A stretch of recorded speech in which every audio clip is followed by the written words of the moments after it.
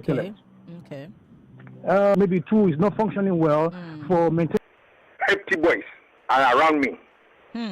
Please, should do something about it. You don't even feel safe. His decision is getting worse day by day. Oh, what these people are. And this once dominant talking with Chief. This is Chris. So This is Mr. I'm telling you. Not me.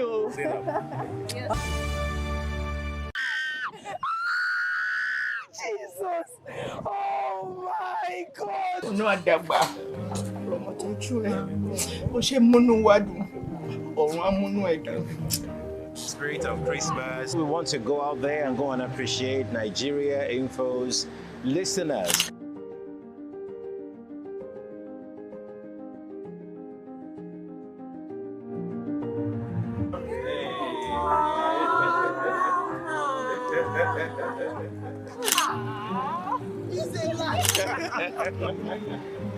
How you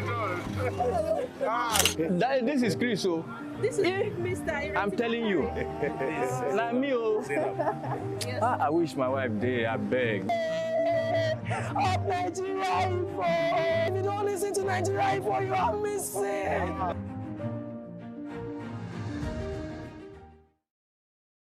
.3 Nigeria Info. We're live from our audiovisual studios right here in Itimian Crescent, Victoria Island, Lagos. Let us talk. I did tell you that today on the Big Hard Facts, we're going to be talking with Chief Olabode George, a chieftain of the People's Democratic Party, a member actually of the PDP Board of Trustees, and he's joining us live in the studio. Now, today we're examining, of course, the political fault lines inside the People's Democratic Party, PDP, the defections at the senior and grassroots levels, a national convention that, as we hear, has been stalled by a signature forgery allegation, and most importantly, the big question is, can this once dominant party restore itself in time for 2027? My guest is Chief Olabode George. Is a member of the PDP Board of Trustees, and he joins us live in the studio.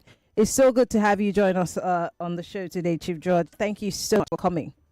Always my pleasure. Lovely. Let's look at the fact that you've been very vocal when it comes to all of the internal wranglings within your party, and you've constantly talked about, manipulations. Are there really manipulations within the PDP?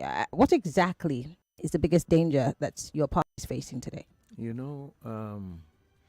is no organization, either political or otherwise, in any part of the world that they will have crisis.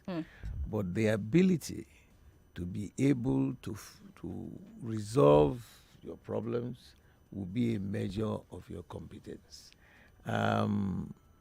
Yes, I admit we've had some crisis, but I can assure you that with the level of the leaders, the members of the Board of Trustees,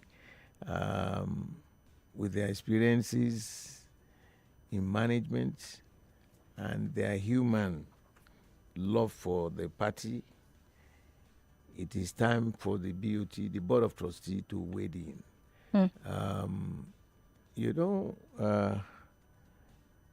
Interesting enough, the current crisis sounds like a joke to me, because I was at the meeting, the NEC meeting. The highest body is the convention. The next most important body is the National Executive Committee of the party. Yeah. And I attended the last one, where the issue of Anyanwu was suspended, not suspended. We wanted to come back together, and everybody who is anybody was present, including the INEC, to supervise and listen, to be able to confirm that yes, there was a meeting and all that. And I remember very, very well that all the letters that we needed to be sent to INEC to talk about our convention, to talk about our meetings, and was done in the open, and since then, we met a while ago. All of a sudden, recently, I heard that Anyanwu said he didn't sign, it was forged letter to the INEC. I thought I was in another planet. Did you see Anyanwu sign the papers? No, that's not at the meeting, right? It was delayed because they were having a meeting upstairs with the governors and some of the working committee members. And they then came back and reported that, well, we should thank Anyanwu. Anyanwu himself got up at the meeting and thanked the party. And seated beside me were the members, the representatives of INEC, to witness that meeting. And if he said, like he's claiming now, although it's sub judice, because it's before the matter is in court, yes. The matter is in court. There and then, the chairman of the Governors Forum got up to thank him that he had done the needful. And everything needed for our convention had already been stated. You have to send your letters certain dates before to INEC, and all that was done. So if he did it, if as he claims, there was that one of the letters was forged, his signature was forged on the letter. Since the time we had the meeting, he should have shouted out, decision on holding the meeting and the convention were decided at that meeting. And all the necessary things needed were discussed and approved. So all of a sudden, from nowhere, he claims that it was a forged letter. How I find it very, very not interesting, shocked. And that makes me feel like, what is going on? National Working Committee members, 13 out of, I don't remember the actual number now, but the majority knew what happened. And they set up the committee to run the convention next month. So where is this information coming from? It's like a joke to me. I'm so sorry to talk over you, Chief. Do you think that, from what you have explained, that there is an actual plan to sabotage the National Convention, and you think Anyanwu is spearheading it? Not that he's spearheading it. Somebody moved a motion during that meeting to allow him to come back. Remember, there was the time he was suspended? Yeah. And I stood up. I called him aside and I said, look, young man, you are getting to the tail end of your term. It is good for you to end it all up successfully so that at the end of the day, you will be a life member of the Board of Trustees to honor you. Because if you finish well, the party must honor you. But if you allow yourself in this crisis, it would affect you. And we hugged each other and I left. So listening to all these shenanigans, all kinds of crises, all kinds of Turenchi, or what do I call it, going out from the party, it's a challenge for us because what I am seeing is scary. Now we are in court. For what? Whether he signed the third letter or he was forged. The judge said he will give his judgment soon. Mm. And how soon do you think soon is? And again, we're not, it's sub judice, but we're just saying, I mean, because we've seen cases linger. Could this also affect your planned national convention? Because I've seen meetings of the governor of your state and several governors, the planning committee. They've been meeting. You know, so will this really happen? Because I mean, I have no doubt it will happen. And let me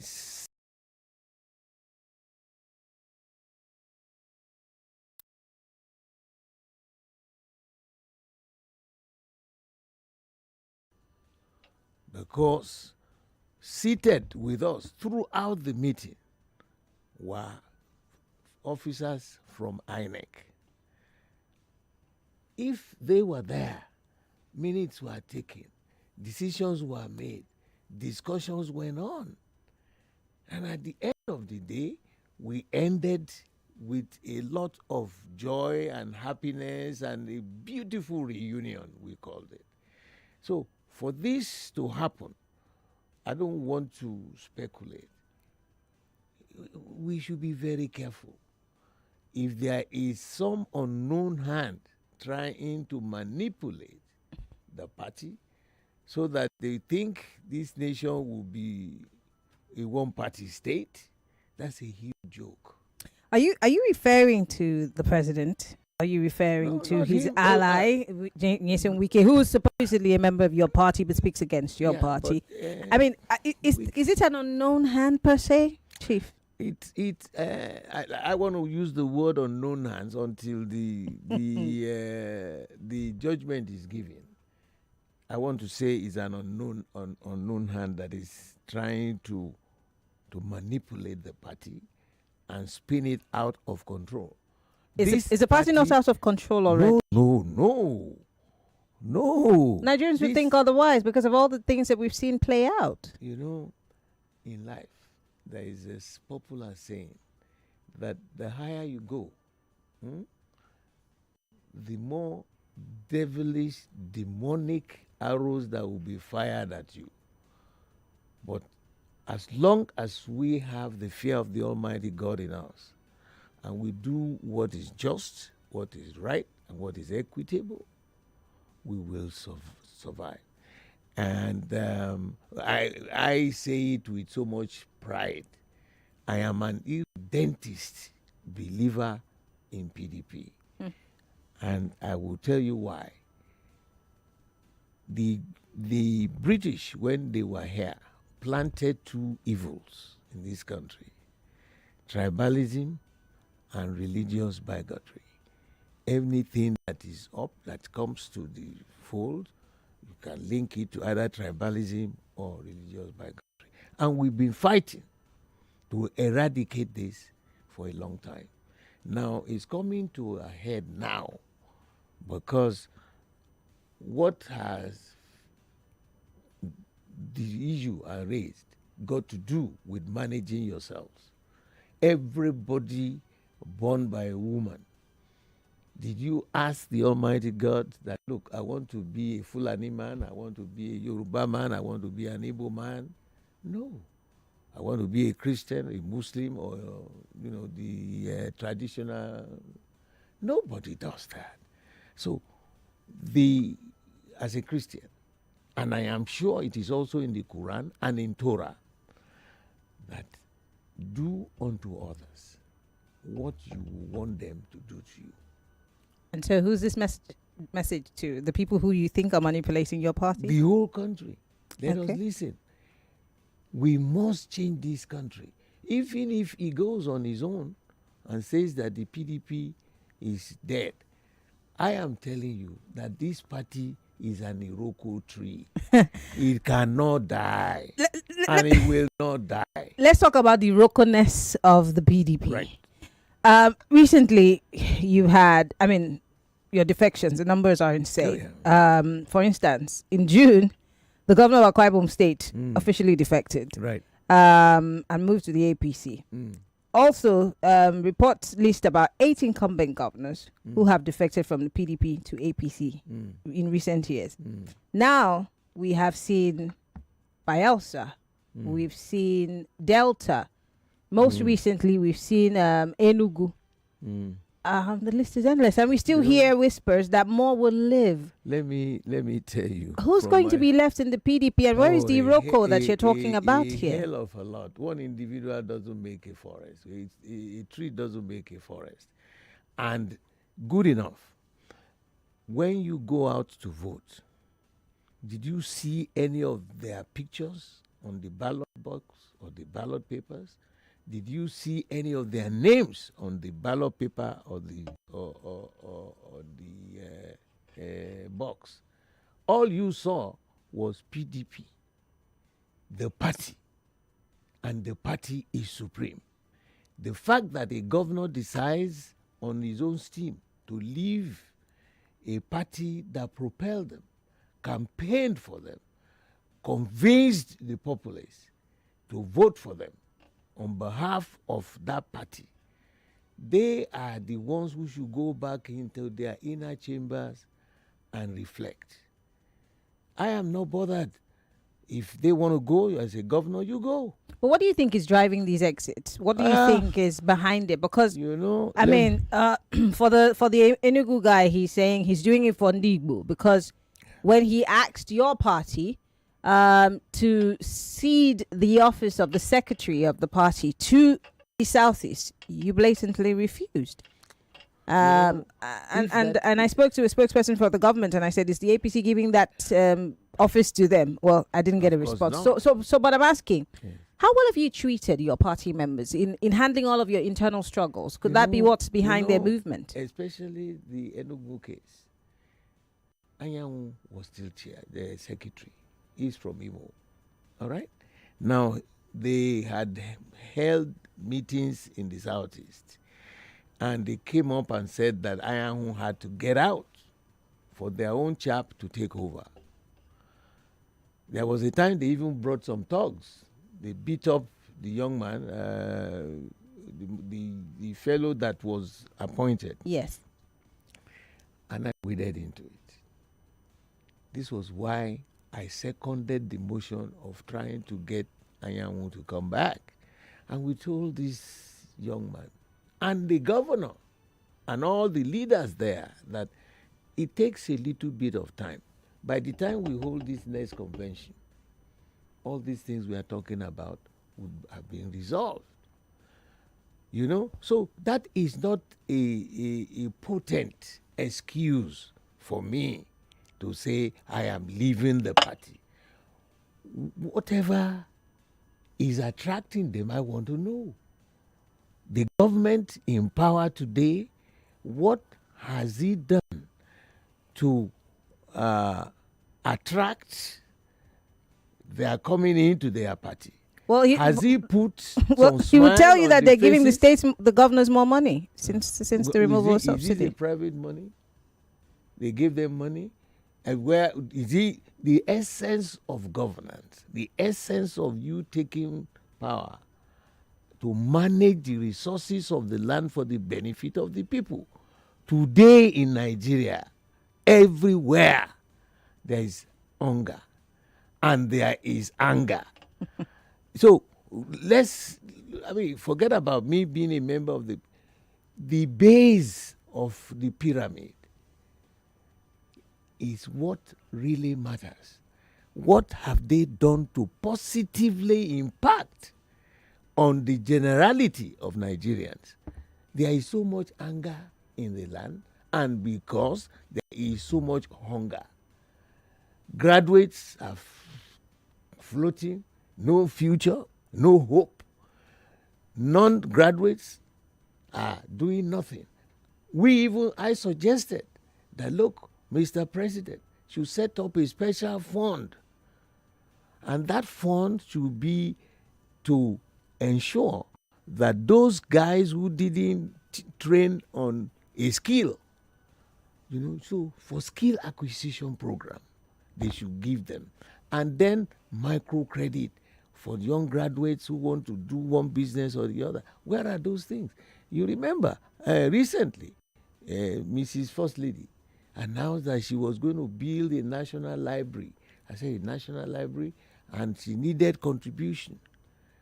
That fund should have been by the president asking these people in the banks, those who donated in 2 days 20.7 billion to her account, give that money. It will be a public money and it will be processed through a good management. The younger generation in this country, including my own children, I have asked them, they graduated a long time, they have returned, they want to get a job. They can't get a job because their name is Bode George. So what do you do? What is it that is attracting these people to the other side of the divide? And in our party, I can tell you conveniently and confidently that we have a modus operandi. We just don't, there is no Baba say. There will be discussion, there will be debates, there will be, you can agree, you can disagree, but we are never disagreeable. All these issues that we are taking out should have been managed by the members of the Board of Trustees. Unfortunately for us, the chairman of the Board of Trustees is in the U.S. for medical treatment. And I expected the secretary to have called an emergency meeting of the custodians. Does that not still say that the party is fading? No. You know, we had come a long way. I served for almost 10 years at the top echelon of the party. You will have problems. You will have, people will make mistakes, but your ability to get everybody together and let's discuss it, let's talk about it, that will be a measure of the kind of political party we are running. Okay. All right, Chief. Just we'll take a quick break. When we come back, Chief Olabode George is in the studio with us. He's a member of the PDP Board of Trustees. We're talking about the internal wranglings in the PDP. Will there be a national convention? And because he's a retired naval officer, let's talk about this failed coup attempt when we come back from the break.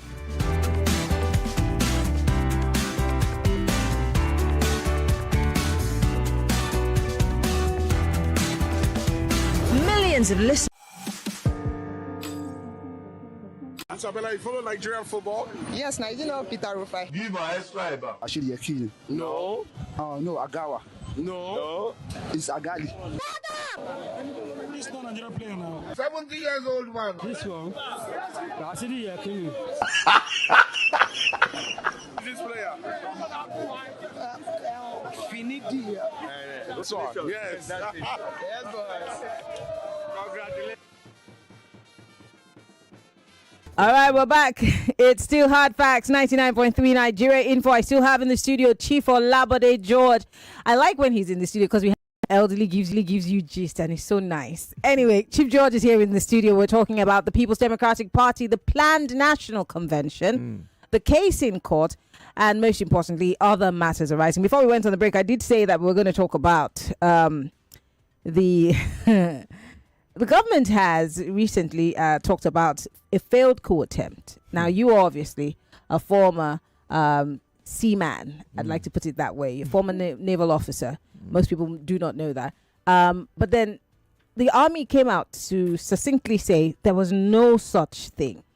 The army has said that? Yes, of course. The army said that there was no coup attempt. But then we immediately saw that shake-up. And the CDS was fired. There's something that everyone's asking. Who's lying? I had the news and I was a little bit very disturbed. And I tell you why. Because we call it non-regimental appointments. I was privileged to have been a governor in Ondo State.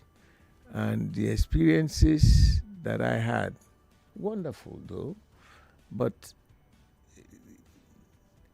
governance should never be brought into the armed forces. it almost destroyed the camaraderie, the unity, the successful relationship, the camaraderie in the service. You bring back, once you are in government, to have a democratic government, there are three, I call them tripod. Mm-hmm. The executive, the legislature, and the judiciary. And it makes it a stable platform. But when a military government comes in, the legislative arm is out. So when you say you are running a military government, how do you know what the people want? Mm. You see the effect it has. You have to define a way by which you must get to the people. Mm. Because otherwise, why are you governor? And the sad part of it is that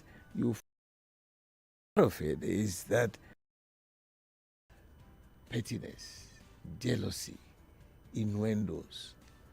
Your colleagues are saying, why you and not me? Why is this, not that? And we don't need it, because once you are in your trenches, whoever is next to you is your brother, is your comrade in arm. And if you lose all that luster, how would the service feel?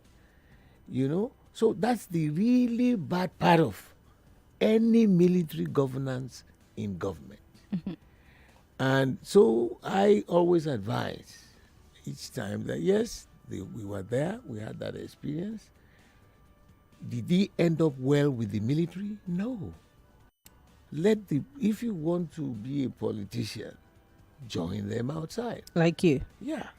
Go and join and listen. When I see any officer or any other rank, when I look at your shoulders, I know the kind of responsibility I can ask you to carry out. But in the civil life, because I've seen the boat, I've seen starts from 0 to infinity. You can expect anything at any time without any excuses. That is the difference between the military government and the civilian government. Mm. And the most impactful one is for you to know the needs of the people. But then there are several people who have continuously said, I mean, you talked about hunger and the government's attention to the problems of the people. Right. There are people who subtly have been saying that, there should be, it'll be better to have a military administration. Of course, I mean, like you're laughing, it obviously means that that's just rubbish. But there are people who seem to think that might be the way out of the suffering. But do you think, again, I ask the question, who's telling the truth? Was there a coup? Was it a failed coup attempt? I mean, with what we're seeing in the shake-up of the military, do you think there's something to it? Don't forget, the president came back to the country, cut short his trip. I also hear the IG ran back from some events that he was supposed to do abroad. And several things, we've seen so many things. Is there something that the government is hiding from us, you think? I'm not in government, so you here. As a former military man, what do you think is going on? I don't know. I left now over 30 years ago. I retired from the service. And most of the young men there now were not even in the service when I came. So because of my political involvement, I have very little interaction with the military. But the president used to be your friend. Yeah. Which president? I'm talking about this president. Even though I know that you do not share. Yeah, but we don't. You do not. We are not in the same party, and we don't share. But occasionally, they call for suggestion of one thing or the other. Do you think they follow any of the ideas that you've shared? Yeah, you tell them, my views on certain things, and it's normal. But I don't have in-depth discussion or analysis with them. Rather, we put all that in our party to get ourselves ready so that when we punch during the election, we give them a TKO. I want to ask quickly because Lagosians want to join the conversation. By the way, we're live on facebook.com/Nigeria Info FM. We're also live on YouTube, Nigeria Info FM. You could join the conversation via WhatsApp if you're listening from outside of the country. When are you going to let Wike go?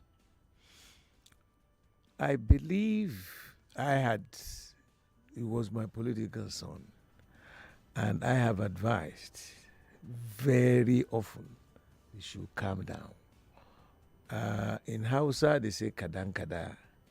In Igbo language, they say wayo wayo. In Yoruba, they say farai bale to Wike. No individual has it all. And the lessons I would tell him, the way he's going in another political party, and all those who are going to say they want to join the APC, good luck to them. There are people before they came, right? And there will be people before. So if they decide that this is the time, the major difference they will have is that the way our party operates as a democratic party, there is only one man who told us openly that I own the party. That was Mr. President. He said it, that I own the APC. So if somebody is telling you this is his fiefdom, his company, and you are going there, what guarantee do you have that whatever you want in your mind, you raise your hand up, or you are going to be like a doggy that would follow anything you want to follow? So I feel sorry for those guys. We have seen it before. At our national convention, people walked out. They went to the other party. They treated them as they should have treated them, and they ran back to the party. So it's not final yet. But Chief, there's those who are saying that before the end of the year, your party is going to empty out, and you might follow them. That is a huge joke. I am an irredentist party PDP man. You know why? I told you, the British left two evils in this country. And the founding fathers of our party tried methodically, made certain suggestions of how to get rid of these two evils. But you were unsuccessful, obviously, because that's the biggest issue that this country has to deal with today. Yeah, bigotry. Now, yes, we were successful. Were you? Because it's a deep-seated situation, and we're still seeing it every single day. No, it's not a 100-meter dash race. Nation building is not a 100-meter dash race. It's a marathon, generation to generation to generation. All we are trying to do now is to make sure that the Gen Z generation will catch up with the good wishes and the goodwill that the Almighty God has implanted in this country. Because what is governance, a democratic governance? It is the utilization of the resources of the land for the benefit of the people. Okay. Period. Okay. So if you can't do that, then what are you doing in government? What are you doing in... And, my plea, because everybody is saying, oh, PDP is dead, PDP is this. We are waiting for this judgment. First of all, in our party, one of the don't do areas is for you to just suddenly end up in a court. You must exhaust the dynamics within the party. If you are still not satisfied, then you go to court. So they will be brought to But book. the last time you were in court, the judge said, go and put your house in order. No, Will your house ever be in order? No, the Supreme Court made that statement. And if Supreme Court made that statement, what are we still doing now in court? And I don't know what the judge will say. They have told us, go back. And we went back to the party. We had the party meeting. Those who were supposed to be present were present. Decisions were made. They were all announced. And then weeks after that, you have the temerity to say they forge your signature. It's so heart wrenching that I thought, what is going on? I was at that same meeting when people got up and said, look, don't start to use the big stick. Let us work together as one. We also told the governor of Enugu the same thing. Hold on. Don't do this. Don't do that. Now they've gone.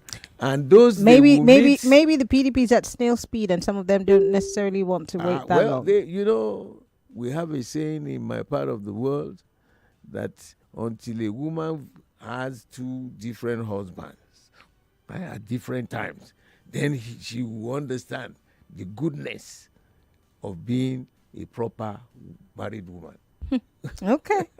I would have loved to hear it in Yoruba. But let's open up the phone line. 0201-277-0993, 0201-465-7190.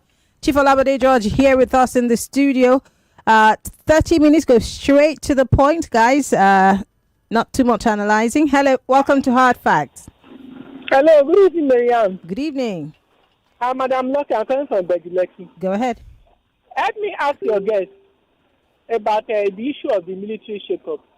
Ask him that with the way the politicians are doing with the military, look at the IG of police who's supposed to be number one, the president supposed to start.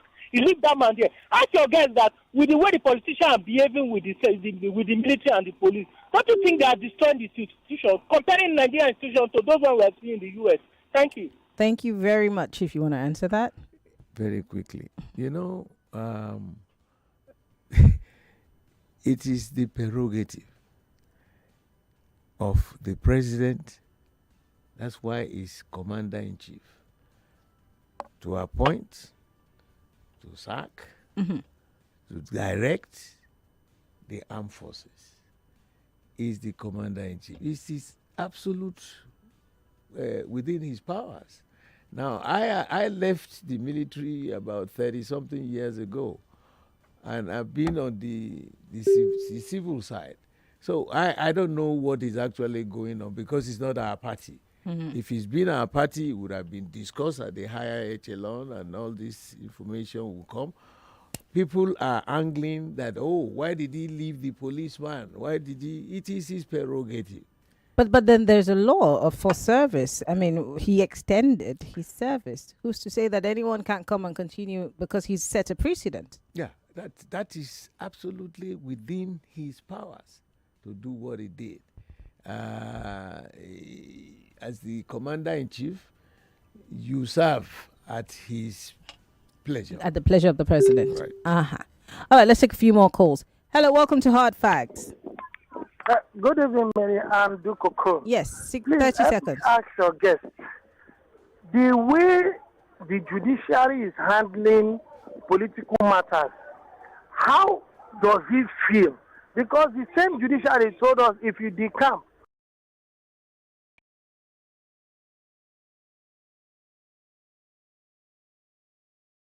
for calling from Orilego. Thank you, Pastor Ladipo. Chief. Yeah, well, I still believe that the judiciary should respect the judgment given by the Supreme Court. That all these political matters, you people get up, go to your party headquarters and resolve. That's the most sensible thing. Otherwise, they become partisan.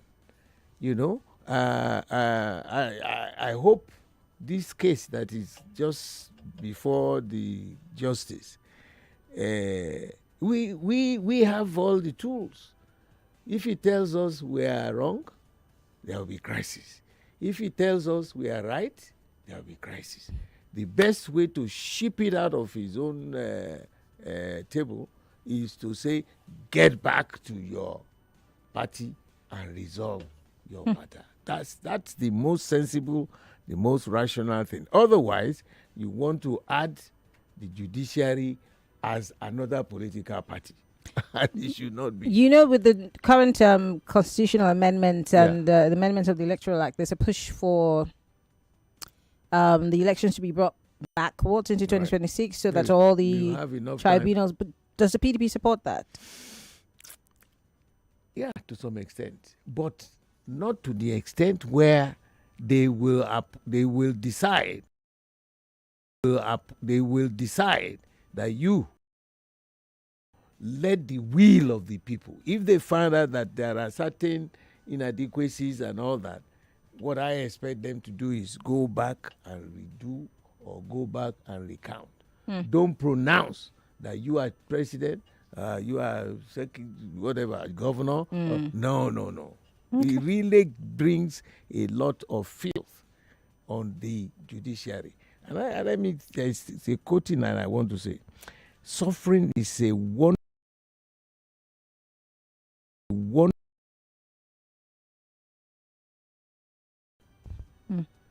Suffering is a wonderful fertilizer for the roots of character. The great objection of this life is character. And that it is only the only thing, that character you got, that you will take when you go back. Absolutely. When your creator calls you. Yeah. Okay. Let's take another call. Hello. Welcome to Hard Facts. Yeah, good evening, Marianne, once again. Yes. I'm Monica from First Stack. 30 seconds. Yeah, I just want to, it's exciting to hear from him, and good to know that he's enjoying excellent health of both mind and body. Does he have any plan to retire from politics anytime soon? Because it's sounding like he's enjoying it. Thank you. Okay. Now that's a personal question. Yes, that's personal. Let me tell you what. You know, my great-granduncle was the first Nigerian politician, Papa Hellas Macaulay. In 1922, he established the first political party. And he passed away in 1946. And I have taken the same route on towards him. And I've been involved in those days, in the 50s. In the early 50s, I remember, we used to crowd around the radio diffusion where they're announcing results. Action Group, NCNC, NPC, and I was the one always writing those figures for my dad. Interesting. So it's been a long haul. Of course, I'm no longer young, Yeah. But it doesn't mean that as long as the Almighty God gives me the strength, my brains are still intact, physically I'm still okay, why not? It's my country. I may not be as committed physically like I did before, but now I am a member, a life member of the board of trustee of the party. And you know the meaning of board of trustee, they are the handlers, they are the owners. They have they are the custodian of the party. The assets, the liabilities are owned by them. So it's a great honor for me. So as long as I'm still able to think, talk, and reason, I remain PDP. Lovely. Let's read some messages here. Tony Opako here says, does the PDP still have any political future? As many of their stronghold governors are shamefully and hopelessly discamping to the APC. The average Nigerian politician does not have scruples or any iota of integrity and good moral values. That's inclusive of you, sir. That is, it's like a police station. Any political party is like a police station. You can come in, you join, they listen to you. If you have some suggestions or you have some ambitions, they allow you. And if you are fed up, you take a walk, you walk out. And so to call them, who are the people? He is describing the people, the group I call politricians, not politicians. Politicians are people who are committed to managing the resources of the land for the benefit of the people. But politricians, personal wealth for themselves, their child, your children or their wives or their relatives. That is not politician. The real politician commits himself for the service of the people. That's why you go out and campaign. The only request I want to have is that the electoral process in this country is absolutely shambolic, totally irresponsible. In 10 seconds, what is your message to Professor Amupiton? 10 seconds, we have to go. My advice to him, I have told him, Amupiton. Amupiton. Amupiton. It means the man who will tell the truth, tell stories when he goes home. So he should tell the truth. Let him make sure that there will be no glitches. Okay, we've got the next election. We've got honesty, justice, and equity. All right. Well, we're hoping for that. Fingers crossed. Chief Olabode George is a member of the People's Democratic Party and a member of the PDP Board of Trustees, a lifelong member. We've got to go. Thank you so much, Chief, for coming. My pleasure, always. All right, Lagos. After this.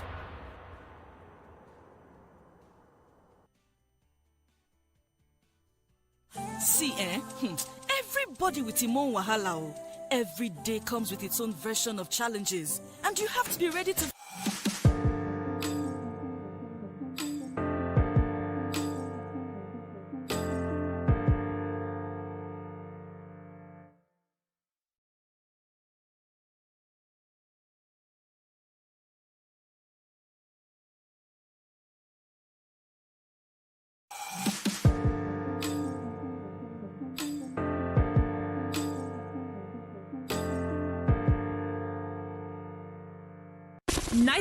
.3 Nigeria Info. We are more than just radio. Subscribe to our YouTube channel at Nigeria Info FM. Check us out on Facebook at Nigeria Info 99.3. Follow us on Twitter at Nigeria Info FM and on Instagram at Nigeria Info FM Lagos for live updates as it happens. 99.3 Nigeria Info. Let's talk.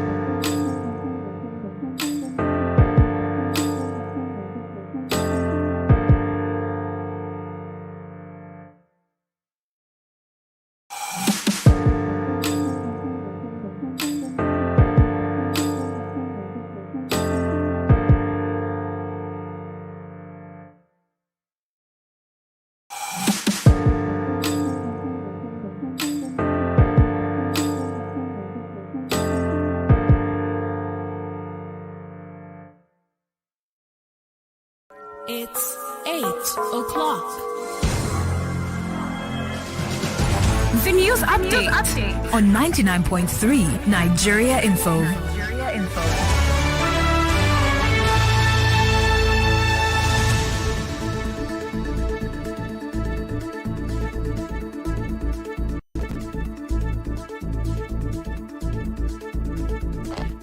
Thanks for joining us in the news at 8 on 99.3 Nigeria Info.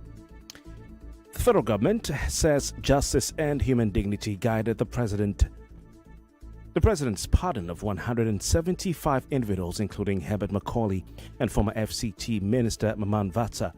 Attorney General of the Federation Latif Fagbemi said a due process review addressed public concerns, delisting ineligible convicts and ensuring fairness.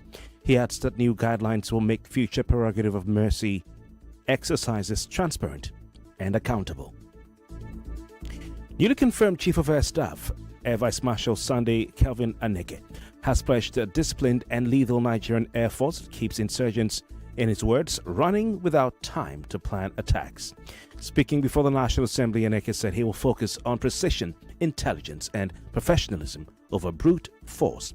He succeeds Air Marshal Hassan Bala Abubakar and joins other service chiefs in strengthening Nigeria's military readiness and counter-insurgency operations. The Indigenous Contractors Association of Nigeria has issued a 7-day ultimatum to the federal government to clear the outstanding debts owed to its members. Speaking at a briefing in Abuja, the association's national president, Jackson Owosu, said many contractors have completed government projects but have not been paid. He warned that if payments are not made, members will embark on a peaceful protest in Abuja.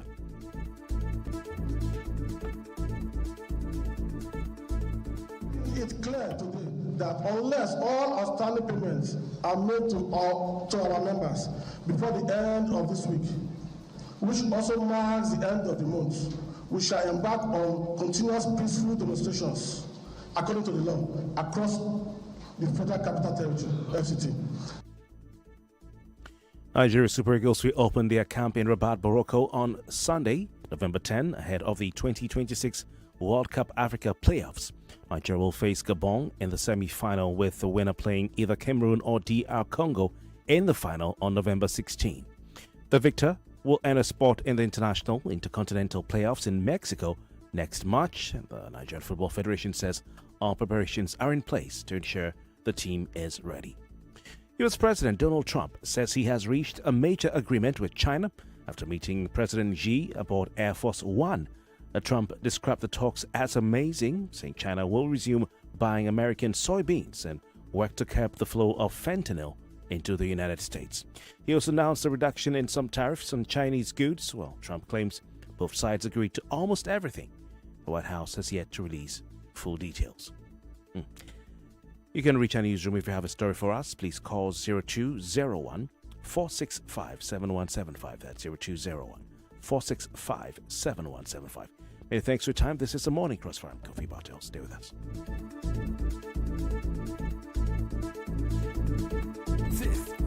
Headlines meet the hot takes. What are the feelings of people knowing that Fubara is set to return as governor of Rivers State? We have crisis before, we have actions during, and definitely there will be some actions after. Regulation of food prices, I think that some miracle is supposed to happen, and our magician is the president. The farmers that you are giving directives, they say you want to crash the food price, they are not only farmers. You know, some of these monies that we've continuously been taxed. Take seriously, or they were just brought in by devil to come and make us suffer. Kogi state government has lamented that youth take weapons and food to bandits. Nigeria's investors who are in the diaspora are complaining. You are asking investors who are not in Nigeria to come and invest. Are you kidding me? Stay with us on 99.3 Nigeria Info. On the Morning Crossfire with me, Kofi Bartels. You have the big names, the most pressing issues, and the sharpest conversations. We must leave that place of talking into this place of doing. Nothing is paying through their nose, and you are telling them after training they can't migrate. I will not be part of those who will give soft landing to these guys who are running the affairs of this country. People are dying every day. In an hour, people just go in and come out and read out stories to us. Come on, Kofi. We must step beyond the talk. We have the analysis. Join us as we dissect the headlines, bring you exclusive interviews, and dive deep into the heart of the matter. The big conversations live here. Join Kofi Bartels on the Morning Crossfire, weekdays 5 a.m. to 9 a.m. only on 99.3 Nigeria Info. What is health? It's more than the absence of illness. It's the state of complete physical, mental, and social well-being. But let's delve deeper. Health is the heartbeat of life. It's the rhythm that keeps us moving forward. The pulse that echoes our vitality. It's a symphony of balance and harmony, resonating in every aspect of our existence. Health is a silent conductor, orchestrating the dance between the body and mind. It's the energy that propels us towards our dreams and aspirations. It is the foundation upon which we build our futures. So, what is health to you? Join me, Kofi Bartels, this and every Thursday for Health Thursday, 8 a.m. on the Morning Crossfire as we explore important issues affecting your health. Only on 99.3 Nigeria Info. This is Morning Crossfire on 99.3 Nigeria Info.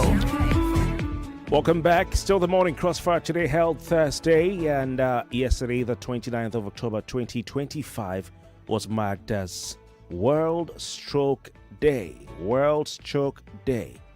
And it's a day that's set aside to commemorate and, of course, to have activities, advocacy, and whatnot regarding the issue stroke.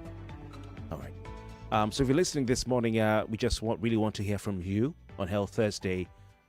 How, if you have anybody who lives with stroke, who has a stroke, or if you've had it before, how has it been for you living with stroke? Do you know someone who suffered a stroke? It could be a family member, it could even be you listening to me, it could be a friend. What has the experience been like for you? All right, what has the experience been like for you? And based on your experience, what advice would you like to give to people out there? Based on your experience, what advice would you like to give to people out there? Now, I can say for a fact that people who have lived with stroke before have a lot of advice to give. Now, those who have a family member who have had stroke at one point in time or the other have a lot of advice to give. People who have friends who've had stroke at one point in time or the other have a lot of advice to give. That's a lot. And they have a lot of stories to tell. They have a lot of stories to tell. I'm telling you. Well, it was observed yesterday, October 29, and it's observed every year. It's just a way to raise awareness, of stroke, symptoms of stroke and prevention. We've been hearing about it every year, talking about it every year.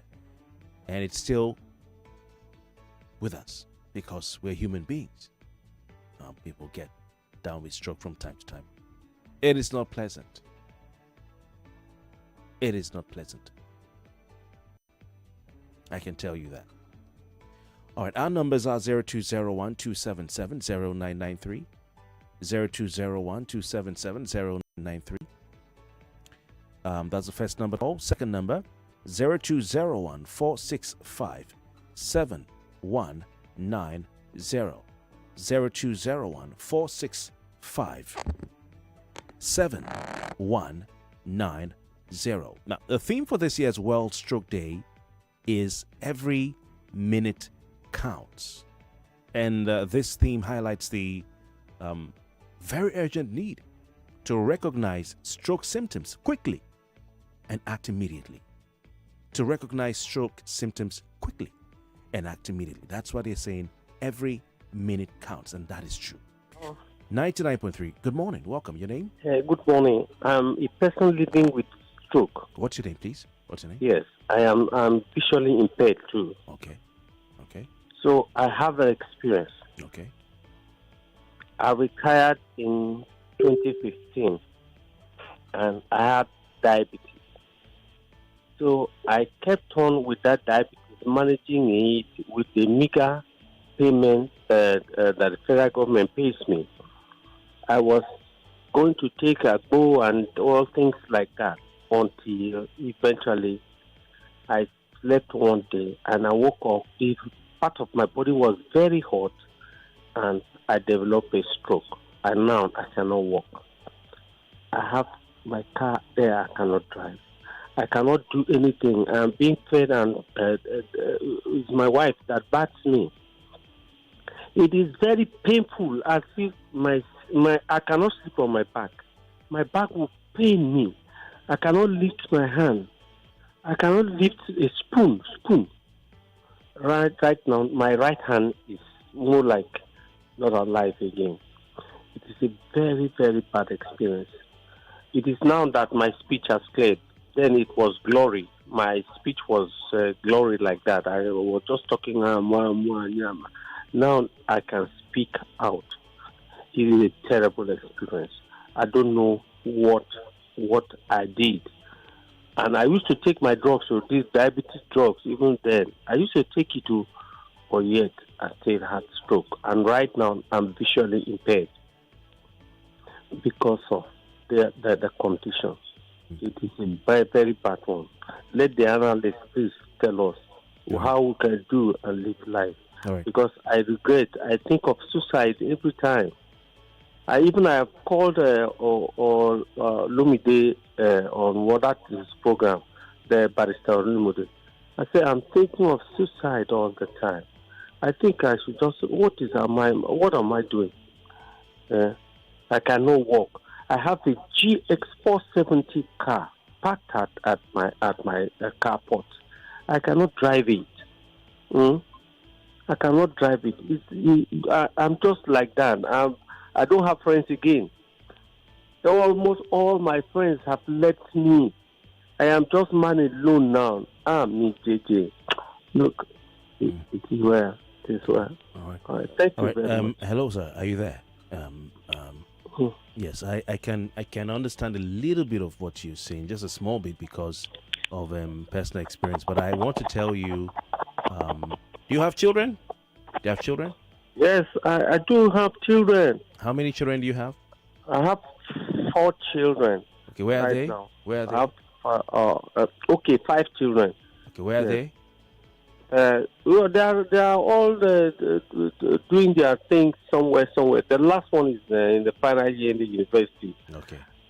Okay. I have to beg like this to train my boy.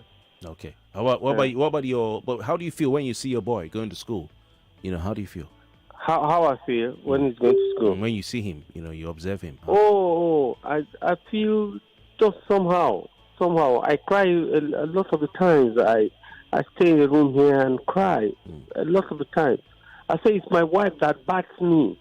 My wife is doing all the labor. So when you see your boy going to school, you see how he's grown up to this stage where he is, where he's about to finish university. I mean, how does it make you feel?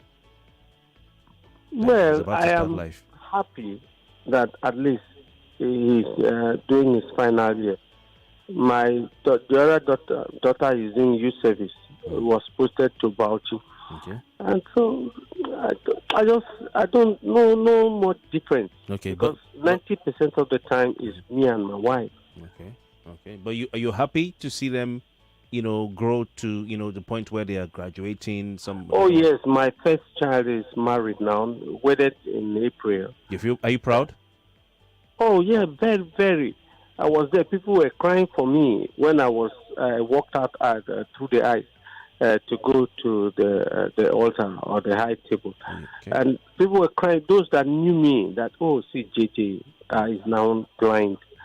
He cannot walk well. But do you feel proud of what your children have achieved? I am. I am very, very, very proud of my children. That's only what keeps me alive. It's good. I'm very proud of my children. All right, JJ, you've said it all, that, your kids, when you think about, how they've been able to have trained them to this point, and it keeps you alive, and you need to stay alive for them. Right now, your joy, your passion, your heart, that's what brings you joy. Children, You know, It's difficult. It's very difficult. I sit at the side of my bed from morning to night. But do you think about how it will affect them if you decide to take your life? It's a difficult thing to say. Just leave matter. So you have to be alive for your children, and just make sure that you are there for them, because I'm sure that they'll also feel it'll hit them hard if you decide to do anything, take your life. So don't take your life, okay? Thank you so much. Thank you. And JJ, let's be hopeful. I tell you what. Oh man, I was a goalkeeper. They call me JJ. But you know what? You said something, JJ. You said something that you were not talking coherently before, but now, and I understand what you mean. Trust me, I do. And now I was not coherent before. But now you are talking. I'm clear. Yeah, I mean that is something to be thankful for. So yes, that's something to be thankful for. Yes. Okay. So keep your hopes up and don't give up. All right. You have to fight. You have to fight. Yeah, keep fighting. All right. God bless you. God bless you. All right. We love you. Right. We love you. Okay. We love you. All right. The man wants to take his time, and I understand. Trust me, I do. Yeah. 99.3. Good morning. Yes. Your name, location, and country, please. Good morning. My name is Innocent. Calling from Mowe. Welcome. Yes, my name is.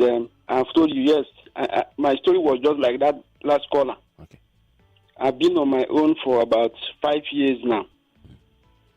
5 years. I've been down. I can't lift up my hands. I can't lift up my leg. What happened? What happened? How did it happen that day? Just a day like joke, I play everything. I came down. They told me so many stories. My house, hypertensive, spondylosis, this one. And I came down like that. Over 5 years now. No, nothing. Lying down at one place for 5 years.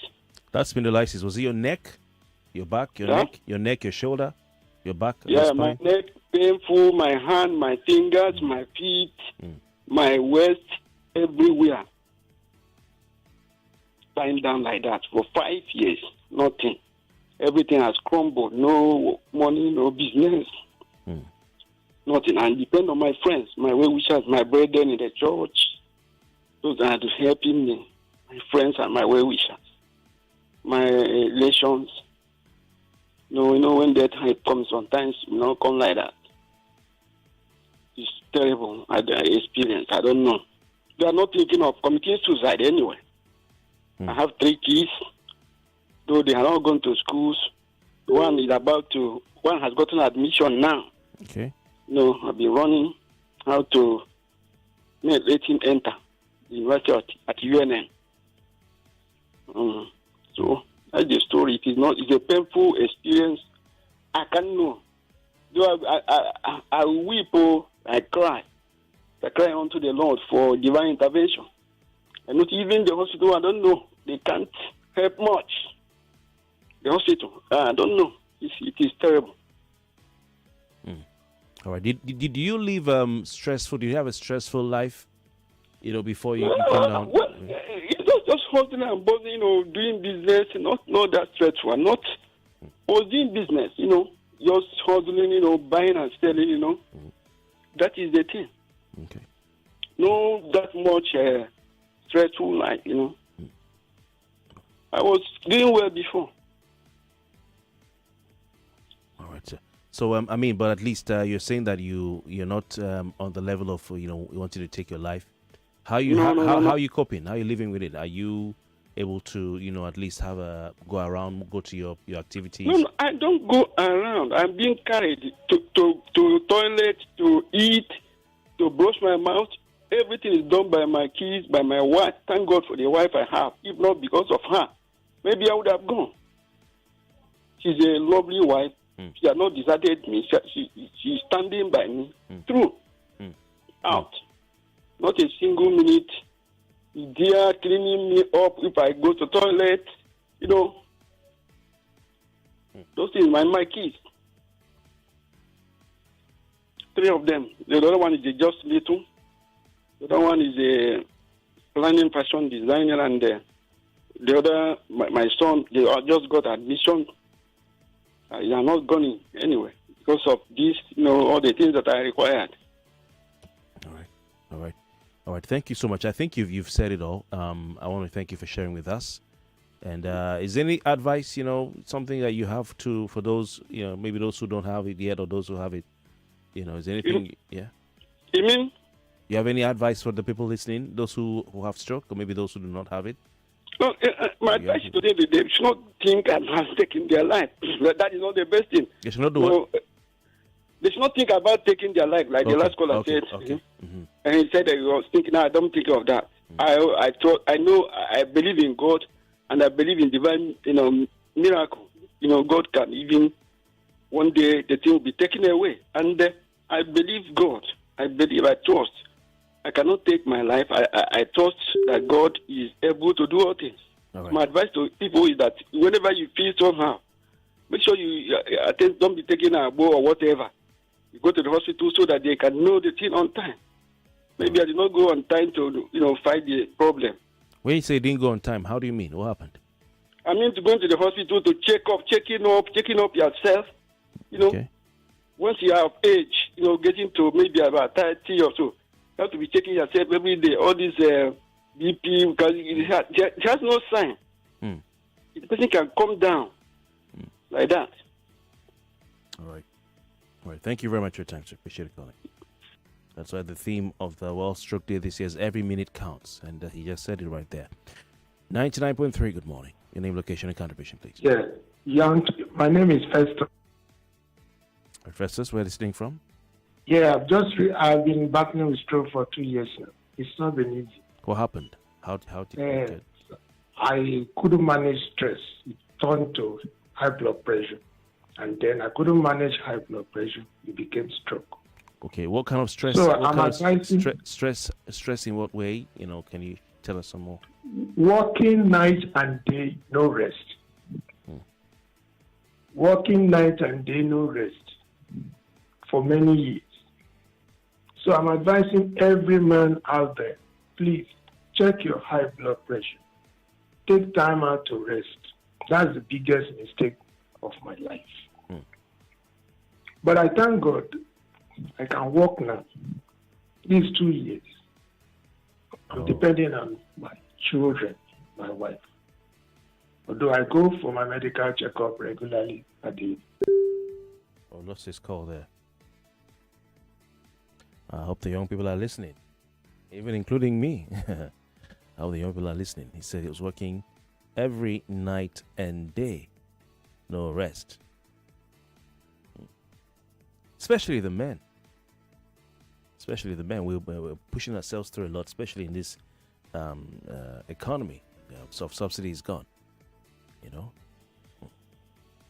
I hope you can call back. 99.3, we have Kenny in Show. Yes. Kenny, good to have you. Please go.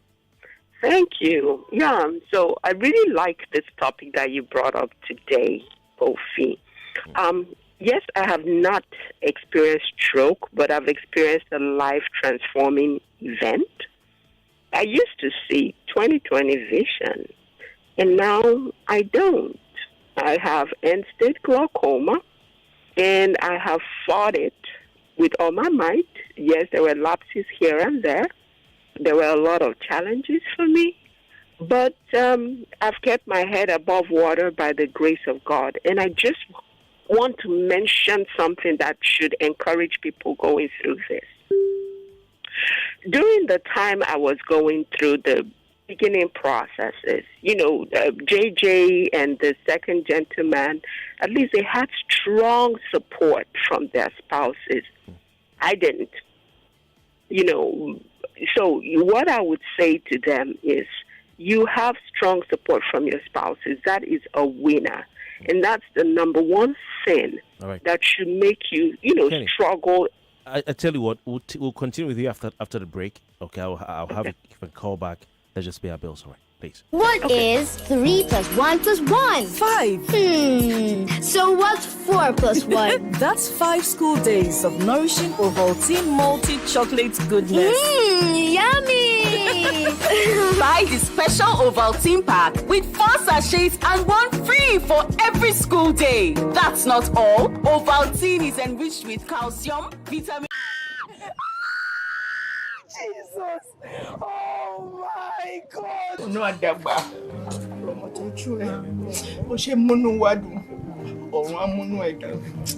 Spirit of Christmas. We want to go out there and go and appreciate Nigeria Info's listeners.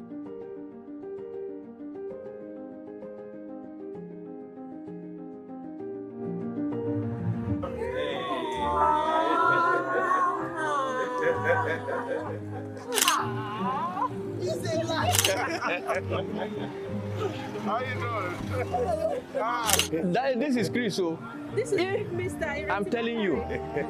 Like me, oh. I wish my wife did. I beg. Up Nigeria Info! If you don't listen to Nigeria Info, you are missing. Welcome back. Still the morning crossfire right here on 99.3 Nigeria Info. World Stroke Day 2025 has a theme: every minute counts. Every minute counts. And of course, that is drawing attention to highlighting, or to the urgent need rather, to recognize the symptoms of stroke quickly and to act immediately. We had one of our listeners who called in to say, share stories as others have been sharing their stories. He said, if he would have probably, if there's any advice he can give, apart from, saying, you don't need to commit suicide or kill yourself, but you have hope that things will get better. He also said he would have acted early. Maybe it would have helped him, prevent the current, situation he finds himself in. That's what he said. So the World Stroke Day 2025 theme is every minute counts. And what he's saying is there's an urgent need to recognize stroke symptoms quickly and to act immediately. All right. And timely treatment can significantly improve recovery and reduce disability. Reduce disability is very important. Very important. And I can share personal stories. Didn't know. At some point that my old man had, he was experiencing. I had to do my research later. Transient ischemic attack and all that. He would send me messages that won't add up. Text messages. He will send me. He was living in his retirement. Will send me. Messages will be mixed up, and so maybe he's tired or something. So symptoms and signs that one should not ignore. Sometime I remember visiting an old man, and at some point he just lost a bit, and that's maybe tiredness, But if I knew, probably would have acted quicker. But hey, we learn every day, At some point my old man was, complaining of his eyesight. He couldn't see well. We did eye tests, but the glasses were not fixing. We're not working, and he needed more eye tests. So I said, okay, I'm going to take him, bring him to where I was residing then, to see my own specialist I would get for his eye. But turns out it wasn't even the eye. He was going through strokes, And we used to think, okay, if you have a stroke, you fall down, you become paralyzed immediately. That's what everybody thinks. I mean, at least I thought so. But it's not so. I had to go read about it, and so the things like even transient ischemic attack, all those little things are there. You need to look out for them. I'm not a medical practitioner. I'm not giving any advice. I'm just sharing my stories. Today is all about sharing stories, whether you've been affected or if you have a family member, a friend, relative who's been affected, you can share your story. Because people who have had it, they've recovered. The people who discovered some signs, they saw it early, they took some action. Some are still going through it. Like hear from some of our listeners who maybe have lost their eyesight. Some have been being carried, and all that. So it's it's a lot. It's a big issue, and we appreciate those who call to share their stories, and we wish them well, wish them the best healing, recovery, I also tell them that that's not the end of life. You know, it's not the end of life at all. And it makes it even more important what we do here, because the realization is that, okay, what we're doing here, every day I come to sit in studio, the people who are listening who just derive that pleasure, that joy, that company, from what we do. So sometimes like you said, we're saying the signs you don't see, so people need to be aware. We'll keep talking about this. We'll have experts coming to give those signs that you can see and the ones that you can't see. Yeah, but today is for you, to talk. So I mean, my old man was, at some point I visited him and he felt he got a bit lost, and I didn't really understand. And the eyesight thing, remember there's once I sent him money. This memory thing is another thing that I didn't really understand. I didn't know. I wasn't staying with him. Because once I remember sending him some funds, and he said he hadn't received it. And we went to the bank. I gave them trouble. How can I work hard and send all my money? You don't give him and all that. But later when I now realized, okay, this was what was going on with him, I said, maybe that time he went to give the bank some trouble. He may have, because he said, this money has been withdrawn. So that memory also is there as well. I'm just sharing experiences. I'm not a doctor, okay? So it is important that we watch out for the signs. Every minute counts, and that's why visiting a doctor, going to doctors for every little thing you can, it's okay. There's nothing wrong there. You have to do so. All right, you have to do so. So we want to hear stories. That's why we're having this conversation on Health Thursday today. You have to act fast. That's the hashtag they're using for the 2025 World Stroke Day. Every minute counts. Act fast. All right, and they tell us that the risk factors include hypertension, diabetes, high cholesterol, obesity, physical inactivity. We're also told that stroke makes up between 9 and 12% of admissions in some teaching hospitals in Nigeria. And I've seen what stroke patients go through in teaching hospitals in Nigeria, and it is not pleasant because of the system. Because of the system, they're abandoned. They're left, to their fate. If you make it, you make it. If you don't make it, you don't make it. The prevalence. Let's talk about the prevalence of stroke in Nigeria. What we're told is that, according to the statistics available, that 674 persons per 1,000 population in this country have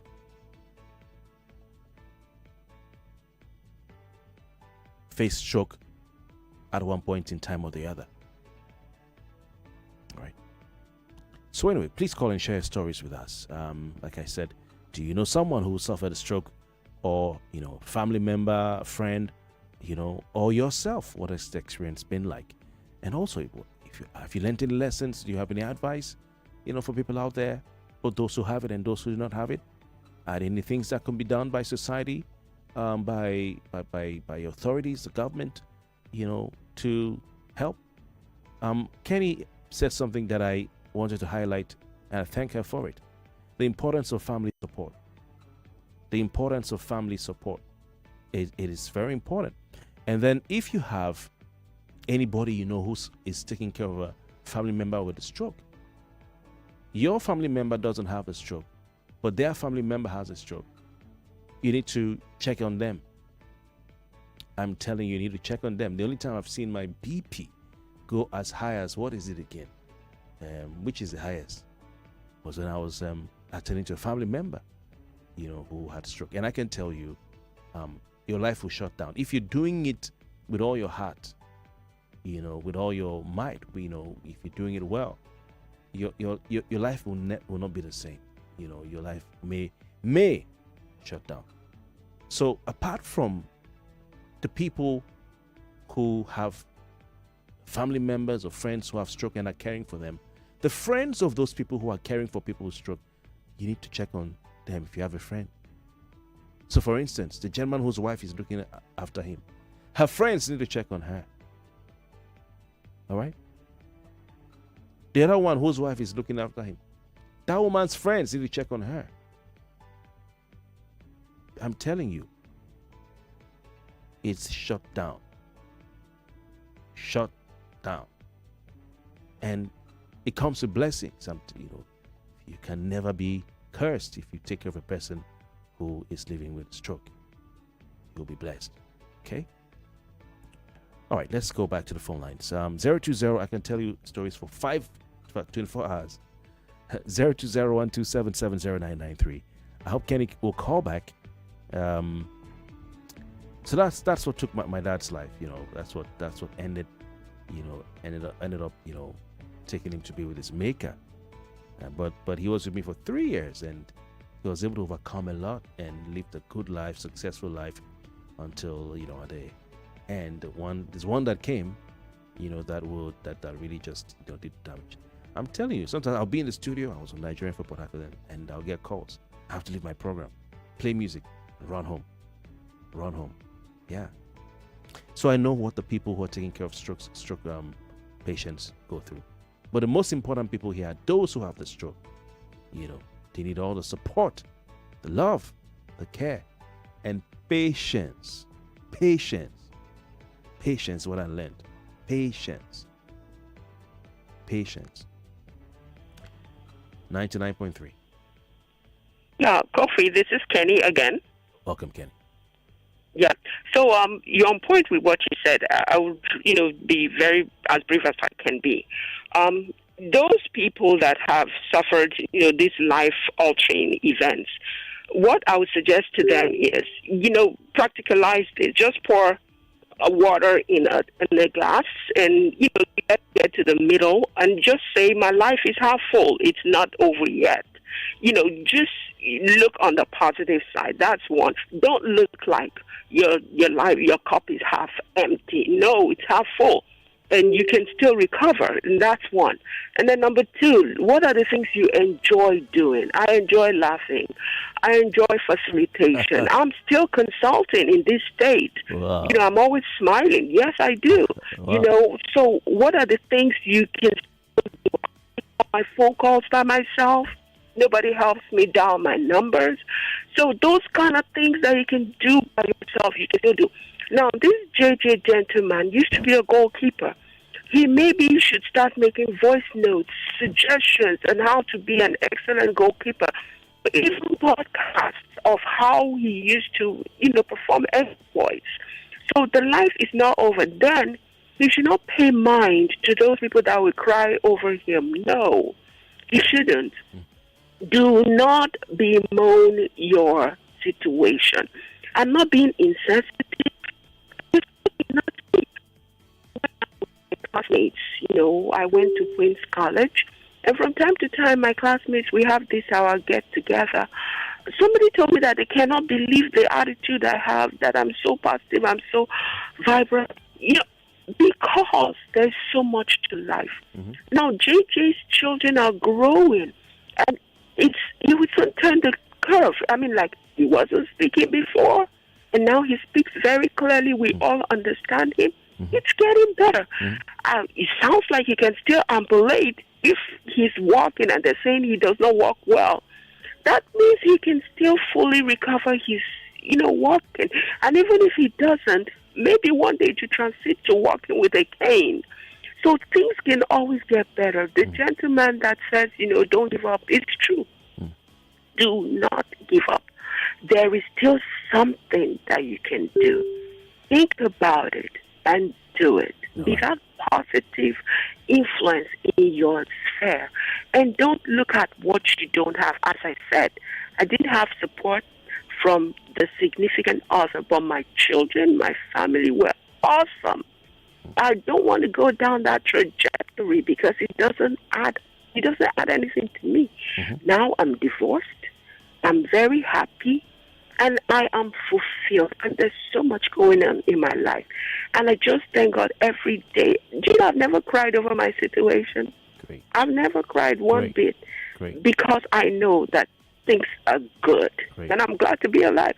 Good job, Kofi. I really appreciate you. And you know what? Even the contributions that you make on radio. Yeah, I'm sure you never knew I was challenged. Yes, you never, and it's just inspirational because I don't know if you understand how far your contributions go. Yes, to those individuals who are in authorities, especially in Lagos State, And when you change it to Yoruba and you start to speak the language, they hear. Yes. They hear. Yes. So you are creating impact. You're making an impact. Absolutely. And the other. So it's not over. It's not over. It's not over till it's over. Yes. Kenny, so thank you. That's it. Thank you so much. You're welcome. We'll have you again in the studio, I'm sure, sooner than later. To share more of your life story. Thank you. I'll be glad to do it. Yes, and thanks for the other thing you did for my people, because they mentioned. Oh, it's the least I can do. I love them so much. Thank you very much. I appreciate it. Kenny's just a wonderful person. I don't want to say too much on air.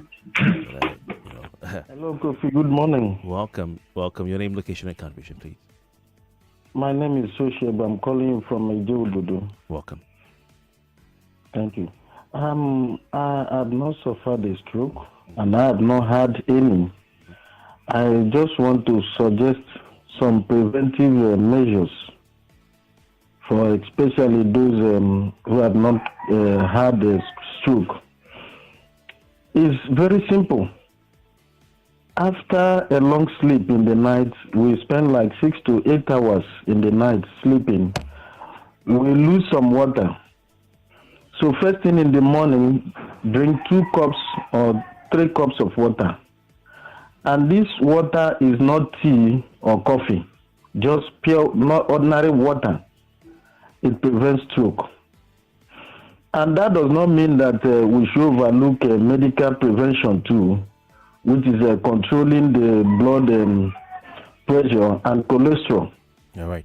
These two are very important. But simple measure. You're not a medical doctor. Hello? Right? Yeah, you're not a medical doctor, right?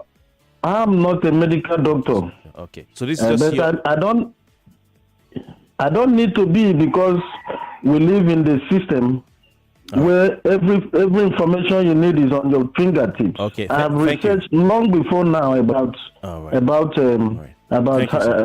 stroke. Thank you, sir. Yeah, thank you very much. Well, he's not a doctor, so that advice is not. We're stepping it down. Okay, we'll get the doctors in to talk to us soon.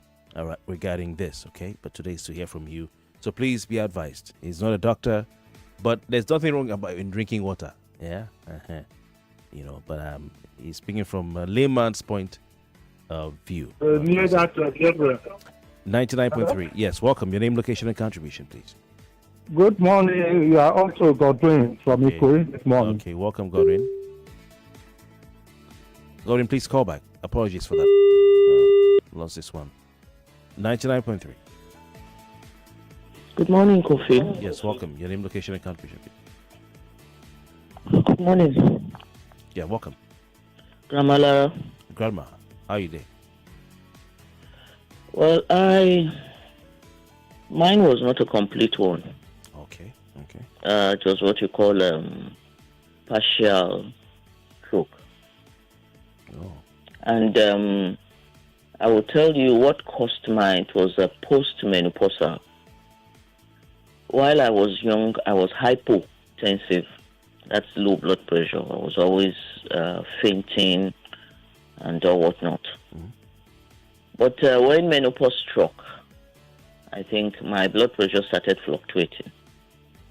And the doctor placed me on medication. But I refused to use it because I just didn't believe I was hyper. How could I go from hypo to hyper?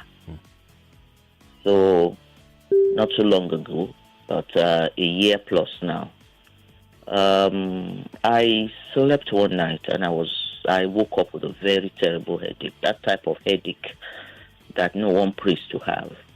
I felt nauseous. I felt some twitches on my neck.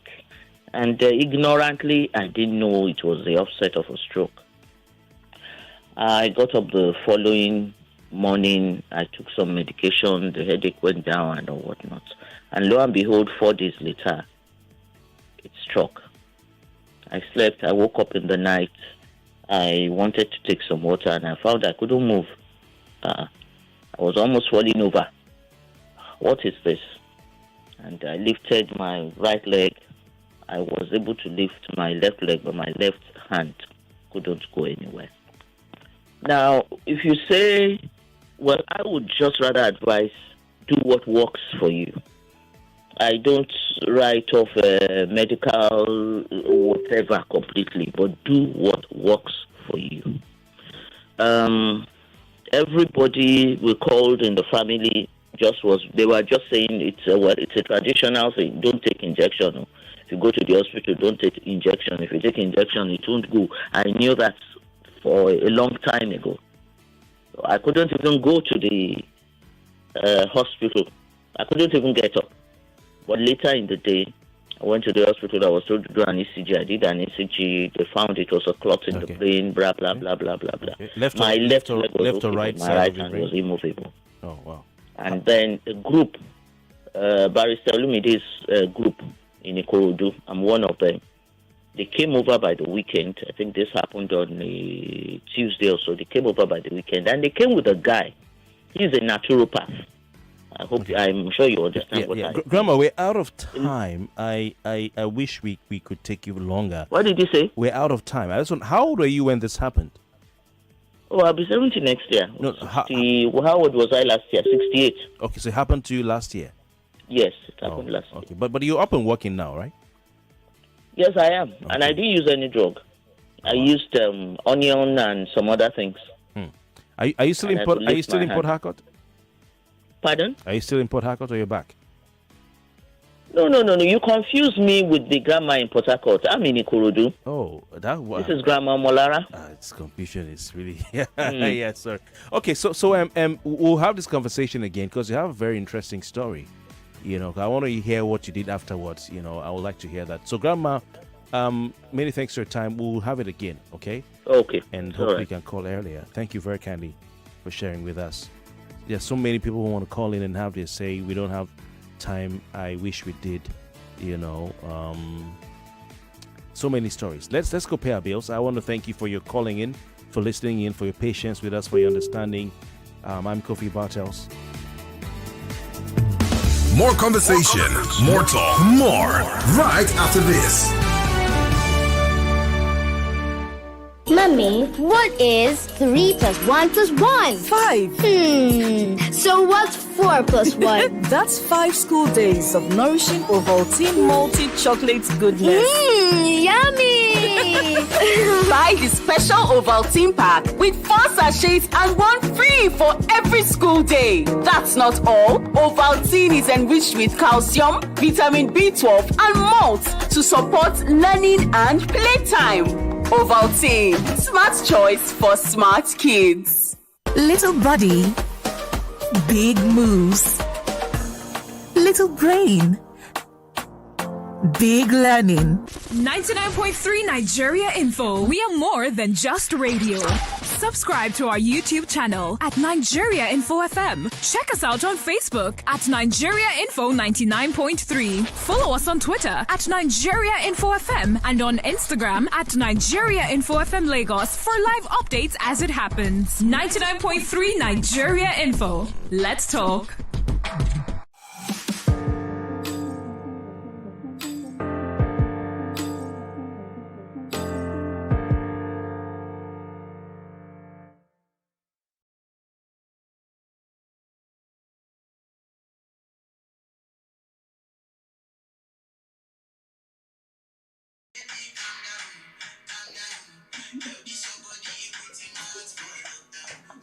For the only one I know one says you chop breakfast last. Aside from that, I don't know. Hi, my name is Divine Mesoma and I'm a Gen Z. Hi everyone, my name is Jimmy Disu and like I've been told, I'm a baby boomer.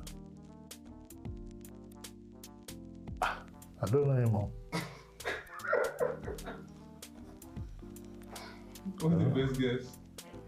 Best guess, I don't know him. It looks, I've never heard of him. Never heard of him. You get to guess. It's actually very popular. You get to guess. Well, he's not Burna Boy. He's not Davido. He's not P Square, whatever that guy's name is. And he's not Kuti. What's his name? Made Kuti. This one, I don't know. Don't dig it up. Yes. Okay, who's this? He's Benson. He was formerly Buju, and then he changed it to Benson. Never heard of him. Wow. God. No options. No options. Nothing. I have no idea. I don't know him. I don't know him. Guess, your best guess. Adekunle's Gold Daddy.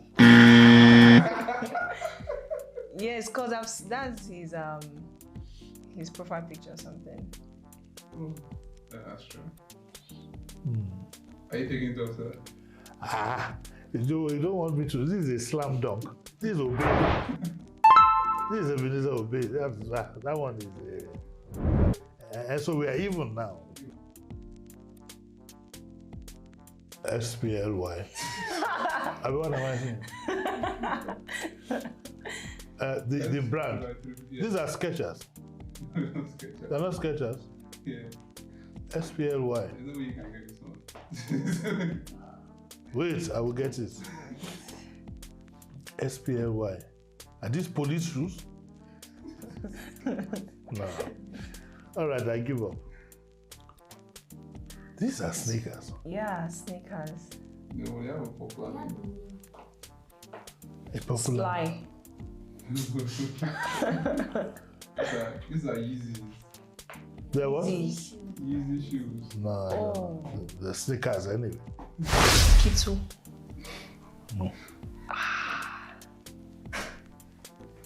Wait for people.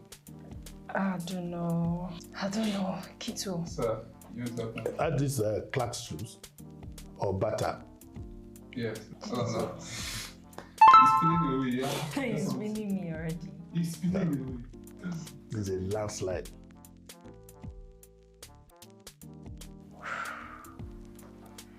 I don't know, but if I would guess, it should be JJ Okocha. I don't know, but I know he's old, so yes. It's not Okocha. Okay. Lil Wayne. I have no idea. Sir. You are committing murder on that. This is my generation. This is, in fact, my age mate. This is Odegba. Harry. This. I can tell you who he plays for, though. He plays for France. He doesn't. He doesn't. I was going to. He plays in France. Oh, in France. I knew.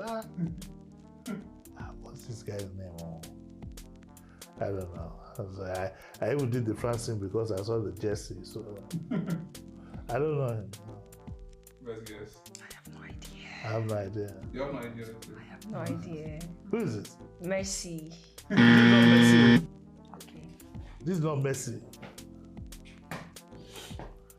This is Neymar Jr. Wow. Do you know the name? He said Neymar. Neymar. Yeah. Do you know the name Neymar? No. Never heard of it, man. Yeah. I've never heard of Neymar. No. Who does he play for? He's in Brazilian PSG. He plays for PSG. I know. Okay. No wonder. I only watch the English Premier League.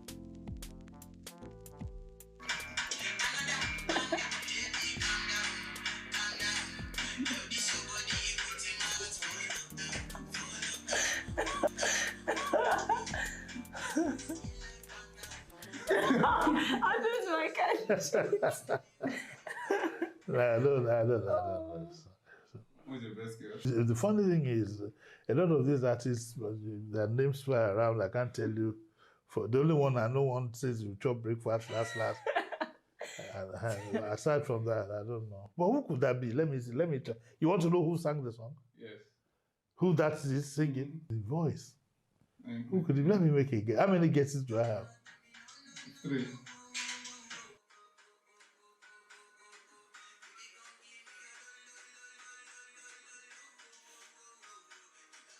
Let her answer for me.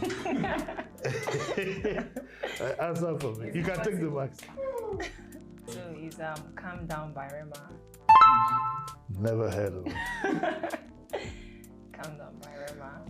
I'm sure you can't name 5 5 new age artists. No, apart from those that chop breakfast. Who can chop breakfast? That's the one about. Okay. I don't know the video song. Sorry, I don't know.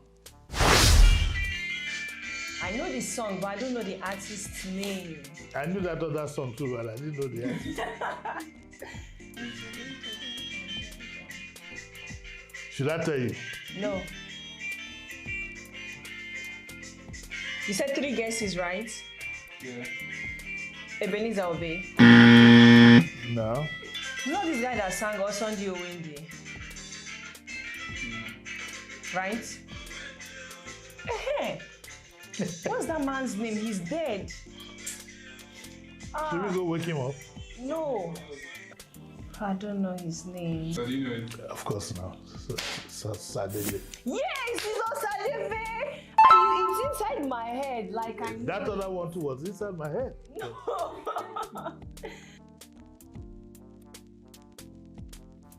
No, yes. I know him. His name. I know him. I know. I say I know him.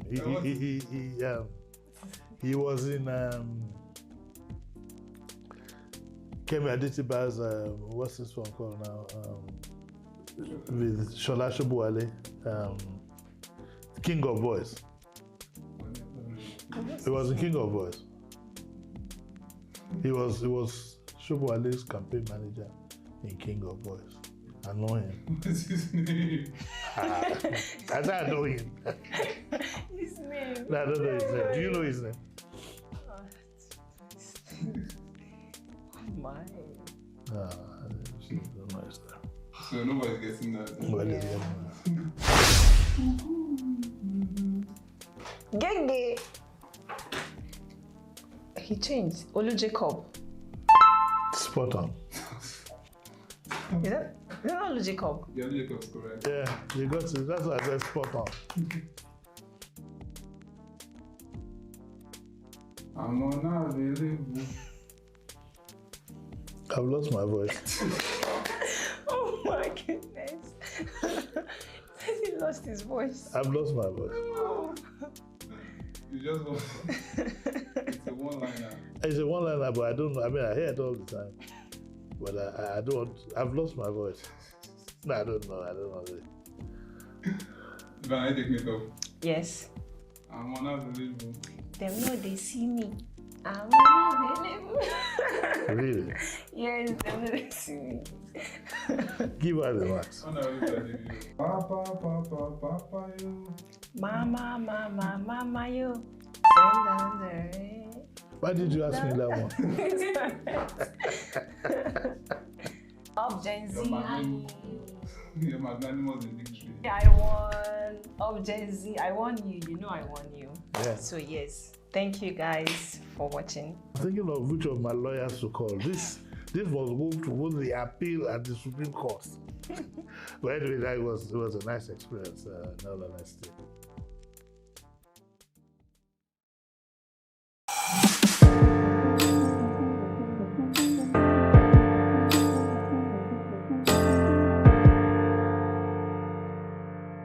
All right, good morning, everybody.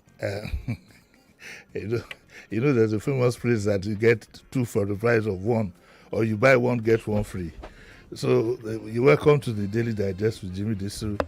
The senior special assistant, special advisor, infrastructure is Engineer Daramola, but the Lagos State Commissioner for Information is in tow. He came with him. I think it's because of the little misunderstanding we had, but it's nothing personal. It's nice to have you at last. How are you? And it's nice to put a face to the name that I had heard all along. How are you? Good morning. Get the microphone. Good morning. Mr. Motosho, what are you doing here?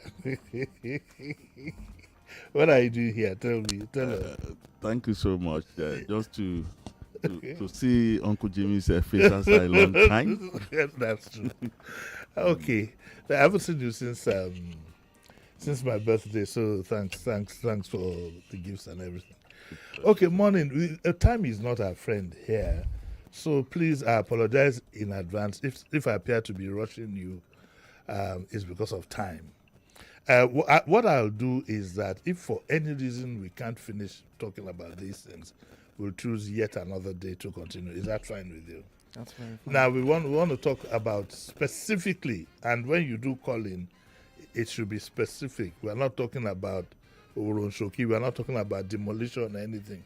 That's for someone else. We are talking about the Lagos-Ekpe Expressway. And it's concerned, because I'm involved also, but it's caused a lot of worry. The traffic in recent times there has been, to put it mild, as horrendous, and it's caused a lot of worry. And so that's why I thought that I should bring you here.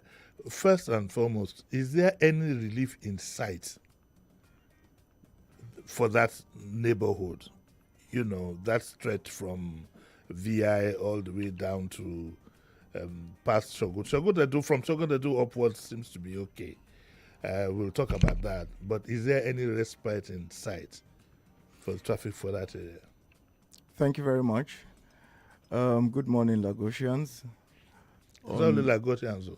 Good morning, everybody. Are you on behalf of Yes, I am. Mr. Governor and the state government, I sympathize with you in that axis. I know travel time has been tough, especially with the wet season, which is just abating.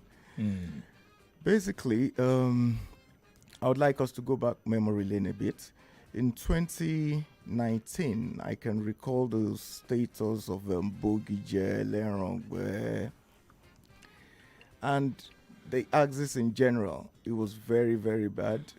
Coincidentally, I was even at the Public Works Corporation there as the general manager, and we had to do lots of palliative works to make it motorable. However, the government of Mr. Babajide Olushola Sanwo-Olu proactively decided to take the bull by the horn, and we're like, all the way, that axis from Bonny Camp, say, to Ekpeti Junction is about 70 kilometers in all. And the state of the roads then was very bad. But the administration took its head on and decided to execute this axis, which was probably done in a rural concept about 40 years ago, upgrade it all the way. But it has to be done in phases. That was why in year 2020, we commenced not only upgrading the road, expanding the road, changing the configuration from a flexible pavement to a continuous rigid concrete pavement, from a 2-lane dual carriageway to a 3-lane dual carriageway. We commenced from Ekpeti Junction, a distance of about 18 to 19, almost 20 kilometers. That was completed in December 2022. Consequently, after that, we have taken up the next phase, which has a total span of about 30 kilometers from Elekoti Junction, and will end at Abraham Adesanya, going through Bogije, Green Springs, Majek, all the places that were virtually cut off. And as of today, we have achieved about 95% completion stage. And you can attest to the quality of what has been done, so that travel time has really reduced in that axis. What again have we achieved? This administration had proactively envisaged the situation wherein now we have the Lekki Deep Sea Port there, we have the Dangote refinery, we have the Dangote fertilizer, so many estates sprawling up in that axis. How would it have been if this had not been in place? But now... Sorry, sir. So that we don't waste time. Yes, please. Because people, before you know it, will break and that's it. What are you going to do about, what in the immediate are you going to do between VI, between this VI here and Abraham Adesanya? That is what people want to hear now.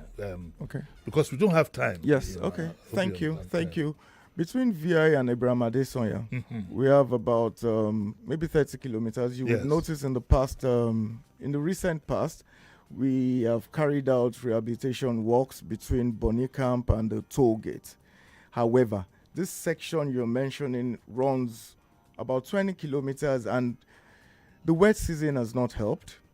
We've put a lot of palliatives, and presently we are synergizing with the federal, because the green line is going to run there. But what I assure you is we are looking at a holistic plan wherein the riding surface will be put right.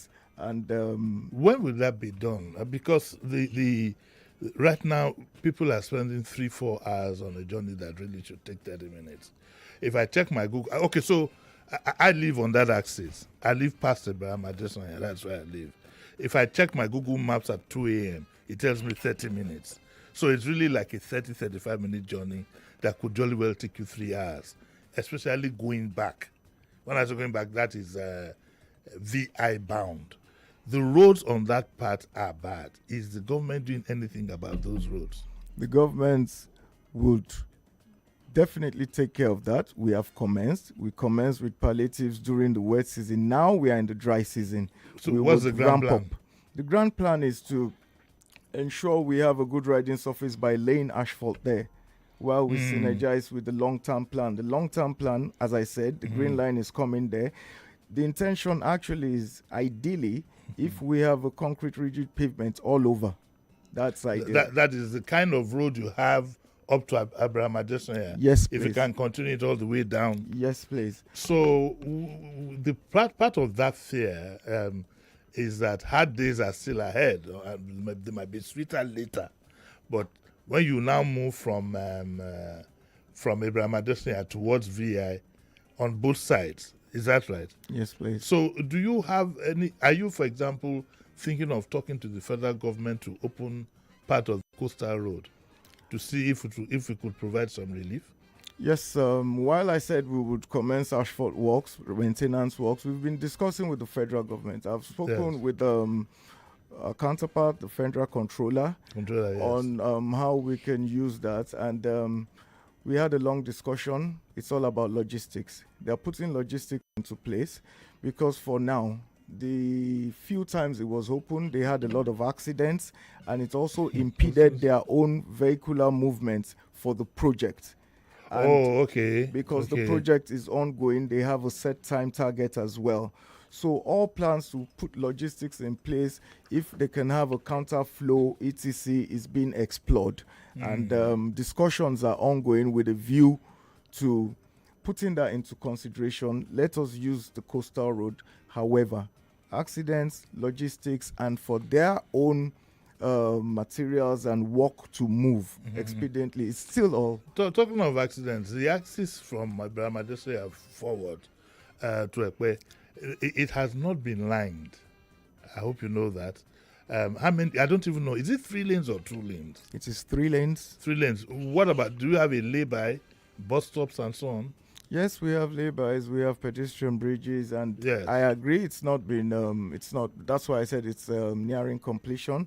Pavement markings, the illumination, and some things like that are almost outstanding, and they will be done. Also, I'd like the government, if you could take back part of the reactions to some of the things we do. It's no longer in fashion to have what you would call pedestrian flyovers, where at my age now, I can't climb the staircase up to that place to cross the road. What we could have is what we have in other cities now. You have a zebra crossing and a traffic light. Okay, you press a button, then it stops the traffic, you cross the road, and the traffic moves on. Don't you think we should? Because at the end of the day, if you look at most of the pedestrian crossings across the city generally, all it has done is to house miscreants. It's difficult, extremely difficult, for people with disability and with age and whatever to climb all the way to the top to go across it and come down. Do you agree with that? It's a feedback I think you should take. Well, basically, the issue of pedestrian bridges cannot be totally eliminated. The reason for this is this. We have some strategic locations, and that is a major highway. So these are designated points. For instance, on the Lekki Ekpe, we have 8 locations. The gradient of access, the way you said, but with due respect, what you have is people dashing across the streets. That's because in truth, some of those, they're high, they're close to about 3 to 4 story buildings high. And therefore, it's a disincentive. So unless you you have to man every bridge, get KAI and this and that, that's going to happen. But we will talk about that some other time. Back to this. In the immediate, what do you think is going to happen between that Abraham Adesanya and VI in the immediate? Because people, as we're speaking, loads of people are in traffic now. Yes, I have somebody who left Shogote at 6 o'clock, just walked in here now. In the immediate, in the short term, yes, the state is going to move in. We are going to carry out pavement works, asphalt works, to make sure the riding surface is better.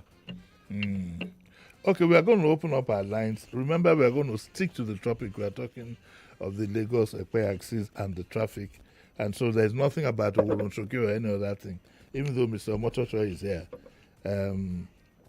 Are you ready to take? No, we'll do that. 020127709993 and 020146579190. We have a caller. Hello, good morning. Good morning, Uncle Jimmy. Morning, Pastor Ladiko. How are you? Quickly, go on. Fine. My question to your guest, that Aja under bridge, is it part of that area? Because it has been completely cut off. Aja under bridge. Do you know where that is? Thank you. Oh, good. Please yes, I do. The Aja under bridge, I presume, is just after the Jubilee Bridge. It is within where we are going to walk. Okay, so the Aja under bridge is. What is that bridge that has gone halfway and is cut off? Where is that leading to? I've always wondered. Well, that bridge is part of a project which is the regional road project. Oh, so it's just there. It's not directly impacting on Lekki. And by the way, I need to understand the Green Line. Is the Green Line going to go on that road? The Green Line, I'll throw some light on that. It runs from Marina to Ekpe. Yes. So what is going to be in place is it's going to run at some sections at grade and at some sections elevated. Oh, I see. So is there going to be? Are you going to have to dislodge some houses and things along that? The full details, as I said, I could get back to you on that, but it's going to run at grade at some sections and then it will be elevated at other sections. Where it is going to run at grade, houses going to be affected? No, it won't be, because it's going to run, say, the central median, where we have the central median now. And then there's the expansion That's okay. That answers my question as to why you have some space left in the middle. Yes, please. So that's for the Green Line. Yes, please. Okay. That makes sense. Let me pick another line. Hello, good morning. Good morning, Brother Jimmy. Morning. I'm Benga. Yeah. Welcome to hell. Seriously speaking, I think there's a bit of solution that we can look into on that axis. Yes. Apart from the gradient that they need to make on the road to be smooth so that vehicles can move more smoothly, they need to create large bus stops cut off from the road itself, like they did in the Oworonsoke axis. Barbed wire, so that you will be ashamed to park on the road. I mean, if you have that enormous space as bus stops, and then the unions should be addressed, the National Road Union of Transport Workers, to ensure that their members use the bus stop, and they can only take their toll whilst they are parked at the bus stop, not on the road. Okay. They shouldn't stop them on the roads at all. Okay, thank you, sir. No, you want to react to that? It's well noted. Enforcement is the key thing. No, he also talked about the laybys. Yes, building proper laybys It's for. It's part of the master plan. Yes. This master plan, does it have a time frame? Master plan. We have the integrated master plan. We have the drainage master plan, and we all work in sync. That is why. Thankfully. Yes, please. Okay. All right. One more. Hello, good morning. Hello? Hello, Uncle Jimmy, good morning. Morning. How are you? Okay, sir. My contribution is, and the question to your guest is, at least this Abraham Adesanya traffic, he has not thrown more light on what they are going to do. After Abraham Adesanya, down to Aja, after Aja Bridge, Elaje, yes. There's the road is not motorable. Then before you get to Shell. Oh, we lost that. Okay.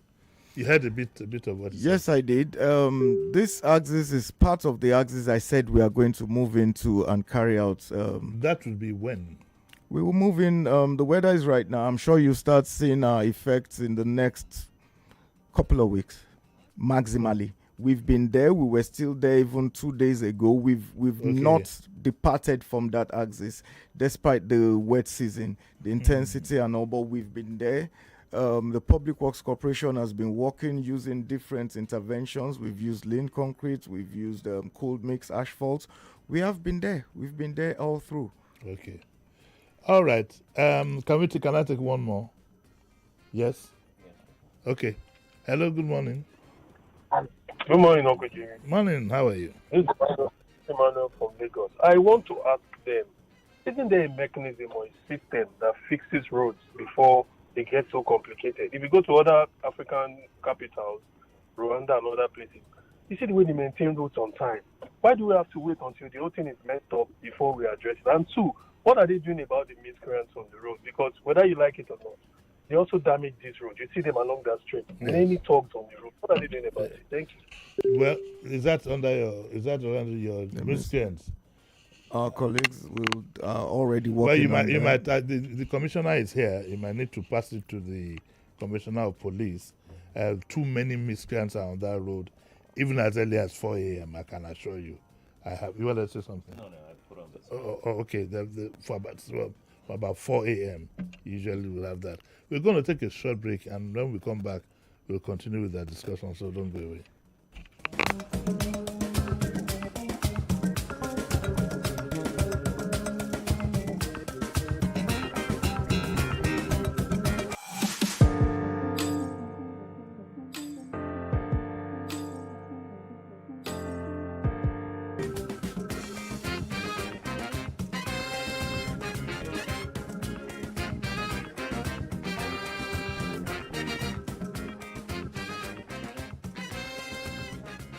As you can see, I have my guy here looking all fresh.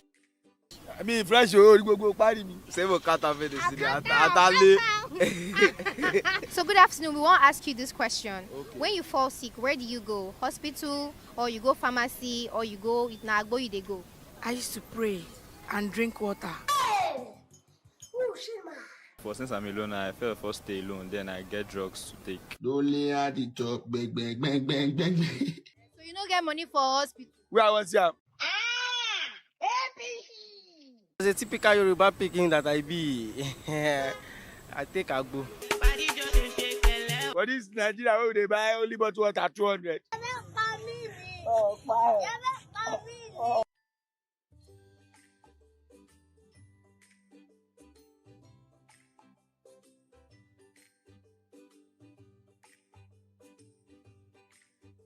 You're welcome back to the Daily Digest with Jimmy Deso, and I still have Engineer Daramola and Mr. Gwenga Motoshaw is here. If the questions become a bit naughty, if it borders on policy, but so far so good. But Mr. Motoshaw, good thing you're here. What is the state doing about the miscreants that people complain about? You must admit that it's getting completely out of hand. Thank you so much, sir.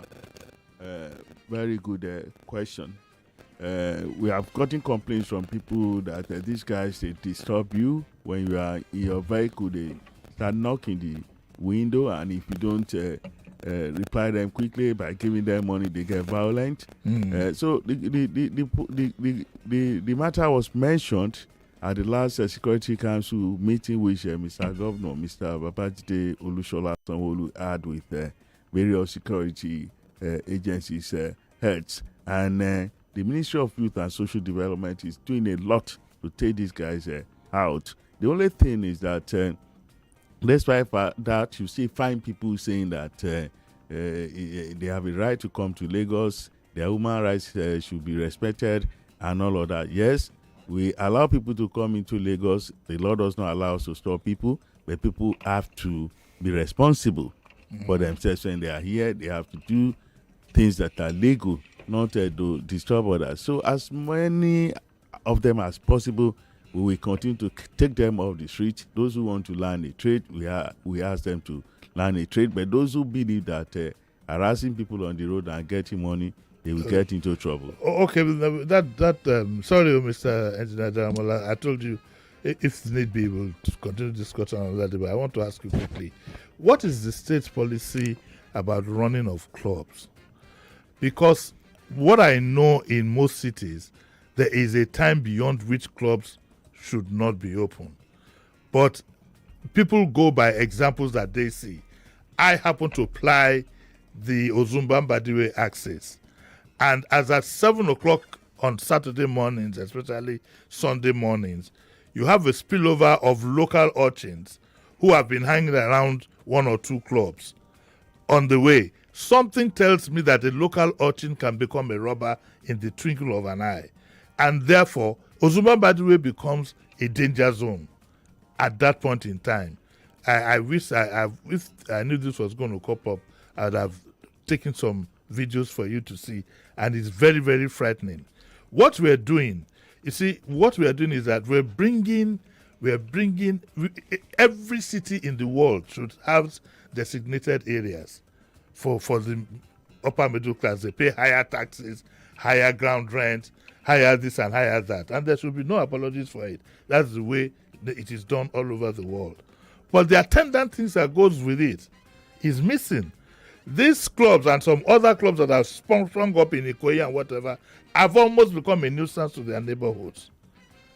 And this particular one on Ozumba-Mbadiwe is a no-go area for any reasonable person between 6 and 7 in the morning when they are going to their legitimate place of work. Is there any policy? I know in the city of London, all clubs must be closed by 4 o'clock, 4 a.m. By 4 o'clock, they should be tired, and the place is vacated. Do you have the same policy in Lagos? Correct, we have a policy. Yes. And the thing is that people don't like to take responsibility.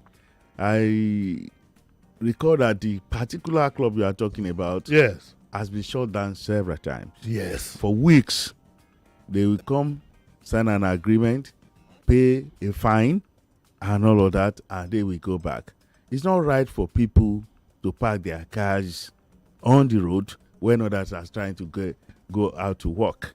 Even parking in those places is a very bad thing.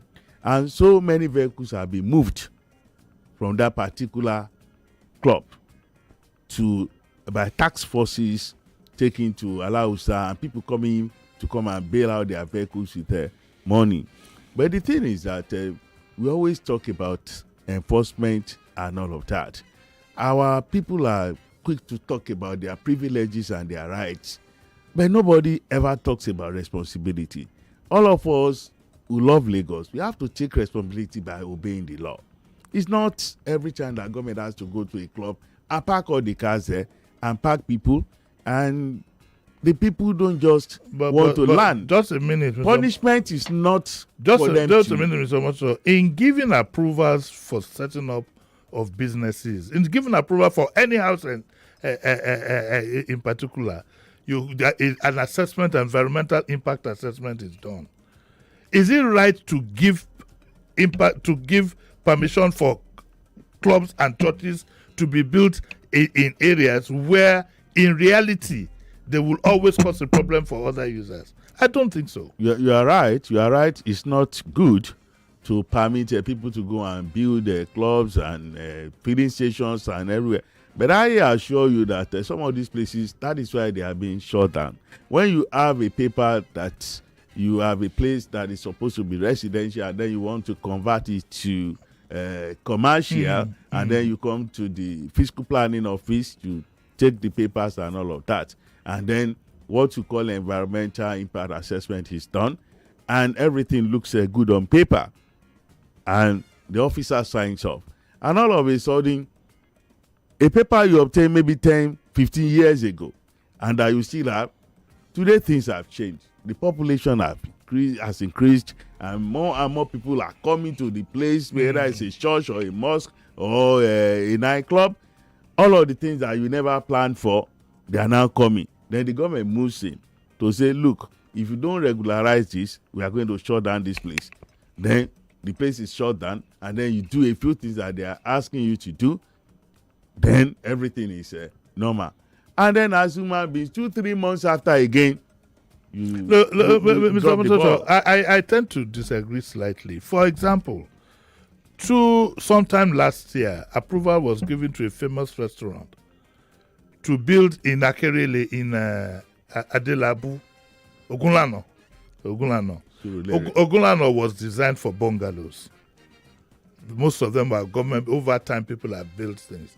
Approval was given to a famous restaurant, an Amala joint, to put a 3-story building, parking facilities for only 4 vehicles in a 3-story building. That is chaotic. You're right, sir. And then, so there is something wrong with that department that the government needs to look into. Immediately I saw it, I even joked with it with Sheriff on air. The people, the patrons of that facility, I wonder where they're parking. Now, in another 3-4 years, Surulere will become unlivable. Every other house is a commercial venture. Yeah, I like to praise Surulere people.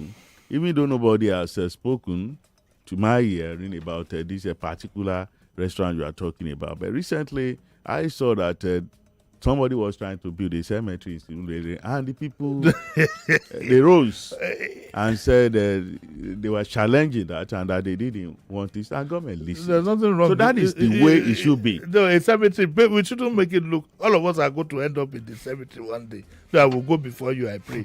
Do I hear an amen for that? Amen. Amen, sir. I mean, when I was in Unilag, we lived on the same road to the cemetery. We played tricks and go there at night and so on and so forth. I don't know what it was all about. Anyway, we'll take some more phone calls. Hello, good morning. Hello, good morning. Hello, good morning, Uncle Jimmy. Yes, quickly. Yeah, you have Ambassador Muzwa here, calling from Mushin. Yes, Ambassador. Yeah, it is good to have the Honorable Commissioner for Information here. Yes. You see, something is going on in Lagos State now, which I believe... we said we are talking on the Lagos Express Road. No, Ekpe. Lagos Ekpe Road, okay, sorry. Okay, I'll pass this to you later, Uncle Jimmy. Okay, pass it to me later. Okay. I don't want us to lose track of why we're here. Hello, good morning. Morning. Hello, good morning. Morning. Hello, good morning. Morning. Yeah, good morning, Uncle Jimmy. Yes. My name is Peter Obonilo from Shangotedo. Yes. Yes.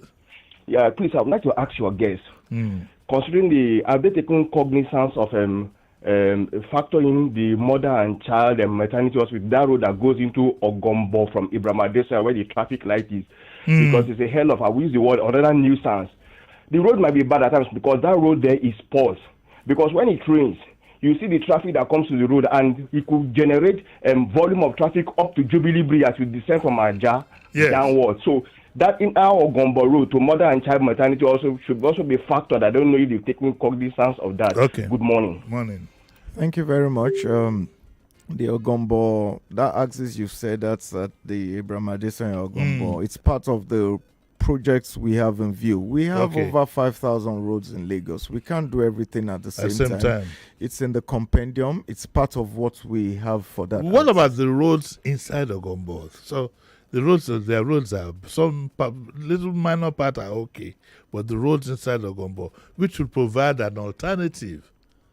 For instance, the Ogombo Shangotedo Road, the phase has been completed. The other phase, which will bring us out to Lekki Ekpe, is in view. Those are part of the things we have in the compendium. It's all about resources and then the number of roads, but we have it in view. It's part of the well, I have plan. You know those areas are expanding very fast.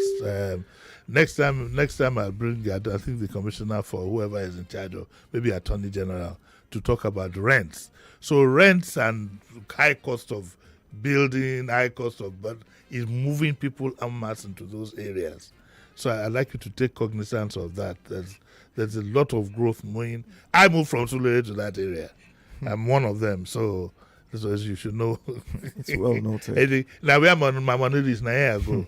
I don't wish to be there. My people in Sulere miss me. But I moved to there. Oh yeah, let's see if we can get another one. Hello, good morning. Hello. Hello, this is Kenny from Shomolu. Good morning. Shomolu man, how are you? I'm fine, thank you, sir. How are you, sir? Fine. Yeah. So, one thing I would ask the commissioner and the special advisor is that can we somehow, your department, y'all come up with a schedule for routine maintenance of your infrastructure? Because I would say it's a good start, what y'all are doing with the roads. But Ambode once upon a time did the roads. Fashola did the roads. And, government is a continuum. So we should have a very good maintenance culture so that we will avert these kind of occurrences. And then last but not the least, I, as a patriotic citizen, I commit to mystery shopping your road. Within the month, I shall mystery shop either by proxy or in person. Good job, gentlemen. That's Nigeria. Okay. Thank you, Uncle Jimmy. Yeah, you have a spy now, which is good. I wish we had more people who did that and put their cameras on their phones to use and stop taking themselves in front of a mirror and all other places. But she's right about having a schedule of... is it possible to do a lot of the works at night to bring down the traffic? Is it possible? I'm just wondering.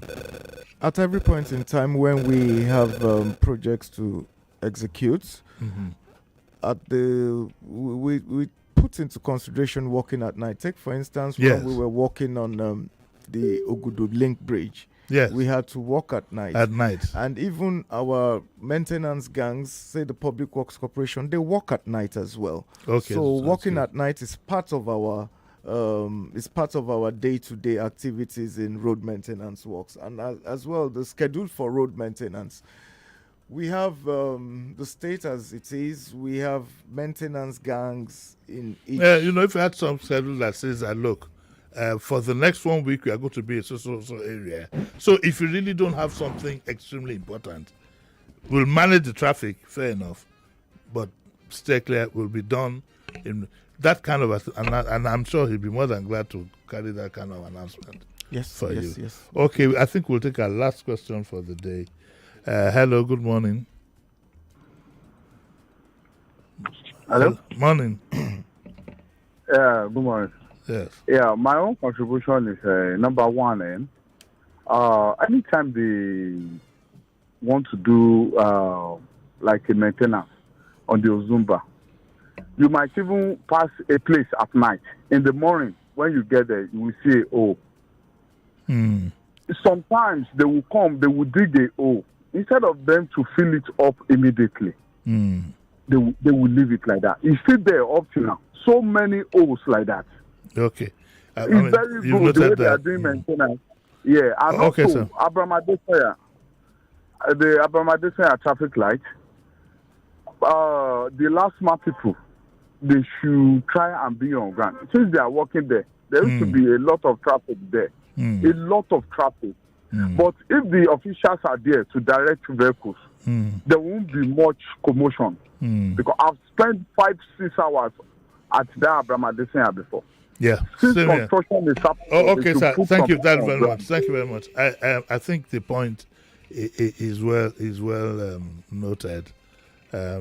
Also, I'd like to give you a feedback.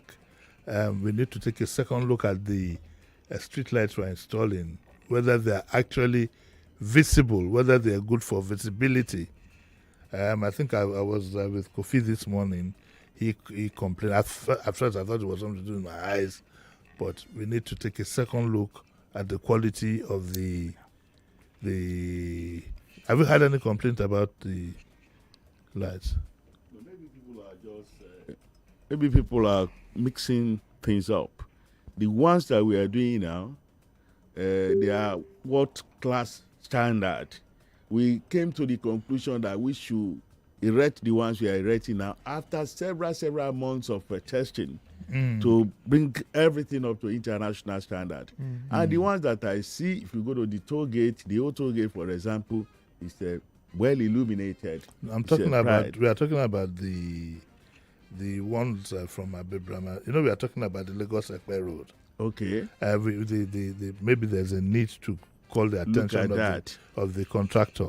Okay. So the place is, but it doesn't brighten up and it doesn't aid that much in driving.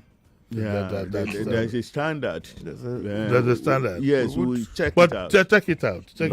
Especially when it's solar, I think an extra attention needs to be paid to certain things. Yeah, you want to say something? I said it's well noted, but what is going now, the Lumina and all the specs, but we would look at it.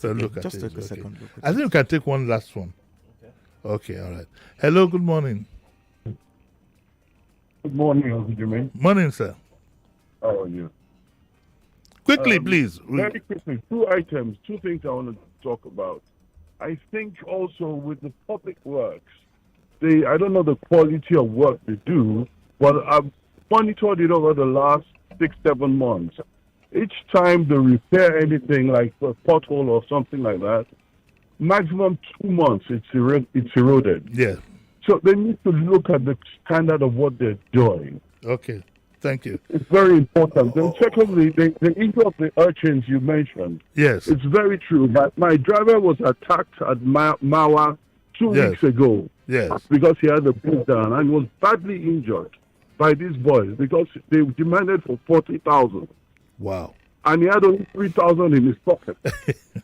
I'm sorry, I'm not giggling about it, but just I'm so sorry about that. But yes, noted. So we need to look at this. Okay, sir. We have to rush. Thank you very much, sir. We have to go. Okay, so thank you. So you know those two things. As far as the materials go, that's a thing of corruption, really. You and I both have. I'm sure you understand what I'm talking about. But we'll see the best we can do. Thank you very much, Engineer Damola. It'll be good to have you back here again. And Mr. Omotoso, you want to say one thing in 2 minutes? You want to say something? Yes, thank you very much. Okay. We've gotten quite a lot of feedback and we would You'd work on it. Coming back to you. That's why we'll close the program today. We'll be back tomorrow talking better English with Yvonne Ohaifo. God bless you all. Bye.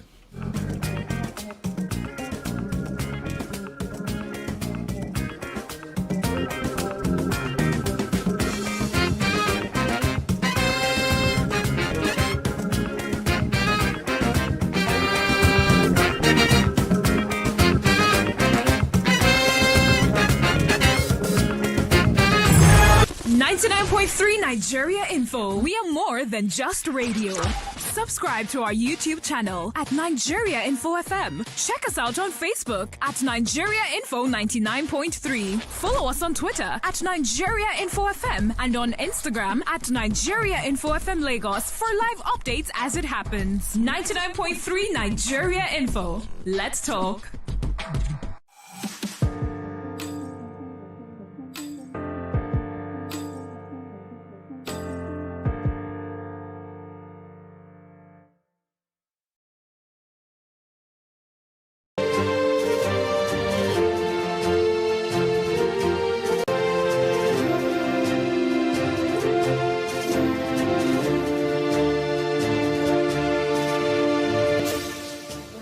We started with the best young debaters from across Lagos. And now, only 6 remain. 2 brilliant minds have already secured their spots in the semi-finals. But today, the final 2 spaces are up for grabs. 4 contenders, 2 fierce debates, and only the strongest will move forward. This is where champions are made. Well, you can say that again because they have come prepared, their arguments sharpened, their voices steady, and their minds focused. But today, the smallest mistake could mean the end of the road. Each debate is a fight for survival, and only 2 will emerge victorious. No doubt. This is day 14 of the most intense, most competitive, most mind-blowing debate tournament on radio. The I Beg to Differ Secondary School Debate Tournament. Every word must be calculated. Every argument must be precise. And every debater must bring their absolute best to claim a place in the semi-final.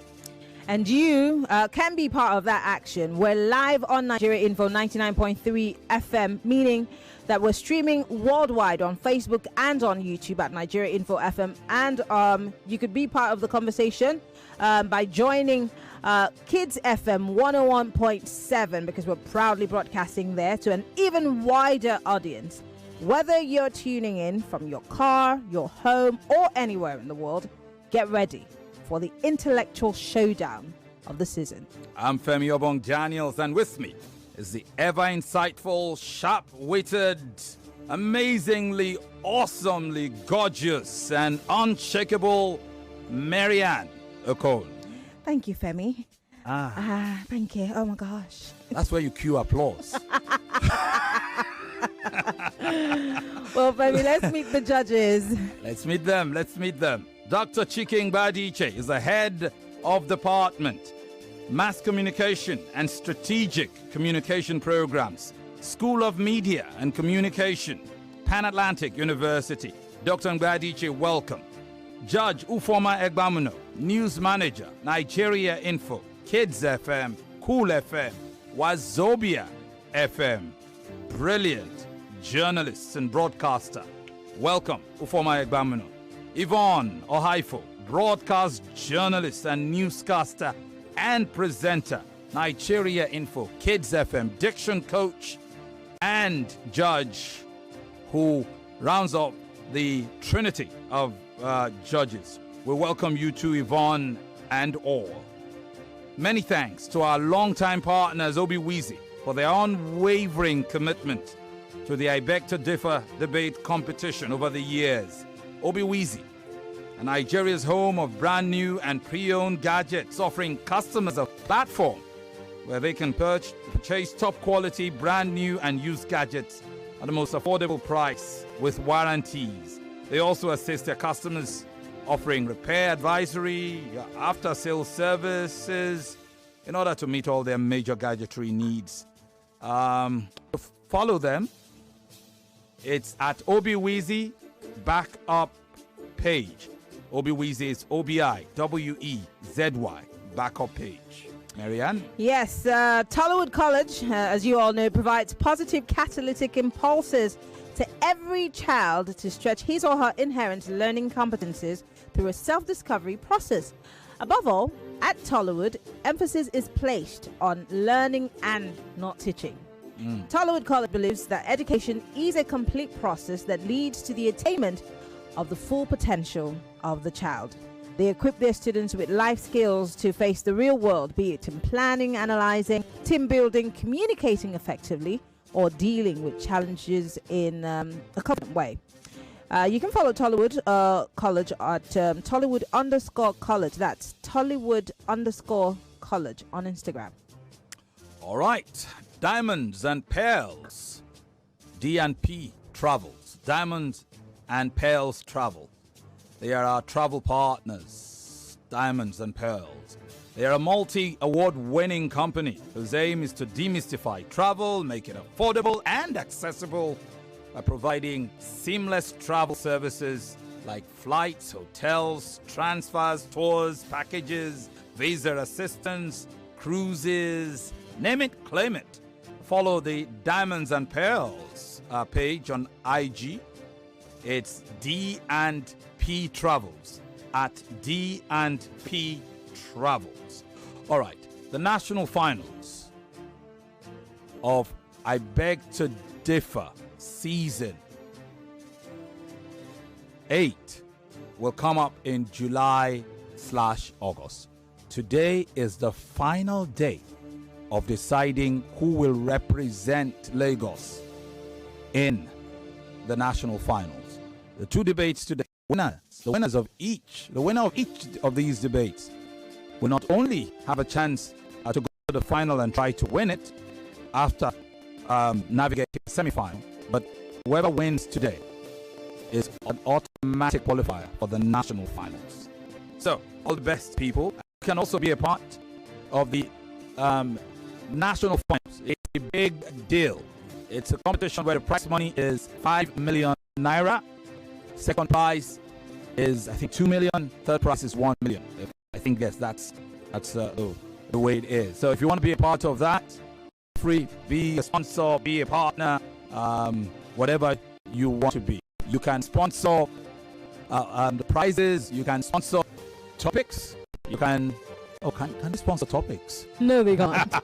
No, they can't. Talking about topics, wait until you see the semi-final debate topics. All right, just send us an email, info@nigeriainfo.fm.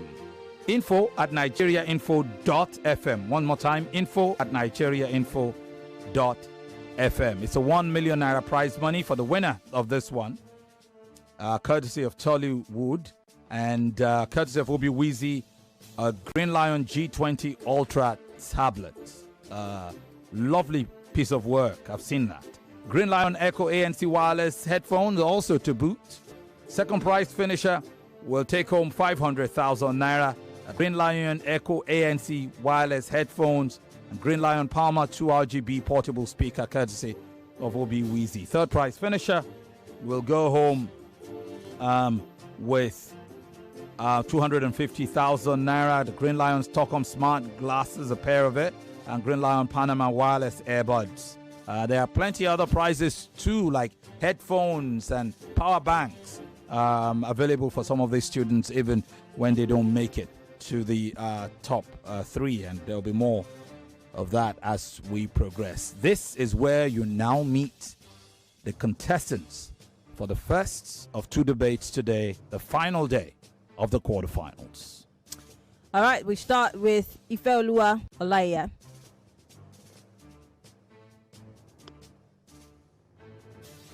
My name is Ifeoluwa Olaiya, and I'm a 15-year-old SS3 student from Wellspring College. If I could pick a public figure to join me as a debate partner, I would pick Michelle Obama, because I just love everything about her and what she represents. My ultimate goal is basically to give it my best, because it's the last shot I have since I'm in SS3. So I'm going to do what I can and leave the rest to God. She was brilliant in a round of 16 clash against David. And here she is again, Ifeoluwa Olaiya of Wellspring College, 15 years of age, SS3 student. Welcome, Ifeoluwa. Do you feel pumped up for this final? Yes, I do. I bet you do. Let's meet her opponent. All right, here is Osigwe Dora Stephanie. My name is Dora Osigwe Chinomso Stephanie. I am 15 years old. I'm an SS3 student of the Mascot High School. I was inspired to join this debate tournament after hearing about it for the first time this year and realizing that it's my final year in secondary school. I need to make my mark. I need to get my push into the social world. Yeah. Okay. Her round of 16 debate was a massive upgrade on a round of 32. Lagos, welcome. Dora, the explorer, Osigwe of Mascot High School, 15 years of age, SS3 students, both brilliant debaters, both same age, both same class. But if there is one thing that the next hour will prove, is like they have very little in common until after this debate is done. So, Dora and Ifeoluwa, who is supporting the motion today? Me. Ifeoluwa will be supporting the motion, and that motion is on vocational training certification. Vocational training certification should be rated the same level as tertiary education certification.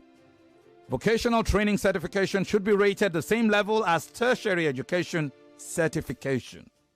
Ifeoluwa Olaiya is supporting the motion. She agrees completely, most heartily. Dora is against the motion. She's opposing it, and she begs to differ. All right. Well, ladies, you already know the drill. You both have 4 minutes each for this first round. And we're going to start with the motion supporter, Ifeoluwa. Let's start, Marianne, right after the break. One more break to let Lagos know what's about to unfold. The battle for the crown rages on. 4 debaters remain. 2 semi-final spots are left. And tonight, they will fight for it. It's day 14 of the I Beg to Differ Secondary School Debate Tournament on Nigeria Info FM, where the sharpest young minds collide in a war of words. At 4 p.m., it's a test of logic and vision as Ifeoluwa Olaiya takes on Osigwe Dora. Debating the topic, should vocational training certification be rated the same as tertiary education certification? Then at 5 p.m., it's fiery face-off as Wences Aline battles Chaloku Naomi, tackling one of the most controversial issues in governance. Should indigenship be a critical factor in electing a state governor? The stakes are sky high. The margin for error is razor thin. And by the end of today, 2 more debaters will punch their ticket to the semi-finals. Who will dominate the studio? Who will argue their way into the next round? And who will beg to differ the best? Catch all the action live on Nigeria Info FM 99.3. Streaming on Facebook and YouTube at Nigeria Info FM and online at nigeriainfo.fm. Plus, we're proudly joined by Kids FM 101.7, bringing the battle of words to an even bigger audience. The quarterfinals continue, and you don't want to miss it. I Beg to Differ is proudly supported by Obi Weezy, Diamonds and Pearls Travels Limited, and Chrisland Schools. Prize money sponsor, Tollywood College. For sponsorship, email info@nigeriainfo.fm. I Beg to Differ, the Tournament of Champions. Welcome back. He's got the voice to unleash mayhem. This chap called Sheriff. He's declared war, the drums sound, and now it's time to do battle.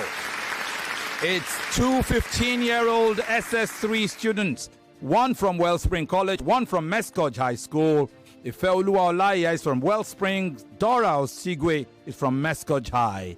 And now it is time for the opening of their presentation rounds. Vocational training certification should be rated the same level as tertiary education certification. We're streaming live on Facebook and YouTube. Find that stream and stay there, because we will stay there on that same YouTube stream even for the second debate. When you get there, stay with us. Thank you to the guys. Facebook and YouTube, search for Nigeria Info. Follow us on X at Nigeria Info FM. The YouTube live stream will be embedded there. Plus, there is voting to come. Comment and vote. Time now for the motion supporter to commence this debate. All right. Ifeoluwa, are you ready? Yes, ma'am. Your 4 minutes starts now. I'm Ifeoluwa Olaiya, and I firmly argue that vocational training certification, hence VTC, when accredited to meet or exceed industry standards, should be rated the same level as tertiary education certification, hence TEC, in skill-based fields where theoretical knowledge puts little or no undue advantage. To start with, accreditation defines credibility, not prestige. Both university education and vocational training follow strict accreditation frameworks. For example, we have the NUC in Nigeria and the OFS in UK that determine the validity of university education certifications. In the same way, we have global bodies like Cisco and City and Guilds that determine the validity of vocational training certifications. Hence, they should be given equal legitimate hold. Secondly, industry-led training ensures job relevance. A 2023 World Economic Forum report says that 65% of university graduates lack job-ready skills. In contrast, vocational training refine their curricula in order to meet labor market demands, which shows that proving competence is what is important in this case. Thirdly, vocational certification is more rigorous in many fields. We have global leaders global companies like Google, Tesla, and IBM that are now prioritizing industry certifications like AWS and Cisco, CCNA, instead of university degrees or university titles. A 2023 OECD report shows that graduates from the vocational training institutes enter the workforce 60% faster with 70% less debt. Also, undervaluing VTC perpetuates class inequality. What do we mean by this? University education has now become financially inaccessible to millions of people. According to UNESCO, there has been a 500% rise in university tuitions in just 2 decades, thereby making higher education inaccessible to millions. Or by making VTC equal to TEC, we are providing an equitable path to university education and to high-paying career opportunities for many. Also, equal recognition drives economic growth. We have countries like Singapore and Germany that have already equalized vocational training certification and tertiary education certification. What's the result of this? According to the 2024 World Bank report, a 50% reduction in unemployment and a higher GDP rate, which shows that there is economic evidence that supports equal recognition. Also, the fourth industrial revolution prioritizes skills over degrees. In this 21st century, employers are now looking for proven competence and skills rather than just university titles or degrees. We have half-baked graduates. A 2025 McKinsey report shows that 50% of future jobs will require vocational skills, which shows that by refusing to give VTC equal status as TEC, we are leaving economies unprepared for the future. And finally, the digital economy is already led by VTC. A 2023 Economist report shows that 60% of top software engineers lack university degrees, which shows that by giving vocational training certification equal status as tertiary education certification, we are refusing to be economically backward, and thereby ensuring that industries have skill. Industries have people that are skilled rather than just people who have titles and have nothing to show for these titles. Thank you. Thank you very much. Brilliant opening round for young Ifeoluwa Olaiya of Wellspring College, 15 years of age, SS3 student. He supported the motion. Vocational training certification should be rated the same level as tertiary education certification. Now that she's made her case, the motion opposer has her chance to open. She's Dora Osigwe of Mescoj High School. For 4 minutes, it's Dora's turn. Dora, are you ready? Your 4 minutes starts now. Today, I'm here not just to oppose the motion, but to utterly dismantle it, to bury it so deep in logic and reality that no amount of wishful thinking can resurrect it. Now, the proposition that vocational training certification should be rated at the same level as tertiary certification is not just flawed, it's an insult to academia, to research, and to intellectual progress. Let us not pretend that knowing how to fix a car is the same as designing one. Let us not insult engineers by claiming that a plumber who installs pipes is on the same level as the one who designs the entire water system.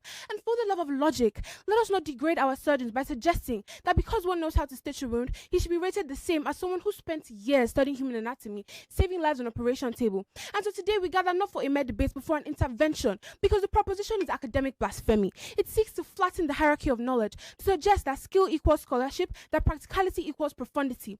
Can we say that a ladder and a rocket should be measured as equal simply because they both go up? Please, we reject the motion. In fact, we send it back to where it belongs, the graveyard of bad ideas never to be spoken of again. Buckle up, because by the time I'm done, the motion will not only be defeated, it will be unrecognizable. Good day to the Abex Stiffer moderators, unbiased panel of incorruptible judges, the accurate timekeeper, my worthy opponents, and my ever attentive listeners. My name is Dora Osigwe from the prestigious Citadel of Learning, Mescoj High School, and I argue that vocational training certification should not for any reason be rated as equal to tertiary education certification.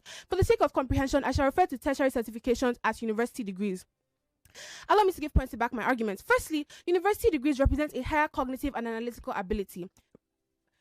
The U.S. Bureau of Economic Research in 2023 found that university graduates exhibit 40% higher problem-solving abilities and 35% greater critical thinking skills when compared to vocational graduates. Tertiary institutions were not only designed to impart knowledge, but to foster intellectual dexterity. A vocational school, on the other hand, focuses on technical execution and not intellectual exploration. Next, university degrees offer greater economic mobility and lifetime earnings. The financial gap between a university graduate and a vocational graduate widens with time because a degree provides greater access to career mobility and access to leadership roles later on in life. In the aspects of career mobility, let's take a business graduate, for example. He can go into consulting, marketing, financing, policy making or even start up a company. But his certification in carpentry only leads to carpentry. There's nothing else for him. Moving on, university degrees are required for professions that drive economic progress. Fields such as medicine, law, aerospace engineering, and artificial intelligence research are legally and structurally inaccessible to a mere vocational graduate. The shapers of human progress, surgeons pioneering robotic surgery, economists shaping fiscal policies, and engineers designing space missions are all products of university degrees, not vocational workshops. Moreover, automation threatens vocational jobs disproportionately. A global McKinsey Institute's report shows that by 2035, about 50% of vocational jobs would have been automated. This is just 10 years from now, whereas degree-based professions only face a mere 14% automation risk. Vocational schools teach specific repetitive tasks, which are the first to get replaced by artificial intelligence and robotics. A university, on the other hand, fosters adaptive reasoning and interdisciplinary problem solving, which a machine will struggle to replicate. In addition, degree holders hold a majority of leadership and executive roles. A Harvard Business Study review shows that 92% of Fortune 500 company CEOs all possess university degrees or even higher. Leadership requires strategic thinking, economic foresight, and industry-wide vision, skills that are refined in university lecture halls, skills that are refined in research papers and in thesis defense. Finally, university degrees offer global recognition and transferability. UNESCO, the OECD, and the Bologna Process Framework all ensure that a university degree is recognized globally. A vocational certificate, on the other hand, is only region-specific. Take a Harvard degree, for example. It holds weight anywhere in the world, but a plumbing certificate in Ghana holds absolutely no weight here in Lagos. The international portability of university degrees provides... Thank you. All right. So the opening rounds are over between these two. If you have more to give, the rebuttal rounds will create an opportunity. It's a brilliant matchup between Osigwe Dora, who you just heard of, Mescot High School, and Ifeoluwa Olaiya of Wellspring College. Both of them 15, both of them in their final high school year. Let's take a break, Marianne. Yes, and when we return, it'll be time for the rebuttals. The biggest debate competition in Nigeria.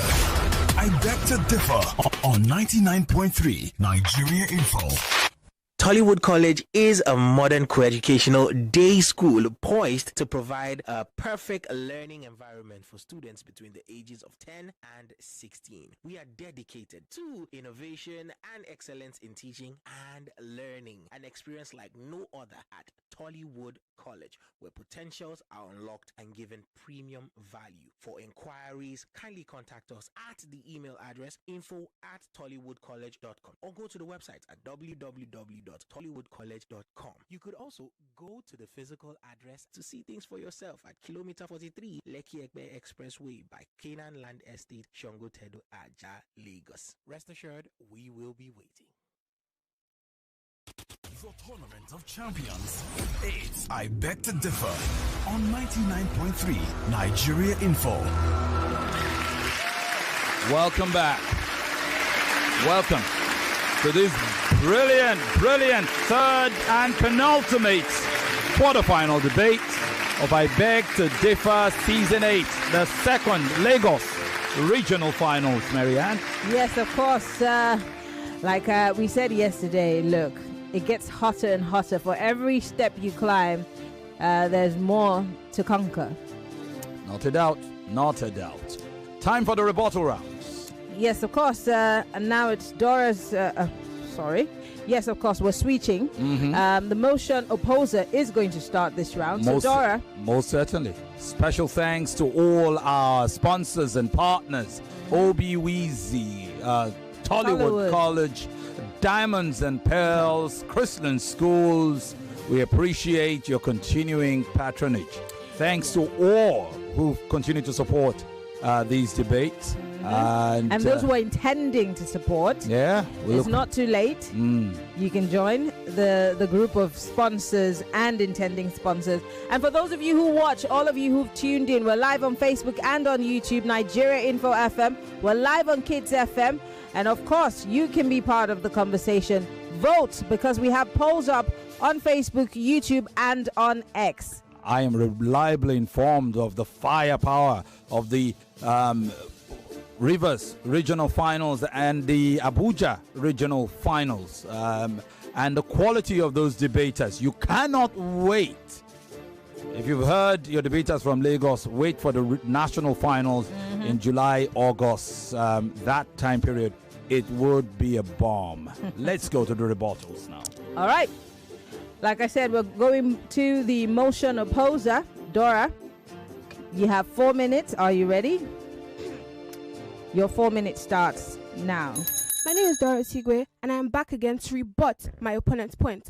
Firstly, my opponent mentioned accreditation, that accreditation equals credibility and not prestige. I beg to differ here. University degrees are completely more credible, and they come with respect. They come with the prestige that you talk about. Next, you mentioned job relevance. What makes you think that a university degree does not equal job relevance? There are 1,000 more university degree holders who are employed, who are earning consistently 50% higher than a mere vocational graduate. Also, you mentioned that it is more rigorous. This is academic blasphemy. This is completely false. Can you compare a 6-month let's say fashion designing degree to a 4 to 10 year medical course? Absolutely not. It comes with more subjects, it comes with more tasking work and higher expectations. So you can absolutely not say that a vocational course is more rigorous than an entire university degree. Next, you mentioned Google and Tesla. As you mentioned, these companies are owned by degree holders. Elon Musk, for example, has a degree in physics and in computer science. Do you think he would have been able to get to where he got to if he did not have the foundation that a degree provided him with? Next, you mentioned debt. I'd like to say this, my dear opponents, that nothing comes easy. And besides, the benefits of a university degree are more than a vocational degree on the long run. You also mentioned high-paying jobs. This is absolutely untrue. Studies have shown us that university degrees consistently earn 50% more across industries because they possess the qualities that employers value. Also, you mentioned Singapore and Germany. These are only 2 countries. Imagine how many more countries and high-ranking seats or positions in power value and respect a degree. So why are we deceiving ourselves by thinking that a vocational certificate holds the same key? Also, you mentioned this, that it reduces vocational certifications reduce unemployment. This is absolutely untrue. Unemployment depends on the individual, his choices, and market job availability. Also, you mentioned competence. University graduates are equally and far more competent than a vocational certificate because he has broader academic depth, he has intellectual versatility, things that a mere vocational laborer lacks entirely. Also, you mentioned top software engineers, that they lack degrees. The people that provided the jobs, the people that give instructions for these top software engineers to follow are degree holders. Thank you very much. Also, what makes you think that they have nothing to show for their titles? Think of the rigorous work. Think of all of the academic rigors, the centuries that they put in. History has shown us that universities offer greater academic availability, greater academic versatility, and intellectual dexterity. So you have your points are absolutely groundless in telling us that a vocational degree matters more than a university degree. Thank you. All right. Thank you very much. Thank you very much. Yes. I was keeping an eye on this time. Did it just fly by? Or? No, it didn't. She has more time left. Okay. All right. Thank you very, very much. We just heard Dora Osigwe of Mescod High School do her rebuttal round. We'll switch now to her opponent, Ifeoluwa Olaiya of Wellspring College, for her rebuttal round. Ifeoluwa, are you ready? Yes, ma'am. Your 4 minutes starts now. In your introduction, you mentioned that rating VTC on equal level as TEC is an insult to academia and research progress. But might I remind you that university education only provides theoretical knowledge, not practical, hands-on problem-solving, critical thinking skills. You mentioned that there's higher cognitive and analogical belief in that universities teach that. But might I remind you that intellectual dexterity is not based on a piece of paper. Not all university graduates possess intellectual dexterity or high cognitive skills. It depends on their ability to adapt. Not all university graduates are able to function in the real job market. Not all of them are able to enter the workforce because they lack the skill. Also, you mentioned higher career mobility in university, but you mentioned high career mobility, but even people that study in vocational training institutions are able to move from job to job. But by career mobility, do you mean between industries or outside of industries? You fail to specify. A software engineer can move to cybersecurity in a vocational training institution as long as he has the accreditation and the certifications to be able to do that. Also, you mentioned that it is required for professions. So that's university training is required for professions that drive economic progress. But I mentioned Germany, I mentioned Singapore, there's Switzerland, there's Finland. The economic progress was driven by equal recognition of vocational training certifications and tertiary education certification. Without VTC, do you think the society can function? If an innovator comes up with a particular building idea, let's say an architect that has a university degree comes up with a particular building idea, how do you think he can implement this? The world cannot see what has been innovated if they are not created. Who creates them? They are the vocationally trained people. They are the vocationally trained graduates. Also, you mentioned automation threatens vocational jobs, but it has been proven that automation threatens university degrees more than they threaten vocational training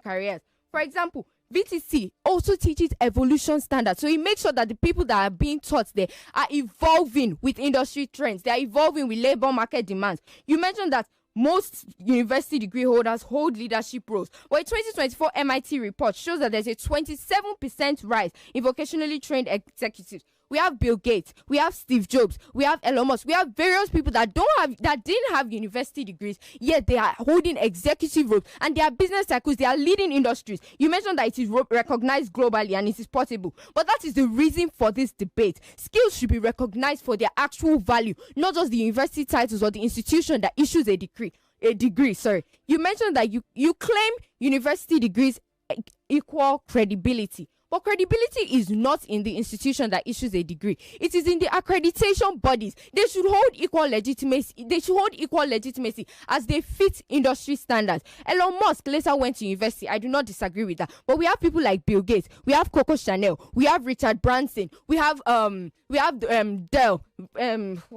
have Dell, basically. We have various people that don't have university degrees, but they are leading industries. They are revolutionizing their industries. Mark Zuckerberg, that owns Facebook, Meta, he does not have a university degree. We have various other people, and it has been proven. It has been proven by a 2025 McKinsey report shows that by recognizing equal recognition between by giving equal recognition to VTC and TEC, we are reducing. It has led to a 50% reduction in unemployment and a higher GDP rate. So economic evidence already supports this. And university degrees provide academic breadth, not depth. They teach only theoretical knowledge. But vocational training ensures that people are well grounded in a particular field, whether it's in practical knowledge or in theoretical knowledge. So they are able to function.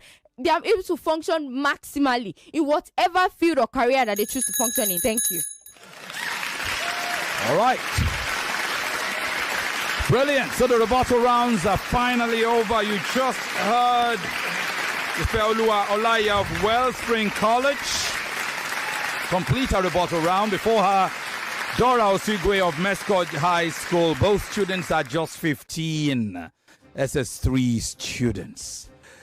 It's getting hot in here. Don't say the other part. We ain't done yet. Okay. That's the other part.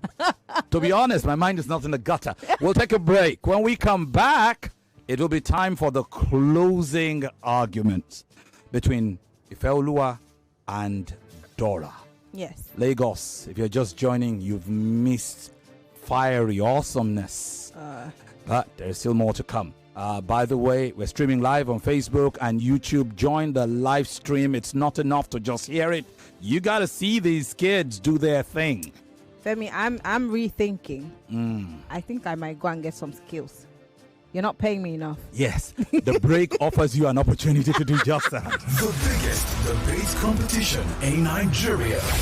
I beg to differ on 99.3 Nigeria Info. Obiwizi is Nigeria's pioneer e-commerce platform for pre-owned gadgets. They are Nigeria's home of gadgets with warranties, where you can purchase all your favorite devices and quality accessories, both brand new and pre-owned. You can also Trade in your older devices for a newer model in a simple and convenient way. With offline and pickup stores in Ikeja, Lekki, Abuja, and Benin, Obiwizi delivers nationwide. On Instagram at Obiwizi Backup Page. On X at Obiwizi. The email address info@obiwizi.com, or go to the website at www.obiwizi.com. The Tournament of Champions. It's I Beg to Differ on 99.3 Nigeria Info. All right, we're back. In case you're just joining us, it's still the quarterfinals of the I Beg to Differ Students Debate Competition. We're streaming live on facebook.com/Nigeria Info FM. We're also streaming live on YouTube, Nigeria Info FM. You can catch us on Kids FM. Yes, and we have a wider audience of youngsters who are getting ready also, cooling their heels to be part of this debate competition sometime down the road, you know. Not a doubt. And yes. What hearty feeling, noting that Marianne didn't run off during the break. She's still here. She's still got a job. Yeah. Let's finish this job and this business, because now it is time for the closing rounds between this brilliant two, Ifeoluwa and Dora. And I think the round of applause is deserved. Well done, both of you. Now let's close this argument now, shall we? All right, we're reverting to status quo, obviously, back to the motion supporter, and that's Ifeoluwa Olaiya. This particular round, you have 3 minutes each. Don't forget, it's not an opportunity for new points to be made. Your only duty is to convince the judges, and you have to do it pretty well. Yeah, we're looking out for your style as well. All right, well, Ifeoluwa, are you ready? 1 second. Oh, yeah? You Let's ready? do this. All right, Ifeoluwa, your 3 minutes starts now. For centuries, we have been told that education is the key to success. For just as long, we have wrongly assumed that education must look a certain way, tied to university degrees, academic prestige, and rigid institutional hierarchies. That assumption has failed millions of talented, highly skilled professionals. That assumption has stifled innovation, deepened inequality, and limited human potential. That assumption ends today. This debate is not about whether university education is valuable. Of course it is. It's about whether it is the only legitimate path to professional success. If a vocational trained cybersecurity expert can defend a nation's infrastructure as effectively as his university trained counterpart, why then should he be seen as lesser? If a certified AI engineer can develop industry-leading algorithms, why should their qualifications be seen as inferior? These are the questions that the opposition refuses to answer. They claim that university degrees guarantee quality, yet the world's leading industries like tech, AI, cybersecurity, and aviation are already hiring based on skill, not just university titles. They also argue that vocational training is limited to trades like carpentry and plumbing. Yet the most advanced economies like Singapore and Germany have already proven that world-class professionals in highly technical fields can emerge from vocational training institutions. They also imply that university graduates are inherently more capable. Yet the world's leading companies like Google and Tesla are already hiring and prioritizing accredited skills rather than university titles. We are not calling for the abolition of university education. Rather, we are standing for a world that values professional qualifications based on their accual value, not just outdated academic elitism. Accreditation is not what determines professional quality. And it is what determines, accreditation is what determines professional quality, not the institution that issues a degree.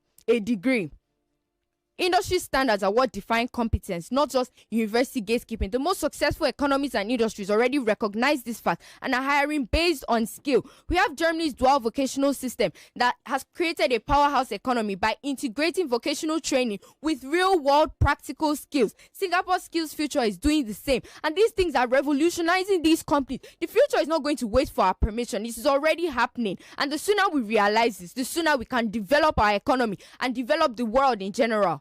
For how long are we going to continue measuring people by the title they hold or by a piece of paper? No economy or industry is built on a piece of paper. It's built by the people who actually know what they are doing and are able to prioritize it, which is why I believe and I firmly argue that vocational training certification should be rated the same level as tertiary education certification. Thank you.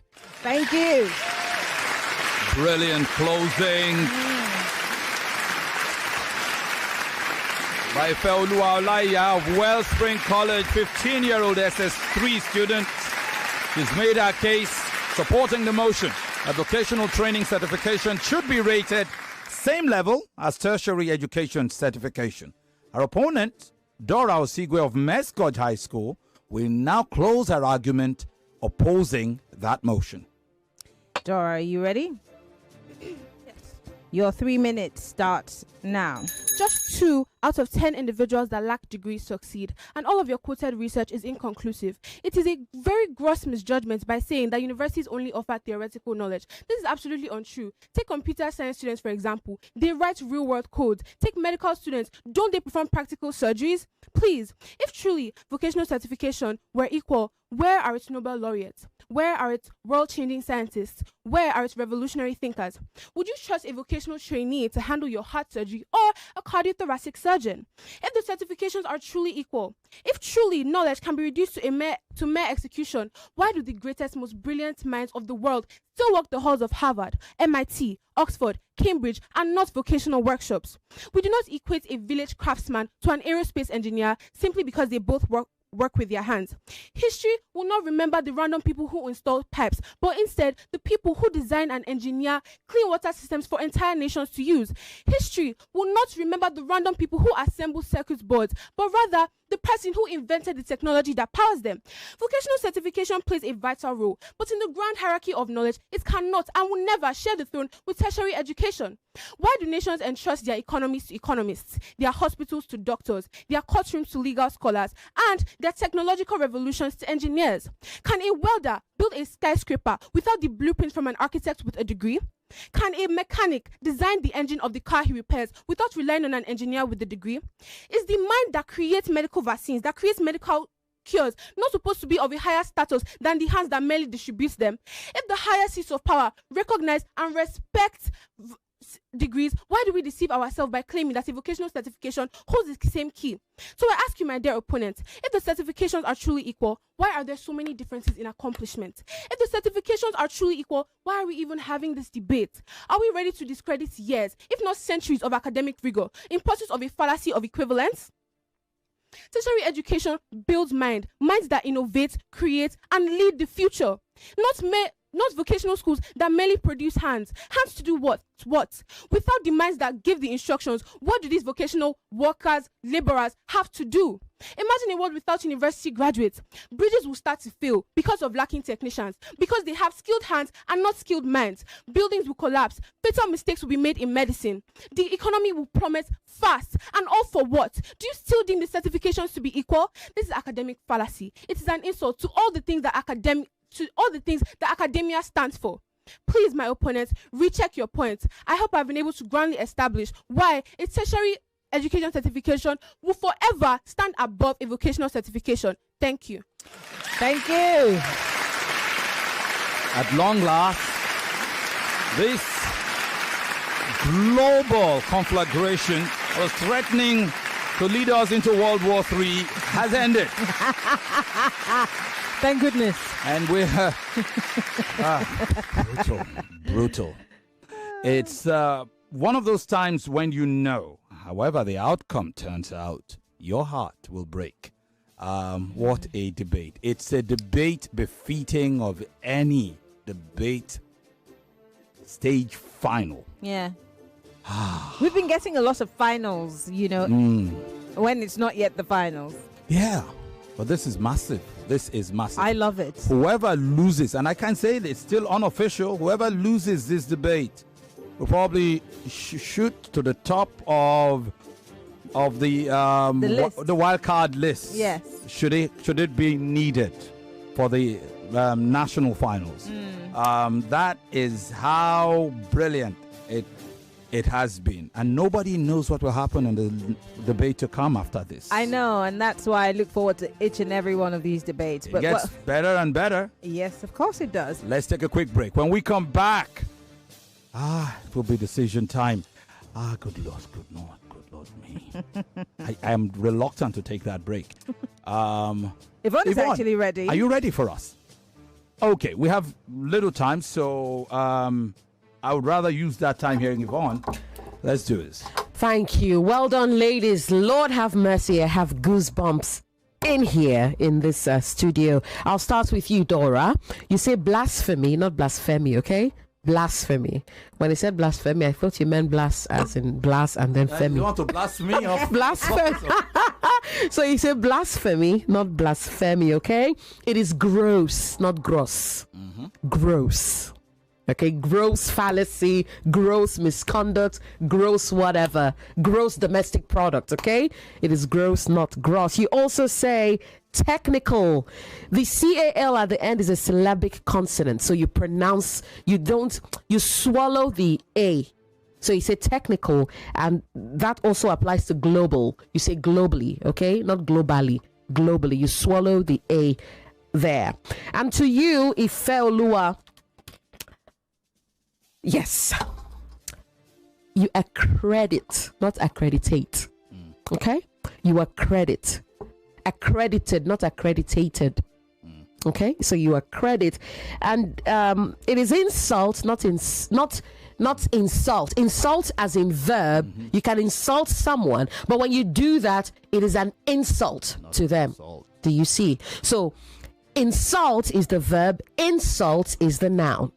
All right, that's an insult. Don't insult me. See the difference? Great. You also say Steve Jobs. Steve Jobs, not Steve Jobs. Steve Jobs. Assumption, not assumption. You said assume correctly. So the noun of that is assumption, okay? Not assumption. There's no Z anywhere in that word. It is success, not success. Success. All right? And finally, you say elitism, not eliticism. Okay? Elitism, not eliticism. The other CI doesn't exist. So it is elitism, not eliticism. Well done, ladies. Well done. All right, just to add to you, Ifeoluwa, you say capable rather than capable. Okay? Capable. And to help you understand the assumption, in most words, 90-something% of the time, if you have two S's, it's a C sound. Okay? Single S's can be Z, but once you see double S's, association, assumption, assume, you understand. Assess, okay? It helps. Thank you very much. Time now for the decision.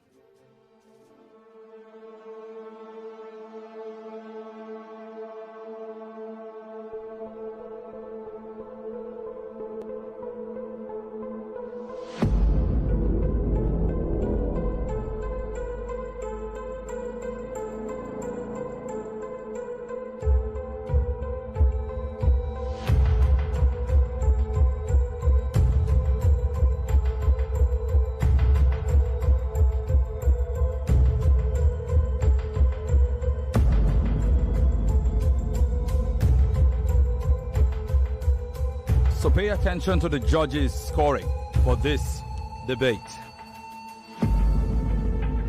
Oh, wahala.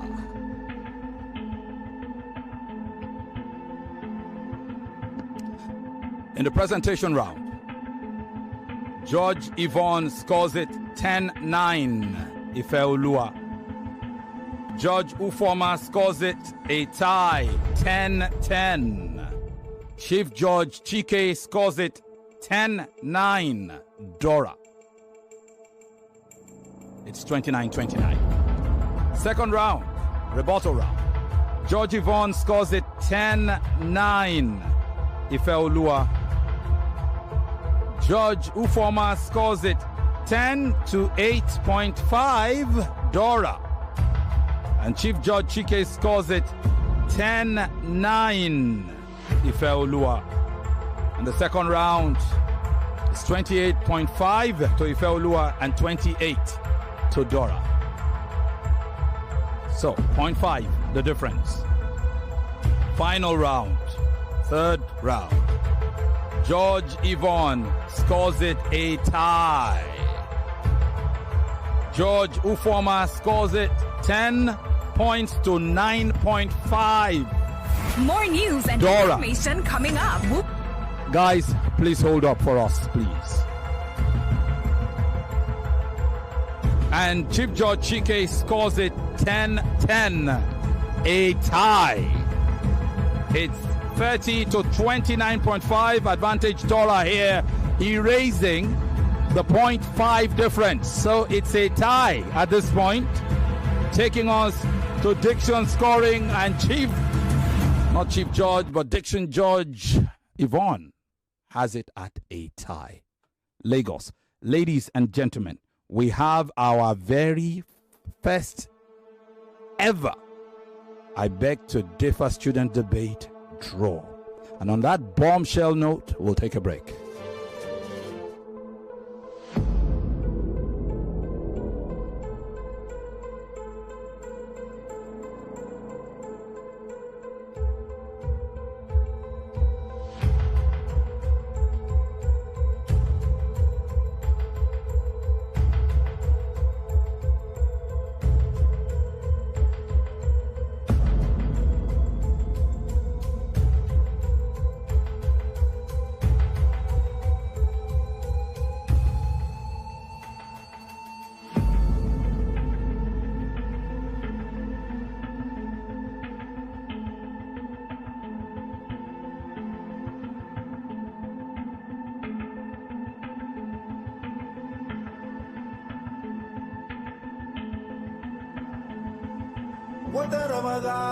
During this blessed month of Ramadan, we begin with faith and the spirit of giving. Families and neighbors come together by sharing delicious meals. From jollof rice to tomato stew, from moi moi to porridge beans, every meal is specially prepared and flavorful with Onga seasoning cubes. Together, we share not just food, but love with those who need it most. Celebrate the blessings of this holy month with Onga seasoning cubes. Onga, for great taste and aroma. Education is a key driver for growth for any economy. With the increased use of technology in various sectors, it's time to beam the spotlight on how technology can be used to strengthen the education sector, level the playing field, and make education accessible for all. Join us on EdTech Mondays on Nigeria Info Lagos at 6:45 a.m. every Monday as we discuss the key education stakeholders on emerging topics in education and the use of technology for addressing any challenges. EdTech Mondays is brought to you by MasterCard Foundation and Co-Creation Hub Nigeria.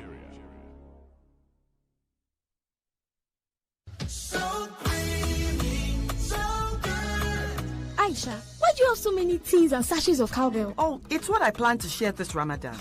My sister, you can start by sharing some with me now. Oh yeah, take. It's Ramadan after all. In this holy month, share the nourishing goodness of cowbell with friends and family. It contains vitamin B9, Vitarich, and it's so creamy, so good. Ramadan Kareem.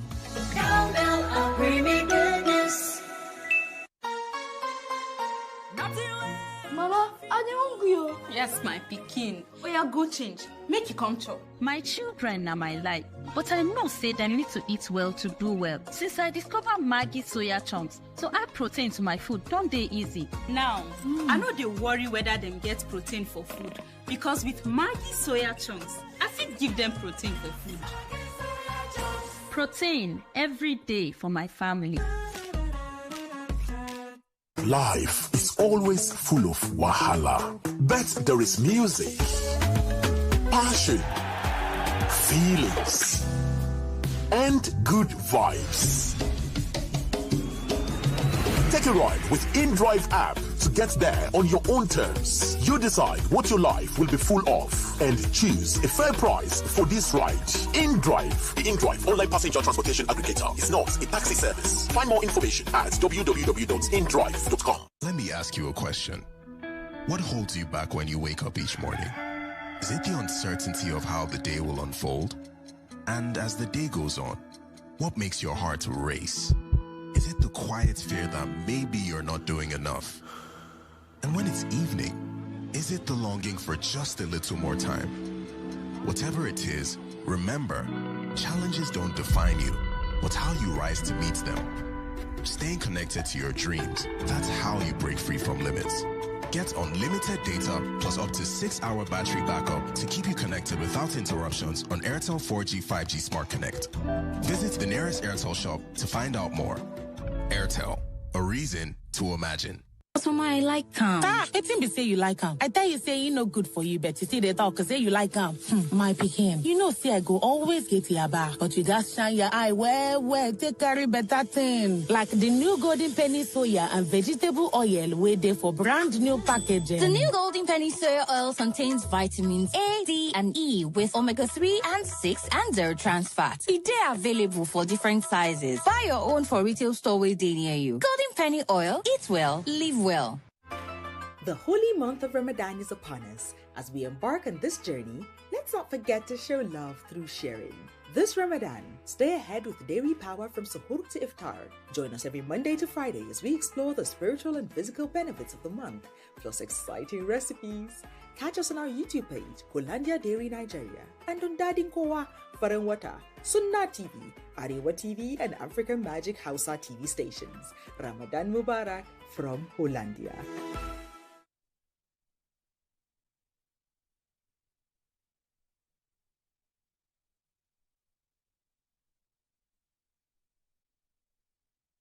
The battle for the crown rages on. 4 debaters remain. 2 semi-final spots are left. And tonight, they will fight for it.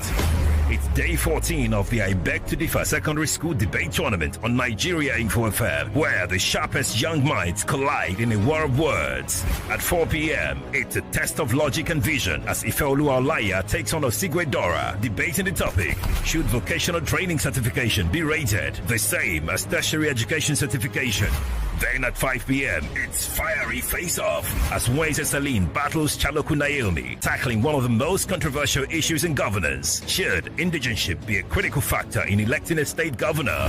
The stakes are sky high. The margin for error is razor thin. And by the end of today, 2 more debaters will punch their ticket to the semi-finals. Who will dominate the studio? Who will argue their way to the next round? And who will beg to differ the best? Catch all the action live on Nigeria Info FM 99.3, streaming on Facebook and YouTube at Nigeria Info FM and online at nigeriainfo.fm. Plus, we're proudly joined by Kids FM 101.7, bringing the battle of words to an even bigger audience. The quarterfinals continue, and you don't want to miss it.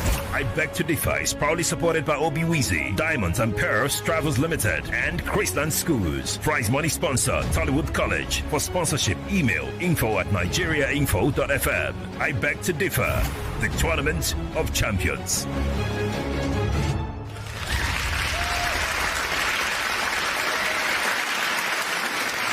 We are treading in uncharted territory, at least in this season of I Beg to Differ. I did say it was our first ever draw.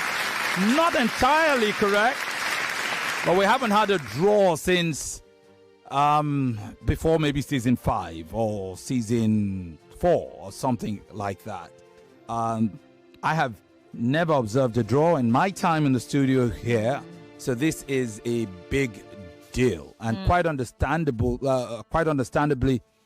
comment sections on all our social media platforms have blown up. Yes. Brilliant. Someone says it's a spectacular show. Spectacular. The ramifications of this result are immense. It means we'll go into a tiebreaker round. Mm-hmm. It is a 5-minute tiebreaker round, one-time take, where the 2 contestants switch sides.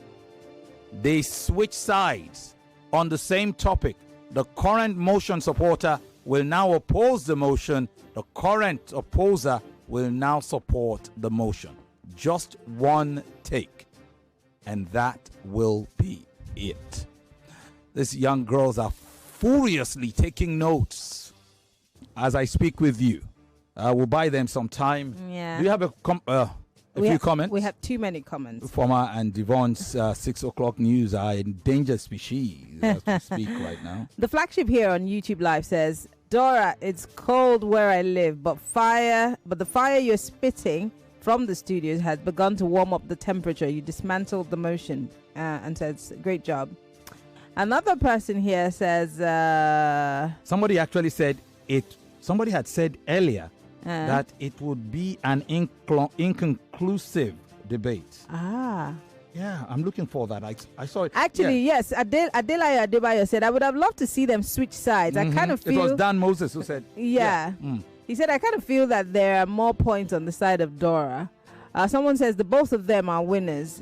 They should go further for another round. Well, you got your wish. There is another round. Interesting comments. Let me quickly check WhatsApp. Good afternoon, Mr. Femi and Marian. Emmanuel from Shomolu. These young ladies are confusing me. When I thought to have heard the most convincing position, the bump is thrown to the works from the other end. Simply amazing. 100%. They have both been. I love their minds. Kudos. Thank you all for the brilliant walk. Kayode from Ikotu says, wow, really the best and the hottest tie ever.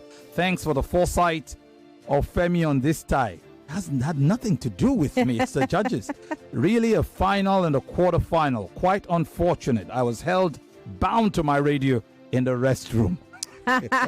Someone here says, INEC has failed us. We should have called them to help decide these results. Interesting. I beg to differ. This Osigwe girl and the Tollywood College girl representative are for the final. Nobody will tell me anything else. John from Lagos Island adding, these two contestants are well prepared. The tie result is just it. The winning will come in extra time, the next debate. So a gift from Aja says, both girls are good debaters. Please don't let them go. Good Lord. Somebody's This debate is great. Salma from Abuja, well done to them. And Patrick Abel says, I experienced this feeling last 2 years. Patrick Abel. These kids are brilliant. Both did well. Congratulations to these kids. Femi and Marian, we are stuck to this dial for life. Let the best debater win. Edozie Din Naji. Thank you very much. Lily the Valley says, spectacular. I saw this coming, and she says, well done, girls. All right. We're buying the girls some few minutes. Let's take one quick break. When we come back, it will be time. Go time. It will be time to go, no doubt. Diamonds and Pearls Travels is a multi-award winning company whose aim is to demystify travel, make it affordable and accessible by providing seamless travel service like flights, hotels, tours, transfers, packages, visa assistance, cruises, and so much more. And this Easter, Diamonds and Pearls Travels have 2 destinations for families where they are guaranteed to have maximum fun because they have selected 2 destinations that will wow you and your kids. And they call it Estalicious in Qatar from the 16th to 23rd of April, and also Estalicious in Egypt from the 15th to 21st of April. These La Familia packages are for only families with children. So daddies and mommies, for inquiries or booking, call Diamonds and Pearls Travels on 0902 521 5421. Again, 0902 521 5421. Or you can call 0813 741 2306. 0813 741 2306. So what are you waiting for? Be part of this beautiful experience. Diamonds and Pearls Travel Limited are proud sponsors of I Beg to Differ Secondary School Debate Tournament in Lagos, Abuja, and Port Harcourt.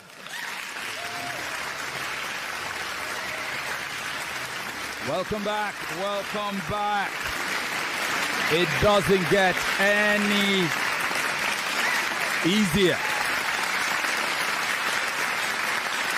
Today, one last time in the quarterfinals, words become weapons, logic is tested, and each of these last quarterfinal contestants will have to prove they belong in the next stage. We thought we would have been done with Ifeoluwa and Dora. They are still here, and there are still 2 more contestants to go. It's not just about speaking well. It's about owning the argument, dismantling your opponent's points, and standing firm in the face of pressure. The best debaters know that the right argument, delivered with precision and confidence, can be the difference between victory and defeat. So, contestants, Ifeoluwa, Dora, and the 2 finalists, quarterfinalists to come after you, take your positions. And listeners, fasten your seatbelts, because it is the last uhuru for these 2 next, to be followed by the last debate of the quarterfinals. Every word that has been spoken today has mattered, and every word still to be spoken will matter. Every fact must be precise, and each of these 2 last quarterfinal debaters who will come after these, and these 2 who have drawn their tie, must bring their absolute best if they want to survive. The competition has never been this intense, and the studio is already buzzing with anticipation. The question remains, who will outthink, out-talk, and outshine the competition? We're about to find out, Marianne. Yes, of course, and that will be determined in the next 10 minutes. No doubt. So it's 5 minutes for each of these 2 contestants. 5 minutes. No first, second, or third round. No rebuttal. No closing. Just you and the clock. You just bring us in and bring your A game here as much as possible. I'm sure the chief judge would probably have been looking at the scorecard to see whether it needs to be tweaked. Otherwise, the judges' scoring will just be sent to us on the judges' group. Yes. I'm not sure what has been determined, but I'm sure we'll find out soon enough. All right. Dora, Ifeoluwa, are you both ready? Well, Dora, you're starting now because now you are the motion supporter. Your 5 minutes, are you ready? Yes. Starts now. I am Dora Osigwe, apparently here to support the motion, and I couldn't be happier. I will begin immediately. Vocational certification prepares individuals for a specific field. In universities, they are taught some subjects which are absolutely irrelevant to the courses, to the professions that they actually eventually venture into. With the vocational certification, we're telling employers, I am fully trained in this field and so should be employed because I can provide skillful execution. Next, vocational certifications guarantee employment. That's why we have more employed skilled laborers than university graduates who spent decades in school. Imagine that, a 10-year course, and for what? They begin to search for jobs later. Moving on, vocational certification should be equal because accreditation equals credibility and not prestige. Employers value skilled hands and workers over those who merely sit behind computers all day. The certification should be equal because there is equal effort. There are vocational graduates, for example, are on the field, constantly working, constantly trying to prove themselves, constantly being given more challenging work. Who builds? Let me ask you, who takes action? University degrees without the people to implement their policies is absolutely useless. Vocational certificate holders build our future with their hands. Google and Tesla absolutely value skilled employers who can work with their hands over university graduates. Vocational certification equals competence, and the success rate of its holders far surpass that of a degree. The greatest countries, such as Singapore, Germany, Finland, Asia, constantly look for people to drive their progress, people with vocational certificates.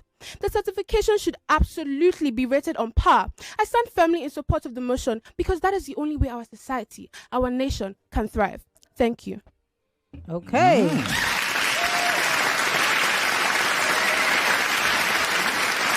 Well, thank you very much for your debate. We will now switch the pendulum. That was Dora, by the way. Dora Osigwe of Mescoj High School, 15 years of age, SS3 students. The pendulum now swings her opponent's way. Ifeoluwa Olaya is from Wellspring College, and she will now go. Ifeoluwa, your 5 minutes starts now. I am Ifeoluwa Olaya, and I firmly oppose the motion that vocational training certification should be rated the same level as tertiary education certification. Do you want to compare doctors, lawyers, and engineers to carpenters, plumbers, and to carpenters and plumbers? No, we can certainly not compare that. Firstly, accreditation bodies have proven higher credibility in university graduates. We have bodies like the NUC that have proven that the ability of university graduates often exceeds those of vocational training graduates. Why? Because these university graduates have acquired enough knowledge and skills to be able to function well in the particular field that they are working in and in various other fields. Secondly, career mobility is easier for university students. For example, you have science students, somebody that studies a science course in university. They can easily switch between industries. They can go from cybersecurity they can go from medicine to something like surgery or neurology. Various science fields that are, and this is brought about because universities teach various fields. So you are not only focused on a particular course of study, you are learning various things that can help you to switch between careers and not just stay on a particular career path. So if one career isn't doing well, you can easily switch once you get accreditation. Also, it improves thinking skills, recall and problem solving skills. A 2022 Harvard study shows that university graduates often have higher cognitive ability than vocationally trained graduates because their expertise is in skills that require hands-on practice, not knowledge-based situations, basically. Also, tertiary education drives innovation and economic progress. A McKinsey studies have proven that through research, assessments, and many more, people can create new innovations. Economies and industries are built through learned people. We have people like Albert Einstein, various people that have revolutionized various industries through their innovations. Why? Because they were learned. They acquired theoretical knowledge, not just skill-based knowledge. Also, industries like medicine and law can never be automated. A 2022 World Economic Forum report shows that vocational training certification risks automation by 2030, which shows that instead of focusing on hands-on skills that might even be eliminated by a particular period of time, we should focus on the things that we know they stay for a long time, basically. Also, entry into university shapes individuals positively.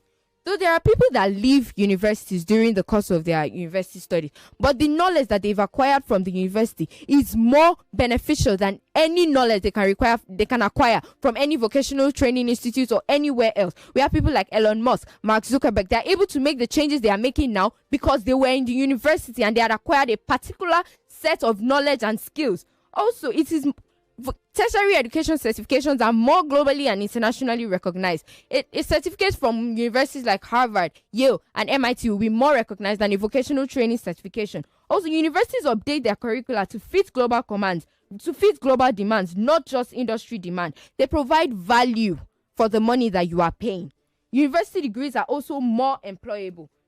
A 2023 study shows that a cybersecurity experts in a tertiary education and in a vocational training institution cannot be compared because what they will learn in a university is greater than what they will learn in a vocational training institute. They will acquire theoretical knowledge and practical knowledge, hands-on expertise to be able to work in real world situations or to be able to function in an actual workforce.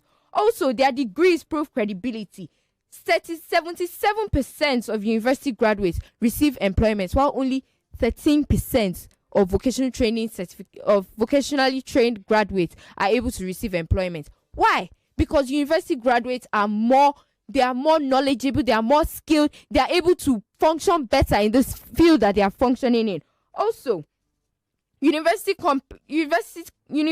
courses cannot be compared with vocational training courses because the uni teaches a more broad and more they teach more broad and encompassing courses. Political office often require tertiary education certification, not vocational training certification. You see people going for presidency, people going for governorship, they ask for their tertiary education certification, not their vocational training certification. If somebody studied plumbing or they were an apprentice for someone, do you think they will have a higher advantage when going for a political office than someone that actually went to university and has degrees, maybe even masters and PhD? University graduates, thank you.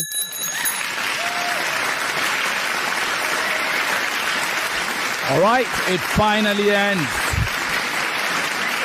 And it's down to the judges. Lagos. We must appreciate the amount of mind shifting, mind bending it requires. And it was on the spot. It was not prepped. It was on the spot. Yes. And remember too, at this stage of the competition, the students are not particularly told to prepare for both sides of the arguments, as in their first round, where they prepared for both sides, which would have given them an edge in the rebuttal in the case of a tiebreaker. So it would have been tough for these kids to have, if I was one of them, the clever thing I would have done, take my opponent's rebuttal notes, make those points, and then look for one or two to add to it. Yeah, and just expatiate on it. Look, I love it. I love how these kids have been thinking on their feet. Mm-hmm.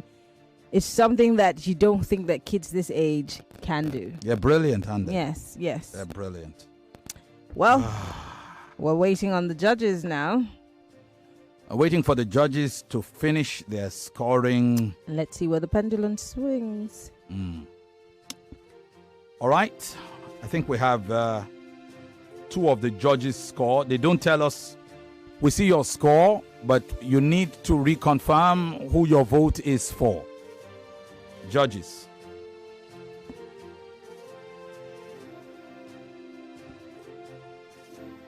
Okay.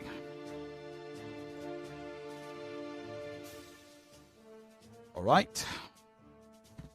Let's see. Let me go back and check with are you ready for this, Lagos? Anyway, the final decision has been made. We only need read them to your hearing now. Did you check how social media has voted? Yes, of course. I have the polling, but I was just waiting for the results. Why not just share that with us? Okay. So we had polls up on X, on Facebook, and on YouTube. On YouTube, Doral Sigwe has 53%. Ifeoluwa Olaiya, 46%. On X, we have Ifeoluwa Olaiya with 43.2%, Doral Sigwe with 56.8%. And on Facebook, we have Ifeoluwa Olaiya with 35% and Doral Sigwe with 65%. So Dora bosses the voting for Yvonne Ohaifo scored it 10-7 for your winner by unanimous decision.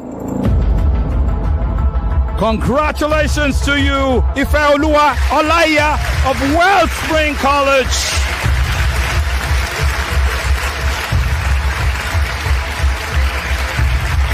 You have been done and you have finally triumphed. Congratulations. Congratulations. How do you feel? I feel good. Okay. Dora, well done. You know, I often tell contestants how proud I am of them. Never have I meant it as much as I do now. I am truly, truly proud of you. And I still think that you are atop the wild card options, should an opportunity show itself for the national finals, if potentially any of the national qualifiers are unavailable for the national finals, I would also add that I thought you lost it because you ended your tiebreaker round a bit too soon. If I'm not mistaken, you were done in like 2 minutes. Yes. And you had 5. Yeah. Perhaps you didn't have enough time to eke out new points, and it's understandable. But this is not a referendum on your quality as a debater. I can understand that having to go first in such pressure cooker situation where you have very minimal time to readjust would have been detrimental to you. I also feel that debate would probably have not gone into a tiebreaker round, and this is not to discredit what Ifeoluwa did. If you had cut your introductory comments of the first debate short, and you hadn't run out of time to finish your last the point you were making, remember, you were cut off. And I assume that in your rebuttal round, you will add further points. And in your rebuttal rounds, when you were done rebutting, you had time. You still had about a minute, and you didn't try to add more points or rehash that point you had tried to make when you ran out of time. Because at best, the judges would have given you 1 point for that point you made, because you just made the point, there was no time to explain it. Even if you had no more points, after your rebuttal round, you should have just gone back to it and said, oh, back to the point I was trying to make.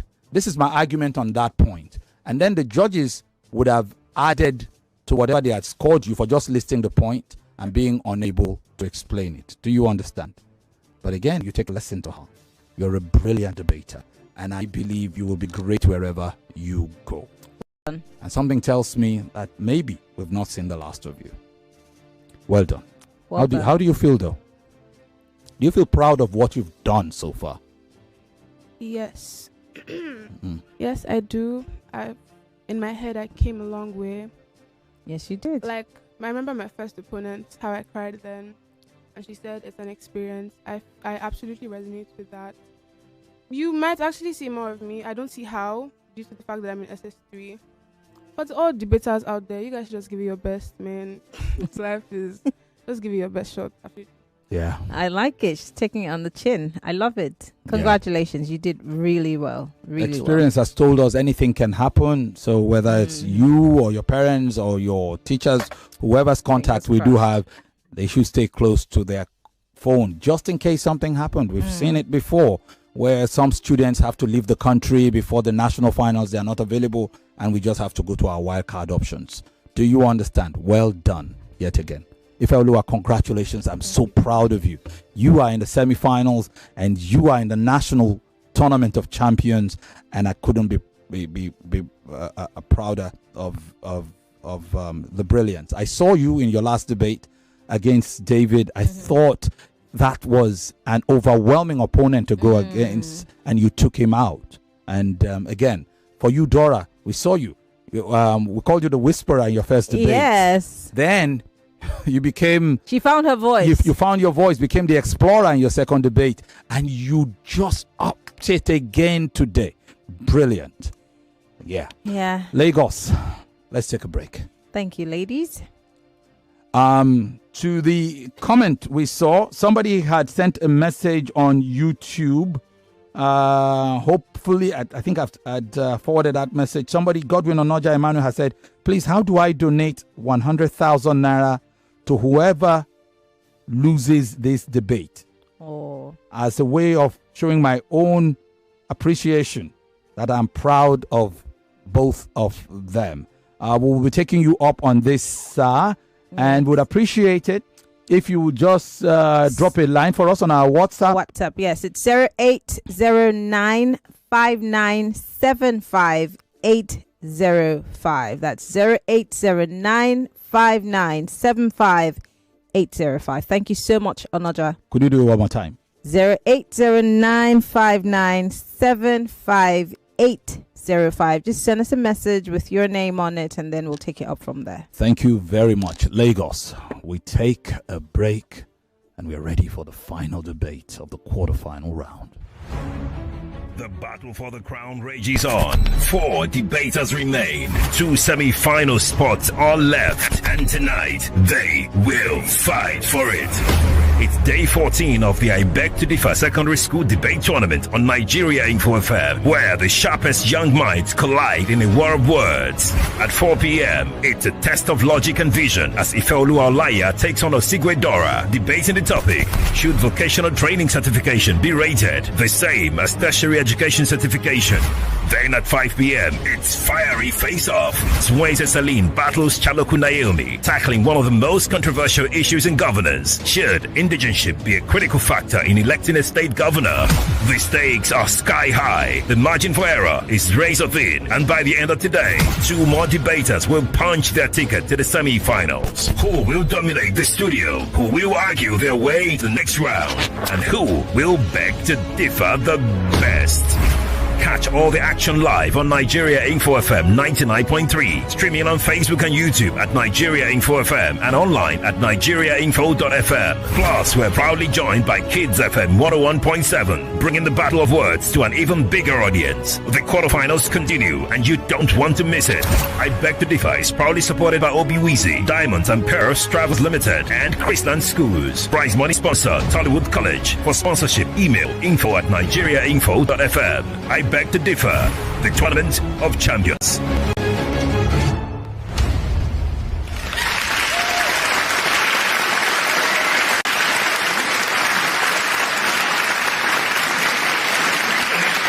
All right, where is Sheriff when you need him? Welcome back.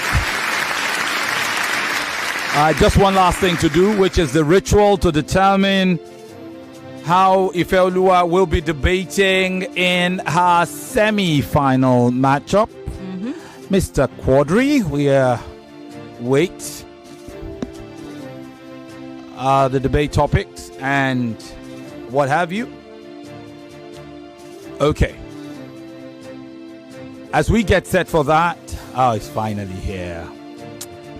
I like Sheriff. Mr. Dependable, thank you very, very much. So, it's we'll go quickly into the ritual, and this ritual will determine how Ifeoluwa will debate in the semi-final. Ifeoluwa will go up against either Celine Nweze or Naomi Chaloku in that semi-final matchup. I need 2 pieces of paper. 2 pieces of paper. Right hand or left hand, which one do you want? Whichever one you choose will determine whether you will be supporting or opposing in your next debate. I want you to say it. Right or left? Left hand. All right? Please, kind miss, hand the paper over to her. And can you tell us how you will be debating in your semi-final matchup? Ifeoluwa, step up to the mic. Support. You will be supporting the motion. Brilliant. Thank you very, very much. And that means your job here is done. We'll take one final break, and then you can exit the studio when we take that break. The battle for the crown rages on. 4 debaters remain. 2 semi-final spots are left. And tonight, they will fight for it. It's day 14 of the I Beg to Differ Secondary School Debate Tournament on Nigeria Info FM, where the sharpest young minds collide in a war of words. At 4 p.m., it's a test of logic and vision as Ifeoluwa Olaiya takes on Osigwe Dora, debating the topic: should vocational training certification be rated the same as tertiary education certification. Then at 5 p.m., it's Fiery Face-Off as Wenze Celine battles Chaloku Naomi, tackling one of the most controversial issues in governance. Should indigenship be a critical factor in electing a state governor? The stakes are sky high. The margin for error is razor thin. And by the end of today, 2 more debaters will punch their ticket to the semi-finals. Who will dominate the studio? Who will argue their way to the next round? And who will beg to differ the best?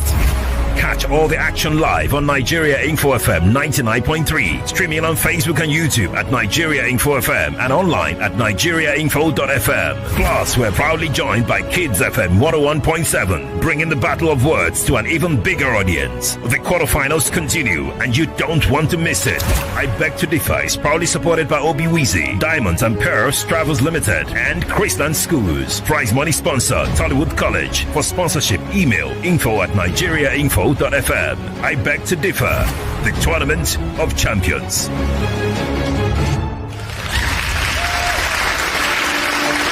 Welcome one and all to this last debate of the quarter-final round of I Beg to Differ Student Debate Tournament Season 8, the second Lagos Regional Finals, Marianne. Yes, of course. Well, the very first debate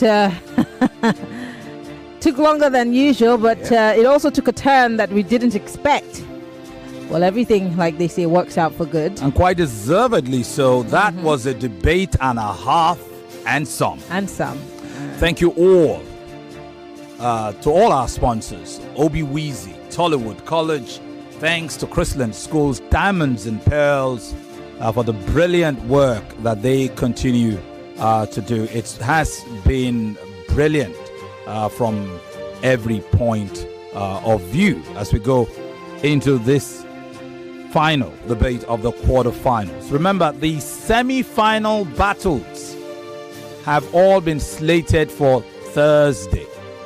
The 2 semi-finals will happen on Thursday. So today's debaters, you just saw Ifeoluwa qualify.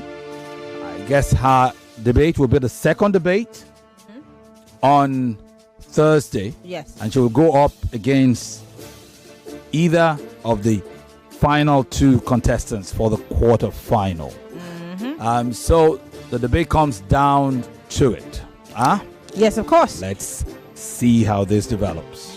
Well, it's time for us to meet the debaters who have joined us in the studio this evening. Let's start by introducing them to you, and then, of course, the debate will begin. Let's start by meeting Wenze Celine. My name is Wenze Celine, a 16-year-old student of the Gibson College. What inspired me to join this debate tournament was, I've constantly been watching other debaters and I love the way they debate and everything. I also have passion for debating. So I thought, why not? Why can't I join the debates? So I registered for it. Why not? Why not? Celine Nweze of the Gibson College. She's 16. She's in her final year, SS3. Welcome, Celine, to the last quarterfinal debate this season. Thank you, sir. You're welcome. Let's now meet our All right. opponent. Let's meet Chaloku Naomi. My name is Chaloku Naomi Chukwufunaya, a 15-year-old student of United Senior High School. So I decided to join the I Beg to Differ debate tournament after one of my friends told me about it. So I made up my mind to join to improve better. Applaud this young lady. Naomi Chukwufunaya Chaloku of United Senior High School. Chukwufunaya, God loves her, God loves you. Brilliant girl, she's 15, she's in SS3, and here she is. Welcome. Thank you, sir. Okay, so this final battle, brilliant minds. It's wizardry. I'm talking in 2 places. All right, so Celine and Naomi, are you girls ready? Are you ready? Yes. Let's tell you what the motion is, and then we'll determine who is supporting the motion. The motion of this debate is this: indigenship is a critical consideration in electing the governor of a state. Indigenship is a critical consideration in electing the governor of a state. Who is supporting this motion? Who is supporting? Me. You are. Yes. So Celine Nweze is supporting the motion that indigenship is a critical consideration in electing the governor of a state. Her opponent, Naomi Chaloku, is opposing that motion. Naomi is from United Senior High School. Celine is from the Gibson College. Ladies, are you ready to go? Yes, sir. All right. Well, since you already know the drill, Femi, are we taking a quick break or are we going straight to it? I think we should go straight to it. Okay. All right. Mweze Celine, you are the motion supporter. You have 4 minutes. Are you ready? Yes, ma'am. Your 4 minutes starts now. When it comes to electing the governor of a state, we often focus on policies and experience. But what about the importance of roots? If governance is truly about serving the people, then those with the strongest connection to the people, to the land and its people, should be given a priority in leadership. Good day, Mr. Chairman, panel of judges, accurate timekeeper, my co-debater. I am Nwaize Selen, a student of the Gibson College and a firm supporter of the motion, which states that indigenship should be a critical consideration in electing the governor of a state. Indigenship simply refers to the state of being native or indigenous to a particular community or region. And here are reasons why I believe it should be a necessity in electing the governor of a state. Preservation of cultural heritage. An indigent governor understands and promotes the traditions, culture, and language of the people. Deeper understanding of local issues. Indigent governors have first-hand experience with the challenges of the states and can provide better solutions, greater loyalty to the state. An indigent governor is more likely to have deep-rooted commitments to the state and long-term in the development of their homeland. Prevention of external domination. If a non-indigent is elected, it can lead to marginalization of local people and their interests, stronger connection with the people. An indigent governor has historical and emotional ties with the community, making governance more relatable and effective. Knowledge of state history and needs. An indigent governor is more familiar with the historical struggles and developmental needs of the state. Encouragement of indigenous leadership. Prioritizing indigenship promotes political inclusion and prevents outsiders from dominating leadership and economic development of the state. An indigent governor is more likely to favor policies that promotes local businesses, that support local businesses and create job opportunities for the citizens. Political stability. Encouraging indigenous leadership will help reduce ethnic tension and conflicts that may arise from having an outsider in power. Better representation at the federal level. An indigent governor is more likely to represent the interests of the state more effectively at the federal level. Continuity in governance. An indigent governor is more likely to carry on existing traditions and policies that aligns with the state's long-term vision, respect for traditional institutions. An indigent governor is more likely to respect and work closely with traditional rulers and community elders. Encouragement of local talents. Giving leadership opportunities to indigents help ensure that the best mind in the state are not overshadowed by external candidates. Promotion of local content in governance. Policies will be tailored to favor the unique cultural and economic needs of the people, trust and acceptance by the people. The electorate will feel more comfortable under the leadership of someone they consider as one of their own. Prevention of external exploitation. If a non-Nigerian is elected, the non-Nigerian may prioritize their interests or those of their homeland over the welfare of the people they govern. Also, historical precedents. Many states and regions which prioritize indigenship in leadership have been able to grow their political and cultural stability. Finally, prevention of political manipulation by outsiders. Prevention of political manipulation. Thank you. Opening round for Celine Nweze of the Gibson College, 16 years of age, SS3 student. Well done. We'll switch now to her opponent, Naomi Chaloku of United Senior High School, for 5 minutes. Naomi. 4 minutes. For 4 minutes. Beg your pardon. All right. Naomi, are you ready? Yes, ma'am. All right. Your 4 minutes starts now.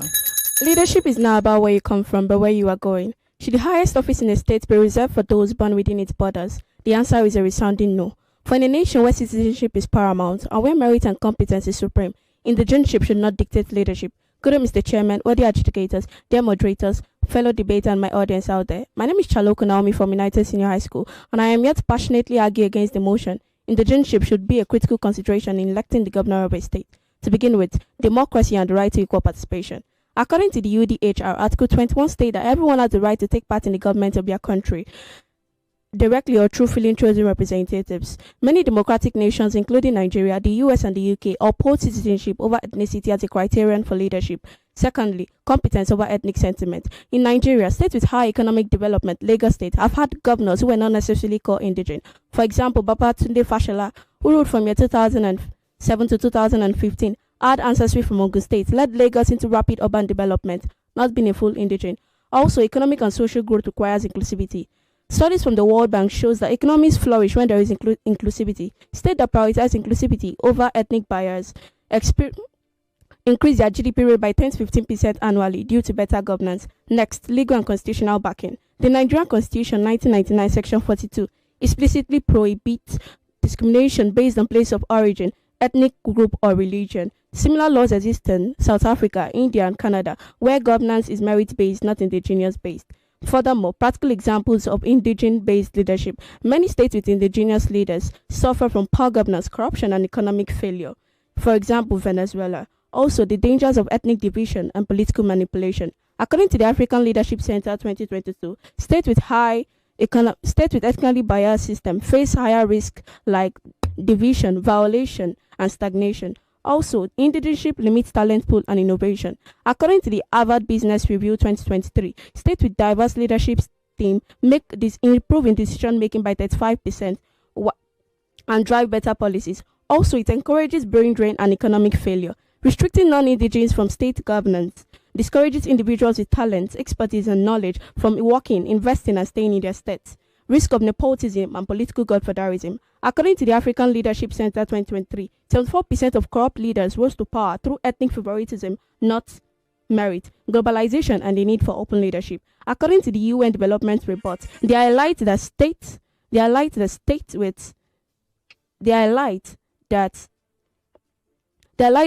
open to external expertise grow at an average of 4.8% GDP rate compared to those with indigenous-based leadership, 1.2%. Indigenship contradicts the spirit of national unity. According to the World Economic Forum 2021, countries that practice inclusivity experience 20% of stronger national unity than those with indigenous-based leadership. Some states depend on non-indigenous for economic growth.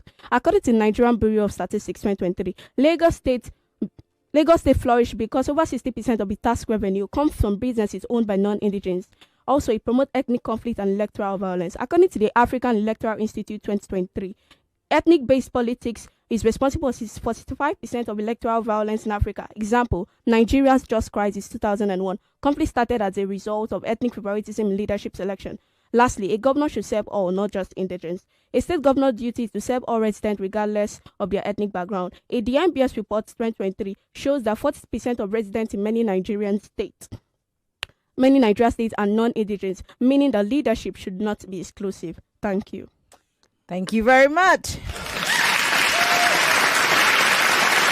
And so we come to the end of this part of the debate, the opening round of the debate.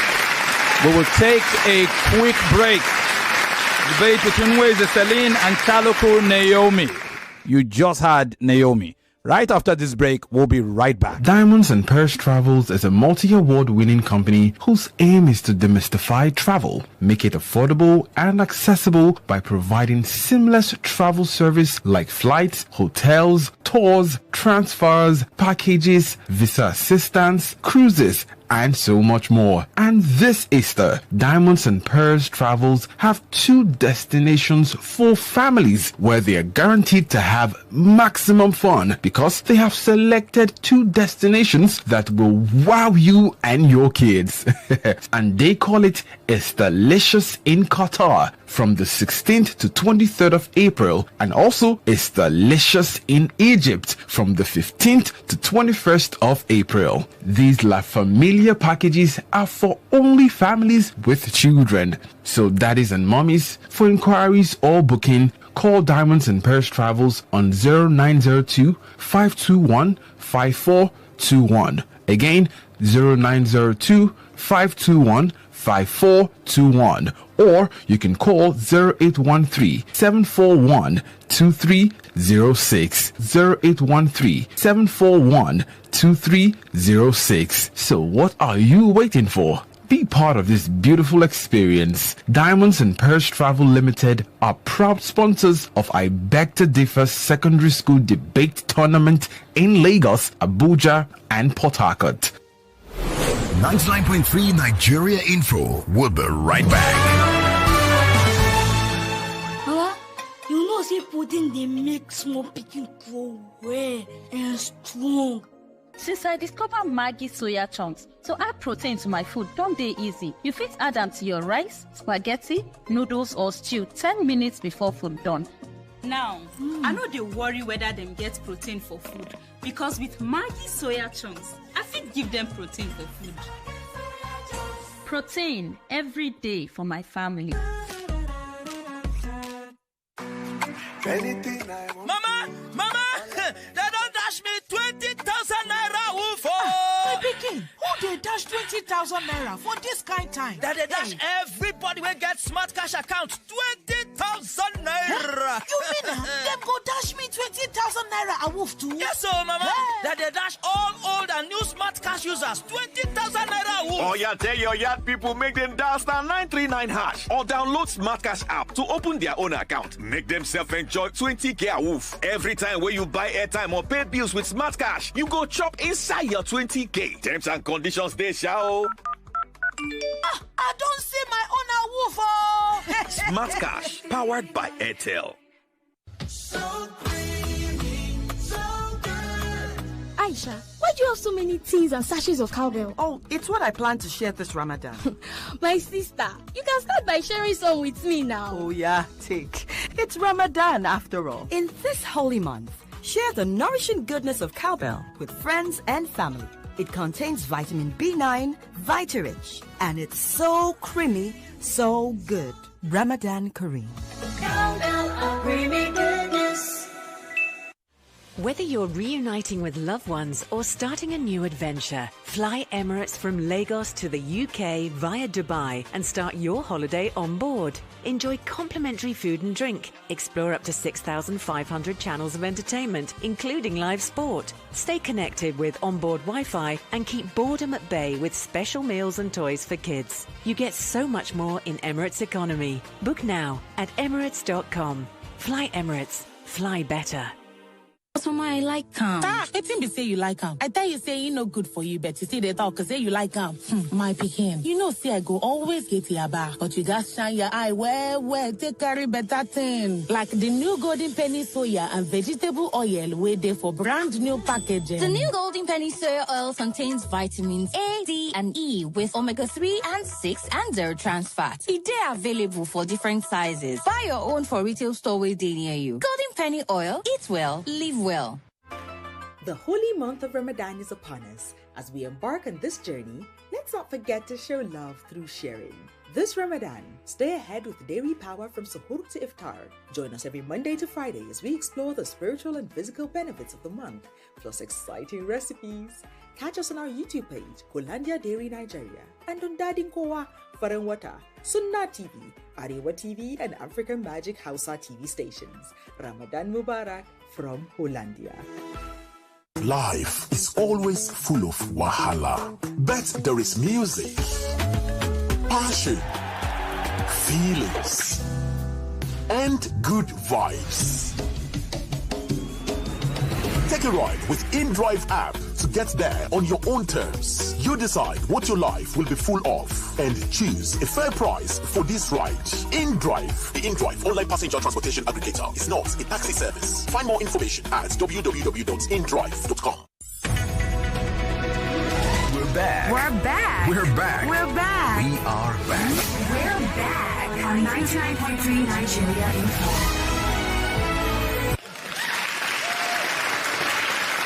Welcome back. This debate features Nweze Celine of the Gibson College and Chaloku Naomi of United Senior High School. It is now time for the rebuttal rounds between these two students. And for the rebuttal round, we'll start first with the motion opposer. All right. You have 4 minutes or so. Are you ready? Yes. All right, Naomi, your 4 minutes starts now. My name is Chaloku Naomi, and I am back to refute my opponent's point. My opponent made mention of preservation of cultural heritage. Preservation of cultural heritage is not an effective factor for electing a governor. It is all. Rather, we should choose a leader who can balance preservation of cultural heritage with economic development, infrastructural development, healthcare, and education for the benefit of all citizens. Also, you made mention of political stability and economic development of the state. Social stability is not unique to indigenous leaders. Non-indigenous leaders can foster community engagement, addressing grievances to simulate economic. You made mention of deeper understanding of political issues and knowledge of state history and needs. A non-indigenous leader can understand the needs and political issues of the people of a state by making research, consultation, and engagement with local communities. Also, you said that greater loyalty to the state. A non-indigenous leader can also be loyal to a state. That's why we need to choose a leader based on their ability, skills, and leadership qualifications, and not based on their place of origin or birthplace. You mentioned respect for traditional rulers. Respect is not exclusive to non-indigenous leaders. Non-indigenous can also show respect to their traditional rulers. There were reports of a disagreement between the former governor of Benin State, that is Godwin Obaseki, who had a disagreement with the Oba of Benin, Oba Eruatu, in year 2016. This shows that non-indigenous leaders can show respect to their traditional rulers of a state. Also, you mentioned trust of the people and stronger connection to the people. A non-indigenous leader can still show connection to the people because by then he would have understood the historical ties of the land and also know the issues and the needs of the citizens in that particular state. You mentioned better representation at the federal level. There are states with indigenous leaders and they still face lots of struggles, like the Bayelsa State, which faces insecurity, and also the Niger State, which faces Bayelsa State face infrastructural deficits, and Niger State faces insecurity. Better representation at the federal level is not only for indigenous leaders. Non-indigenous leaders who are chosen based on their ability, skills, and leadership quality can better represent the citizens of their state at the federal level. You mentioned prevention of external domination and continuity in governance.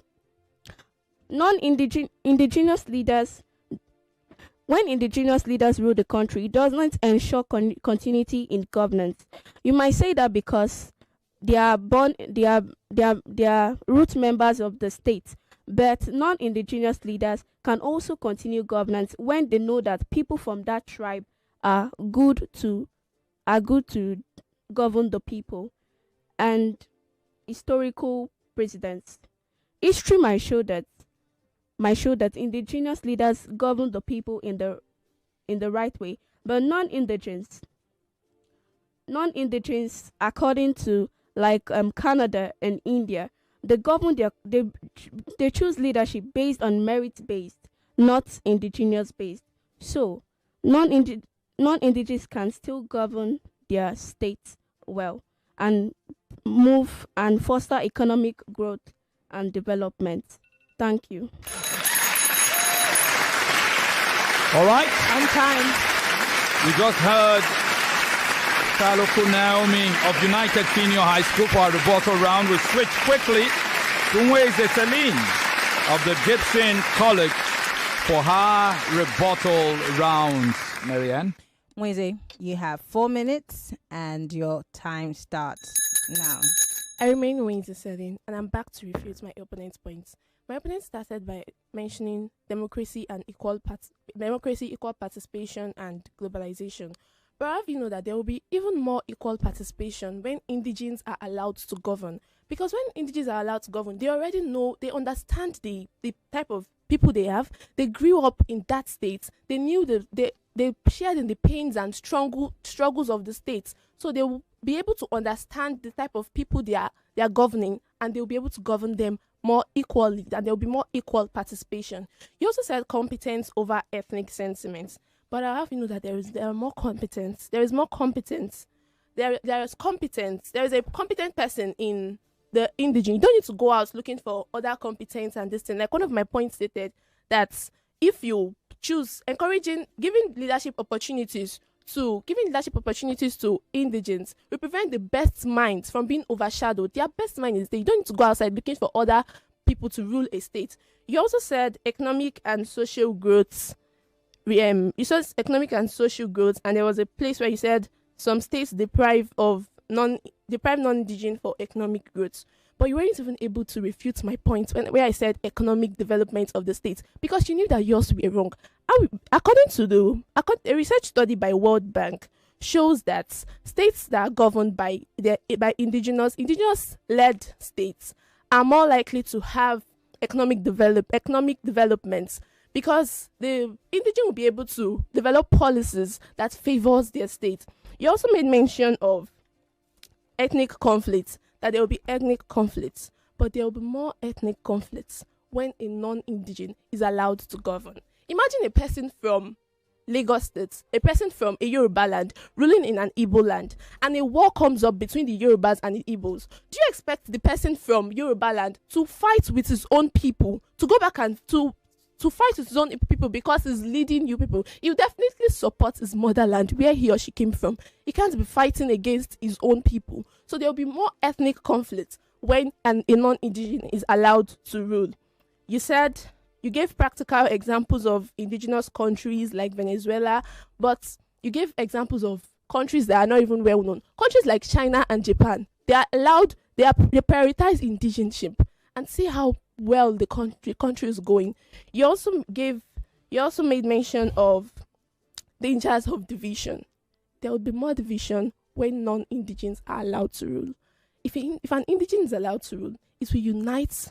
There will be unity. There will be unity when indigenes are allowed to rule. You also said brain drain and economic failure. And yes, there will be economic failure if a non-indigene is ruling a state it doesn't come from. You said nepotism, but have you know that nepotism is not about ethnicity, it's about governance. A non-indigene can also promote nepotism, favoritism. Like I gave the example of a Yoruba person ruling an Igbo land. The Yoruba person will surely favor his own people and not the land is ruling. You also said it contradicts the spirit of national unity. It doesn't contradict the spirit of national unity. Rather, it unifies the people even more. You said legal and constitutional backing. It limits talent pool. It doesn't do any of this. An indigene should rule his own nation. Let everybody go back to their country and go back to their states and rule his or her own state. So there will be peace and harmony. In addition to my points, prevention of political exclusivity. Allowing indigenes to rule will prevent political exclusivity. Thank you. All right. And so we come to the end of the rebuttal round between Mweze Celine and Chaloku Naomi.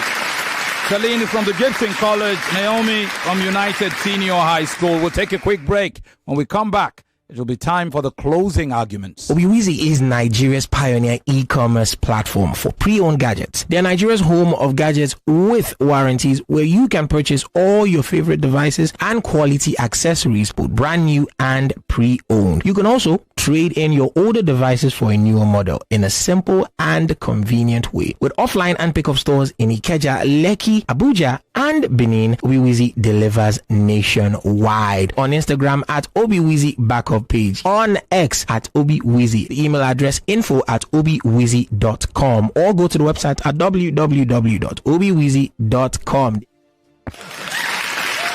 All right, we are back, and we are on the last lap for today's quarterfinal debate between Mweze Celine and Chaloku Naomi. It's time for the closing arguments, and so we're reverting to status quo. We're coming back to you, Mweze Celine, to give your closing arguments. You have 3 minutes each. Your time starts now. As we conclude this debate, we are reminded of the timeless principles that leadership is not about policies, promises, or political maneuvers. It's about understanding, connection, and identity. To illustrate this, let me take you on a journey that depicts real-life examples and stories that reflects deep truths on why indigenship matters. Imagine a young man born and raised in a particular state. He knew the struggles of his people, how local farmers in the state faced crippling droughts, while city elites miles away seemed unaffected. He wasn't just a spectator in this drama, he was one of the citizens, living in the challenges of the states. His community wasn't just a backdrop to his life, it was the very fabric that shaped his entire worldview. When he later entered politics, he did so not as an outsider seeking power for self-interest, but as an indigene who understood the hardship of his people and felt an unwavering responsibility to improve their lives. Now contrast that with a candidate, although highly educated, is from a neighboring village. He might be well versed in governance policies and development plans, but how well can he grasp the heartache of those local farmers? Can he understand why certain cultural practices continue to hold great significance to the people? His education might make him a brilliant administrator, but it takes something deeper. A connection, a shared identity, and a lived experience to truly resonate with the local populace and implement change that sticks. Indigenship is not only about birthrights, it's about the lived experience, the shared history, and the invisible thread that ties one to a community. It's the reason why people like Nelson Mandela, although being a towering figure in global politics, was able to rule with such insight and empathy. Mandela is a son of South Africa, born of its soil, molded by its struggles. His understanding of the people, their hopes and their pain is something no outsider could ever replicate. This deeper connection was the reason why he was able to bridge divides, heal wounds and unite a fractured nation in a way no foreign leader ever could. In conclusion, indigenship is not about excluding others or limiting opportunities. It's about choosing someone whose life has been intertwined with the land and its people. To elect a governor who is an indigene is to elect someone who doesn't just lead the people, but who has, from the very start, been a part of its story. And that, I believe, is the very foundation of true leadership. Thank you for listening. Thank you. And so, her part is played. Celine Mweze, 16-year-old SS3 student of the Gibson College, has rested her case.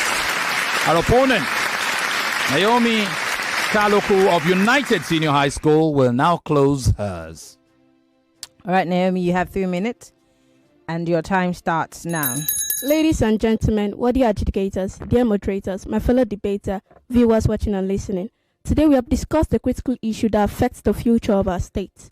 Prioritizing merit over birthplace is the key to effective governance and sustainable development. According to the World Bank, today over 70% of countries have adopted merit-based selection of leaders, recognizing that competence, not birthplace, is the key to effective governance.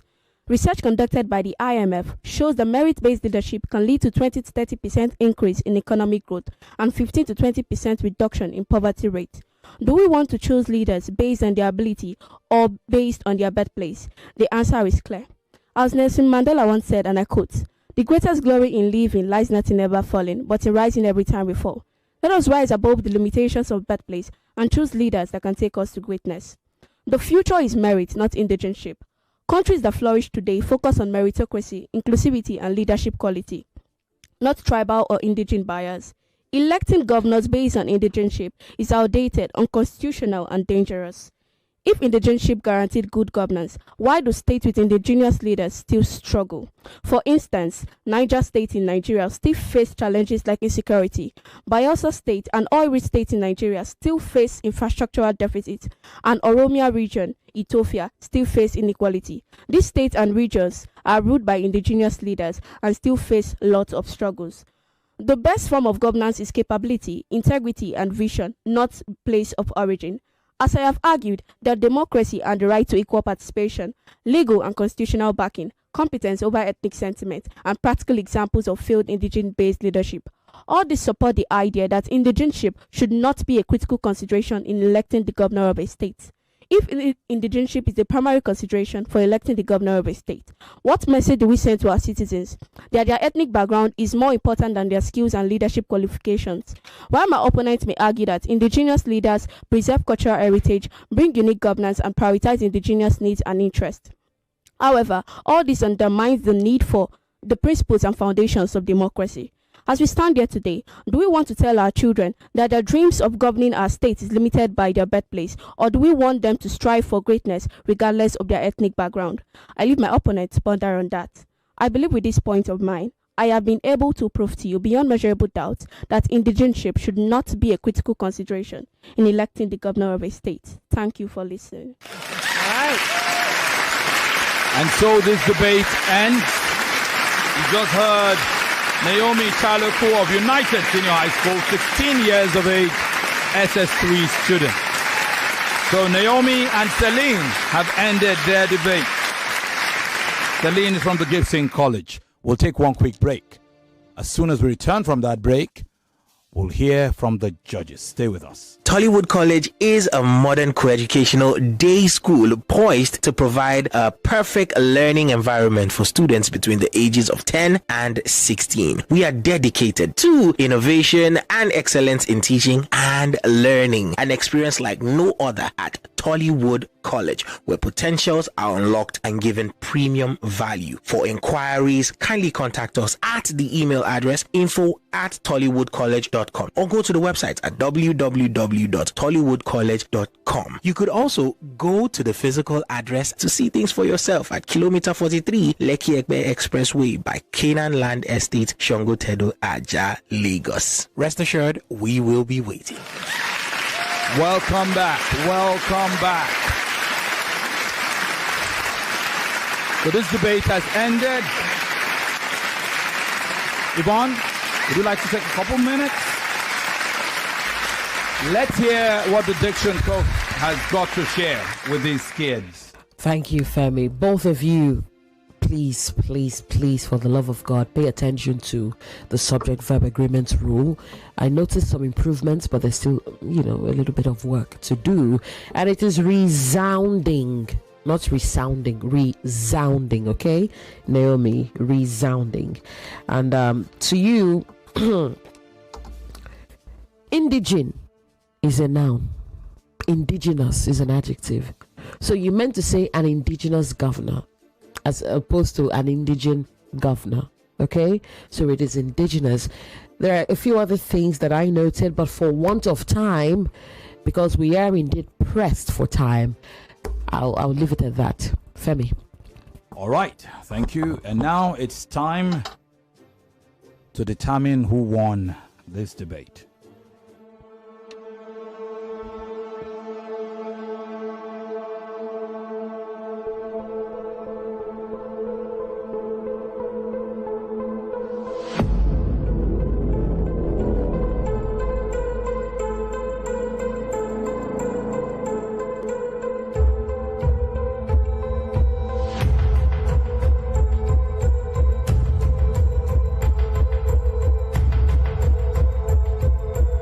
Here are the results for this last debate.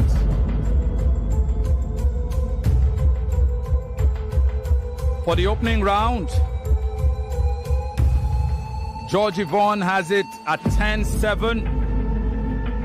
George Ufoma has it at 10-6. And Chief George Chike has it at 10-6.5. Unanimously for Naomi. Opening round.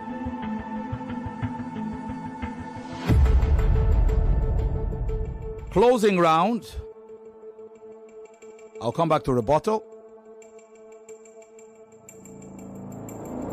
George Yvonne has it as a tie, as does Chief George Chike. It's a tie for both of them. George Ufoma has it as 10-9 for Celine. Bringing us to the rebuttal rounds. Judges Yvonne and Ufoma give it unanimously as a tie. And Chief George Chike gives it as 10-8 for Naomi. Prediction scoring is a tie. And so the winner and final qualifier to the semi-final of this debate by 99 to 87.5 points. Congratulations to Chaluku Naomi. Well done. Well done.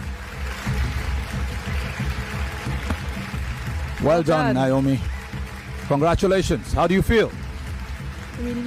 Relieved. Oh. Well, there is a lot of lessons to learn for you as you go into the next round. You will go up against Ifeoluwa, and here's your topic. Here's how that debate will go. For you, Celine, fantastic job. I thought you lost it in your opening round. I thought you did. Your closing round was brilliant, but the damage had been done. Yes. But take pride in what you've done. Well done. Well done, Celine. Okay? Do not be disappointed. You gave it a very, very good fight. Okay? It just didn't work today. All right? Well done. Lagos. We've got to end it here. Yeah, we've got to go. The semi-finals are on Thursday, starting at 4 p.m. But tomorrow we will be here to analyze what we've so seen. far. Special thanks to producer Sheriff Quadri and the entire production team. Babatunde Abdul Salam, Tunde Kenneth Odueme, Olamide Fadoju, and Genevieve Nweke. Not to leave out Onyeka Eledan. Thank you, everyone. Thanks to our sponsors, Tollywood, Obi-Weezy, Diamonds and Pearls, and Chrisland College. But most importantly, thank you, our loving audience. See you tomorrow at 3 p.m. for the review. Bye-bye.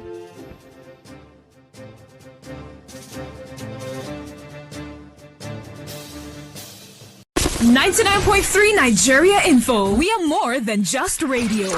Subscribe to our YouTube channel at Nigeria Info FM. Check us out on Facebook at Nigeria Info 99.3. Follow us on Twitter at Nigeria Info FM and on Instagram at Nigeria Info FM Lagos for live updates as it happens. 99.3 Nigeria Info. Let's talk.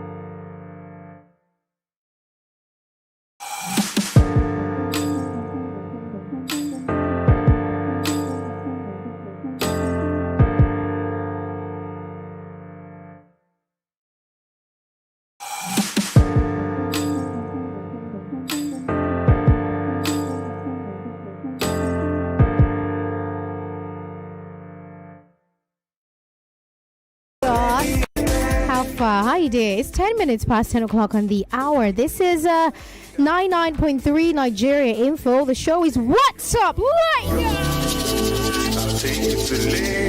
Alright, thank you so much for staying tuned on 99.3 Nigeria Info. It's about to be an amazing time, a fun time, a relaxation time, break time. With you and my humble self. I'm Feta, by the way. Thank you for joining me today. Lagos, don't forget that you can play a game that can fetch you money as you listen to the radio wherever you are, whatever you're doing. 25,000 Naira sounds like a very good deal for you. Go to the website to play this game, www.oneplay.ng, star 347 star 880. That is a USSD that you can actually use. With 500 Naira, you stand a chance to win that money, you and two other people, okay? So play right now. The draw happens at 11:45. We'll do the draw, pick you, call you, and of course, One Play will summon you the 25,000 Naira that you have won, okay? So do that, all right? We care about you. And one of the ways we can actually check up on you and make sure that you're okay is to give you money and give you a good time on the radio. So come get it. I'll take it to Lagos, to Lagos. Life can be fun, but life in itself can be hard. Every single day, we wake up to all. As you can see, I have my guy here looking all fresh. I mean, fresh, so good afternoon. We want to ask you this question. Okay. When you fall sick, where do you go? Hospital, or you go pharmacy, or you go Nagbo, you they go? I used to pray and drink water. For since I'm alone, I feel first stay alone, then I get drugs to take. So you don't get money for hospital? Where I was here. As a typical Yoruba picking that I be, I take a go. For this Nigeria, where they buy only bottle water 200. Oh, oh.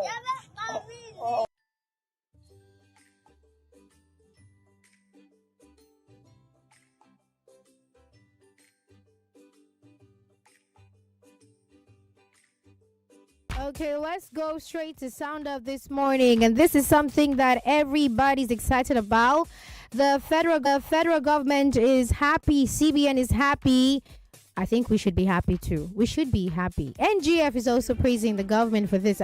We should talk about it. Okay, let's highlight this success. Maybe it is a success that we can actually maintain. Now, the federal government has hailed Nigeria's removal from the Financial Action Task Force, FATF, grey list as a landmark achievement and a strong signal of renewed investor confidence in the country's financial system. The Minister of Finance and Coordinating Minister of the Economy, Mr. Wale Edun, who represented Nigeria at the plenary in Paris, announced the development in a statement released by the ministry. He described the delisting as a decisive signal to investors that Nigeria is open, compliant, and ready for deeper financial integration. The FATF decision follows 2 years of intensive reforms and interagency collaboration to address identified deficiencies in Nigeria's anti-money laundering and counter-terrorism financing frameworks. The reforms, coordinated across key government and financial institutions, were aimed at aligning Nigeria's system with global standards. So according to the Ministry of Finance, Nigeria's delisting represents a major policy milestone and underscores the government's continued commitment to transparency, integrity, and sound financial governance. Nigeria's removal from the FATF grey list is not just a regulatory achievement, it is a reaffirmation of our collective determination to build a transparent economy, one where businesses can thrive, investors can trust, and sustainable growth can take root. Wale Edun said that. Now, he also noted that the development would enhance Nigeria's credibility in the global financial system, improving access to trade finance, foreign investment, and multilateral development support. Financial analysts have long observed that countries on the FATF grey list often face increased transaction costs, reduced correspondent banking relationships, and limited access to international capital. Nigeria's removal from the list, therefore, signals a positive shift expected to boost investor confidence and private sector inflows. And now with this achievement, Nigeria now joins the rank of countries recognized for maintaining robust anti-financial crime systems, a solid foundation, Edun said, upon which a resilient investor-friendly economy can flourish. You know how they say a good name is better than silver and gold? It's good to have a good name. I don't know about the silver and gold. You know how they say your name don't clear? Well, apparently Nigeria's name just did clear, right? The federal government says we have been removed from the Financial Task Force, FATF grey list. Now, before you yawn and then you say, oh, please, what is so interesting about this? You need to understand the grey list is not a good place to be. I was trying to imagine it, and it's like the naughty corner that you put a child who is messing up in the house. Say, go there and go and reflect on your bad actions. That's basically what it is. And it's not only Nigeria that was on that grey list. There were a lot of other countries on that list, right? And it's in terms of money matters. When your money matter is looking somehow, they're like, look, we can't trust you. You know, it's where the word says, we are not sure about your financial system, so go to this side first. Meaning that investors who are supposed to come, our president is always traveling out to win investors, but they're being cautious. They're not relaxed to do business with us as they should, right? So it's a lot of things, actually. So being removed from that list means that Nigeria has cleaned up its act, at least on paper. Some persons might be thinking this is a cosmetic victory. Well, me, I like to celebrate every small achievement that we make in this country. The government calls it a landmark achievement. We should too. That's a sign that our financial system is now stronger. There is a lot of transparency going on and more investor friendly. Again, maybe on paper. But if you look at this, who benefits from this? Yes, of course, you benefit a bit. The government also benefits. For the government, I dare say, is a major credibility thing. It means that we also can look at them and feel like, oh, they are doing something. They also feel like they're doing something right. You know, it also boosts our image, which is very, very important. How the world is seeing us as Nigerians. You know how we are always priding ourselves in the fact that we are the giant of Africa. We can't diminish. I don't even understand my point. We cannot diminish in that reputation. And so this is also a way to, stamp that idea that that's who we are in every area. If you look at it all, for banks and businesses, it's like taking off a handbrake. It means there are fewer restrictions, there are smoother international transactions, and access to also foreign investments. We need that, don't we? Now, this might not be something that you see rippling down into like your small markets, entering your pockets. It's not that easy. But of course, if it comes to building our image and how the world sees us, we are doing something right. Economic confidence. I mean, you can now tell other people that my country is not on the grey list. That's something I can boast about. Now, the question actually is, can we actually retain this reputation? Do we have policies and systems that got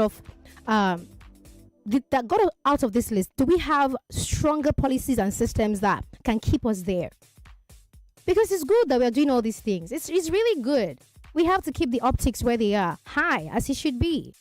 Do we still have loopholes where dirty money flows that we do nothing about? I mean, we can lie to the world, we can't lie to ourselves, right? You can lie to everybody else, but you can't lie to yourself. To thine own self be true. Our anti-corruption agencies really independent or just political?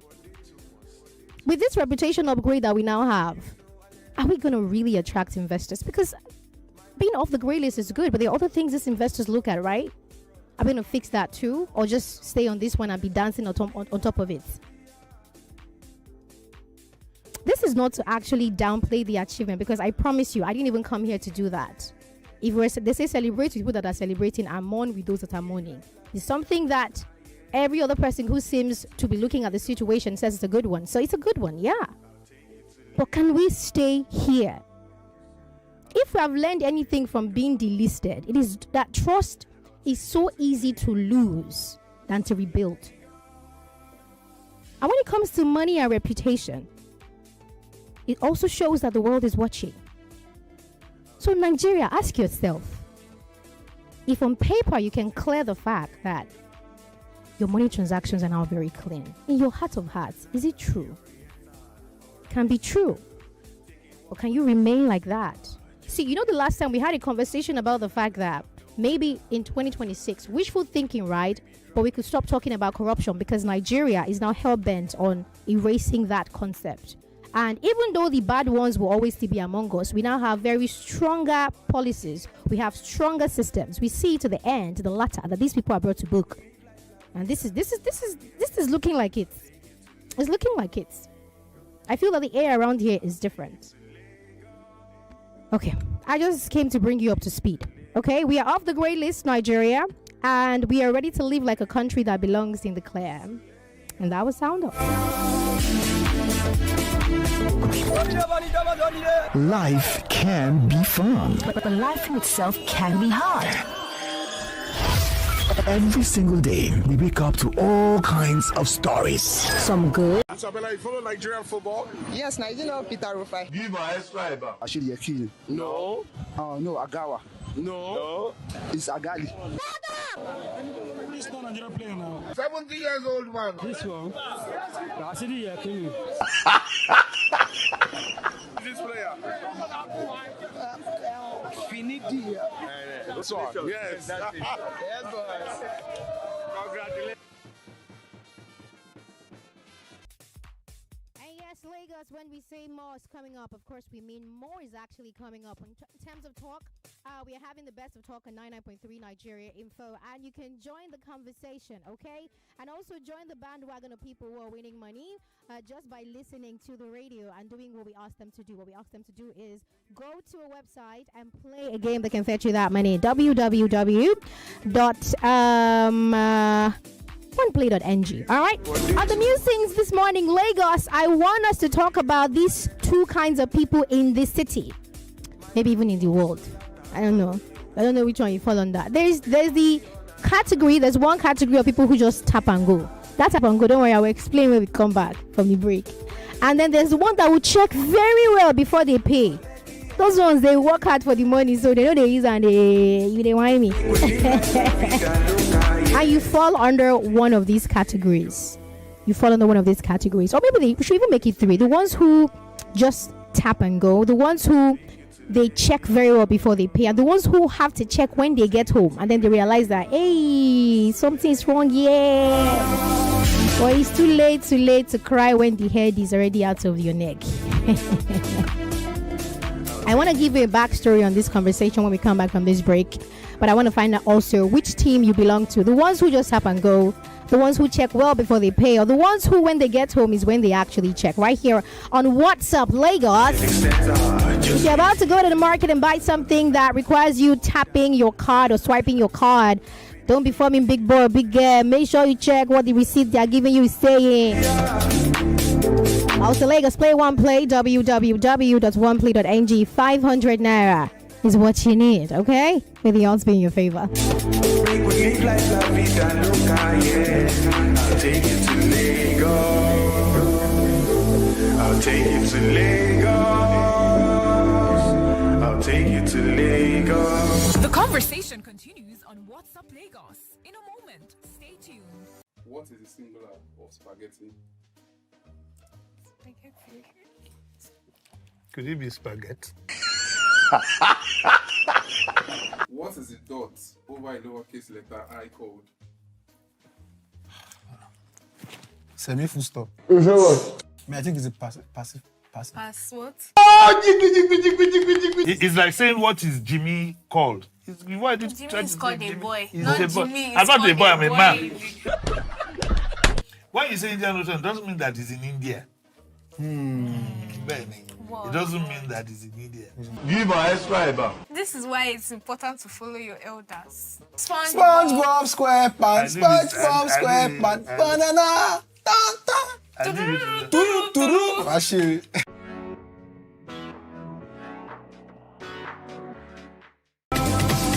Okay, Lagos, the time is 10:49. This is What's Up Lagos on 99.3 Nigeria Info, and we are talking. By the way, don't forget about One Play.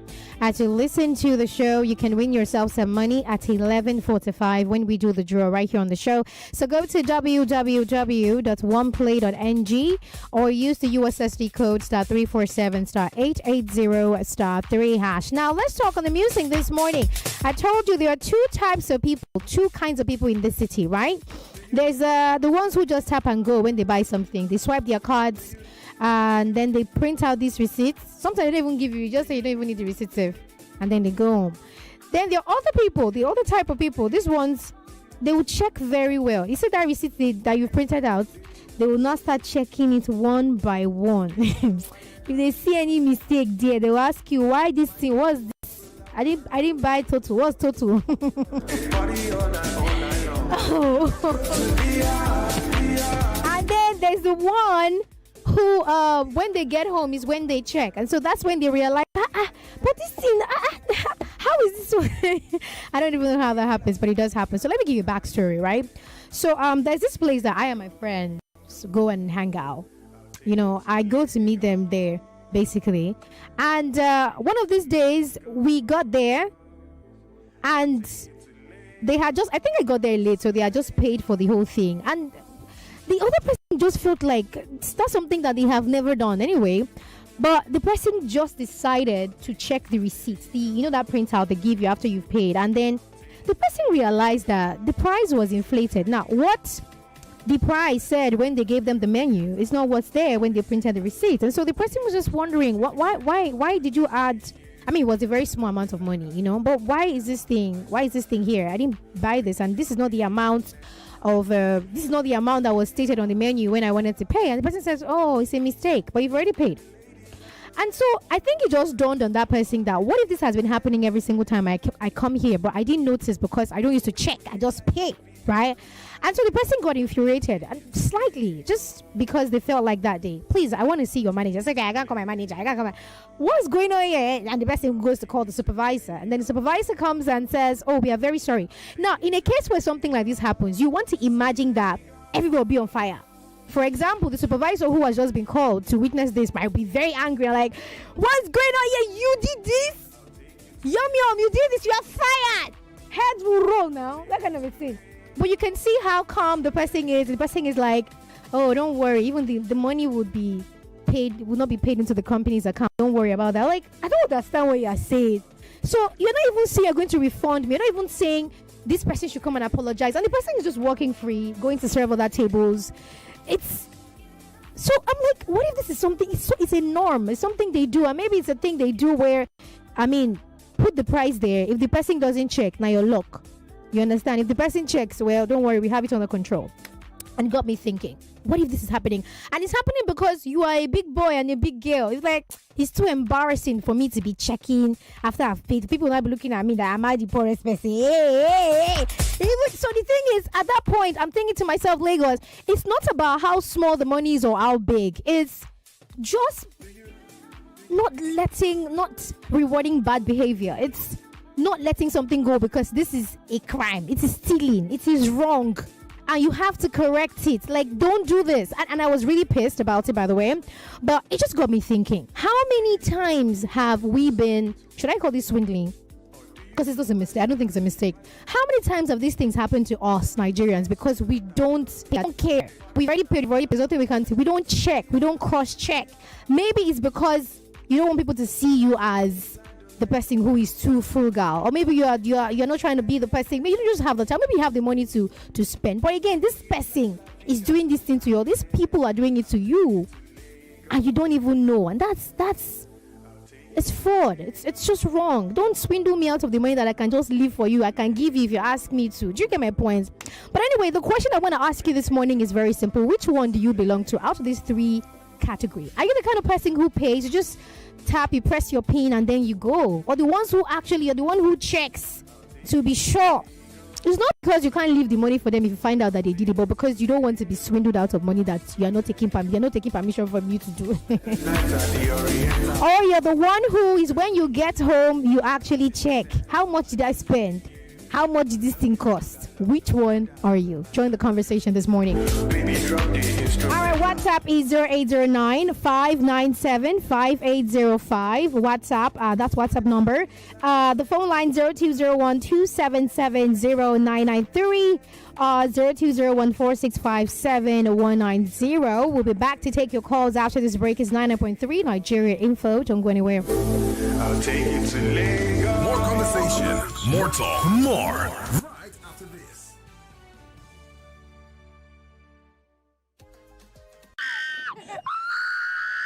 Jesus! Oh my God! No, Adaba.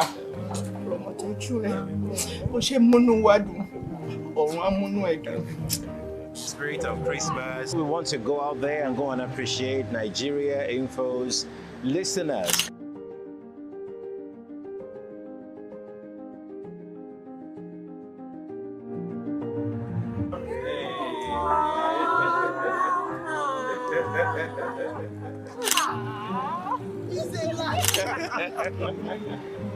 How you doing?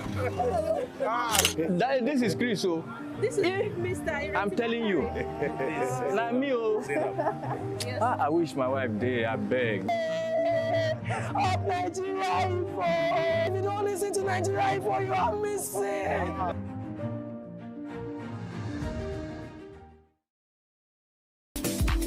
Do you love All right, Lagos, the time is 4 minutes past 11 o'clock on the hour. I am looking for the people who, they take their monies very, very seriously. When they buy something, they don't just walk away. They check. They scrutinize every price there. I mean, they do it because they work hard for their money. Now, I'm asking you this morning, Lagos, which team are you? The team that when you buy something, you tap and go? Or the one that actually checks before or after they pay? Or the ones that check after they get home, or when they get home, that's when they check? What did I buy? What's the price? That's the question this morning. Because, sometimes you're buying something and in your good mind, you trust the cashier to do what they're supposed to do, put the exact price there, and then, of course, let you pay. But the devil lives in some of them. It's true. Call me on 0201-277-0993, 0201-465-7190. WhatsApp is 0809-597-5805. We're streaming live on Facebook and YouTube. You also want to drop your comments on there, and let's talk. Good morning to you. What's up, Lagos? What's up? Cheers to life. How you doing? I do. Thank God. How you side? Where your runaway husband? Runaway care, God forbid. My husband is chilling in New York. You know the matter now. What is the matter? My husband, he went to New York City. Why are you doing like this? Stop it. I wanted to sponsor our very favorite callers abroad this December. But this is your bad character now. Okay. Anyway, me, I'm number 2 and 3, Ofeta. You check, Abby? Wait, first, in that place, I check. Then I get home again. You know that they will always tell you it's computer that calculated this. No, I will think I use viral paper. I reject. But this economy, you say make I not check. Including the VAT charges. You go plus the VAT too. Now what for you? What I got versus what I ordered in calculation and in what I purchased. Better. My check front, back, and cover. I dey check. Oh, wow. Did you see my message on WhatsApp? Oh, I have seen it. I just saw it now. Okay. All right. Thank you. I'm going to announce. Thank you very much. Thank you. All right. There's one Nana guy in Israel. He's the one that facilitated it. Please, the 5 people. Thank you. Thank you so much. All right, Lagos, talk to me. Which category do you fall under? Are you Madam Oboli? All right. Good morning. What's up, Lagos? Good morning. What's up? Cheers. Olawale, you the check now. No, wait, no good. You okay? You want my check? I want your feedback. Check when I was living at Sabayama.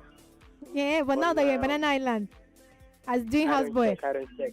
I don't check. You know what is just I said now that you're in Banana Island now, doing the houseboy work you told us about now. Come on, Kukumbe. I'm a landlord here. Landlord Duko. So which one do you do? Actually, which one do you actually do? I go check. You did check, I mean. Hey, if I do any kind of transaction with my phone like this, if the thing just be one kind, everything happen, go. Everything happen. Waiting come out my money like this. So, this economy. Only Dangote no go check. Abi. Even Dangote go check. You sure Dangote check? Yeah, but speaking from experience as a billionaire, I mean, I don't check. Oh, I just go home. I never check. You are poor. Now, wow, some people do. Which one do you do? Don't lie. And why do you think? I mean, I think that the reason why some persons do not check is because they don't want to look like they're broke. You know, they don't want to look like they're broke. And I mean, if I'm checking, people will think I don't have the money or something. But sometimes it's not really about that. Nobody wants to be, swindled. You don't want to feel stupid that somebody just used your head. I don't know if you get my point. That feeling is. No. Good morning. What's up, Lagos? What's up to Lagos? Cheers to life. Cheers to life. Good morning. Maria, Majoragina. Google one number come, Abi? No, not now. Not yet, rather. Quick one. Me at the check. Peter. Don't joke with Lawale. Lawale has a close in Banana Island. Lawale close. He has a close. Oh. Christian, Lawale Christian. Oga Chris, you believe in Olawale too much. Just there, do you know how many Olawales are listening to What's Up Lagos right now? You have something to do with Banana Island, right? But do you know how many Olawales are listening to Nigeria Info right now? Now our own Olawale is 31. Oh, voila. After Adenuga Christian, the next one Olawale Christian. Second Avenue. You people are just empowering this boy in the wrong way. But Oga Chris. Peter. Yes. Yesterday was David Oboli's birthday. Yes, of course. I just found out. David will be the head among his peers, not the tail. Amen. David will live long. Amen. He will see his children, both parents, both every one of us. He's well with every one of us. Please don't joke with Lawale, please. Thank you. I joke with him the more. How do I say joke?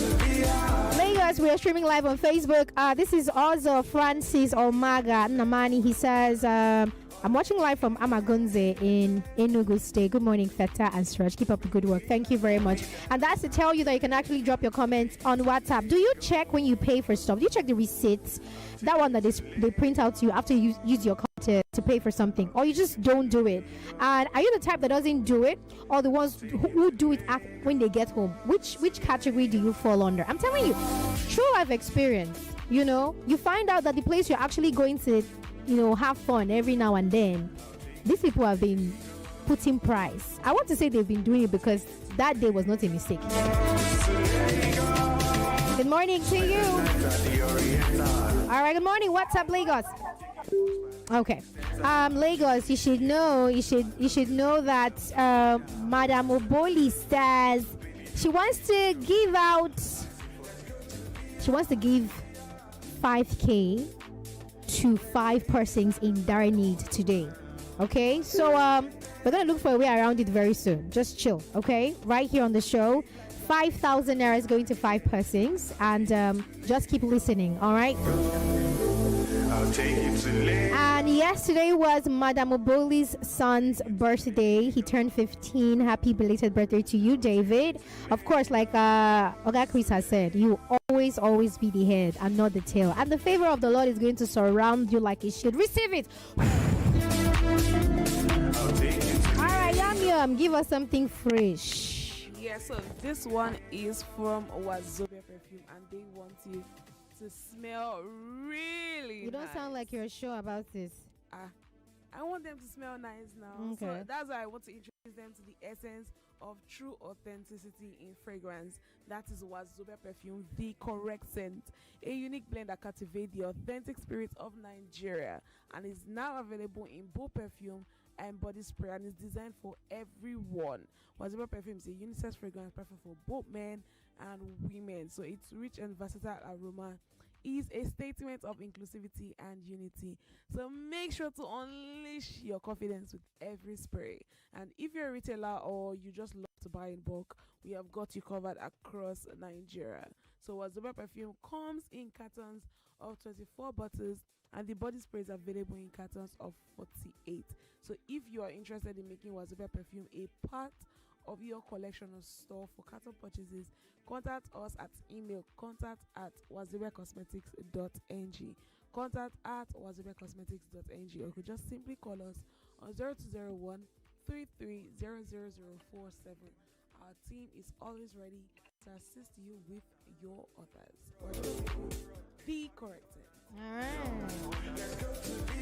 Vegas, I believe there are three types of people in this city. The ones who tap and go, the ones who check well before they pay, and the ones who check after they get home. You know, you walk into a restaurant, you buy food, maybe you buy shawarma, I like to call it shawarma. You buy burger, and then it's time to pay. You tap your card, you collect the POS, you slip it, you walk out like, Sanwo-Olu. Elon Musk. You don't check, you don't calculate, you don't review the receipts, you just go. But what if all this thing you're doing here, that's soft scamming you and you don't even know about it? Because I have a personal experience about that thing. And sometimes you collect the receipts, you just fold it and you throw it in the dustbin. I want to find out, which of these persons are you? Team tap and go, you check well before you pay, you check when you get home. All right, good morning to you. What's up, Lagos? What's up, Lagos? Okay, cheers to life. Good morning, my radio Bologna. How are you, my sweetheart? I'm fine, thank you. My sweet shawarma. Now, so now. See, I to check. I'll go check before I go. Okay. Because even ATM, I don't trust ATM. ATM do me drama this day. Not POS, not POS, ATM machine. No, I collect money. The second one I collect, I collect this money light now. I can't count down. 2,000 naira, don't reduce inside. And I can't go restaurant, come just like that. Come, I know check my receipt. For waiting now, I go check. I know trust nobody. Even myself, I trust myself. See my life. Me, I know they check. They don't do me shaking now, but I go to check now. I go they check. They don't give me updates now. Now me they give me updates. It's not good. The tracks is where they bought me. I tell you, The people that have been calling me since morning in Lagos are the people that used to check. What about the ones that don't used to check? Maybe now they are thinking about it that, I'm going to change. So the thing is not about the money they are cheating you of. Me, I personally feel where the pain is coming from is knowing that this person is doing this thing without my notice. And it's painful. It's painful. Why do you feel bad when somebody scams you of money? You feel stupid. See, it's sometimes not about the money. It's the fact that why didn't I just clock it?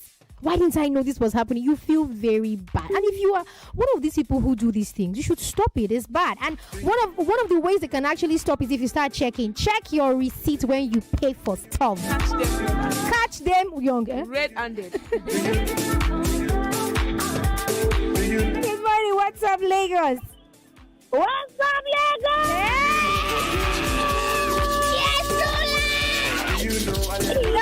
watching this kind of thing. Love it. What's that color on your show? Are you serious? Where have have you been all this while? Thank you. Guess what? All the bed on the net now, they just fly as I shout WhatsApp Lagos. Why they not go fly? The energy big. I'm in the farm, so all the bed just fly as I say WhatsApp Lagos.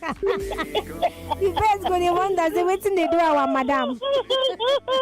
My name is Hector Shah. Thank you for calling. I just called to let people know that the station is not clear.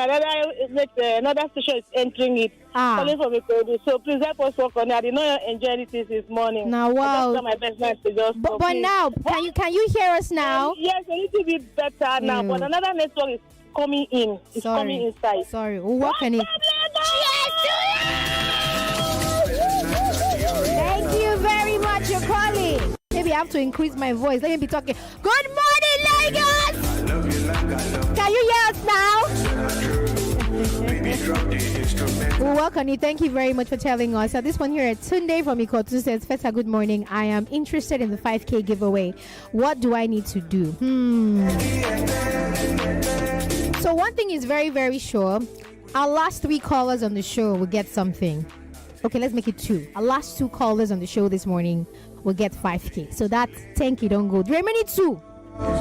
Let's keep going. This one here says, what's up, Lagos? Good morning, Fetan. How is stretch? Team, check well before I pay. I have lost a lot before by trusting blindly. Ayo, thank you for that one. Good morning, Feta. You know that savings or current, ask the what? The Nov money fast. I don't know what that means. When you visit a supermarket store and you're paying with your debit card, even we as Nigerians, when we withdraw money from the ATM, we go still count them to be sure say complete. Me, I dey form auditor Babs from Aja. Now, wow. This one here says, hello, Feta. I saw a Hausa lady from Abuja on Instagram complaining about being scammed at a very popular mall in Abuja where her husband bought ketchup, amongst other things. She randomly just checked the receipt and found out that the medium ketchup was charged at a whopping 23,000 naira. If it was me, first thing the next morning, let me then go see for their store. Aisha from Etiosa, you see the thing? No, the funny thing is, if you go back then, they'll tell you that no, the price is different from the one the computer. I will slap your computer. If I give your computer a knock, you will sit tight. But we have to check. And again, I'm going to reiterate for the 100th time. It's not because the money is too big for you. It's because it is just wrong for them to think they are smart enough to swindle people of their money. It happened to me. Not even kidding you. You get my point. Good morning, what's up, Lagos? I will check and go home with the receipts. Good for you. Good morning to you. What's up, Lagos? Good morning. Yes, what's up, Lagos?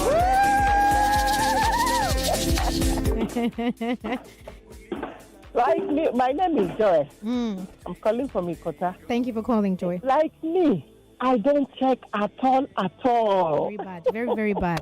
Very, very bad, Madam Joy. Start checking. Today I will start checking. Be checking. We have to let them know that we now aware what they are doing. It's wrong. It ain't good. Lagos, don't forget to play OnePlay. www.what.oneplay.ng. Right now, we are streaming live on Facebook and YouTube. You can go there and, of course, drop your comment on the conversation that we are having. All right? Good morning. What's up, Lagos? Yeah, what's up, Lagos? Cheers. You have a kingdom. Yeah. Tell my son I'm coming to meet him over there. No, you can't go there, please. Who told you that? You can't go there. Don't you know that the spirit have no limitation of space? That's the reason why you can't go there, ma. That's why I can go there. I'm already with him now. What are you talking about? You don't know the meaning of spirit. You can't go there and spirit don't have no limitation at all. You can't go there. Stay where you are, ma. I need you here. No. It's my son. Okay. I'm not born for you. I'm born for myself. What's your feet talk at this point? Okay, what I want to tell the listener is that this thing has been happening even right from the time of Kingsway and KC Chalaran. You will buy something, they believe you are so rich. That's why you come to such an avenue. So the people that are calculating, they will add a little, add more or a little, depending on the quantity of things you buy. Then I had experience with one here in Festas. He was calculating the things. I was also calculating the things. I covered that he added 5,000. It was 5,000. Now I said, no, what is I collect is not up to this amount. So, he said it's a what I call a tapigrapher error. So that 5,000 should be given to you as error. He said, I'm sorry, my son. I said, okay, give me my money or return your goods. So these are the area where when people are praying, God just overlook them. When you are not honest in 1%, is it 100% you will be honest? I wonder. These are the area why Nigeria are just religious people. They are not Christians. Religion means the real place where corruption is. Where corruption originates. Christianity means from the highest of the highest above. They will change. They will change. With all this grammar, if people don't, with all this grammar that this thing, she needs this grammar for hard facts. But she's using it on WhatsApp Lagos just because of the crimes people are committing. If people don't change after now, it's not going to be good. This one here says cross-fertilization. It's been a long time I heard that name. Oh my God, stop it. Them don't do me that thing before. Them first give me another person receipt and bill. If no be say I read them, I come they see things where I no chop. When them come bring my own receipt, I come see say price don't they change from waiting their menu. Now so them just they explain. That's when I knew that even the first receipt was not an error. Victor, thank you for that one. No grief for anybody, we no grief for you. No grief for any devourer. I say check that receipt to the extent that when you see total, ask them what is total. I know by total. They have to explain to you what total means. Lagos, don't forget to play one play. www.oneplay.ng *347*880*3#. I'm waiting for you at 11:45. Of course, 5K is going to 5 persons today, okay? I've already said that our last two callers are going to be automatically get 5K each. We also have Tunde here on WhatsApp from Ikotu who has that. So it's just remaining how much now? One more person, right? No, 2 more persons. Madam Oboli, to celebrate David's birthday yesterday, her son's birthday, wants to do a giveaway to 5 persons on the show this morning, and you have to be in their need. The person on WhatsApp said he wants to use it for bread and bits of bread. I can understand the hunger. More news and information coming up. We'll be back in a moment. It's the biggest Bet King. Who's this? Drogba. Huh? Drogba. Hey! I hear me, me. Nigerian player. I don't know this one. Mikel Obi. How possible we hear of this? Okocha.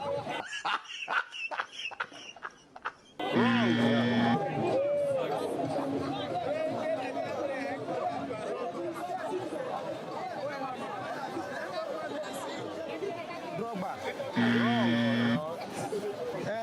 Peter Hotili. Our former coach, our former keeper. What's his name? Peter. 2,000 years later.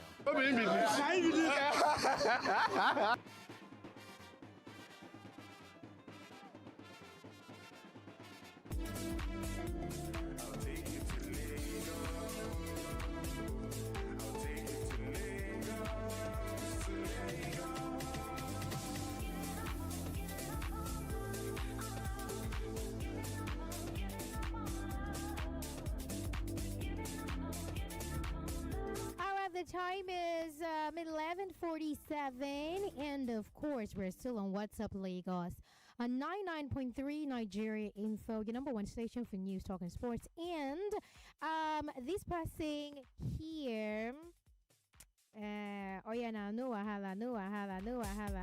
Okay, all right. What's up, Lagos?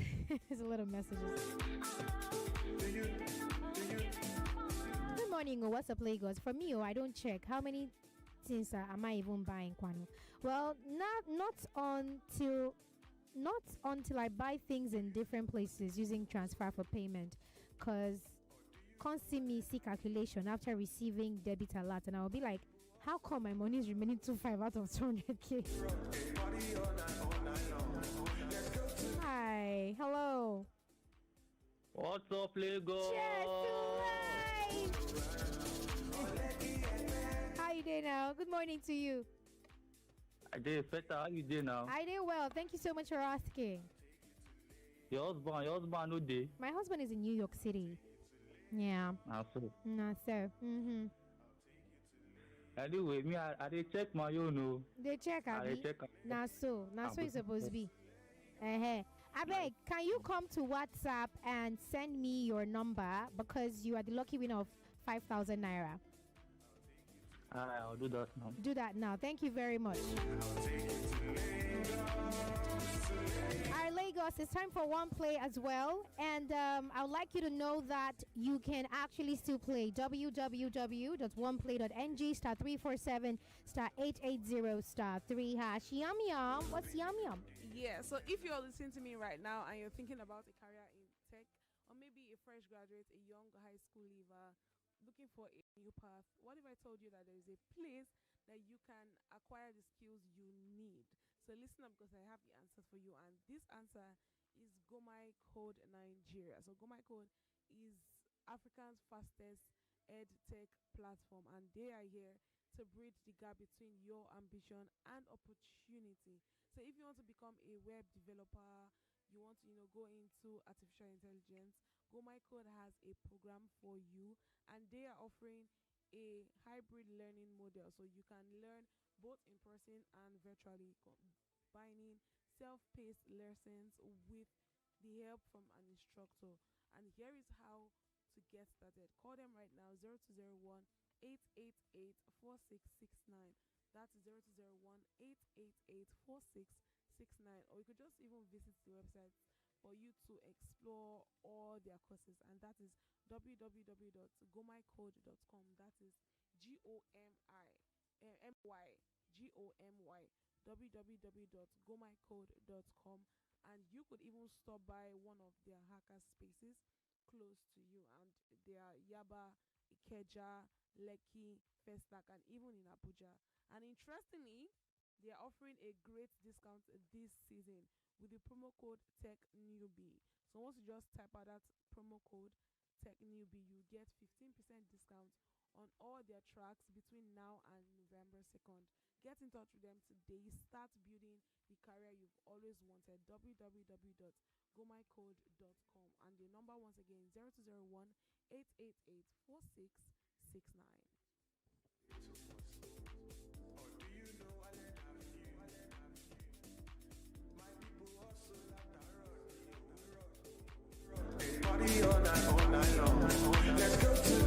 All right, Lagos, let's go pick our winners right now on one play.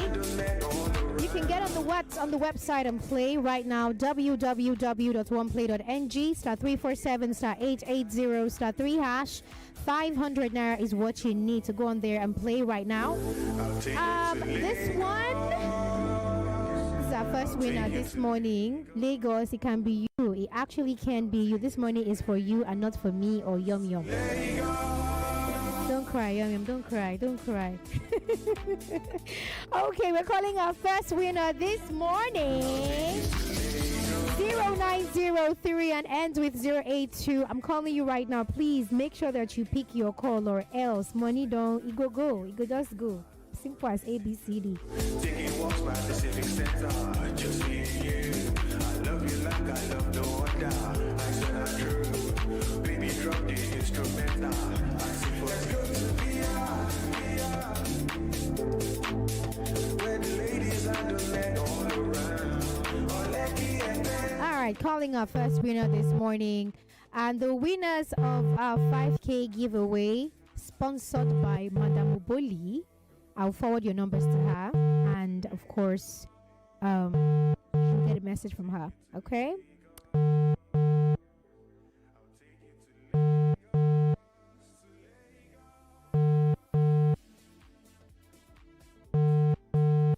All circuits are busy now. Okay. Please try again later. Okay, let's try that number. Let's call again. Let's see.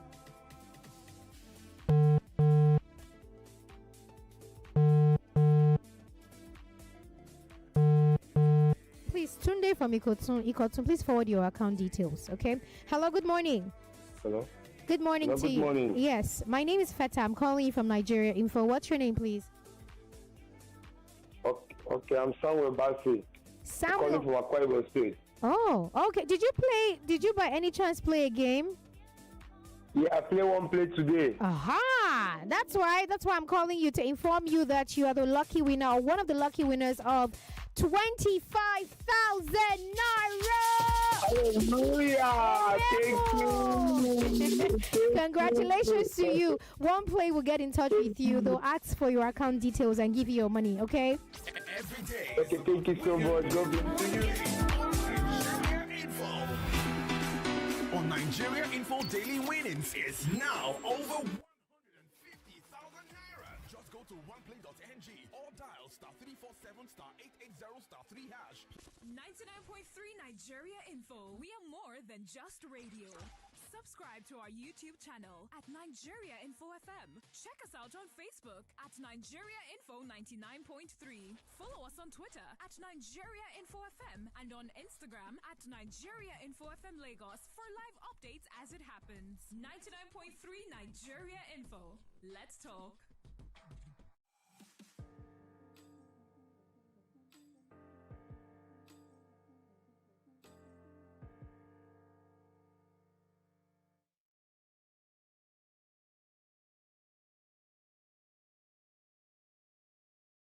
What do you do when you feel sick? Do you go to the hospital? Do you prefer to just come straight to the pharmacy because you know what's wrong with you? Or do you use the traditional means of taking care of yourself? Auntie Akaso, this is Lagos, the city in Nigeria. And just in case you don't know, Lagos people actually have a plethora of options that they use when they fall sick. Some of them like to visit state-of-the-art hospitals. Some of them prefer to just go to a pharmacy because they already know what's wrong with them. Some other people like to take a stroll to their Alagbo because she knows what's best for them. So on the streets of Lagos today, we want to find out, what team are you? What do they do if they sick? She where you dey first go? You dey go hospital first? Abi you dey go chemist? Abi you dey go? Abi na agbo you dey? Yeah, hospital. I'm trying to say. Where I want Simon. Me, I dey go there, like go straight to you. What I do when I fall sick, I go to hospital. Honestly, I prefer to go to hospital. Although I don't fall sick, but I prefer to go to hospital. God bless you. Jesus is Lord. If I fall sick, I go first take agbo as if I see you. You say? I go first take agbo as if I see you. Jesus. First of all, since I'm alone, I prefer first stay alone. Only had the talk, bang, bang, bang, bang, bang. Then I get drugs to take. When I fell sick, I used to pray and drink water. Sometimes when the sickness is like it's too big, so I just go to the hospital for healing. I don't like going to hospital. I prefer drugs than injection. Let me tell you something. Always go to my doctor because doctor is the one who know that what is the exactly problem. So you don't get money for hospital? Where I was here. For this Nigeria, where they buy only bottle water 200. But if I go hospital, where I go get money, where I go treat myself. Let be poor. Breathe. First card, where I go collect for hospital. You don't know say that money where I go take be house. 40,000 naira. You ever go to the pharmacy just buy drug for yourself because you know what? I don't so because I don't even like taking drugs. So Why'd you go to the pharmacy? Because most times, like in Nigeria, it's like, oh, I'm feeling feverish, so Probably malaria. I'll just go to the hospital, to the pharmacy and get something for You myself. already know what is doing you already. Yes, And when yes. you go there, you take your preferred medicine. Yes, and then I feel better after. Once you notice your head, so you actually go to the pharmacy. That's where I used to go. I don't take any other thing apart from drugs. Have you ever taken agbo in your life? Never ever in my Do life. you like to try it? No, I do not want to try it. The typical Yoruba picking that I be. I take agbo. All the time. I take agbo, not all the time. I take agbo when the sickness is chronic. Isn't they work? You dey work where? Now you let Yoruba we dey. You go take agbo, you go take ale, take okpen, take baramu, take gbogbo ẹ. You go take anything where. Your body go pere. This period where we dey so, I dey manage myself. I go take agbo, that route where they don't cook. I go take that route where they don't cook as agbo. Well, you heard it from everyone we spoke to today on the streets of Lagos. But what's your take? Where do you go? What do you take when you fall sick? Well, before that, let's hear from a medical practitioner. When you fall sick, what should you do? Now, it's important you understand that there are different types of illness or sickness. So the common one is headache, body pains, what again? Cold. So if you notice that you're feeling sick, you have headache, body pains, and cold, we advise you to at least rest, give your body time, and see if it will improve. You could also take over-the-counter analgesic. But if you notice that you have taken this and it continues, it's wise you speak with your doctor. I'm talking about headache, body pains, and cold. And if you notice that you're having difficulty with breathing, you're having leg swelling, you are having palpitations, these ones you must go to the hospital. There is no shortcut about it. But the common ones, I'm having headache, I'm having body pains, I'm having cold. Sometimes it could be due to stress. Understand your body, pay attention to your body. You want to rest, give your body time, take fruits, take water, and give it time, and take analgesic. You might be lucky to disappear. But if it continues, then I would want you to speak with your doctor.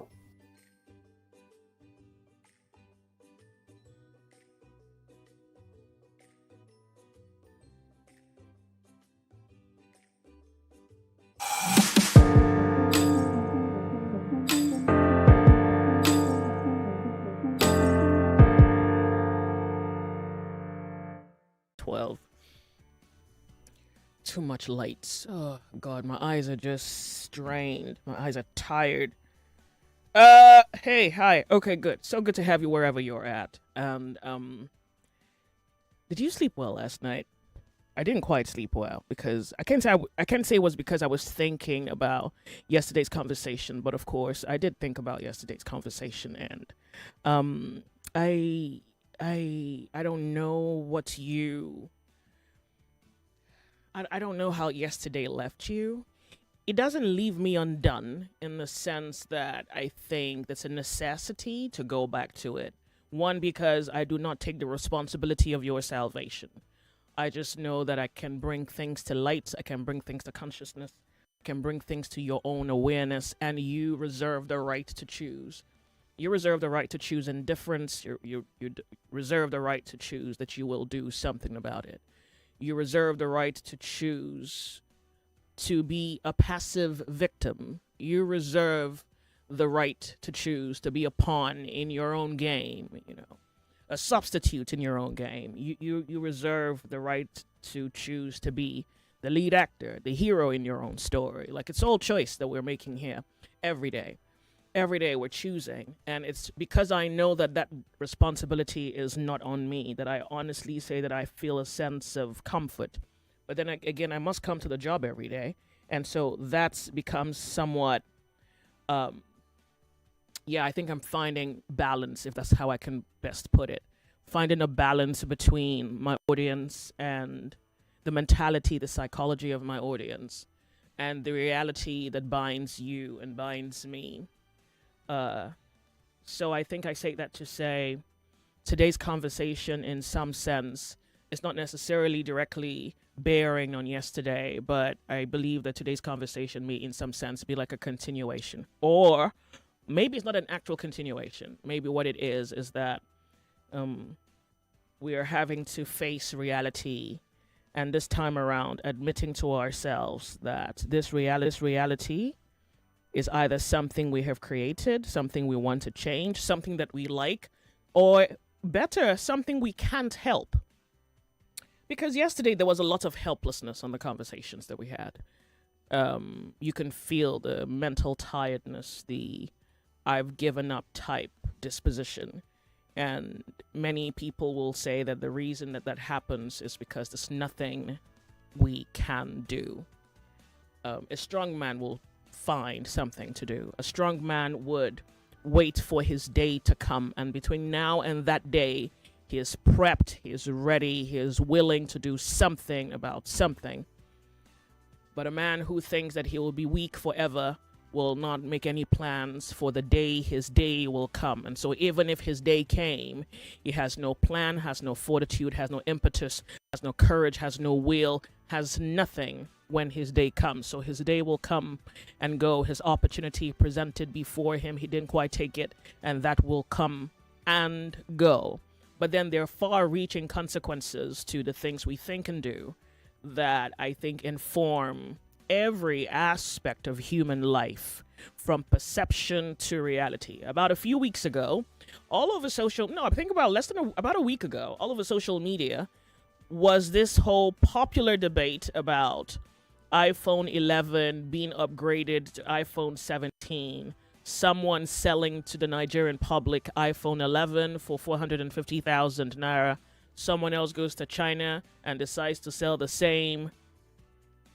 Here, it's not iPhone 17. It's actually iPhone 11 that's upgraded to iPhone 17. Somebody goes to China, comes back and says, you see that phone that they're selling to you for 450? I'll give it to you for less than 300,000. And then there is a back and forth about buying not the actual thing, but a perception of the thing. And you wonder, why are you putting money into perception? You will not believe all the implications that society bears on the human mind.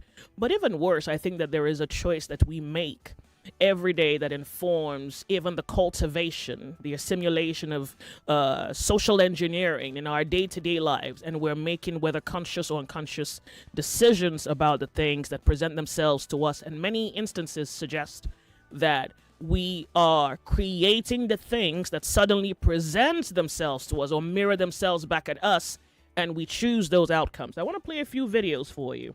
They're altogether random. You see, it's so random that we can't say one has a bearing on the other, but though they are different storylines, they fundamentally speak to maybe perception, the other, the image of society. So I'm going to play you the videos.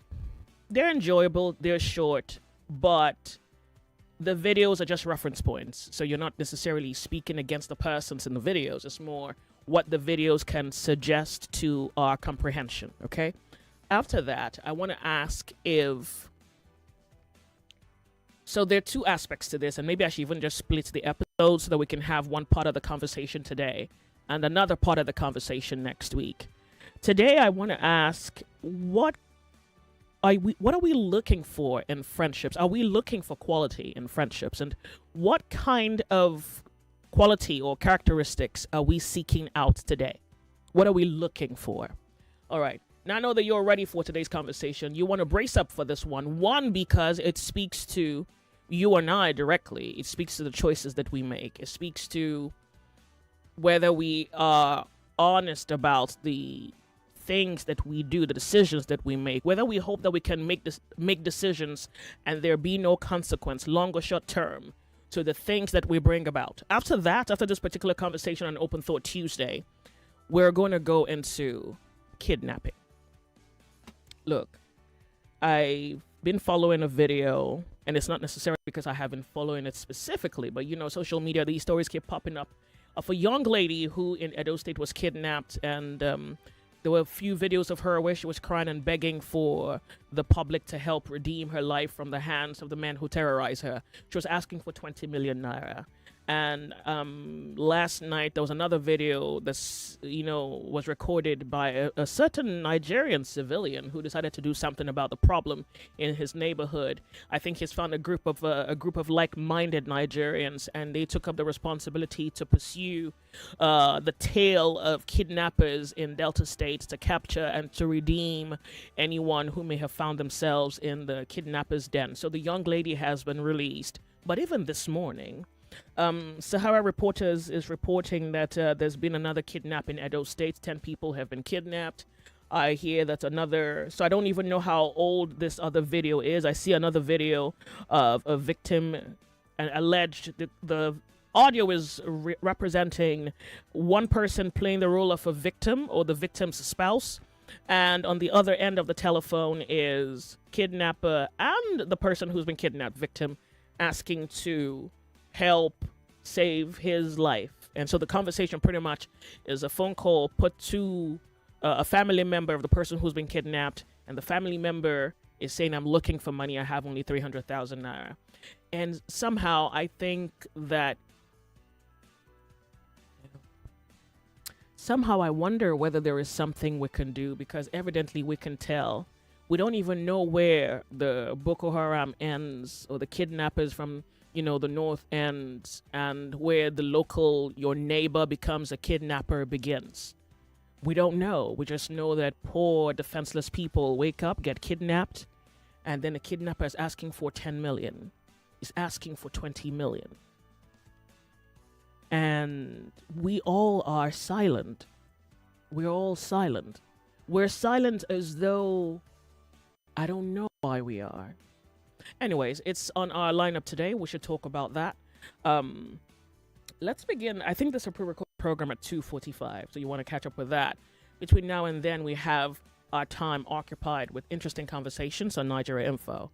Do not go anywhere. You're on the sunny side. Welcome. My name's Joyce. We're 99.3 Nigeria Info.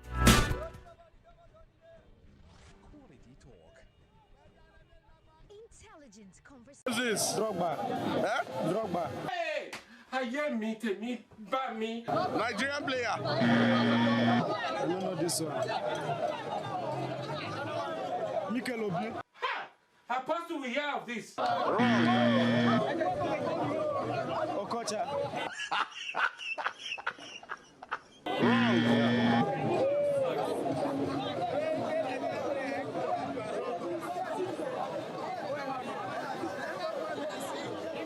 Drogba.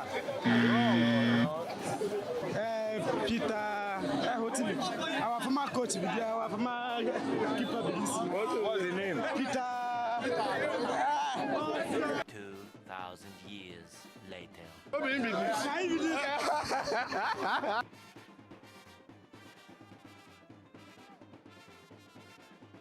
All right, so in no particular order, I want to play you this one. I thought it was funny. And then when we come off this one, I'll play you another, and then another. And we'll talk about society. And we'll talk about quality in society, the quality of persons in society. And then I think if there is time, we should go into perception. We'll talk about how perception is reforming or even redefining values, standards, by which we then choose to live by. So here is the first one. I know that you hate me.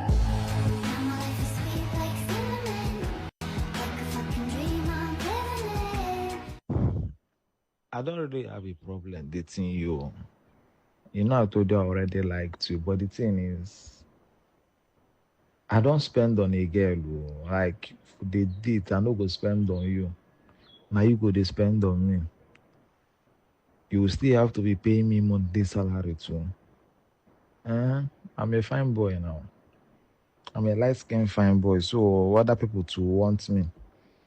Once you accept me, it's you that will be spending on me.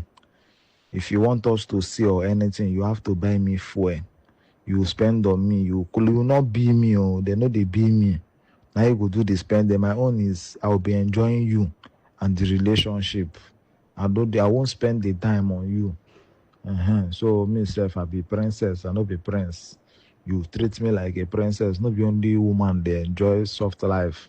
Men self they enjoy soft life for this side. Don't you see my skin? See my skin now. See how fair and light I look. I don't spend on girlfriend. Girlfriend spends on me. One is to see you and toast you. You have to do the spending yourself. You have to move things for me. Shake table. Are you not? You need to shake things. Okay. So I remember when men used to go to war. I remember when it took more than just your ability to appear as male, to qualify as man. In fact, culturally, there used to be an indoctrination into manhood. Well, I think in some cultures, even up till today, you would get indoctrinated into manhood. And it was supposed to symbolize something, like a passing away of the old and the coming into the new. It was probably characterized by maybe a strong mind, physical strength, and sophisticated mind or philosophy, or whatever else your culture chooses to identify with as far as a moral code will go. But these days, it does quite appear that things are changing. It's not just the rhetoric of whether the sexes like themselves enough to be in an honest, cordial, respectful, common relationship. It is that whatever those relationships that we have chosen today are, they are now reforming, refining, and modeling. Talking about modeling, I've seen probably over 20 videos like this one I'm about to play in your hearing. Your government name? My government name, Tinubu. Again? Tinubu. How? Tinubu is our government. Why Buhari is our governor? Yeah. What's your name? Elizabeth. Elizabeth, you are beautiful. What's your nationality? What will you respond? You are welcome. Can you date a guy that doesn't have money? No. The guy does not have money. And then I want to buy something, but I told him, he said he did not have. So how are we dating for? Nothing. I can't date a guy that don't have money, no. Because I'm a beauty girl and I have to take care of my skin, buy that, buy this, so... How much the guy supposed to be making every month to date you? Maybe 2 million or 2.5 or 3 million. 2 million? 2.5 or 3 million. Why? Yes, because now you have to take care of me. Since you know that you want to date me, I'm under your care, so you have to take care of me. Anything I ask for is going to buy it for me. If not, I can't date him. What's your favorite position? My favorite position, Billionaire. Yeah? Billionaire. You say? Billionaire. Billionaire. How? Yes, now that's the position that is going to fit me, like the way I am. How old are you? I'm just 21. Pronounce this word for me. Queue. Pronounce it. Well. Again? Well. Okay. I use it in a sentence. Q for queen. Okay. U for umbrella. E for egg. U for umbrella, then E for egg again. What's the highest amount the guy has given you? My. What's the highest amount the guy has given you? My eye. What's the highest amount the guy has given you? Samatica. I don't understand. What? What's the highest amount a guy has given you? Oh, now they used to give me money. Maybe 1.5 million. 1 million, 1.5. What do you do? I'm a dancer. What's your favorite dancing step? Mara. Dance it, let me see. Where are you from? I'm from Ogun State. I used to find videos as this funny until I realized that this is the world we're creating. And I know you may almost disagree with me that this is not the general public, that this is not like the broader, you can prove that this is not what is coming. You speak to the seeming educated, enlightened, and even society is shape-shifting thought and thought perception. It is, society is dictating, if we can say that. Talking about dictating, here's a video of a woman who goes for plastic surgery because society, quote unquote, dictated it by mocking her on social media. It made her feel less of herself. And according to her, you'll hear for yourself. is your girl Uche Omodo, aka the Goddess. I just want to address one or two things this afternoon because so many people have been tagging me towards Maureen. What's her name again? Maureen Solomon said. I don't see anything wrong. In fact, it's not even I don't see. There is nothing wrong morally in enhancing any part of one's body that one does not feel comfortable with. Okay? There's nothing that connects morality to it. It is actually a good thing that in the advanced age in technology that we are right now, that you are able to enhance any part of your body that you don't feel comfortable with. Be it your nose, be it your dentition, be it your obese body, be it your butt, be it any part of your body, your arm, lipo, anything. It is a beautiful technology, guys. As somebody is saying that I am spoiling the youth, how? It is good that the youth are looking up to me. I mean, it is good that they are looking up to me, so they are learning the right way to go about it. Other than going to quacks and getting the worst results and getting botched and getting maybe they don't get the right things. It is good that I am showing the youth the way to go about these things. Besides, my target is not even the youth. My target is women or men who can afford plastic surgery. It's men and women who can afford plastic surgery because it's not even cheap. It doesn't come cheap. Okay? But if the youths also have the money or their parents have the money to enhance them, please, by all means possible, do it. Give somebody back their confidence back. Give somebody their self-worth back. Give somebody a sense of belonging. Give somebody who has a bad dentition a sense to belong in the society and feel safe. Give somebody who has a flat bum and a big tummy, that is shapeless. Give that person a chance to belong. Our society today craves women who are hourglass. And then you are able to enhance your beauty to be hourglass to the taste of the society so that you can feel good about yourself when you look at yourself in the mirror. By all means possible, there is nothing morally wrong with it. Give that person a chance to belong. Our society today craves women who are hourglass. And then you are able to enhance your beauty to be hourglass to the taste of the society so that you can feel good about yourself when you look at yourself in the mirror. 99.3 Nigeria Info. We'll be right back. Are you finding it difficult listening to your favorite talk radio Nigeria Info via the mobile app? Come closer. Let me fix that for you. Now, launch the app on your device. Click the three lines on the top left corner of the app. Look for settings in the drop-down menu and click on it.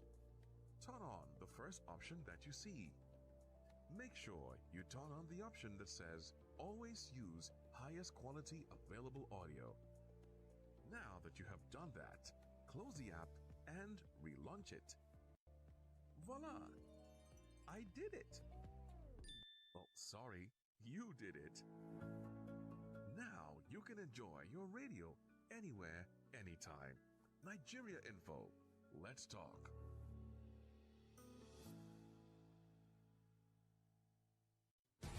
Welcome back to your number one talk, news, and sports station. This is Nigeria Info. Nigeria Info. 0201-277-0993, 0201-465-7190. That latter number is for the lady, the female, or the ladies, and WhatsApp 08095975805. So I really think, more accurately, perception is the better first half of the conversation we should have. And then after that, we'll talk about quality. All right? Welcome to the sunny side this very beautiful Tuesday afternoon. Hello, good afternoon to you. Hello, good afternoon, Joyce. Welcome. Tell us your name. Go ahead. Yeah, my name is Henry, first-time caller. Welcome, but I hadn't listened of your show. I don't miss it for anything. Um, you know, I'm short of words. You know, the video I've watched those videos you've played, and I'm so depressed and I'm so sad. Why though? Why are you depressed? Like the normal thing is now normal to Nigeria. Like, you know, Nigerians has find a way to normalize every deep unseen, like every deep painful or erotic, if there's any word like that. Like it's like we, you know, in this part of the world, we have coined it, we've tried our possible best to normalize, to give life to nonsense. Who says it's nonsense? What if this is a conscious choice? Like you know, now we sometimes, like, because mostly I listen to your show and I'm trying to revive my psychological reasoning, because like you go online, you see, like sometimes you watch some things online and you get numb. I don't know if any of you have experienced such before. Like you just open your mouth, wow, and like, what is going on? Now, she has a fan base. The lady that is talking about doing it for that, she's even bold and proud about it. No, but you can't bash her. She gave you a reason she did it, and I don't want you to be critical. As much as I'm hoping you can attempt to understand what the perception is, what the social psychology is here. Joyce. She said that society craves a certain kind of appearance, and women who have money will decide to fit into that mold. You can't bash her for that. I'm not bashing her, because that's what the Nigerian youth and the Nigerian public wants. That's what the social media wants. That's why, you know, have you heard of that? There's a term now, very soon, in this Mark Zuckerberg and the rest platform that we are using. Very soon, we might not be able to mention the word God and Jesus. So you must do it. Like, you know, Nigerians have really gone crazy because of money, just to make Mark Zuckerberg money. Now, like you need to see the views, you need to see the upload that people were commenting. Is your body, girl? Go, girl. Now the other one that claims that Buhari is the what?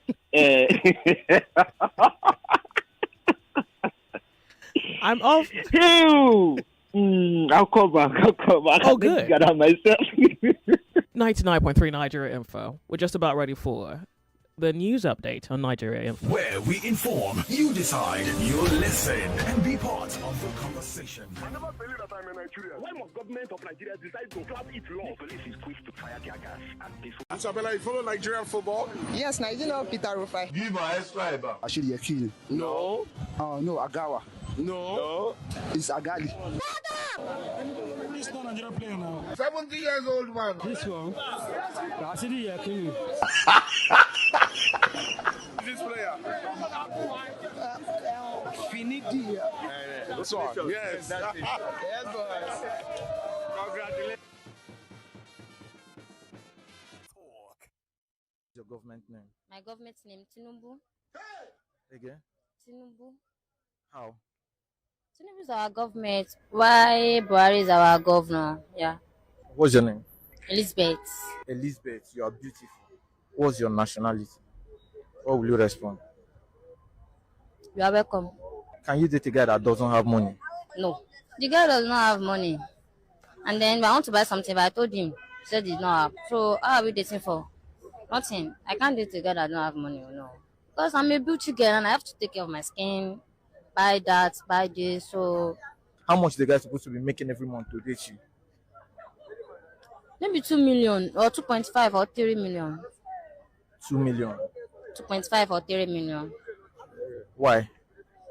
Yes, because now you have to take care of me. Since you know that you want to date me, I'm under your care, so you have to take care of me. Anything I ask for is going to buy it for me. If not, I can't date him. what's your favorite position? My favorite position, Billionaire. Yeah? Billionaire. You say? Billionaire. Billionaire. How? Yes, now that's the position that is going to fit me, like the way I am. How old are you? I'm just 21. Pronounce this word for me. Queue. Pronounce it. Well. Again? Well. Okay. I use it in a sentence. Q for queen. Okay. U for umbrella. E for egg. U for umbrella, then E for egg again. What's the highest amount the guy has given you? My. What's the highest amount the guy has given you? My eye. What's the highest amount the guy has given you? Samatica. I don't understand. What? What's the highest amount a guy has given you? Oh, now they used to give me money. Maybe 1.5 million. 1 million, 1.5. What do you do? I'm a dancer. What's your favorite dancing step? Mara. Dance it, let me see. Where are you from? I'm from Ogun State. Okay.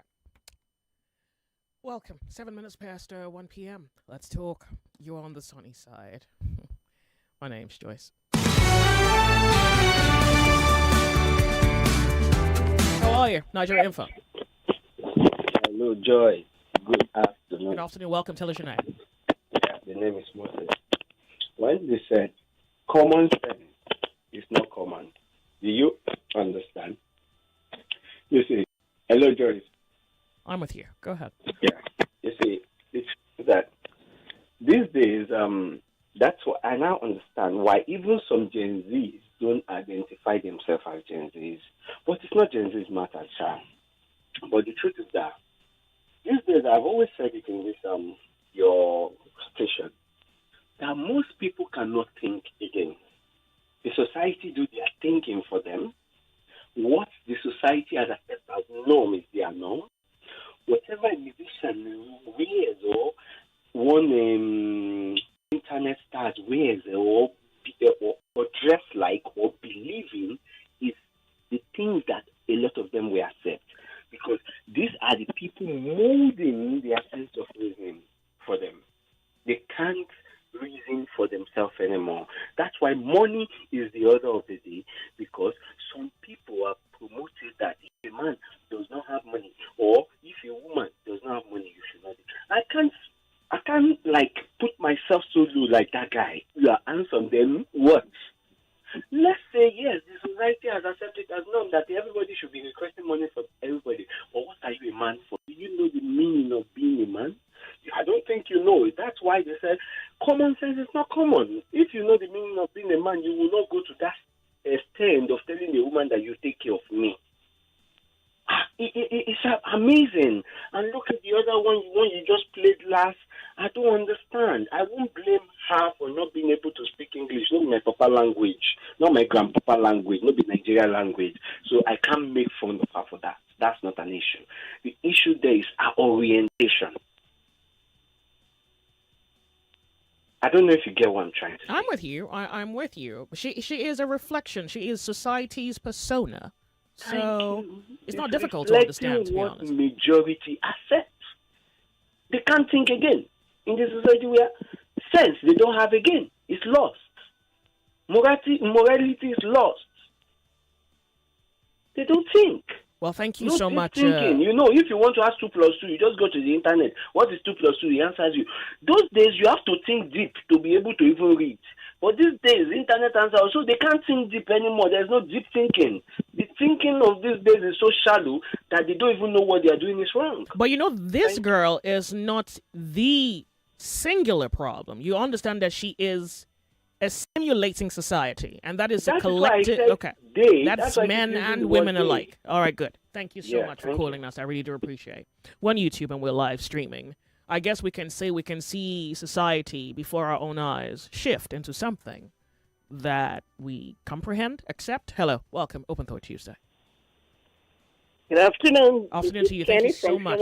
Joyce. Welcome. Good afternoon to you. So good to have you in our conversation. Yeah, Joyce, I'm actually not perturbed by those videos. What's your name? I find it amusing. I actually find it amusing. What's your name, first of all? My name is Kenny. Welcome, Kenny. We're all happy to meet you. I used to find it amusing myself until I decided to look at the picture again. This is what's here, and there's nothing funny about it.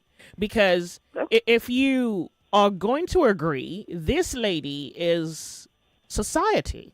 This is what society has produced. I've seen so many of these videos. I have met people with Simmons sophistication who I'm not necessarily friends with, but I've had the opportunity to be within earshot of what an opinion might sound like. And there is the only difference is this one speaks more English than the other, speaks better English than this other person. It's a mentality. So when you say you find it funny, what do you mean? You find her lack of formal education funny? You find the mentality funny? But then which do you find funny? Well, I would put it this way. This is what she wants in life. And I've watched a program before about bunnies, the Playboy bunnies. And I found that consistently there are some women who are naturally bimbos. And you can't hold that against them. That's just who they are. And they're not striving for excellence or higher level of exposure or achievement. Does your society strive for a higher level of excellence? Well, let me put it this way. You put it in a way that I can get it. Yeah, this is what I would say. The only reason why there's a distinction between those who aspire for higher level of achievement and excellence and those who is because of these videos we saw. So these ones fall within the, within the lower part, bracket. So that's where the distinction is. So Joyce, you are Joyce because of the level of intellect you have. And there's no questioning, no argument about it. These other people fall within that other lower level. And that's just where they are. And you'll be shocked to see that for the guy, there are some women who are looking for someone like him, because he really is easy to control. Just give him what he wants and control him. And that's what they want, And then also for the second girl that says that Tinubu is our government, if you notice, she is articulate in saying whatever she wants to say. She communicates clearly, just that she doesn't have the mental aptitude to understand. And that's Isn't that society? Isn't that society? It is society, but that's what you have in America as well. You have a whole ton of people like that in America. Yeah, but I don't think it's fair to compare well, I get your import, but the thing is that in that same society, you have the intellectual class. Absolutely, so yeah, you have but I think what is largely consumed in this society will be, for example, maybe not specifically this video that I have just played. That's your entertainment. You found it funny. I think it's not. Well, maybe it's not funny. I'm not laughing at anyone. I'm just saying that, someone can really be, let me not sound condescending. So but you can think about it. You may hear someone else's opinion, or want to disagree. You can call me back. Okay. I mean, it's just what it is. It is what it is. Thank you. Why do I hate that language?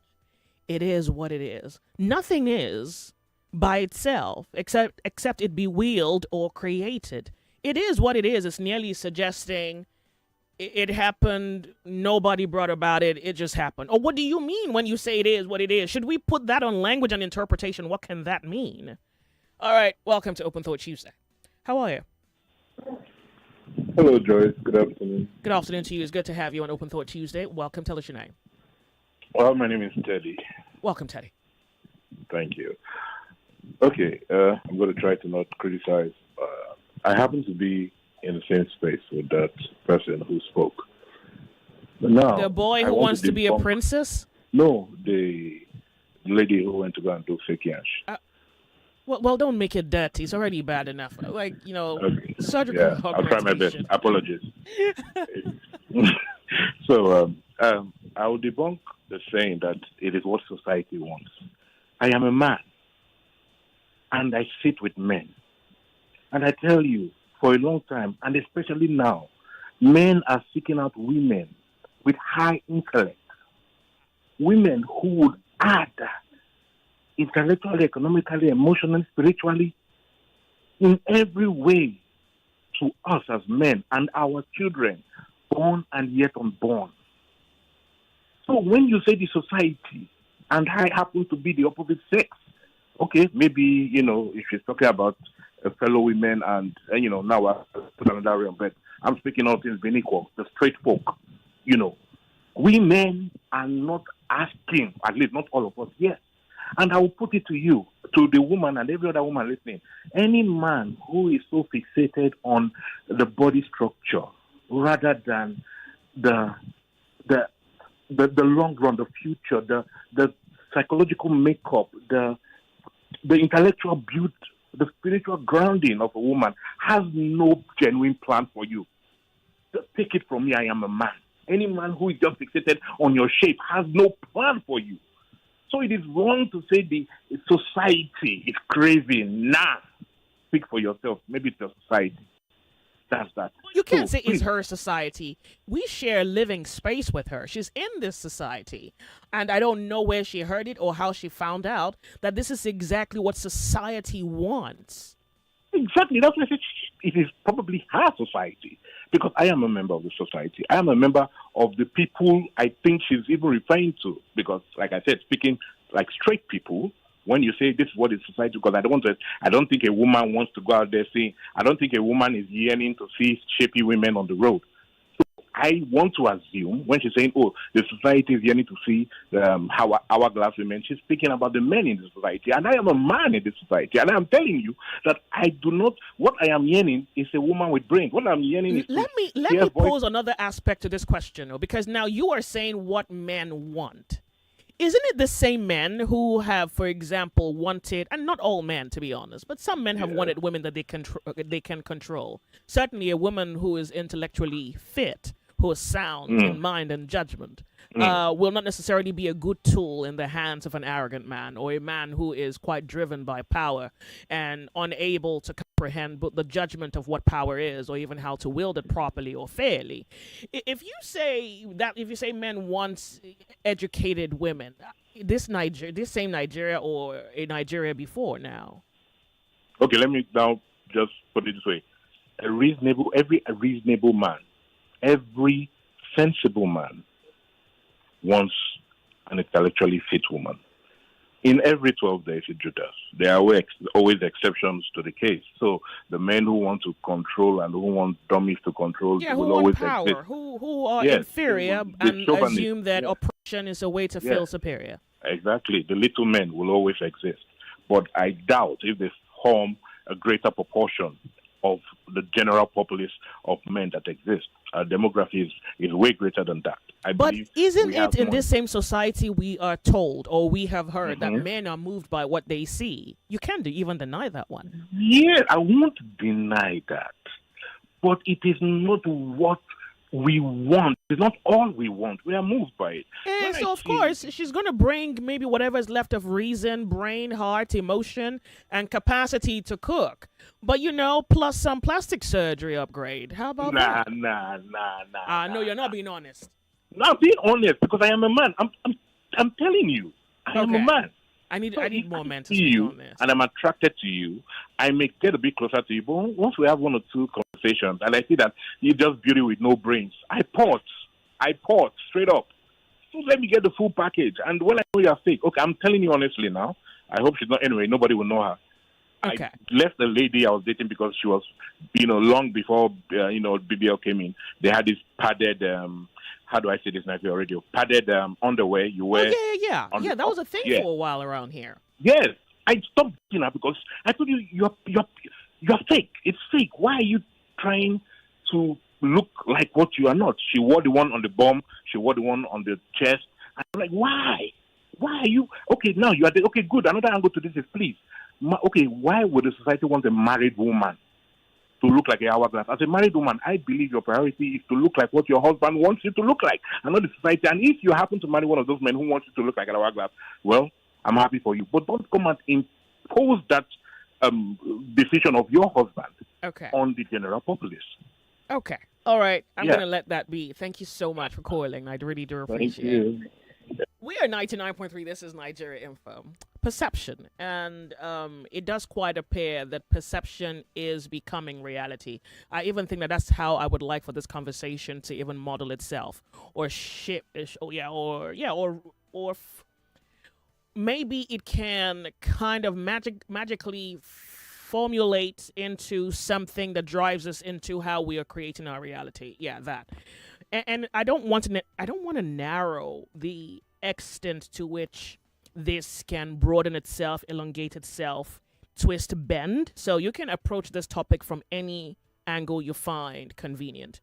I want to go to YouTube and read some messages. This one goes, Joyce, please stop playing the girl's video. Makes me feel sad for our society. No more values to make matters worse. No basic education. Okay. I don't think stop playing the video redeems us from the darkness that's staring us in the eye. And that's also why this is a conversation on Nigeria Info. I feel that perception is becoming reality. I feel that reality is now deeply subjective. It's now what anybody wants it to be, including it doesn't have to be the truth. It just has to look like the truth. There's a part of the video, the lady who said she modeled her body to fit into the framework of what a woman should look like or is expected to look like in society. She said something about the shaping of her body can kind of give you something you don't have. And that is twofold because one, certainly there is a void that's seeking to be filled. And then there is the validation of the public, which for her, it may be her body. For you, it may be, give me ideas here. For you, it may be you post pictures for people to tell you you're beautiful or you're hardworking.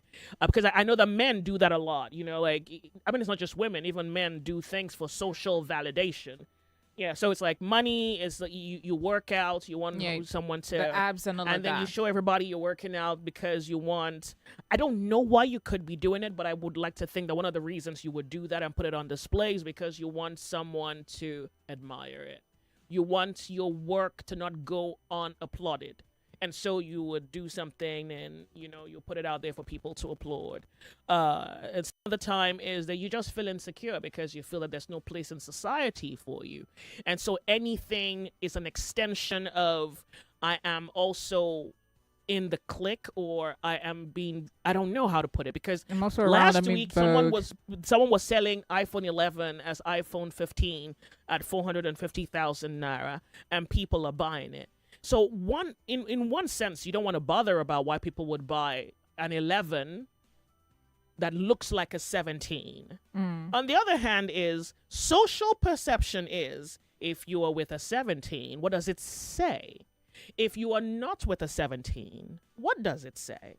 That's the only reason that whole, social rumble was, someone thought that the Nigerian market would rather look like status than be anything of value without social or non-social status. It's as though the Nigerian is aiming for social acceptance, social validation. And I think that's why we have to talk about this. I'm also going to come to you, my colleague in the studio.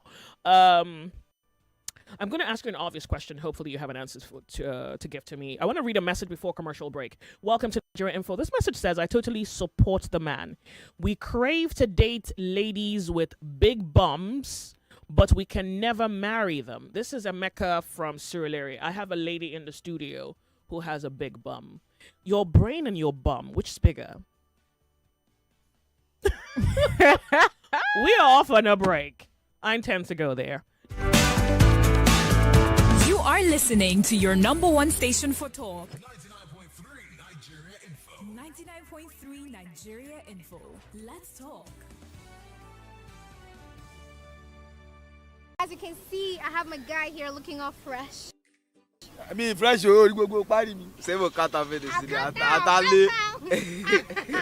good afternoon. We want to ask you this question. Okay. When you fall sick, where do you go? Hospital, or you go pharmacy, or you go Itnagbo, you dey go? I used to pray and drink water. For since I'm alone, I felt first stay alone, then I get drugs to take. Only at the talk, bang. So you don't get money for hospital? Where I was here. It's a typical Yoruba picking that I be. I take Agbo. For this Nigeria, where they buy only bottle water 200. Oh, wow. Oh.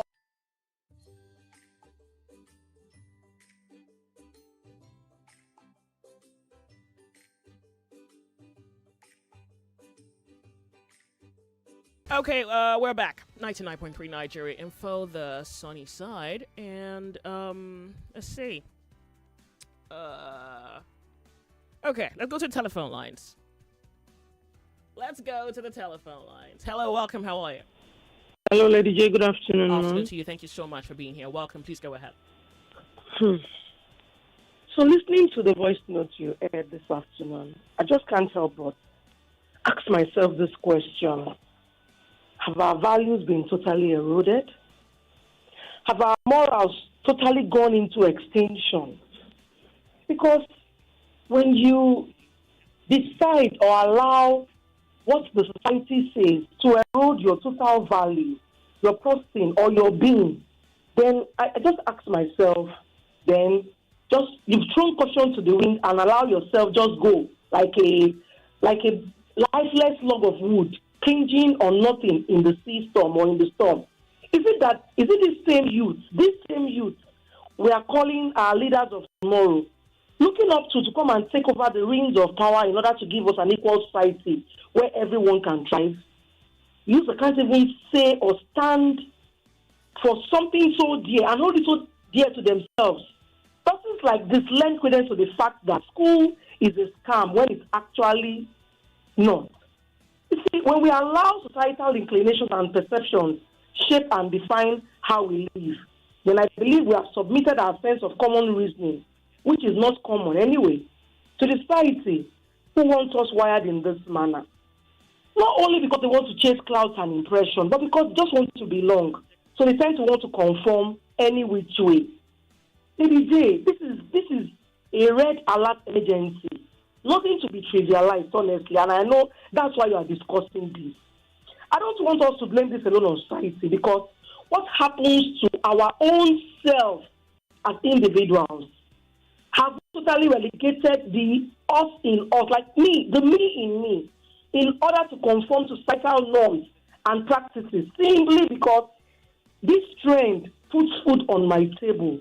Or if I don't conform, I won't be able to stand amongst me men, because I don't see people that go this way as honorable people or excellent people. No. So because I want to conform to be able to stomach infrastructure, and then I must bend and be a robot and subdue my own self-will in order to conform. Lady J, the youth that ought to add value to our belief system have gradually and are gradually going into extinction, and until something happens from not only the home front, but a recalibrated mindset of society on a whole, at from beginning, just breaking everything. Because I'm holding my head in as I'm listening to you say this, and I'm asking myself, our children, how are we training them? These same children you are training will still go and meet the wolves out there that are in sheep's clothing. God, Lady J, it's a whole lot. But what happened to our moral compass is what I'm asking, and I'll continually ask. We need to get it right. We have not gotten it right. We are still struggling, and we have not even built any foundation to make these ones want to stand. Because if the foundation be destroyed, what can the righteous do? How many righteous do we have right now? Have you dared to count yourself amongst those persons?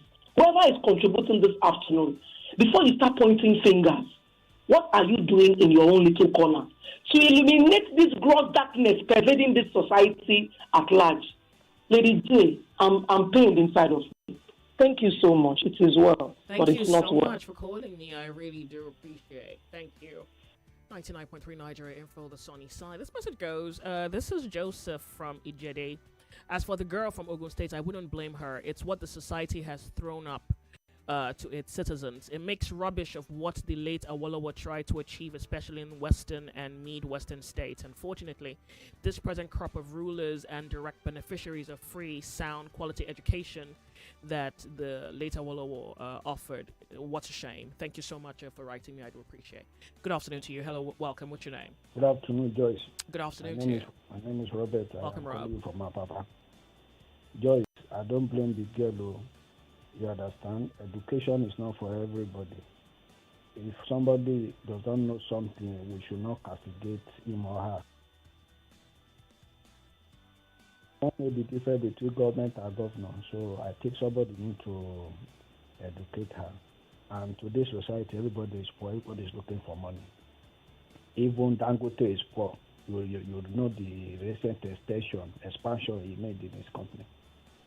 You understand? So this not training a child. You don't. It's not. You can train your child, but the society may change your child for you. That is where we find ourselves.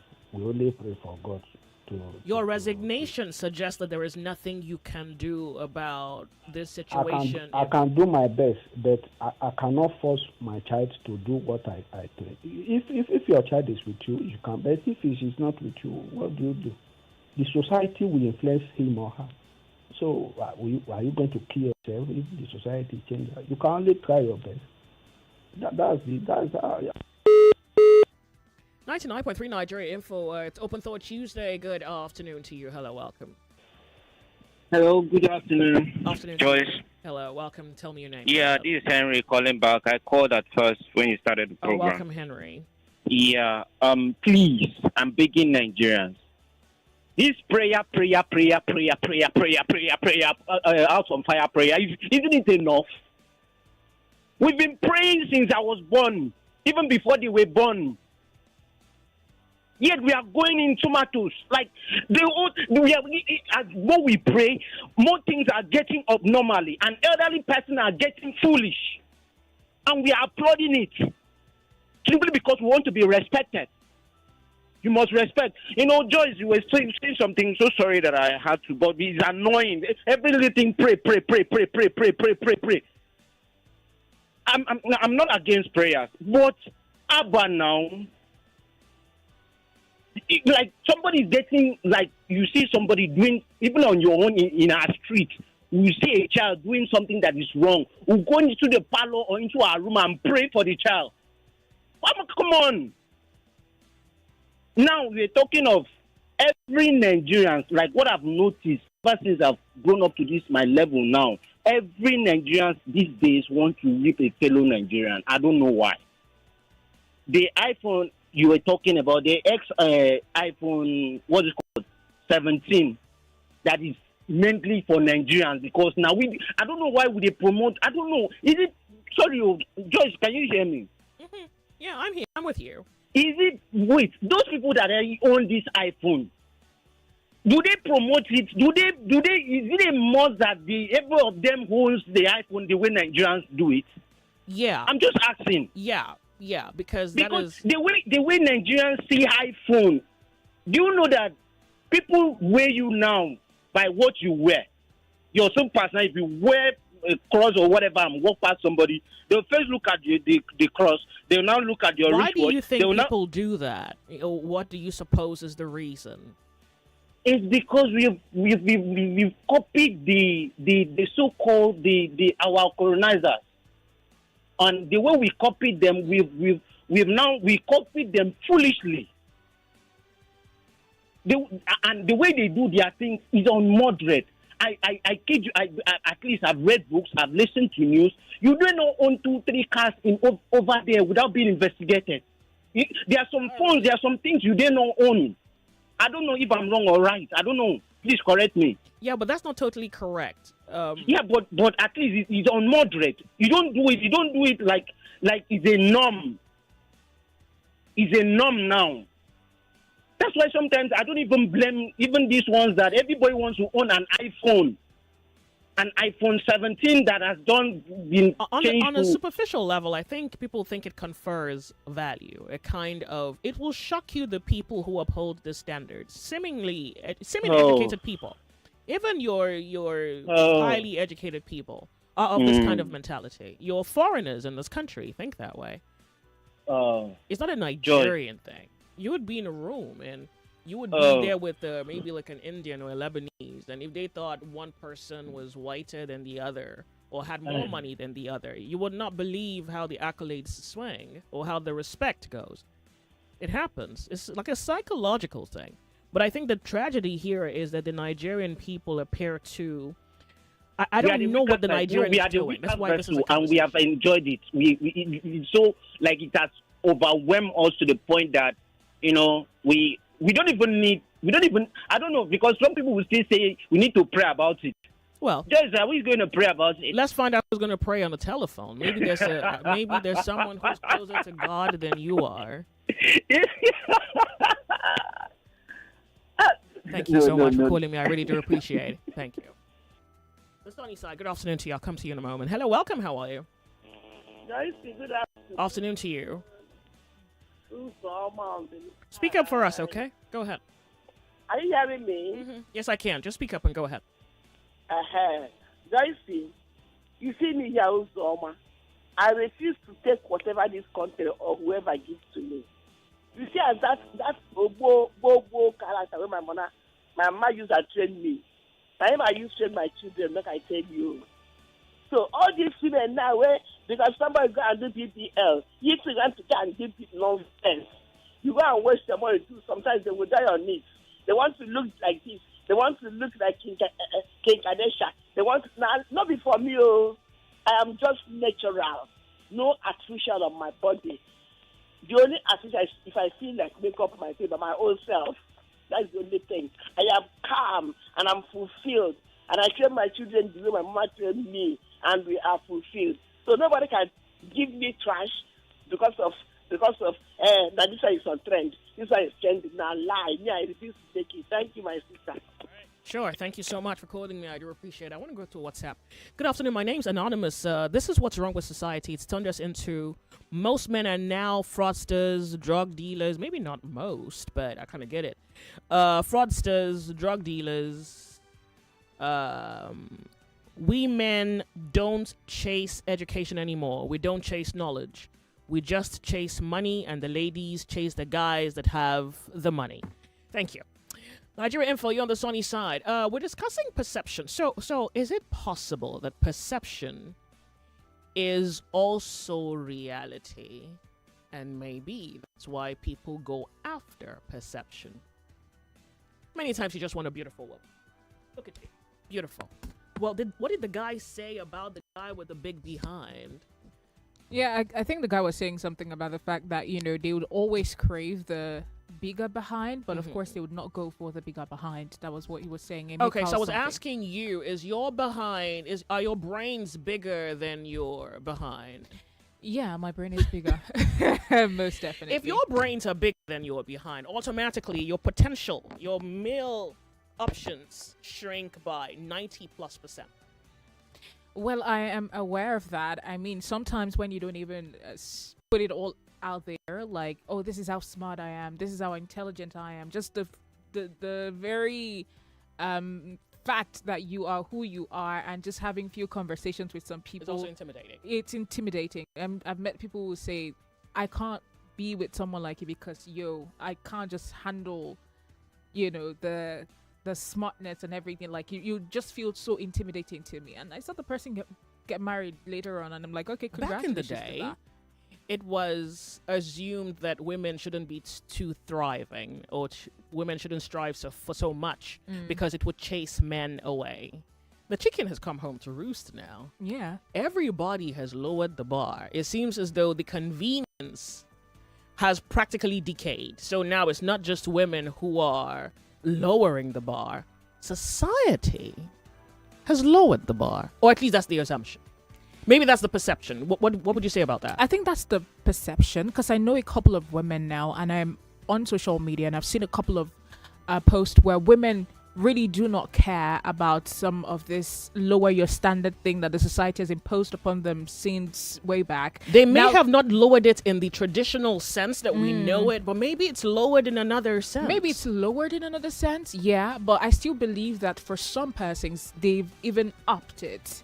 Like, if you're not it, you're not it. What as a is man. it in today's world? So I believe that some people go for like intelligent men, people who really know what they want for life. They don't just have money; they know what they do with their money. The Roman Club is not in Nigeria. When you say people go for intellectual, are you sure about that? Yeah, I know women who go for intellectual men. That's why I said that some women, especially with things that I've read and all of that, you'd still see that a lot of women now see that there's a huge problem. There's a huge gap.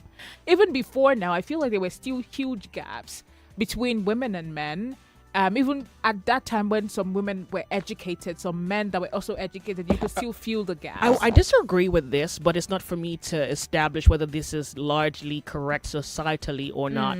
So we're going to ask the Nigerian public, particularly Nigerian men, whether it's true that women go for intelligent men. Yeah. Because the reason I'm asking this question is because men themselves have complained that women are after them for money. Yeah. So whether their intelligence is any marker, let's find out. Hello, believe it Nigeria is. Info. You're on the sunny side. Welcome to the show. Sir, I lost you. Make it back. You're on the sunny side. It's Open Thought Tuesday. Hello. Welcome. Thank you. Joyce, this is Moses. I really 100% disagree with what your second just said in the studio. Women, how many women goes for intellectual? If we are going to talk about capacity, I think majority are after the money. Let's not put anything under the bed or under the cupboard. I want to say that we should not. Men are after money. Women are after money. Majority in all this. That's why these days guys are after just pushing drugs, Yahoo. Oh, you don't even know the difference between men and women, even with the dressing. It's annoying. And you say women go for intellectual? So I want to say that don't mistake going for intelligent men for just going for intelligent men that are broke. There are intelligent men that also have money. How are you going for intelligent men when you're looking at your pocket? Let's get it clearly, That is right? not Let's get it intelligent. clearly, right? Because I feel If you are like looking for you're tilting intelligent towards men, that you will not be angle. after their pockets. You will not care about their I pockets. will not care Both about of you his don't have pocket. to agree. We because can you ask know other men. What Hey. makes you feel that they are intelligent? Because you believe in them, you know they can grow. They can be who they want to be. If you say a man is intelligent and you are still looking at his pocket, that means you yourself, you're not intelligent. I am intelligent, but I'm not talking You about can't be myself. intelligent But I'm not and talking saying about. a I'm not man is talking about intelligent myself. and is broke. Joy. Yeah, it can be broke. No, but and that's be possible though. But that's possible though. And then A it's man- not everybody. It's not everybody that has the potential to be more that becomes more. There is also that. Are you saying that it's not possible for you to be intelligent and broke? So that means you are still not after intelligence, you are after the pocket. You're Yeah, looking if- at intelligence, but it's not everyone that is intelligent that has the capacity to be more, even with the intelligence. There is a simple Being saying, smart Joy. is different. There is a simple saying, Joyce. The Yoruba will say, "Any lori oni fila, any de ni fila olori." The fact that you have head, you don't have cap, does not mean you can get the cap. And the fact that you have cap, you don't have heads, that means you have cap, but you don't have heads to wear the cap. So when you are saying, "I'm looking for an intelligent man," every woman will say, "I'm looking for a good man." It's okay. Both of you don't even have. Let's take a But consensus here. Let's find out whether other men have been pursued. Well, maybe they've had the privilege of getting the woman of their dreams, and it was because of this quality that both of you are debating about. Well, thank you so much for calling. And Joyce, please, let me quickly just say this. Thank you. I want to say this about what that other guy said when he said men are not really after the back, the women with big back. Go and look the women with big back and the women with small back. Which one are more married? You will know does that that men mean? are really after. They are not after the back. They are just like the beauty. They just want shop, make they run. Majority Isn't that of them. isn't that a But then very excuse me. no? But then excuse me. what Does that cons- mean that the women with back are not intelligent? No. But who even says that the women with bigger No, backs are we are more not. I'm married not than- talking about intelligence. What are you guys if it comes talking to about? back. Then what's No, the I'm point not you're talking about making? intelligence. I'm talking about that guy that said women that are trying to make their butts look big for men. Why to is want them. marriage That's the what we're hearing. That's yardstick, what I'm though? saying. Like, are you saying men are marrying women with bigger behinds? They don't really care about bigger baby if it comes to marriage. They care about your brain. But if they see your bigger behind, news to they me. want to Okay, just good. chop and run away. Let's Or hear other beauty. people. Let's. Thank you. You guys are really redefining things today. Nigeria Info. Welcome to. Hello. Somebody just. Yeah, good afternoon, Joy. Afternoon. Tell me your name, my thigh. Yeah, I keep going on the line. Yeah, sure. Go ahead. Let me first start with the education. That education is a task that must be done to human on earth. God said that if you cannot keep what another man's property as regard to your body and intellectual, who will give you more knowledge to ascend on high? So in the book of Ecclesiastes, chapter 12, verse 11 to the end, told us that education or learning is good. Also, we should learn. We should learn about our environment, about ourselves, about everything. Yeah. Then as regards to intellectual, if your intellectual do not enable you to know who you are as regards to God's creation, you are not really intellectually talented. God gave us the talent to be intellectual and to know about Him.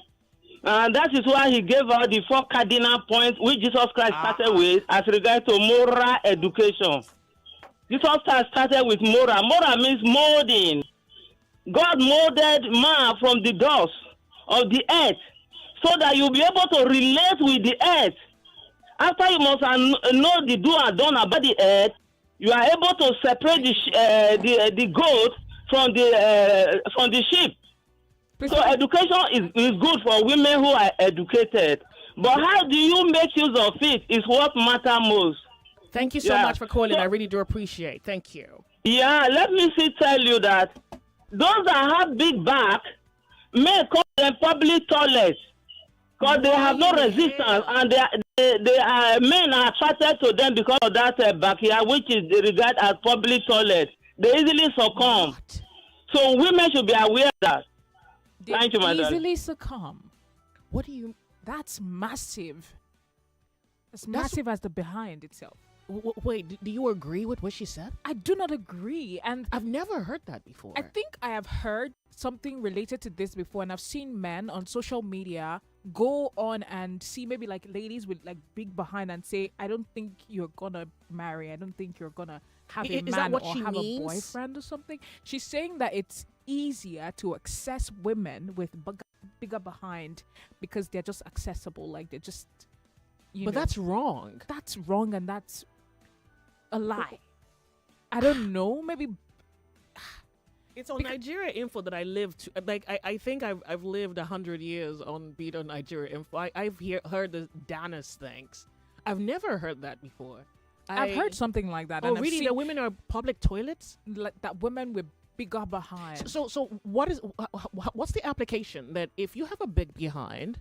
That you're easily accessible. That was the point she was making. But the one that I have heard before is the fact that women with bigger behind would most likely find it hard. Okay, I think what I may have heard is that, the entire big behind is really just fat. There's nothing there. That's what I've heard. No, the one I've the heard that is related to what she's saying is the fact that, women with bigger behind find it really hard to get a man that is true to them, that really wants them for who they are and their body. Oh, really? That is what I have heard. But according to what she said, the whole public toilet thing, that women with bigger behind are public toilets and they're easily accessible to men, that I have never heard. And it's so surprising. Open thought. Good God. I don't know where to pick it up. Okay. Open Thought Tuesday, 99.3 Nigeria Info. We're live streaming. We're on YouTube, Nigeria Info FM on YouTube. My name's Joyce. Welcome to the show. What? Hello, Joyce. Thank you for being here. The volume of your radio set. Okay, good afternoon.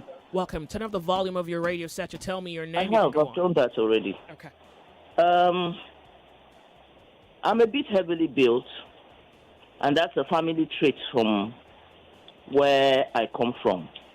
It's in my DNA that most of the females, or even all the females in my family, have good hips. Our hip lines are pretty large. Please, you need to caution Mrs. Ahigbe. Why would she say people with large hips are public toilets? Would she like somebody to say that about her? Men choose, I wouldn't even say, beauty is in the eye of the beholder. Men know why they choose whatever they choose. Some are with the hourglass shape. Some men like them. Some men like more flesh on their women. So why on earth would she come on public radio and say people with big backsides are public toilets? I take offense to that, and I think she must apologize. Okay. I would like to apologize on her behalf, actually. Thank you so much for calling me.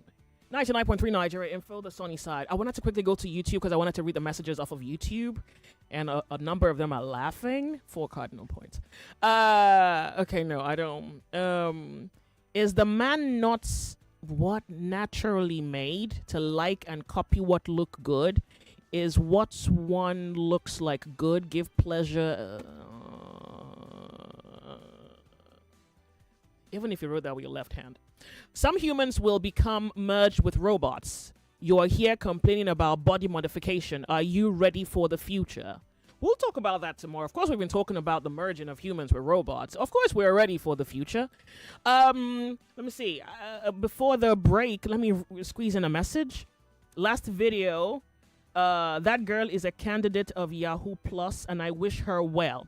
I don't think so. I think that society is modeling something, or society is self-engineering. And no matter how much we want to claim to be religious, pious, we are latently something that we probably deny, and whatever that thing is obvious in society today. We're going to go off on a break. We'll be right back. Don't go anywhere. More conversation.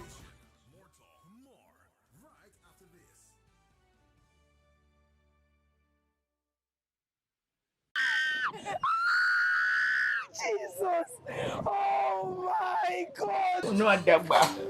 Promote you. O she munu wadu. Orun amunu edu. Spirit of Christmas. We want to go out there and go and appreciate Nigeria Info's listeners.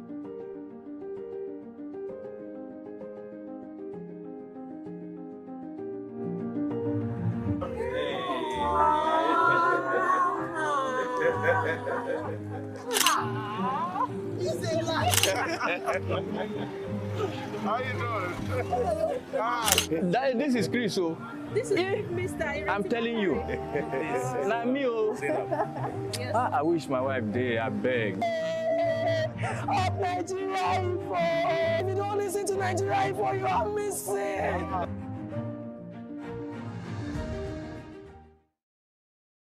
We're back. 99.3 Nigeria Info, the sunny side. I want to read messages here. Anonymous, please. He says, my mother wasn't a graduate. As a matter of fact, she considered going to sell akara.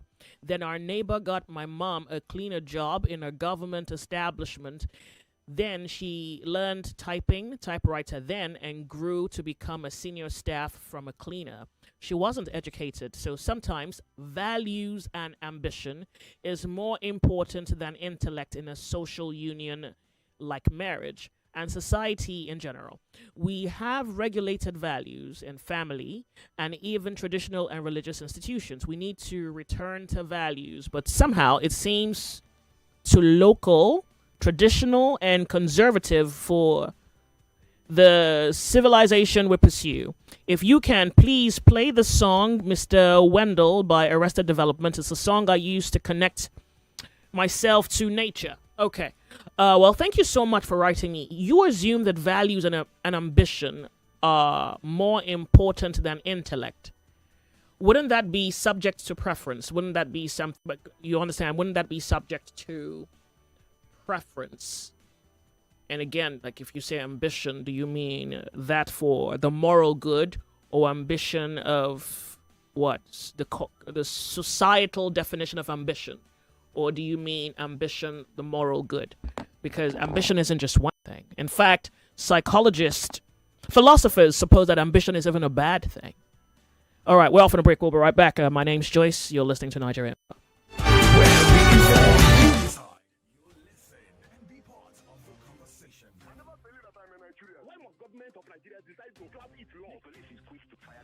Who's this? Drogba.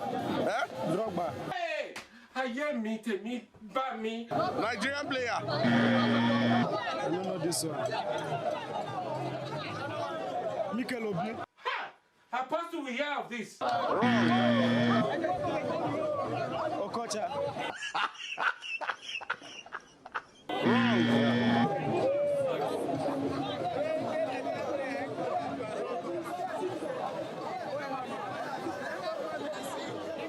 Drogba. Peter. Our former coach, our former keeper. What's the name? Peter. 2,000 years later.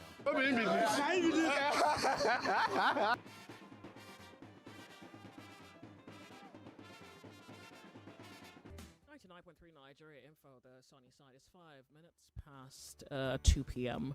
Welcome, it's Open Thought Tuesday. So we are going through what appears to be the topic perception.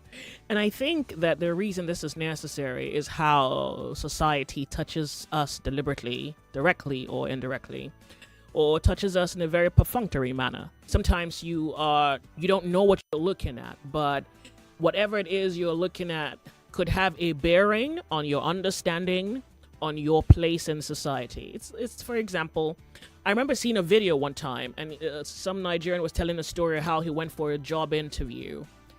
And, no, I think he told a story about Otedola. It was a video I saw of a guy who was talking about, I think he mentioned Otedola in that. And he said something like that he had gone for an interview, he wasn't accepted, and a few years later he met the man with the money, and the man with the money said, well, you know why I didn't hire you? Well, you didn't quite look like it. So there is something like looking like it, and maybe it's not a Nigerian thing, but I think that we may have pushed it to such a far-reaching extent that there is no line anymore that exists between illusion, a lie, reality, or say subjective truth. It doesn't exist anymore. Yeah, why do we have fake it until you make it as a quote? Okay. It's because that is a reality for some people, because let's interpret that two ways. So in one way it can be because faith is saying that you believe in something that doesn't quite exist, but it doesn't ask you to be stupid. It doesn't ask you to exaggerate the simming, or it doesn't ask you to exaggerate the expectation, right? So what faith is things, hope for the evidence of things not seen, right? Yeah. So maybe fake it till you make it isn't even a problem. Is that we now may consciously be living a lie. So you see, I played you the video of the young lady who says her position is millionaire. And I don't know how much of Nigeria she has experienced, right? Yeah. But from where she was born to where we found her the day we found that video, there is enough of this perception to inform a disposition. We don't know where she's been, how many boys she's dated, how many of them have given her 2 million as pocket money a month. We don't know that. But from wherever she was born to where we found her, the society has impressed on her judgment what we heard on video. So, and this is a girl who probably is somewhere outskirts of town. We're talking about even the girls on the island. And when I say island now, not like Victoria Island, like those who are not outskirts, who are within cities, who live in the cities, that even the psychology, there's a perception. If you don't drive a particular kind of car, if you don't, so I remember there was a time my colleague back then would say to me, he'll go to the club and the girl will look at his car keys to scale him, to weigh him. She'll look at his car keys. And he would complain to me that, she's not caring about my mental state. Like, I'm not sure, maybe she does, but it would appear that her first preference is, are you the guy with the money? And this my wildest guess would be someone with a kind of formal education who you would think may place. So I think that, I don't know what it is. I just brought it to you guys on Open Thought to figure out. Yeah, it brings me back to the conversation we are having before when the caller called and said that would you first of all look at the intelligence, that you wouldn't look at the money if you thought that the person was intelligent, or if you were actually truly looking at intelligence. But I want to, say that that is totally not true. According to the point I made the other time. Would you look? So just for clarity, Lagos, you're gonna get into the conversation in a moment. I even need to understand where this is going. What's your preference? Would you prefer a guy? And we can be honest about it, because there's no shame in it. There's no shame. I think the problem is that we may be exchanging one for the other, and maybe we can probably on Open Thought Tuesday accept that. What's your preference in a man? Is it the guy with money, or the guy with money who is also intellectual? Both. Yeah. A man that is with money and that is intellectual. Is it possible that he can be intellectual and money be a subjective matter? So it's officially not a matter. So you can. So he may have money, but that's not the focus. Yeah, Joyce. Let me tell you why I asked you this question. Yeah. There was a few years ago. I don't know. I can't remember what event happened. Somebody had done me a little favor in this building, and I was walking out of the building. I saw her seated outside, and while I walked past her, I wanted to say thank you for what you did. So I went closer and I said. But I didn't stop. I was walking past. So I just uttered, well, I wish you a good man. I was like, oh, thank you so much for what you did. And I wish you a good man. And she said, nah, a man with money. She's a lawyer. She says, a man with money. And I came back and I said, I wish you a good man. Because a good man could have money. Wait, that's what I'm trying to get out of you. Now you are repeating what I'm saying. The only reason I'm telling you the story is because you said you want both. It's as though you put at par knowledge and money. So what if he was knowledgeable, but he really didn't have? What is money to you? $50 billion? $100 million? For Somebody me, who can take care of your hair, your nails, and dinner? What is money? For me, yeah, I want you to have the capacity to be able to produce wealth. Then maybe that caller is right, because if you were focusing, maybe I do not caller. agree that all persons that are intelligent have the capacity to transcend that or to translate that into wealth. That's my problem. Maybe what the caller was saying. So I should be seeing that, even if you don't have all the money now, Joyce, I should be seeing that there is potential even with the intelligence, because not everybody that is intelligent have the capacity to make that into something that would potentially bring wealth. If you made this a nursery rhyme, I'll still get it. Like, it's really that simple. I'm just saying that, is it possible that we put at par? Okay, so wait. So I came back to her and I said, I wish you a good man. And she said, no, I prefer a man with money. And I said, you don't suppose that a good man could have money? Would have money. And because the money was not what I offered, she didn't want it. She wanted the guy who had the money. So the good became the subjective. The good became second placed. She's a lawyer. She's educated. So I'm saying that maybe you also just want a guy, one, who has money, then two, anything else. Nah, that's not how it works for me. So in order of high ranking, what would that be? It's intelligence first, because for me, I am... You really have to tell me thank you for letting you come on the sunny side. I really think I've changed your mind. No, you didn't change my mind. Open Thought, I didn't. Open Thought Tuesday. Look at just imagine me catching you naked and you lying. Open Thought Tuesday. You didn't. My leg hurts. 0201. 277-0993, 0201-465-7190, and 08095975805. Welcome. Hey, welcome to the show. How are you? Hopefully you're making messages. Ooh. Let me see. This message you're discussing this afternoon is a problem that has already consumed us in all ramifications. It's religious instructions or political space. No values so ever anymore. Wow. People now live based on what society will say, and parents and religious leaders who's supposed to control the menace are complicit in the whole matter. This is Funshaw Banjo. Thank you so much for writing me. I do appreciate. Telephone lines. The Open Thought Tuesday. Hey, welcome to the show. I lost you again. Sorry about that. Okay. Hello, welcome to Nigeria Info. Otherwise, I want to go back to WhatsApp. Hello, welcome. Tell us your name. Yes, it's Kenny from Shomolu. For me, the most important thing for me is a man with a heart. What? A loving heart. And I can deal with any other thing for me.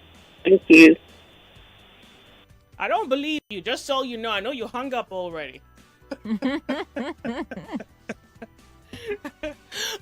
I think a sunny side tends to force you into a moral position, and so I lose out on the benefit of your rascality. Sometimes I lose out on your rogue notions, and I really want that. I wish I didn't have to force you into being sober enough to make. Well, at least I'm hoping that's not what I'm doing. Hello, welcome to the show. How are you? Hey, good afternoon to you. How are you? Hello. Yeah, please, welcome. one woman was angry with my words. I want to apologize to her. Oh, okay. That's not what I mean as regards to sizes of the body. God did not make us all one. Yeah, all fingers are not equal. But I'm only just relating that what men normally say about those with backyard. Those are the worst. But I'm sorry for the inconvenience must have caused my fellow women or any man that is having a large body. It is God's gift. Thank you. Thank you so much. Really, okay, I appreciate that. Help me apologize to her. Yes, I did that already. Stop dating unintelligent men. I beg you. It's a tragedy. It's a tragedy, actually. It's a tragedy. I totally agree that's the main reason. Because for me, right, because I'm gonna say it, I've actually met men that have money. Wait, but they were not intelligent. Don't date unintelligent women too. Yeah, it goes for both actually. But I'm gonna see, because you felt like maybe you kind of cornered me at some point. Oh no, absolutely. Now, no. Because I mean, based on that conversation, I will always go for an intelligent man, because I've met men that have money, and the only thing that they can give to you, like, you guys can't even have intellectual conversation. Like, guy, this thing they sup, like, you can't reason. Like, bro, is there something going on? I can't cope. So I also think that there's something that I have to bring to light here, because sometimes intelligence can be ambiguous. It's like, what is the yardstick for intelligence? This intelligence? Yeah. This was also why I brought the conversation logic and emotions. So I've heard a number of people say, let's be logical. Let's know. Imagine me being stuck, the man who thinks. So it's that intelligence can be a different form, but I think that the most common and most expected, because of how it's woven into human nature, would be the intelligence that's embedded in human emotions. Because you don't want a psychopath. No. You don't necessarily, you're probably not going to end up with a physicist, a mathematician. You're probably not going to end up with a polymath, someone who reads, an avid reader. You're probably not going to end up with the barometers by which society defines intelligence. But we're still referring to a kind of above average kind of mentality. And maybe we're not even talking scholarship here. We're not talking your formal education, because you may meet a guy and he doesn't have the foreign diplomas. He probably dropped out of school because his father had, people have life stories. Like, so maybe you met a young man and he dropped out of school because his father ran into hard times and they couldn't cover the education of 3 kids, so one person had to come out so that 2 people could go. Yeah. Would you say that person is unintelligent? You see that? No. So I want to highlight what this intelligence can look like, so that you're not expressly or exclusively looking for, because you don't want to disqualify a person because they don't meet your social definition of intelligence, because that would be a very narrow way to look at it. So I think the only way I can simplify what I mean when I infer this whole thing about, don't date unintelligent women or men, is that you want a person who is courageous, you want a person who is truthful, you want a person whose emotions are embedded in his judgment, so that his reasoning is not without spirit. You need a person who thinks with spirit. You need someone in whose thinking there is light and there's humanity and there is precision and there's will and there's art and there's philosophy. You need that. That's what I'm asking you to look for. Maybe I'm the one complicating the definition for you, because maybe for you, if he kisses you good morning, buys you all the things you like, maybe that's enough. And maybe, okay, if he treats you good, maybe that's really all it is.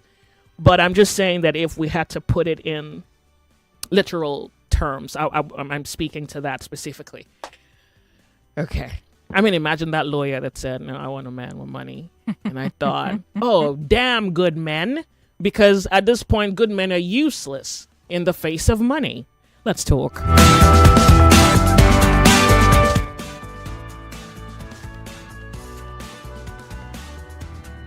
Someone says he doesn't think the video is real. Oh, I think the video is real because I've seen a lot of videos like that. I've seen a lot of videos like that where, you know, some interviewer trying to create content. It also speaks to the quality of the interviewer, who is not doing anything more sophisticated than going to the streets and looking for the people at the lower rung of society and trying to extract their flaws for comedy as content. Because even the person who's interviewing, for example, that lady, is also being shaped by the environment he's in, so that his idea of a content will be, what is it people are going to relate to and laugh about? Let's find someone who's poorly educated, who is probably a victim of the vices in society, exploit that, put them on camera, and entertain them one side of the divide and make money the side of the divide. He is also a victim being shaped by society. But maybe that's a conversation for another day. And that's exactly what I was trying to say yesterday, that the weak men who hang around, the strong men who hang around weak men for so long, you get to be touched by the weakness, and weakness can modify you. The good men who hang around evil so long without challenging evil could be modified by evil. Open Thought Tuesday, Nigeria Info. You want to say something?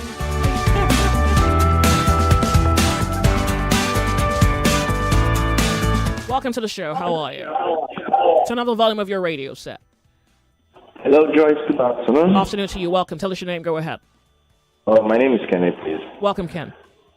I think the issue right here is not what exactly is actually intelligence, because it's kind of relative to me the way I see it. I actually put forward values more than intelligence when it comes to relationship matters. Values. Oh yeah, sure. So for me, it's not even a question of whether the person is sharp-oriented or not, book smart and all that.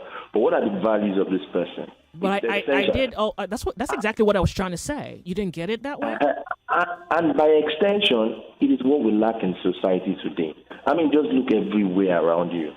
We lack values, and it's really eating deep into every facet of our society. Yeah, but is it also possible that values can be one of other things that can inform intelligence or make up the intelligence of a person? Do you think? Of course. Values actually dictate what exactly you want to make of yourself. Values actually dictate, okay, there's a saying in Yoruba culture, I paraphrase it. I think the way they say it, you don't use someone else's watch to dictate your own pace. Okay. That's the way it's being said. So it's values that actually dictate what you want to make of yourself. So it still boils down to the fact that, okay, for the man that likes a bigger behind, it's still the values we're talking about. For the ones that want a very calm, smart lady in his house, it's still the kind of values we talk about.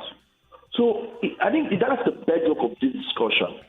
So are you saying that society is deliberately exchanging values for corruption? Like now at this point, because we've lost values across board. I'm telling you, we've lost it across board. We've lost values. And then you were talking about a video the other time. I'm just trying to remind you, it was an $100 video. He was trying to give someone a job, and the person came in a vacating vehicle, and they lost the job. So now I remember. Did you see the video? You've seen the video I was trying to refer to? It was one of my favorite motivational speakers that actually cited that example. So the person was to get a job, a contract from Femi Otedola, and he came in a vehicle that was like, if I was to give this kind of person this job for this magnitude of this contract, So you that now has a motive, have I lost you? Exactly. So I've even found what, are you a mentee?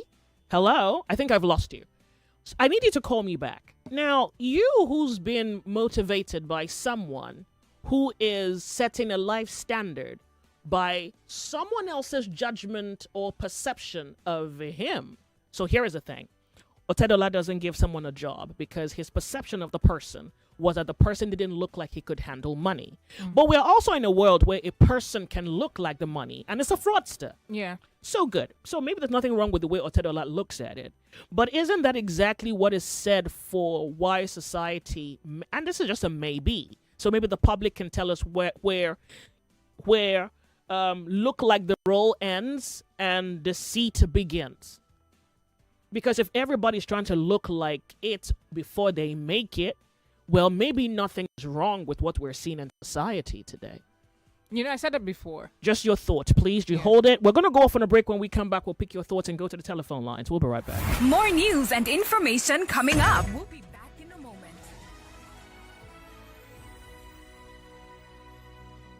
What is the singular of spaghetti?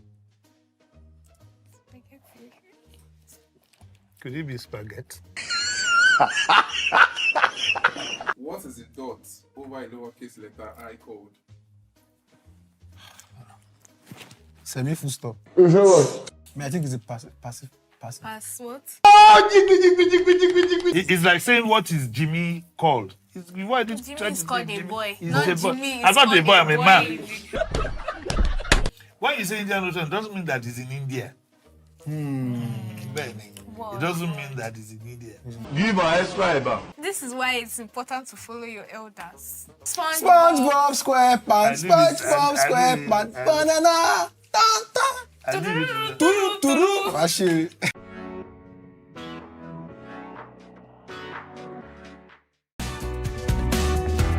I don't know where you get all your stories from, but you're crazy.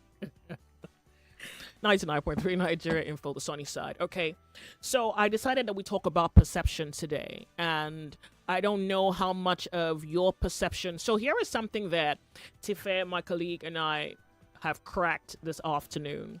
It's that I'm trying to figure out where this fake it till you make it ends and where ambition begins, because she just told a story. She told me a story off air. And the story pretty much just highlighted that there are people who are moving out of the share wheel to passionately display craft skill, capability, and they are in that because they are good at that. And then there are people who want to make it by social definition.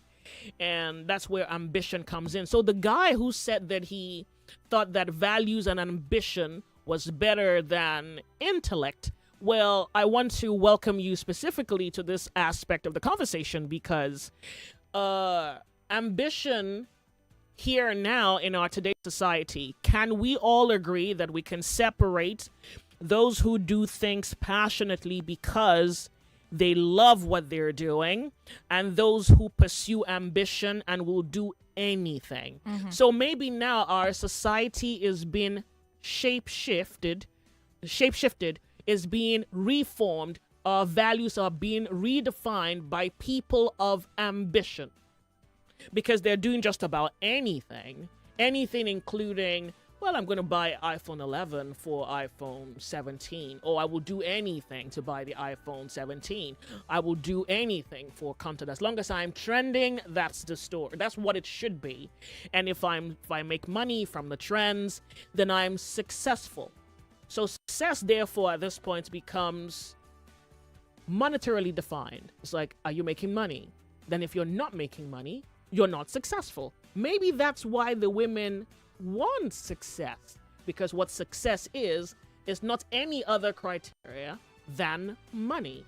Maybe that's why you can wish someone a good guy, and the person will say, no, I don't want a good guy. I want money. Yeah, I want to believe that the society, the way they have, bent what success truly is definitely alarming. And I definitely agree with everything that you've been saying so far. And I'm going to just add to the fact that right now, if you look at the percentage of people who truly are working hard, like you're working, you have a job that you're doing, even if you're moving, you're moving, you're not where you used to be, when people can see it and all of that. If you truly look at the Nigerian space, how many of these jobs can truly like make you some kind of money? Serious money, no. That, you would say, oh, and a lot of people now, they see that as success. If you can't make that money, if okay, oh, this is Joyce of Nigeria Info, Joyce of Nigeria Info. And I'm driving a Benz. I don't even have a car. She's like, no, she's not successful. Like, honey, maybe you're right. So that's how some people say it. And you see some girls, they're doing absolutely nothing. They're just with men that have money, and they are cashing out. They have money, and a lot of people, they see them driving Benz. They pose with this, oh, I'm doing one business, I'm selling this and that, and then I'm just selling this and that, and you're more successful than somebody that has had a career of like 10 years. Like, it's alarming, especially the Nigerian space. Just makes it look like you're doing something. Do you know what? And it's not as successful. That's what people will look at you. Do you know where the devil gets a kick out of all of this? The people who are policy makers, for example, in the media space, you will not even believe where they put the money. It's not about values. It's about the numbers. I've been paid less than someone who was once upon a time a trifling on social media. Far less than her. And the logic, I want to believe, is, well, yeah, she's a social media sensation. Yeah. It's in the numbers, literally. And I'm supposed to accept that. So you see what the success I'm supposed to either go do what she does to be found worthy.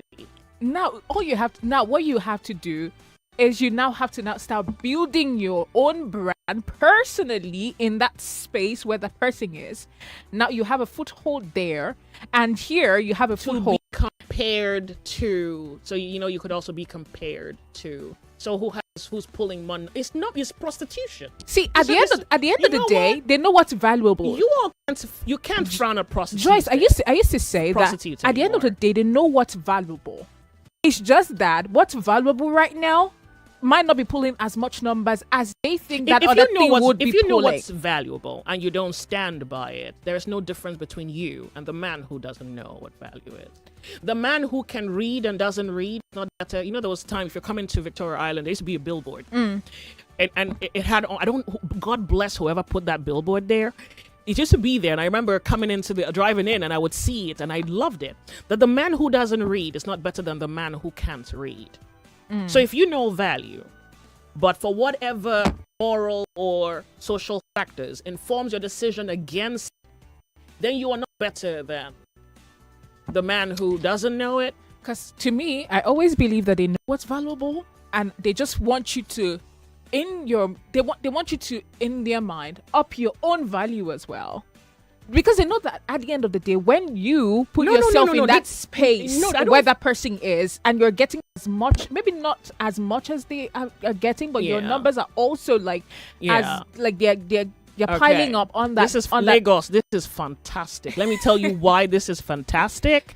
This opens us up to another conversation. We have vaguely touched perception, but now, because of the world we're in today, the next time we should have this topic, I had a different topic earmarked. I think we have to talk about ambition, but we have to compare ambition to something else that, so I don't know whether faith would be a good opposition to that, because there are people who do it because they believe in it and they do it following every moral rule, and then there are people who do it because they have ambition and they don't follow any moral rule or ethical rule. But then society rewards that. So I think another tragedy here is that society rewards that. So we cannot blame the girl from Ondo State that says Tinubu is her identity, and a guy who's making 3 million is the guy she can date. Everybody else that falls below that tax bracket doesn't cut it. You can't blame her, because how she thinks is what society rewards. Let's go to the telephone. Oh, yeah. Sorry, I lost you. Make it back. Open Thought Tuesday. Good afternoon to you. Hello. Welcome, if you can hear me. My dad had 10. Okay, let me quickly read WhatsApp messages. It's a lot of messages. My dad had 10 children. Have you heard of what they call Koboko? Again, we used to watch Tales by Moonlight, Kiddie Vision 101. I used to listen to the same music my dad listened to. Now I can let my children listen to the songs I hear these. I think you mean you can't. I'm confused. Do I raise them the modern civilized way or the traditional primitive old ways? So I try to balance it. Even in the UK here, my kids know they have to fear me past the UK government. Oh, so this is a Nigerian in the UK trying to balance what he thinks would be the way he grew up and the way the modern world now has crafted for your children. Whatever that is, it has to go. Thank you for calling Nigeria Info. Hey, welcome. Okay, tell us your name. Go ahead. It's me, Kenny, calling back. So I was saying something about values, and to quickly brush on the point about that whatever, and I think it's only a question of just whether or not the guy can handle the money. There's some form of perception required of you when coming forth at a particular maybe job opportunity, interview, and all that. As you mentioned, that you can't come to an interview and be dressed in Babariga for a corporate environment. Was that what your mentor did? Was he dressed in a traditional wear? I know what I'm saying about the vehicle thing. He came in a vehicle that was kind of wicked. So does it mean that he had to go get a vehicle he didn't own, like go borrow a vehicle? Not necessarily. He could have even come in with the boat. Just look decent. So you want to suggest that the person you made a mentor did not know? No, I didn't make him a mentor. I'm just citing that video for you that was what was being explained, and I took it as what I interpreted that to be was that okay, he could have just come in something different, not but so isn't that the problem as well? When you say decent, so maybe you mean a better car. I don't think he went there smelling like dustbin, right? You mean a better car. If he doesn't have a better car, should he rent a car? He could have. Oh, something just for instance now. Okay, I put an example for you now. So wait, there isn't much wait. So there isn't any dignity in just having a rickety car. Hold on. You want to for a $500 million contract. You understand? And then you now come in a jalopy. I'm not saying you should go get the BMWs or the Benz of this world. Even if the Corolla, let it just be something decent. That's my own perception about it. Okay. It's not my own perception about it. So back to the discussion as regards value. I think that doesn't better of everything that matters. Because these days now we so much chasing money to the extent that for the person who is putting up 110% desk and one lousy social media fellow that is just having followership here and there, has more societal respect than somebody that's actually doing 100%. Well, fortunately, you reward that. Thank you so much for calling. We appreciate. Were you going to say something real quick? I was going to say that what he said about the going for an interview or going for something deal, and you know that you're going to be collecting a lot of money. I've heard that before. I've even heard even the men of God say that you don't go to that kind of place, or even you want to go somewhere that you know guests there and go on a bike. You enter a bus and go there. Like you instead just order like a ride. Get there. It's not compulsory you have a car. Just order a ride, get there, and just come down. Just let them know at least like you are something. Can you see that perception? We're forcing perception to define a reality. Now this guy can be excellent to do. Guy is or lady can be phenomenal.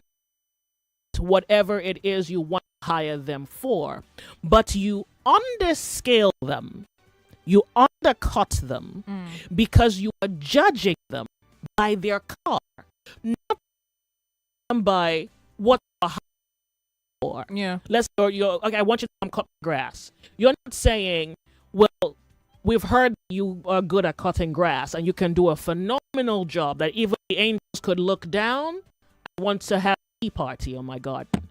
That's not what you're saying. You're saying you're good at cutting grass, but you came with a jalopy. So it will not give you the job because of your. So where does because now when you treat a person like that, I think you also inform his judgment, but not just him. You also inform society.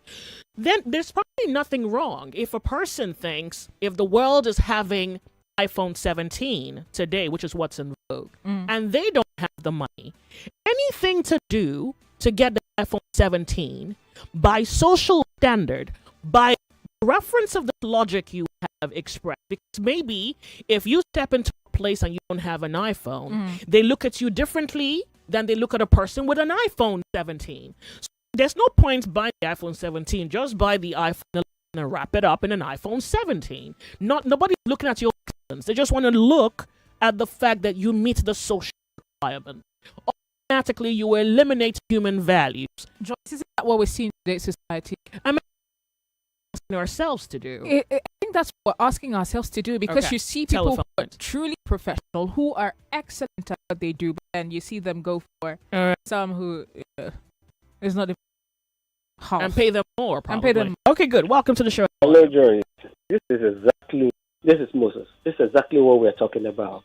But Moses, I've given you some time to speak. We need to give other people a chance to speak. I beg you to understand me. Please, huh? Thank you. The phone lines have been ringing. Lagos wants to speak.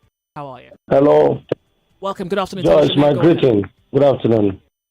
Well done. Joyce, you have really brought out something unique.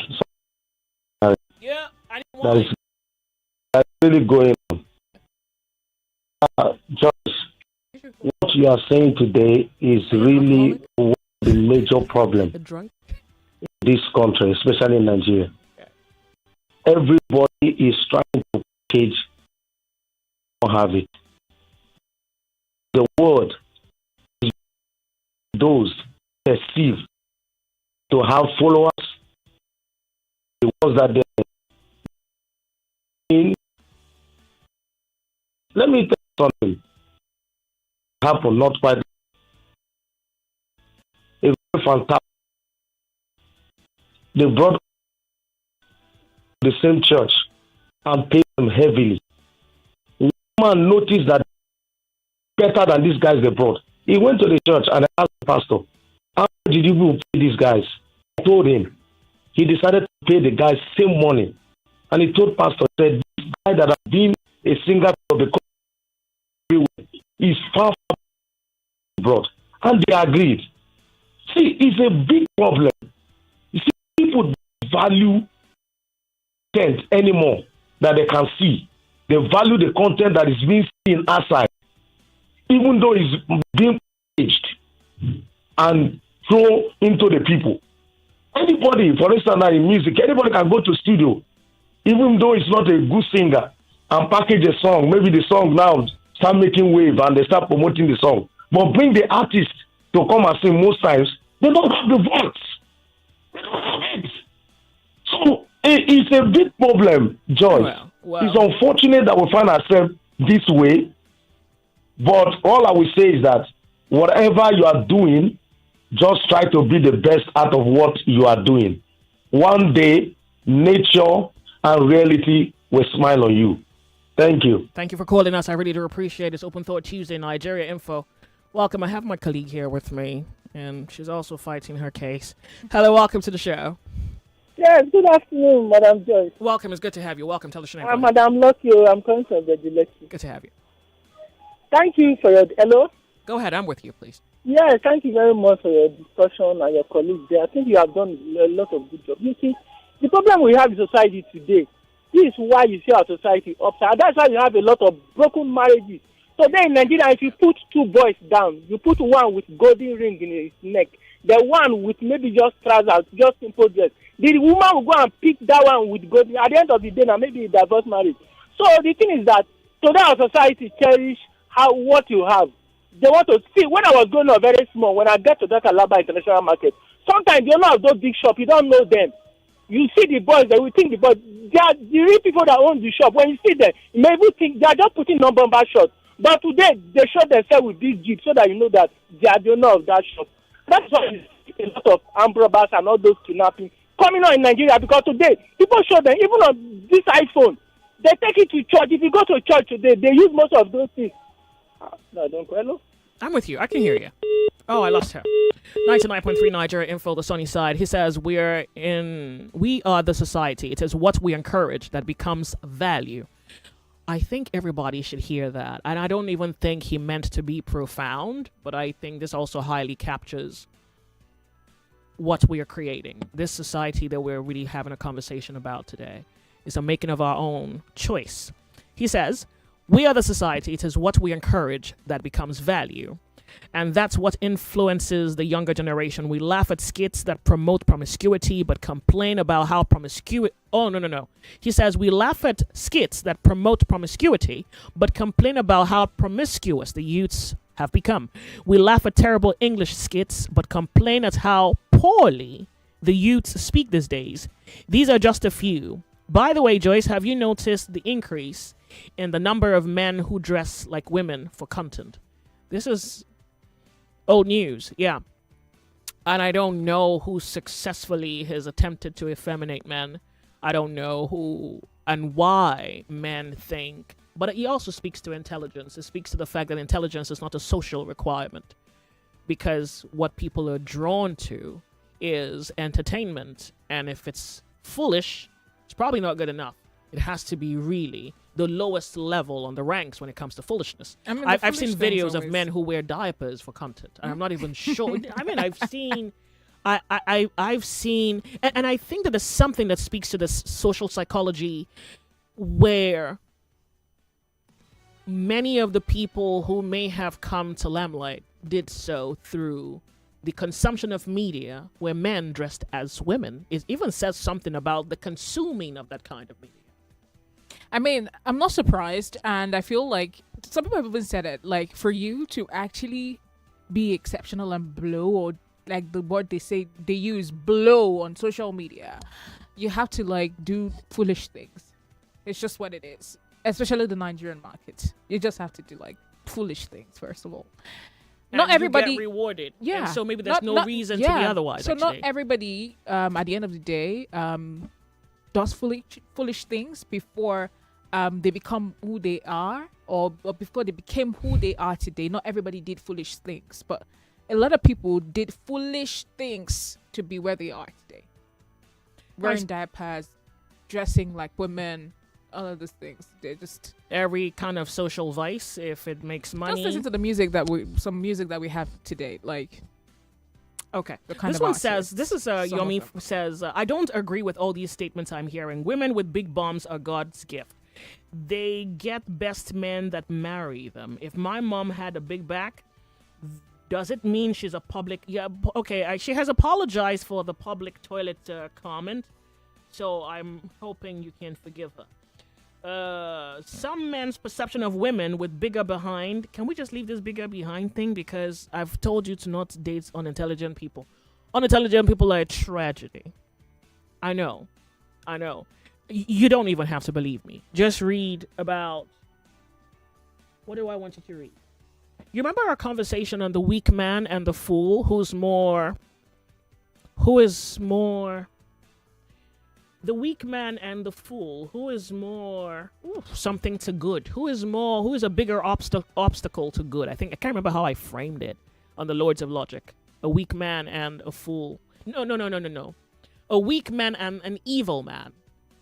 Yeah. Who is a bigger challenge to good? Yeah. Who's a bigger problem? Who would foil the good? Between a weak man and an evil man. You know? You want to take a guess? That's huge. Not so much. If you look at it hard enough, you can see the lines cut out already. Open Thought Tuesday. Hello, welcome to Nigeria Info. Make it back. Good afternoon to you. Welcome. Everybody plucked. The majority of the men. I don't believe this whole... Almost cross leg. People enjoy contributions. People enjoy your contribution, your opinions, Joyce. Thank you.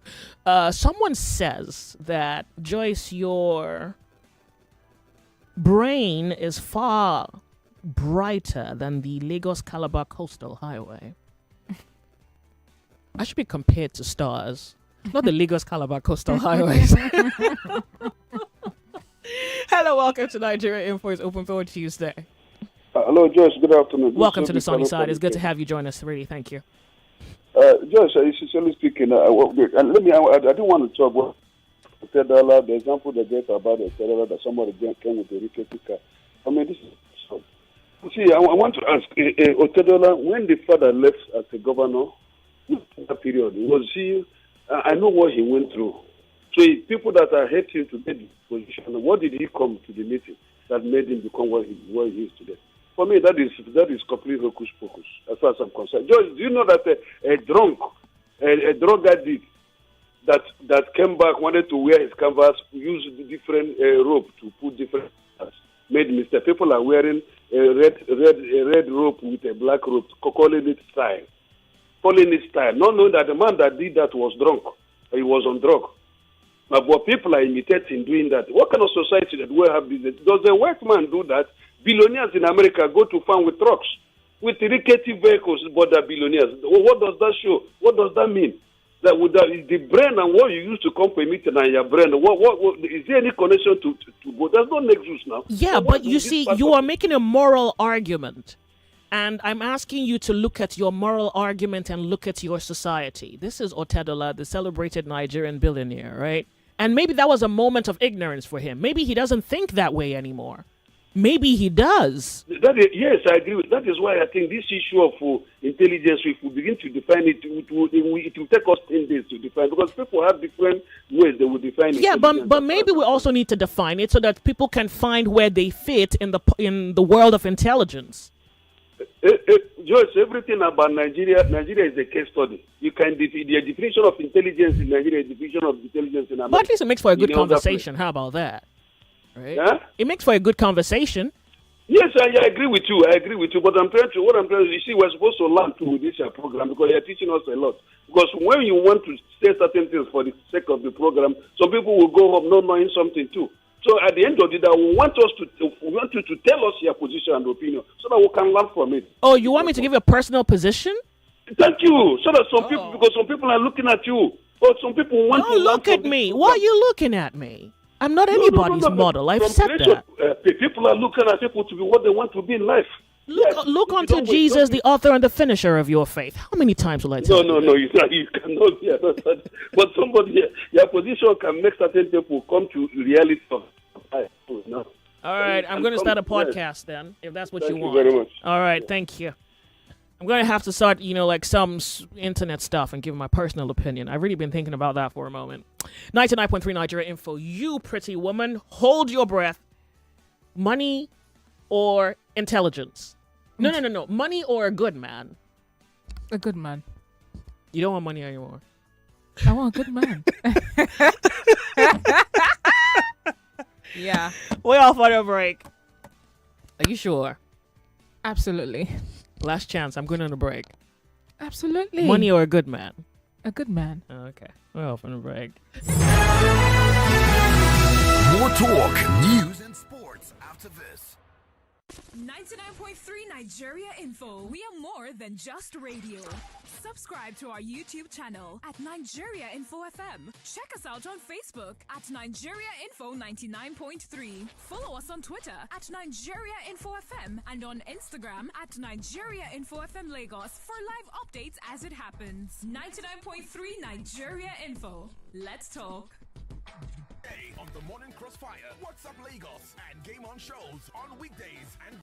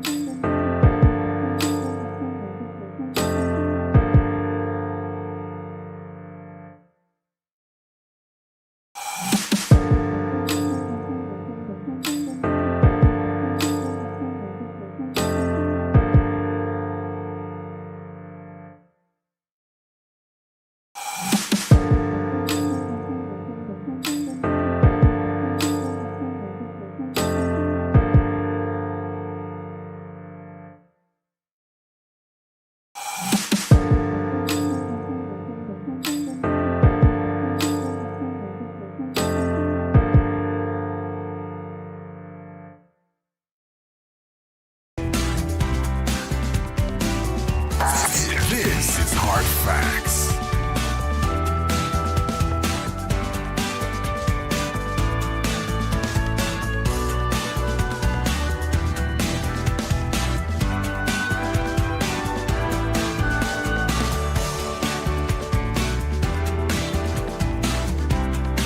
.3 Nigeria Info. This is the Big Hard Facts, and today we're going to be talking about something that's very, very important.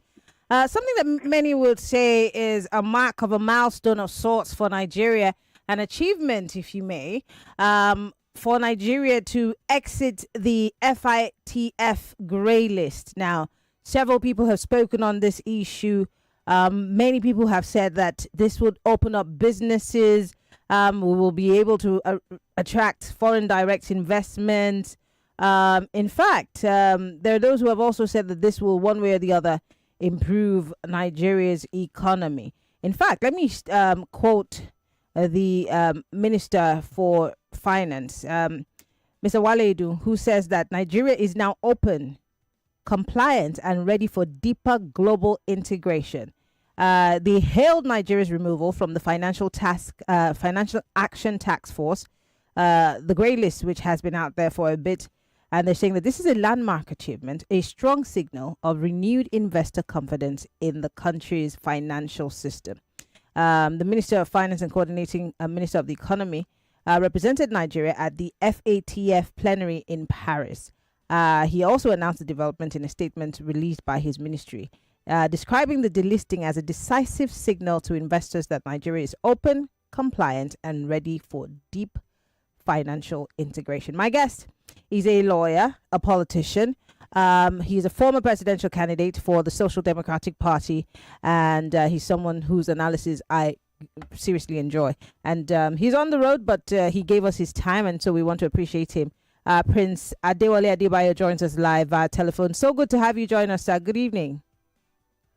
Thank you, Mariam. Good to see you, and God bless Nigeria. Thank you. Let's start by looking at this. Several people, economists, have hailed Nigeria's exit from that grey list, which has obviously signaled, according to Mr. Waledu, an opportunity for us to grow our global relationships in terms of business and opportunities for investment. Let's start by you telling us what you think about this first. Well, I think it's a good thing because no one should be on any blacklist or grey list. It's not good for your image. And in the world of global economics and global finance, reputation is very important.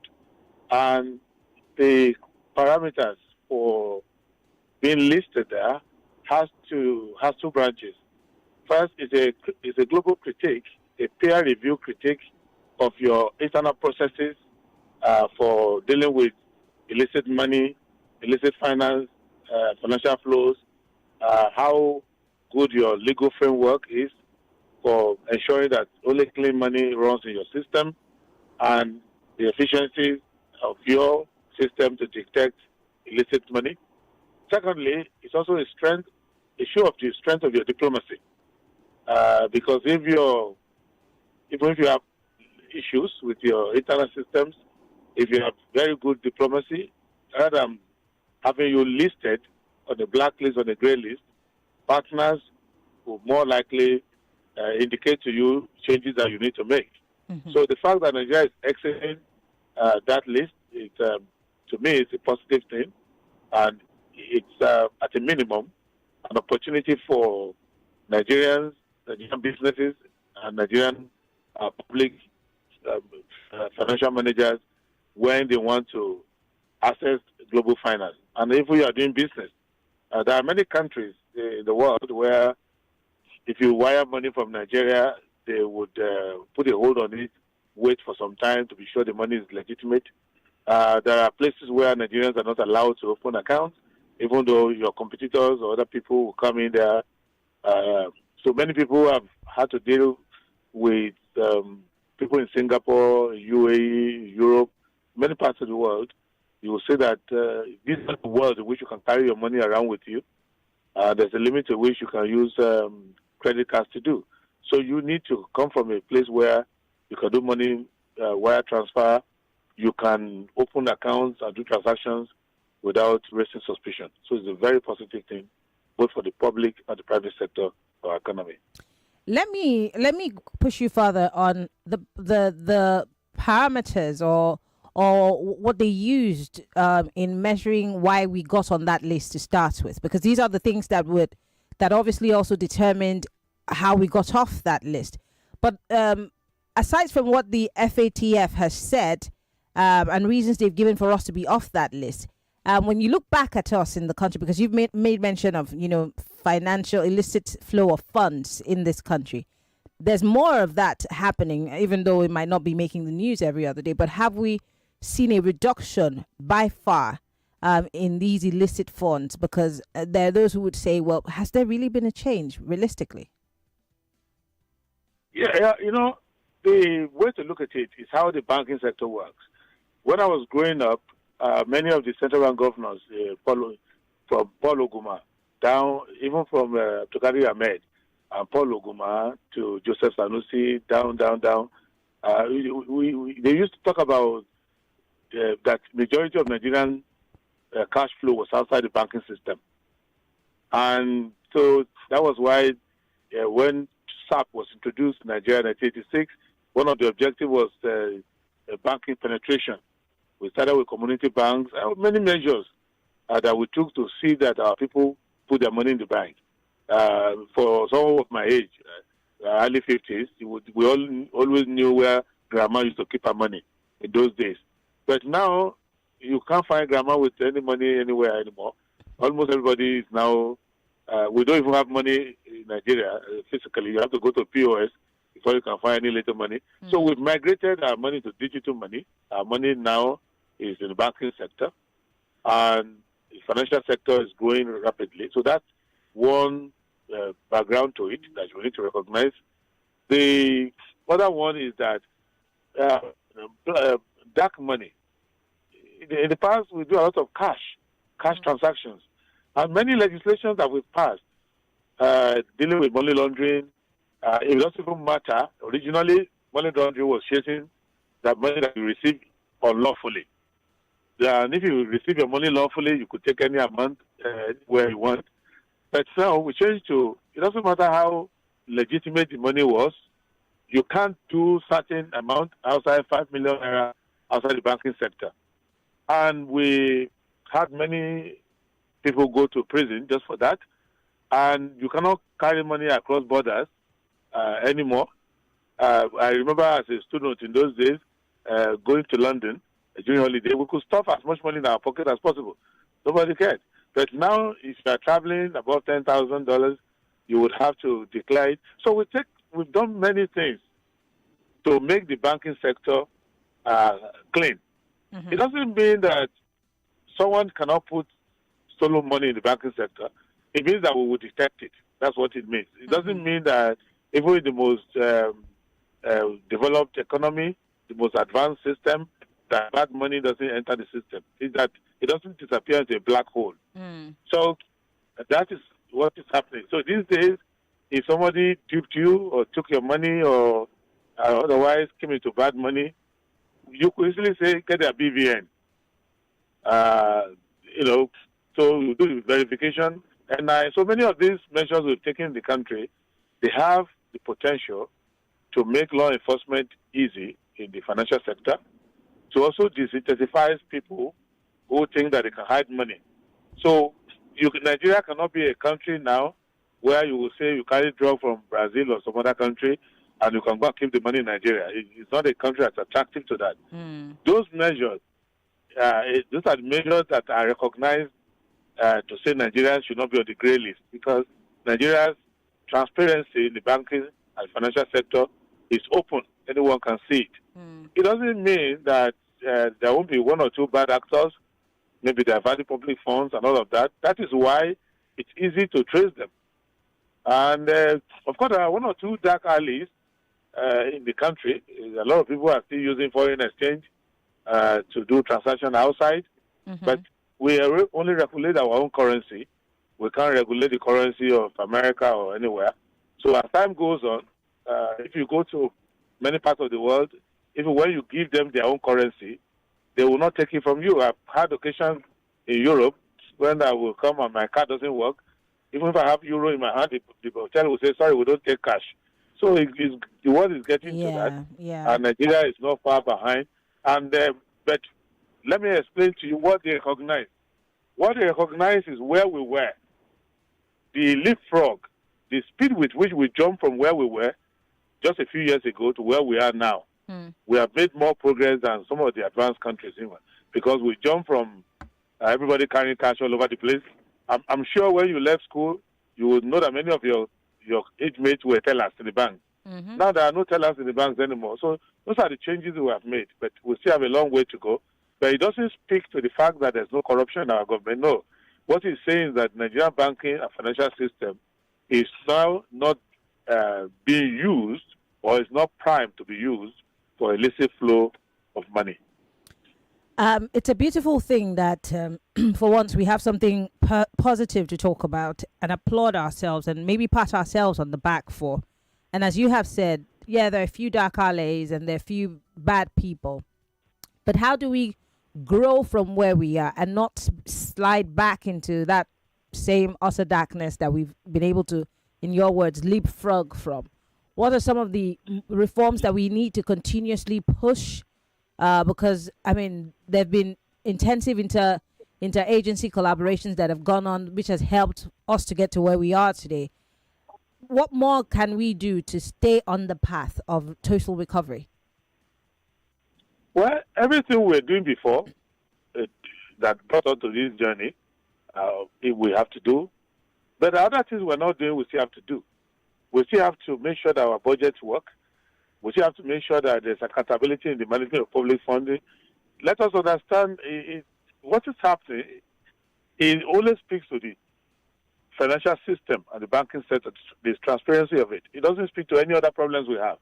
So it's like those days when we entered University of Ife, students, and we went to the health center, and they were doing tests for us.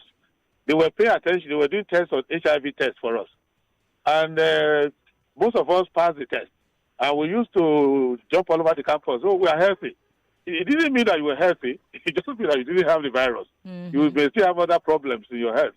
So that is basically what this says. It says we don't have the virus of illicit financial flow. It doesn't say that our banking system is efficient. It doesn't say that our governments are transparent. It doesn't say that we're efficient in the management of our fiscal budgeting. It doesn't say that our monetary system is properly run. No, it didn't speak to any of those things. It's saying that you had an opaque financial system. You had bankers who were essentially money launderers. You could go to any bank and dump any amount of money overnight and all of that. But now your system is open. And to move forward, it means that the amount of emphasis and discipline and the interagency collaboration and interministerial collaboration that led us to deal with this issue, we could use that in other aspects of our public life and our resource management. If we do that, we will also be out. You remember there was a time that Nigeria had no direct flight to many countries because they said they were not too sure if our airlines were having the best security, if our airports were safe, and all of that. Efforts were made by the aviation authorities to meet all the guidelines. That's what led to all the screening you get at the airport and all the scanners and everything. So every sector will do that. In every aspect of your life, there are international best practices that if the political leadership is there, if the cultural change advocates are working well, that we can use these best practices in almost every aspect of our national life, and we will improve. But until we do that, nobody's going to do that for us. Okay. Well, Lagos, if you're just joining us, we're talking about Nigeria's exit from the FATF grey list. My guest is a former presidential candidate for the SDP, Prince Adewale Adebayo. He's joining us via telephone. We'll take a quick break. When we come back from that break, we'll talk more about other matters arising, of course, still in talking about transparency in the country. We'll be mentioning the issue of the attempted coup and several other matters. Stay with us. We'll be right back after this break. The program is still Hard Facts, 99.3 Nigeria Info. We're live on facebook.com/Nigeria Info and also on YouTube. Post your comments on those live streams. We'll be right back. More talk, news, and sports after this. Feeling under the weather? Tired of getting sick? Immunase from Vitabiotics can help. Immunase is a supplement packed with vitamins and minerals. Isabella, you follow Nigerian football? Yes, Nigerian Peter Rufai. Give her extra. Ashiri Yakini. No. No, Agawa. No. It's Agali. This is not Nigerian player now. 70 years old man. This one. Ashiri Yakini. This player. Finidi. This one. Yes. That's it. Yes, boys. Congratulations. And yes, we are live from our audiovisual studios right here in Itimi and Crescent, Victoria Island, Lagos. My name is Mariana Cone, and we are talking about Nigeria's recent exit from the FATF grey list. For those of you who are wondering, what is the FATF? Well, let me give you some background to it so you have an understanding. It is the Financial Action Task Force grey list. There's a grey list where, Nigeria used to be on. This is actually something that people have hailed across the country and across different political sectors, and divides. The FATF's decision to remove us from that grey list follows 2 years of intensive reforms and interagency collaboration to address identified deficiencies in Nigeria's anti-money laundering and counter-terrorism financing frameworks. The reforms, coordinated across key government and financial institutions, were aimed at aligning Nigeria's systems with global standards. My guest, who's been talking to us about it, is a lawyer, a former presidential candidate for the Social Democratic Party, SDP, in the 2023 general elections, Prince Adewale Adebayo, who joins us via telephone. Thank you so much, sir, for staying with us on the line. Now that we're back, let's talk more about, financial crimes and money laundering issues. The EFCC has been seen going after a few people on these issues of financial crimes. And there have been those who have, questioned the EFCC's pursuance of Yahoo boys, who many would also say are the ones who give us a bad name because people are scammed off their monies. But then there are also those who say that the politicians are the ones who steal the monies and launder them and put them in safe havens. But those politicians hardly ever, are in jail, or there are a few of them who have been, sentenced, a few politicians. But then Nigerians are saying we've not seen a lot of that being done. Is there a guarantee that this EFCC that we are seeing today in 2025 is capable of doing more than going after Yahoo boys? Well, I want us to understand something so that we don't have a moral crisis.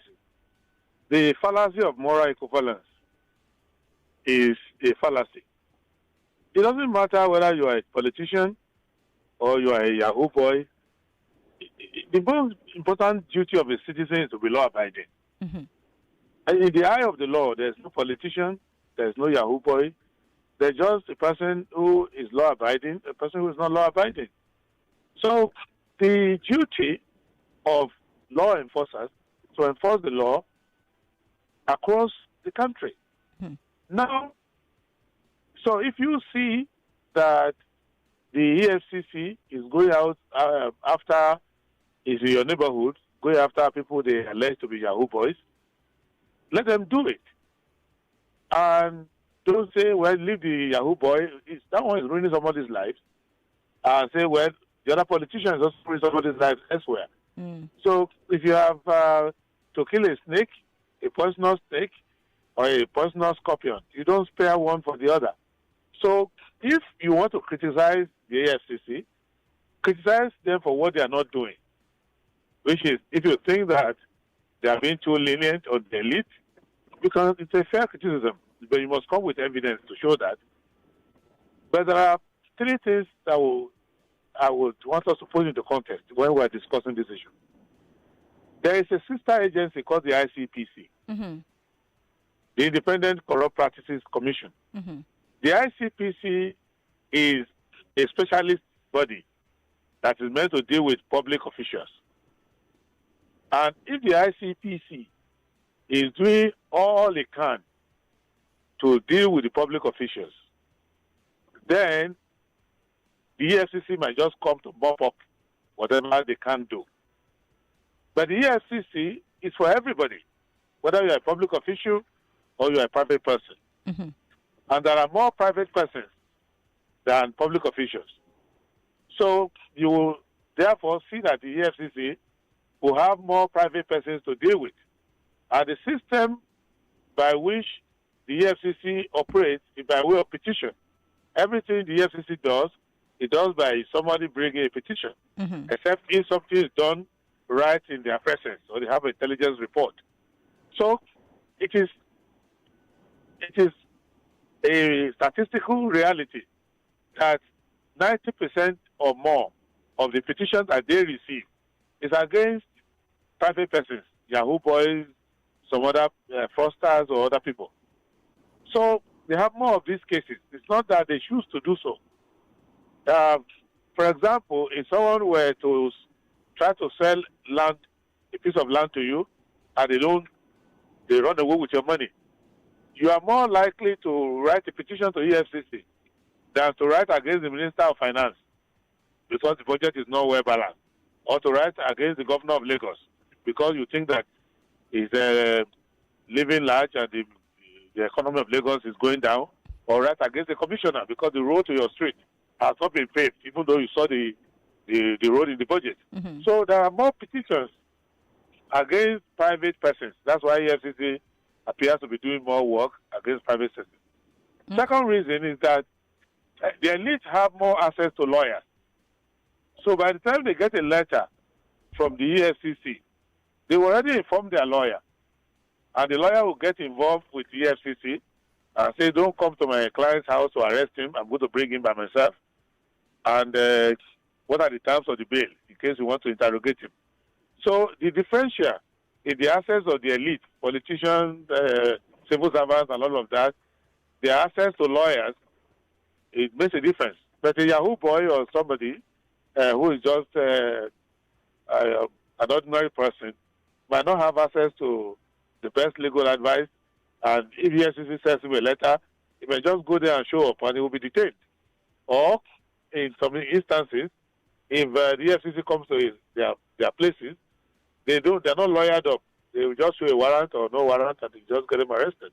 So long and short is that the elites do commit crime, but because we have less people in the elite class, the volume of the crimes they commit may be high, but the incidence, the number, it will be reduced. We don't have more than 500,000 public servants. Mm. And you have 250 million people, whatever the number is today. So that's the second point. The third point is that our people have a little issue of thinking that unless you arrest all criminals at once, you can't arrest any. It doesn't work that way. Anybody, we have 50 people committing a crime. In America, in those days, as a young person, I used to drive very fast. And I noticed that the police cannot catch all the fast people. So sometimes when they slow me down, I think it's because I'm black. But in reality, I realize they can't catch everybody. Yeah. So they will catch the person that they can catch. So the best advice I can give to any Nigerian is try to be law-abiding, follow the law. There is enough scope. There is enough scope in our. There is no scope in our economy for legitimate income. You can learn IT and use it to make money without committing crime with it. You can do a lot of things in our economy nowadays as a young person, run away from crime. Don't say they should catch all the politicians. In due course, they are catching the politicians and they are taking them to court, many governors, former governors, ministers, but because they have lawyers and the Constitution says that you have the right to defend yourself with a lawyer, and the lawyer is going to raise every conceivable defense, but ultimately they will go to jail. if they committed the offense. Okay. Because I want to open up the phone line so that people can join the conversation and ask questions. First, I'd like to quickly just throw it in there. When we talk about sincerity of purpose, sincerity on the part of leadership, transparency, Nigerians are asking so many questions of governors, of the presidency. I cannot let you go without just commenting on the issue of the so-called failed coup attempt. There's been a shake-up among service chiefs. No one is telling us anything. The ADC is pushing that, hey, tell us what is the true picture with this whole coup thing. Was there a coup or not? The defense headquarters has said there was no coup. But we haven't really heard from the presidency. How can Nigerians trust their leaders if there is no transparency, especially in communication? Well, the first thing you need to understand is that no government is going to tolerate a coup. Even if they tolerate any other thing, I can tell you, politicians don't like to lose power. So if the government of the day is just saying that there's a coup, I don't think we should cry more than the bereaved. Because the government can deny anything, deny genocide, deny kidnapping, deny everything. But that thing that can potentially throw them out of power, they are not going to deny it if it exists. That's one thing. Second thing is that security issues are classified. If I was president, I will not tell you why I changed my service chiefs. Because it reflects, if it could be basically because they are not performing, and I've seen some gaps. It could be because I want another cadre to rise. Because Buhari, former President Buhari of blessed memory, it didn't change service chief for a long time. And when Burete and many of them were there, Bumaka and Sadiq and all of them, the basic cadres that were next to them, many of them retired without being able to rise to the next rank, and there was a lot of complaint along that line. So sometimes a commander-in-chief may take advice from security experts, and they will say, let the service chief serve for 2 years and then go. And then you put another set. That way you can clear that class, and there will be a sense of equity in the service. All right. It could also be that the strategic balance of the challenge is changing from fighting Boko Haram to now fighting Lakurawa, fighting bandits and all of that, and the theater is shifting. So there are many reasons, but as a politician, you should respect the right of the commander-in-chief to command his armed forces. Okay. And unless they are breaking the law, we should not politicize the armed forces. Okay. Armed forces promotion, armed forces deployment, those just like the foreign diplomacy, they are not easy ground for politicians to use to politicize. Those things are state affairs. They are not political affairs. Okay, lovely.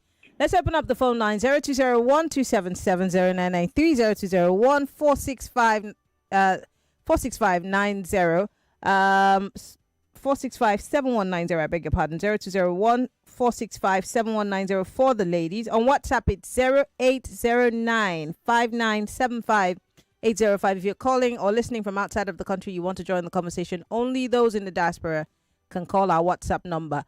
How does Nigeria's exit from the FATF grey list help to boost our economy? These are the conversations that we're having. My guest is a former presidential candidate for the SDP, and he's also a lawyer, joining us via telephone. Ladies, call 0201-277, gentlemen, call 0201-277-0993, 0201-465-7190. You could also join the conversation on WhatsApp, 0809-5975-805. We're live on YouTube and on Facebook. Join the conversation and post your comments. If you have questions, we would like to hear from you. Go ahead and join the conversation. Someone is saying I should ask my guest. Okay, obviously this question is not for this guest. Okay, thank you very much. 0201-277-0993. If you're trying to call me, let's see. You're allowed to call 0201-277-0993, 7190. Okay. I do not know what's happening. I think I have touched something here on the phone lines, but yes, you're allowed to call, join the conversation. Let me hear your thoughts. How does this help us to build our economy? Prince Adebayo, let me just ask another quick question. The Minister for Finance has recently told us that the policies of the Tinubu administration have been working well. In fact, that the price of rice has reduced today to 80,000 naira. And there are those who are saying that this is not a welcome development. In fact, there are those who are also saying that the government is manipulating the price of food for political gains, being that we have insecurity in certain parts of the country, which has also led to the increase in the price of food that we would easily get on a normal day.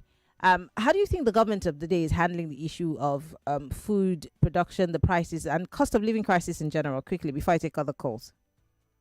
Well, the cost of living is not dropping. Things are not affordable. Whatever explanation the government is giving doesn't make any sense. In the sense that the price of produce or products or goods or services are not measured in absolute terms. They're measured based on income. So you have to do cost of living adjustment. So if the average wage, what can he buy? If the minimum wage set by the government is less than the price of a bag of rice, why are you still discussing the subject? Because the worker who you pay minimum wage is supposed to be a living wage. So if you cannot raise the living wage higher, you need to bring the price of goods substantially down to the point where the person, family, can meet all their needs: food, clothing, shelter, healthcare, education, and transportation to work. So this debate is it's too basic to be confusing to anyone. If the bag of rice, whether it's 80,000 before or 120,000, it's come down 80,000, that is not relevant to the person who is earning 100,000 because he still can afford it. So that is what the government needs to know. And rather than worrying too much about pricing, the end market pricing, they should worry about the inputs. That is to say, how many more acreages of rice farm are you growing? And if you are using rice, it's not the only product. The other products are that. But I'm a rice farmer. It's more difficult for me to plant rice now. If you go to my farm in Mayobalua in Adamawa, where I'm planting rice in other places, I don't have paddy affordable. And so the government is not doing a lot. What they are doing is that they allow for importation of some polished rice, which in the short run drop the price, but it's not sustainable because the sustainability approach will be that you can grow sufficient amount of rice in the country and grow sufficient among other staples to the point where a family will not need more than 15% of their income to feed the family because they still have other expenses to bear. And you still want them to contribute taxation and other things to the economy. So that is the way. But this monetarist approach, illusion of money, it's not helping. And if the price of goods and services will come down, it won't come down through Wale Edu, the Minister of Finance. It will come through Minister of Agriculture, who is going to ensure that more acreages are farmed. It will come down through Minister of to see that technology is used in farm technology and preservation of food. It will come through the Minister of Transportation to see that the haulage cost of bringing goods to the market is less than that. So you keep, or less than before, you keep working on these different sectors.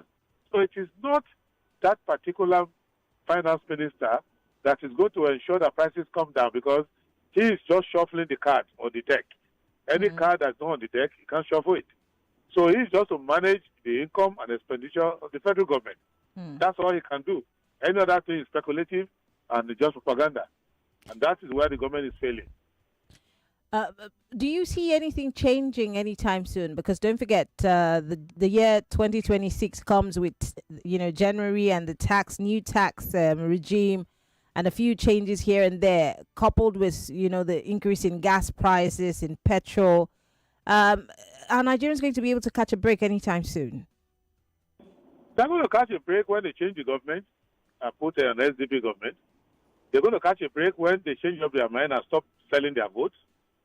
They will choose to you change your mind. It's your country. Tinubu is not going to change his mind. He's 70-something, going towards 80. What he's doing in life has worked for him to the point where he became president. Why will he change now? So why will a person who is successful in life change? It is you whom the system doesn't favor that's going to change. So it is the people who have to change their perception of government, their angle of engagement of politics, their thinking processes as to how they select their leaders. So unless you change about how you discuss your country and how seriously young people take their country, realizing that the little money you make can buy you toys, but no amount of money can buy you a country. You have to build it by yourself. Okay. So this is, if you change the electorate, if you change the population of politicians, if you recruit new leaders, that's what you can change. There's nothing in the world that President Tinubu can change. It's too late for him to change. So, and the Buhari who came on the basis of change, 2015, later changed to next level, which means they didn't change anything. So that's what you need to understand. You need to change. The electorate needs to change. And the way you are voting in recent time doesn't show to me that you want to change, because you are complaining in the afternoon and collecting the money in the evening. Okay. Before I let you go, because we have less than a minute, someone here says, my name is Osaro. On transit, he says, your guest has spoken well. I have great respect for him. He's a great thinker. He has wonderful plans. How I wish we can team up with someone like him and Peter Obi and other like-minded people to face the incumbent in the next general elections. Are you still going to run for elections next? I'm already running. I've told my party, so we're already in the run, and we're ready to work with everybody. Okay. But when you are working, you have to have the same objectives. People keep saying, work with this person, work with that person. A person who is in Ibadan going to Lagos, going to Kano. So we have to have the same destination that we are discussing. All right. And I believe that as we are discussing, we'll start collaborating together. But the most important thing is that Nigerians must believe in their country. Even if you don't like the government, you have to love your country. All right. You have to do your part before you can demand of the other person to do their part. I want to say thank you. Unfortunately, time is fast spent. Prince Adewale Adebayo is a former presidential candidate of the Social Democratic Party, SDP, and he's also a lawyer. Thank you so much, sir, for taking out time of your tight schedule to join us. All right. Thank you very much. Lagos, I'll see you tomorrow. That's the show. Follow me on Twitter, Instagram, Threads, MIMIEYO. I'll see you tomorrow. Bye-bye. Nigeria Info. We'll be right back. The energy from breakfast doesn't last my child the whole day. By half time, your champ will be low on energy. That's why break time is the right time to refuel. 99.3 Nigeria Info. We are more than just radio. Subscribe to our YouTube channel at Nigeria Info FM. Check us out on Facebook at Nigeria Info 99.3. Follow us on Twitter at Nigeria Info FM and on Instagram at Nigeria Info FM Lagos for live updates as it happens. 99.3 Nigeria Info. Let's talk.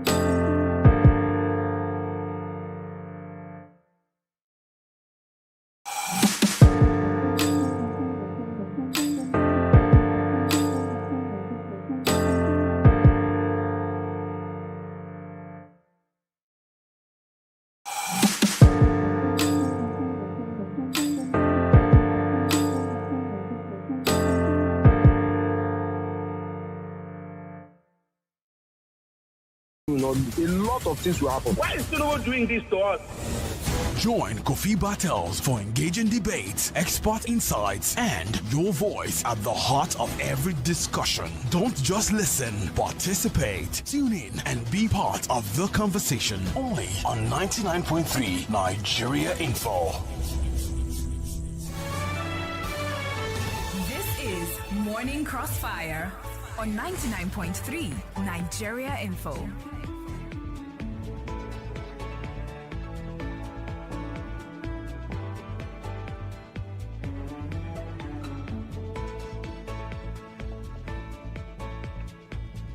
All right, good morning and welcome. It's still the Morning Crossfire right here on 99.3 Nigeria Info. And of course, we're streaming live on YouTube, we're streaming live on Facebook, we're streaming live on both platforms. Please go to YouTube. You can watch live from anywhere in the world. All you have to do is search for our YouTube page. Nigeria Info FM is a verified account, and you'll see us there. You can watch live from anywhere in the world on any of your devices. It's just like TV. It's really, really interesting to watch. Also on Facebook, the same. Search on Nigeria Space Info Space 99.3 on Facebook, and you will see us. All right, this morning we're looking at the appointment of new service chiefs. The president met with them yesterday, like you just heard, on the news for about 40 minutes. And, of course, he's giving them the marching orders. It kind of reminds me of when President Muhammadu Buhari, in his inaugural speech after being sworn in as president for the first time, said he was ordering, the authorities to take the command and control center, to the northeast. Only what happened after that, your guess is as good as mine. Anyway, this is the Morning Crossfire. I'm Kofi Bartels. You're welcome. We're turning our attention, like I said, to one of the most significant developments in Nigeria's security architecture, the appointment of new service chiefs by President Bola Ahmed Tinubu. Now, what does this reshuffle, what does it mean for Nigeria's fight against insecurity? It's a big topic. Insecurity is, along with the economy, the biggest topic we have in the country. Then, of course, the political stories as well. Politics, economy, security, always the biggest stories. So what does this reshuffle mean? When we talk about insecurity in Nigeria, we're looking at terrorism, we're looking at banditry in the north, we're looking at kidnapping in different parts of the country, we're looking at militancy, in the southeast, even south, and other parts of the country. Is this a serious, real reboot of our nation's military leadership, or are we just seeing a rotation of old hands in new ranks? Please join the conversation. I guess it's already with us. Can you hear me, sir? All right, seems we have a bit of a... Well, numbers to call 0201-277-0993.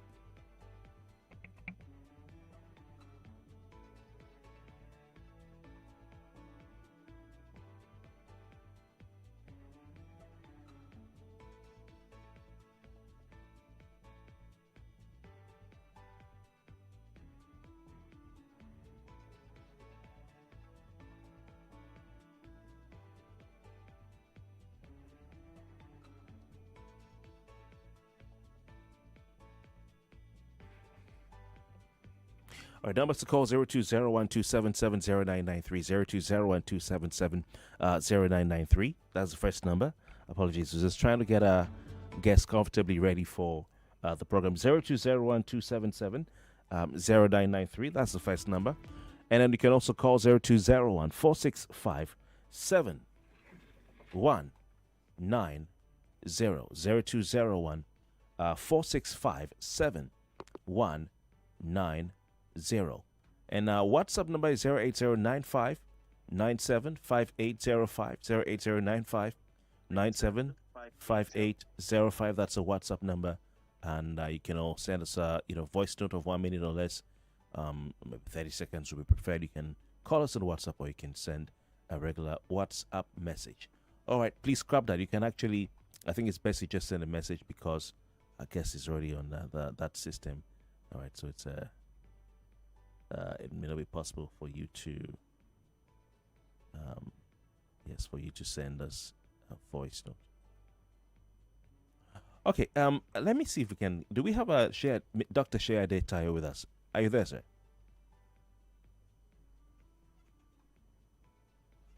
Can you hear me, please? Okay, you have to please unmute. Yes, I'm here. Oh, great, fantastic. You have to unmute yourself the other way. You're muted. So kindly please unmute yourself on the other device, so that we can see you.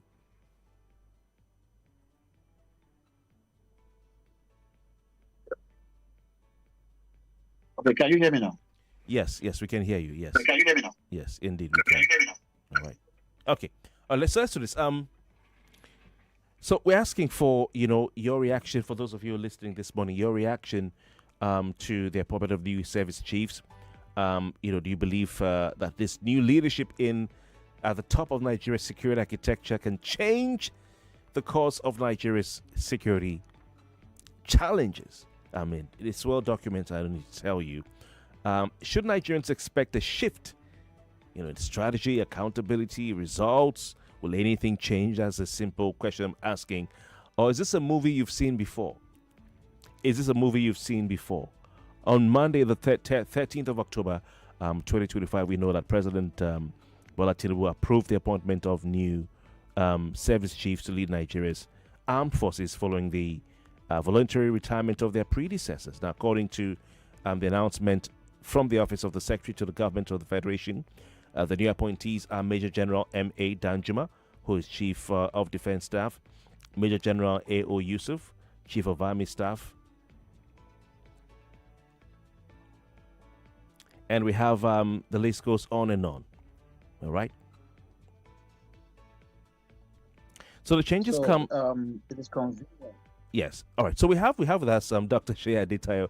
Dr. Adetayo is a security and intelligence expert. He's also the publisher of Eon's Intelligence. So those of you who tweet a lot. Dr. Adetayo, can you hear me, please? Yes, I can hear you. Oh, fantastic. All right. Just trying to make sure that you got comfort. So give us your immediate reaction to the appointment of these gentlemen, these individuals, to serve as Nigeria's new service chiefs. Well, it is convenient for us to say that it's a movie that we've seen before. But the truth is that as much as we pay so much attention on change of guards in the top hierarchy of our defense, we should not forget the fact that they are not the only institutions of government in Nigeria. We've seen leadership at different parastatals being taken at different times, and we're not paying attention because those are not the kind of things that really make the news. But what I'm trying to say here is that change of guard, replacement of leadership is a norm in both public and private institutions. It's about those in position meeting up with the key results areas or the performance index that has been agreed upon by their supervisor or the person who appointed them into those offices. And if they feel that for one reason or the other, there is need for them to, whether political consideration, tactical consideration, or operational consideration that they need to make some replacements, then it is very important that they do it. So in this case, so many things have been ascribed to the reason or various narratives have been built around this changes, but it's not new, and it's the first that we'll be experiencing in this particular government, and that is after 2 years. So I think we should just cut the president the slack on this one, and let us see if what he has done will bring about improvement in the general security in Nigeria. All right, interesting. So we should call the president some slack and see, allow this play out to see if this will bring about, improvement in the security architecture of Nigeria. So are you saying that this is a movie we've seen before? You're not expecting too much, but you're just going to give the president the benefit of the doubt? Are you saying that, despite the fact that this is a movie we've seen before, you believe that things will improve because of these appointments? Okay, so, just from what you said now, that we shouldn't expect much. The truth is that our expectation is very high, and it's understandable that Nigerians will be expecting that with a new man on the ends of affairs and new leadership, that the insecurity in Nigeria should disappear overnight. If you remember my conversations with you in the past, I've always insisted then, and I'll still continue to insist, that what we're dealing with is not something that will disappear in a year or 5 years or 10 years. It has come to stay with us, and it will be with us for a very, very long time. What we can do as our population is growing, social challenges are increasing, we need to continue to develop capacity to reduce the ability or the intensity of growth of this insecurity. Just keep them at the minimum strengths so that they don't spread beyond, and then we're gradually curtailing them. No country is totally and entirely free of terrorism or such like this. Even the United Kingdom, that's the cases. It's only what we manage. What we manage here is different from what they are managing. But all countries have their own domestic challenges. Now, you see, I said something over the weekend, and I'm going to repeat it here now. One thing we don't understand about defense, security, and most importantly, intelligence-led security intervention is this. When you have a mother, okay, let's say there is a mother, or usually, mothers with children, they're always overwhelmed when the child is overactive, doing something, it's like, can this child sleep or just give me a break? But the moment they look away and they couldn't hear from that child for like 5 minutes, the mother will be worried again. What could this child be up to? And in most cases, by the time the mother will go and check what the child is doing, it's up to something. It's doing something very, very worrisome. And that is the situation. See, that 5 minutes of looking away, that seems that it is a calm. Something bad is happening because that child will be doing something. But the same thing. You see, most times when we see that everywhere is peaceful, like Lagos now, there's part people peace in Lagos, Ogun State, part people peace in Ogun State, it's like that. We think that nothing is happening. We think that securities are not doing anything. But what we don't understand, that is the most dangerous period. It is the period when majority of the activities are actually going on. And intelligence agencies are actually carrying out their operation, arresting those people you are not aware of. And they will not announce it. They will just clear them. You will not know. It is when they miss out one of the several people involved, or they are yet to catch up with one, and because that one discovered that they are catching up and decide to carry out the activities, and everywhere there is noise everywhere, that is where we now know that something is happening. But the period when we've not had anything, we thought that nothing was happening, but that was when a lot was happening and the security were actually working. So that's why it's convenient for us to say, they will employ this, they will appoint these people now, and again, we won't have anything. We won't get anything. Or nothing will happen. But the truth is that these people are working. But have they been able to meet up with the desire of their commander-in-chief, the KPI sets aside, or are there some political or administrative considerations that require them to be removed so that another set of people can be appointed? And those are the issues that will be the underlying factor. Not really because things are not happening.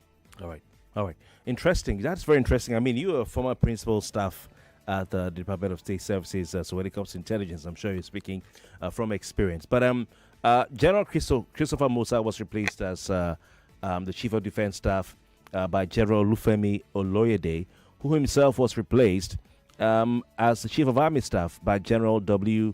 Shaibu. Chief of Air Staff is Air Vice Marshal S.K. Aneke, who succeeds H.B. Abubakar. And we have a Chief of Naval Staff, Rear Admiral Ayabas, who takes over from Rear Admiral E.A. Ogala. We have Chief of Defense Intelligence, Major General E.A.P. Udiendeye, who takes over from himself. That retains his position. Someone that people are not adding to this is the Inspector General of Police. I don't know if I can add that, but he's also retains his position. He's not a service chief, by the way, but hey. Share data. You've said a lot, a lot to give us, food for thought. Now, as far as you're concerned, what will you say? What do you think? You have been speaking to the people in your community. You have been speaking to people behind the doors and the closed rooms and, intelligence community. You know a lot that you can't even say on radio. But what led to the sacking or the removal of the former service chiefs at this time and appointment of new service chiefs?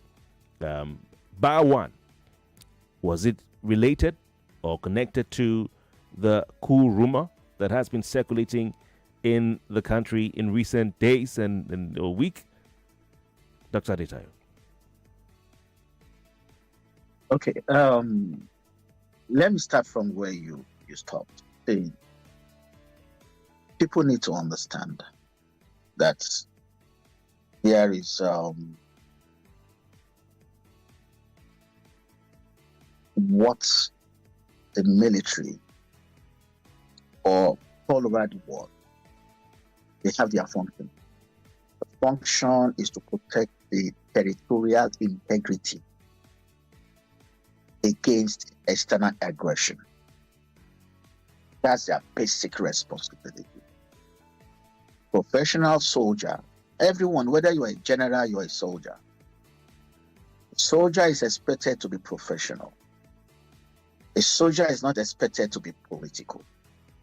Hence, a soldier is not expected to commit crime or engage in nefarious activity.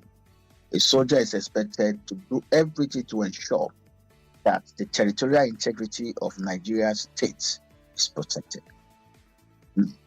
For them to be able to sit tight and do their job, it became important for intelligence department to be set up within the defense, hence the Defense Intelligence Agency, for major two reasons. Number one, to support them during wartime and to support them during peacetime. During wartime, to engage in procurement of intelligence on the enemy and on the forces, on our force itself, so that the authority can make good decisions. So, to collect intelligence within the military community,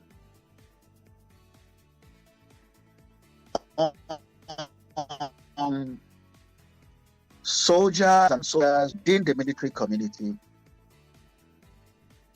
on areas that could be nimble to the professional conduct and achievement of the objectives of the military.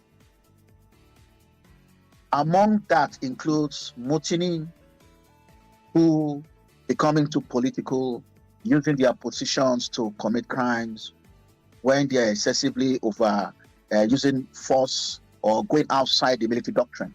That is the essence of the military intelligence. Having explained this to you, now, at different points in time, remember we still have the military police. The military police are supposed to do the work of the Nigerian police within the defense, while the defense intelligence are supposed to do the work of the DSS within the defense community. Now, at any point in time that a soldier is derailing and they get wind of it, they can invite them, they can arrest them and interrogate them on different issues that is related to what the scope of their duties or functions are. So in this case, the military, the defense had come out to say, we have, yes, 16 soldiers, officers, you might call them officers, senior officers, but they are all soldiers, are undergoing investigation because of varying disciplinary issues. It is not for us to assume that all has to do with a coup. And even if it has to do with somebody becoming political, see, who has stages? When you begin to become political, looking away from what you are supposed to do, and then you are become political within the establishment, it's the attention and they can bring you in. I'm not saying that is the case this time around. All right, share data. I'll come back to you in a second. Let me conclude we have an advert break coming up that I can't miss, so I'll come back to you and we'll give you ample time. Thank you. Okay. In the cooking game, you need a winning game plan. I'm not just talking about your fresh ingredients, utensils, or cooking skills. I'm talking about your choice of seasoning. My game plan is incomplete without Maggi chicken flavor. Isabella, you follow Nigerian football? Yes, Nigerian Peter Rufai. Give my extra. Ashiri Yakini. No. No, Agawa. No. It's Agali. This is not Nigerian player now. 70 years old man. This one. Rasidi Yakini. This player. Finidi. This one. Yes. Yes, boys. Congratulations.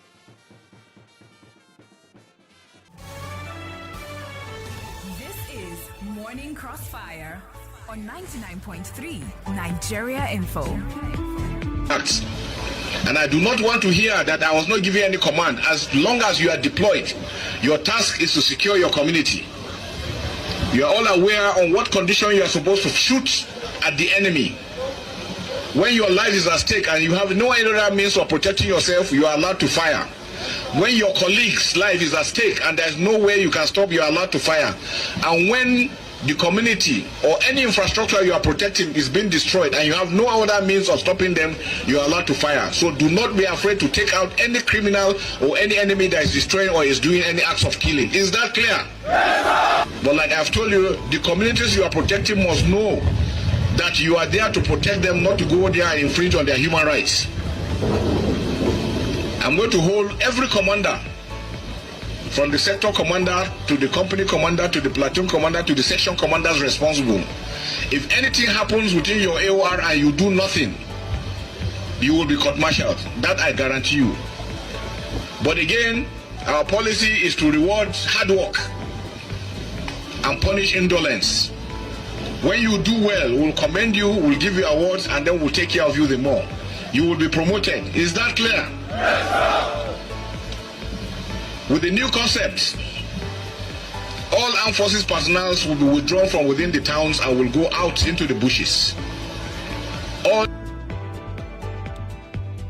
right, that was immediate past Chief of Defense Staff General Christopher Musa.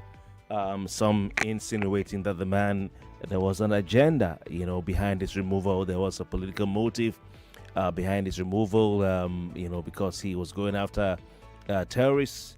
And some statements like the one he just had, some are insinuating that was responsible for Musa's removal. Musa was not the only one who was removed, by the way.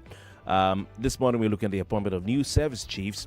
Some are even pointing to the interview he granted Al Jazeera, where he talked about some persons funding Boko Haram, that they've caught terrorists with hard currency, foreign currency, and that we need to find where these monies are coming from, and they will know those who are behind the Boko Haram insurgency and ISWAP and all that. Anyway, I guess this morning, is it true? Is it false? I guess will tell us. But he's Dr. Shaya Adetayo. He's a security and intelligence expert. He's a retired principal staff officer of the Department of State Service and, of course, the publisher of the popular Aeon's Intelligence, helping us break down what all these appointments mean for the military, for veterans, for Nigeria's security architecture, for ordinary Nigerians who are hoping for safety and stability. Dr. Adetayo, before you left, we went on the break. You were just trying to break down some issues. I asked what the reasoning was behind the replacement of the service chiefs. You tried to tell us what happened. Was it a coup? Was it a rumor of a coup? Did people get it wrong? And you were talking about some 16 officers who were possibly suspected of being involved in political activities. And please go on, continue with what you, because it was quite interesting.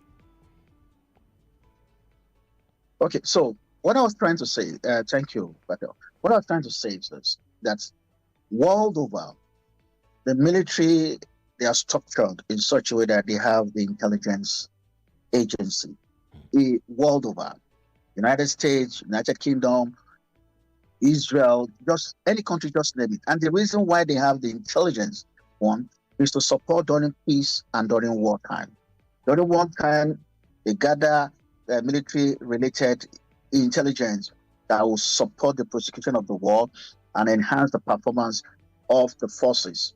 Now, during peacetime, is to also collect intelligence that will help in sustaining, the momentum, professionalism, and the rest on their, personnel, and also prepare them for the future in case that there is war.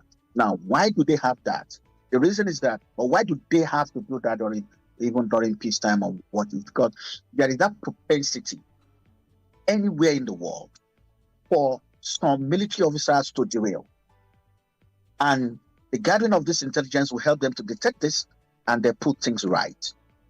So it is not out of place that the first intelligence is investigating the matter, just the way the first intelligence in the United States, United Kingdom, and anywhere in the world are currently arresting, interrogating, and investigating their military personnel. And I gave example of issues that can make them to, which also include when officers are becoming political, because there is that propensity for officers to become political. And that's why there is defense intelligence. It's not because there is, and those are the things that, when you say, oh, in the US, the military cannot take over, there is no coup. Because the reason why coup is not possible in the US is because of their own defense intelligence. The same thing in Israel, the same thing in the UK, because they are very strong. They know the moment they want to start becoming political, they are to know, and they are going to be arrested. And I just got into that point as well, where by the time you begin to dream about it, the Nigerian government will know. And that's why I said it somewhere, just a few days ago, that Nigeria of 30 years ago is not the same as Nigeria of today. Who is not sustainable in Nigeria? Nigeria is not Nigeria Republic. Nigeria is not Burkina Faso.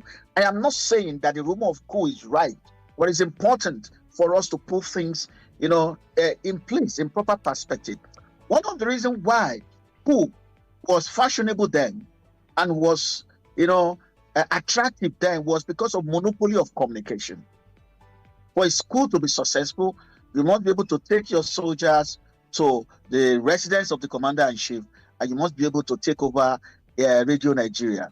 Once you take over Radio Nigeria and you announce fellow Nigeria, nobody else can counter you. Once you take over the radio, which is where, the communication is being broadcasted across the whole country, you have secured. And once you're able to cut communication, and soldiers in other military formations, they don't know the whereabouts, they're only hearing your own voice, everybody will submit to the authority of the new man claiming to. We are in a deregulated communication era. Okay. So you're saying where everybody has the means of communication. Right now, as we're speaking now, thousands of Nigerians are watching us, they are listening to us.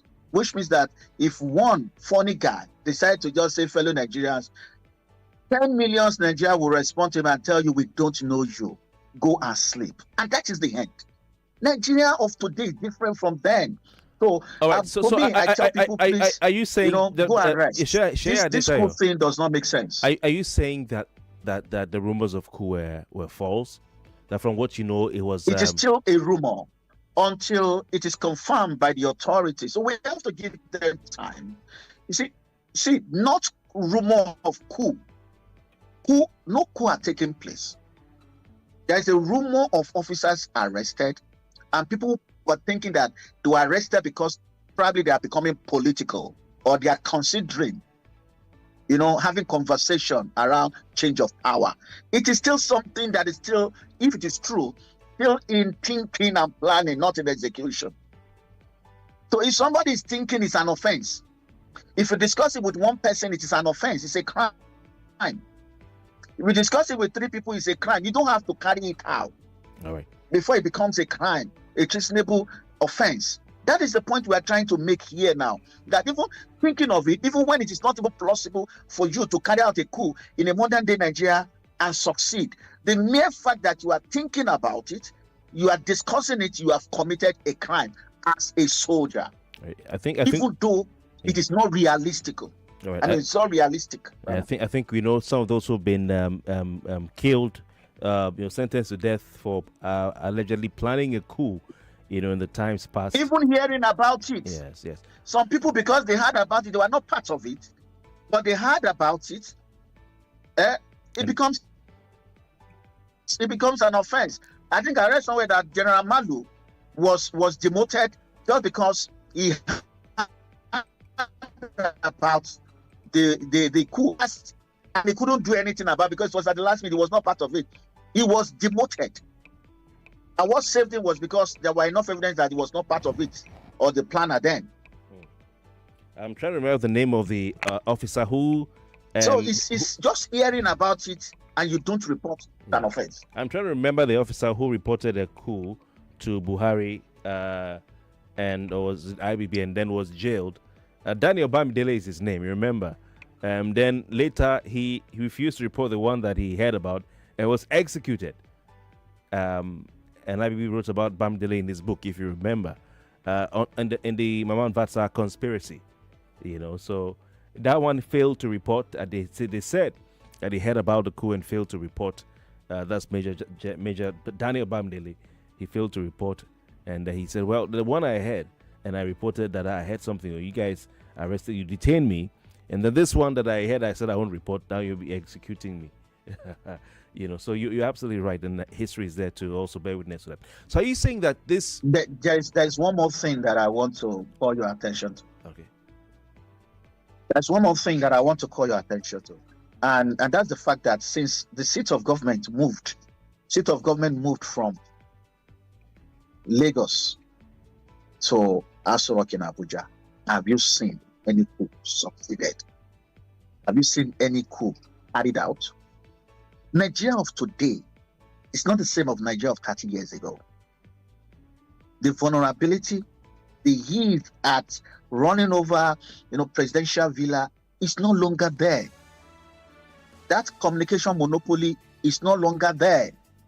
The strength of the gas brigade, their structure, their formation is not the same as that of the Dodam Barrack. All right. All the coup that took place in Nigeria and was successful were in Lagos. So I just want to ask, do you feel that this arrest of 16 officers for planning a coup, as you said it now, or for thinking about a coup, or for discussing politics, let's call it that way, has any or had anything to do with the rejigging of the service chief? If at all. Yeah. Like I said, it's still a rumor. A rumor until confirmed to us by the government, and I don't work on rumor. And yes, if it is true, why not? If it is true, an investigation suggests that probably there is laxity or there are some things that requires that leadership has to be reviewed. Why not?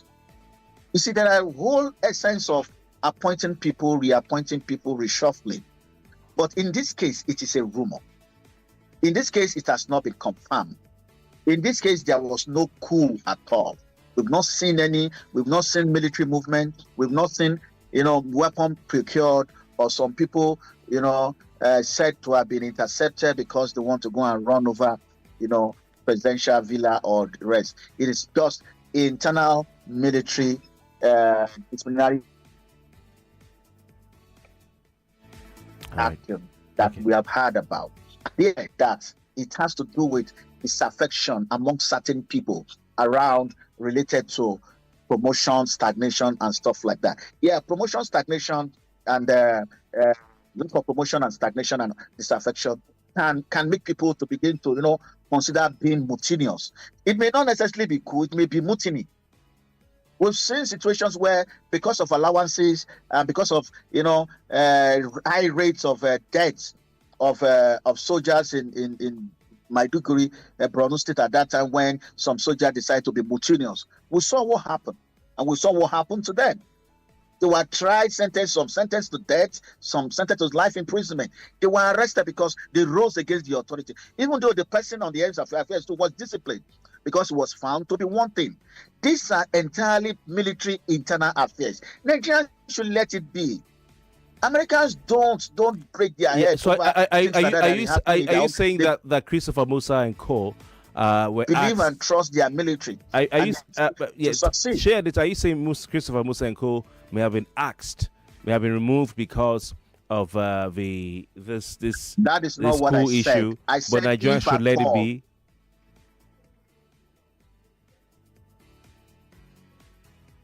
No, that is not what I said. I said, if at all it is true, you ask, is it enough? I said, any issues within any organization that is not going in line, even where you are working, if performance, if operation is becoming, poor and everything is going south, the owners of the Nigerian Info would want to look at changing the leadership, somebody who can restructure. So I'm speaking generally that any organization that is not performing, if at all it is true, it's enough to cause rejigging rather. But in this case, it is entirely a rumor. And the military have come out to say what we're having is nothing more than internal disciplinary issues relating to 1, 2, 3, 4 issues. And they mention it, we should let it be. Okay, share detail. The commander-in-chief is the one who appointed the service chiefs, and is the one who can decide whether they have performed well enough for him to retain them. See, not all of them were sacked. We had those who are promoted. So if there was a problem within the Nigerian army, why will the chief of army staff retained? Okay, share detail. Promoted. Yeah, share detail. You've CDS. You've raised a very important point. So we need to look at this. He was given a promotion. So we should look at the this rejigging beyond all these narratives around rumors of coup. Okay. So let's hit on that. I won't waste time to ask you that because a lot of Nigerians are also talking about it. Why was Lieutenant General Olufemi Oluyede not removed alongside with his cosmates, but was rather retained and given a promotion to the position of Chief of Defense Staff from Chief of Army Staff? What do you think was because they are doing magic for that? They are doing well because he did well, and mind you, the people arrested undergoing investigation are personnel of the Nigerian Army, in which Oluyede is their Chief of Army Staff. So if he had failed in his responsibility as Chief of Army Staff, reining his men to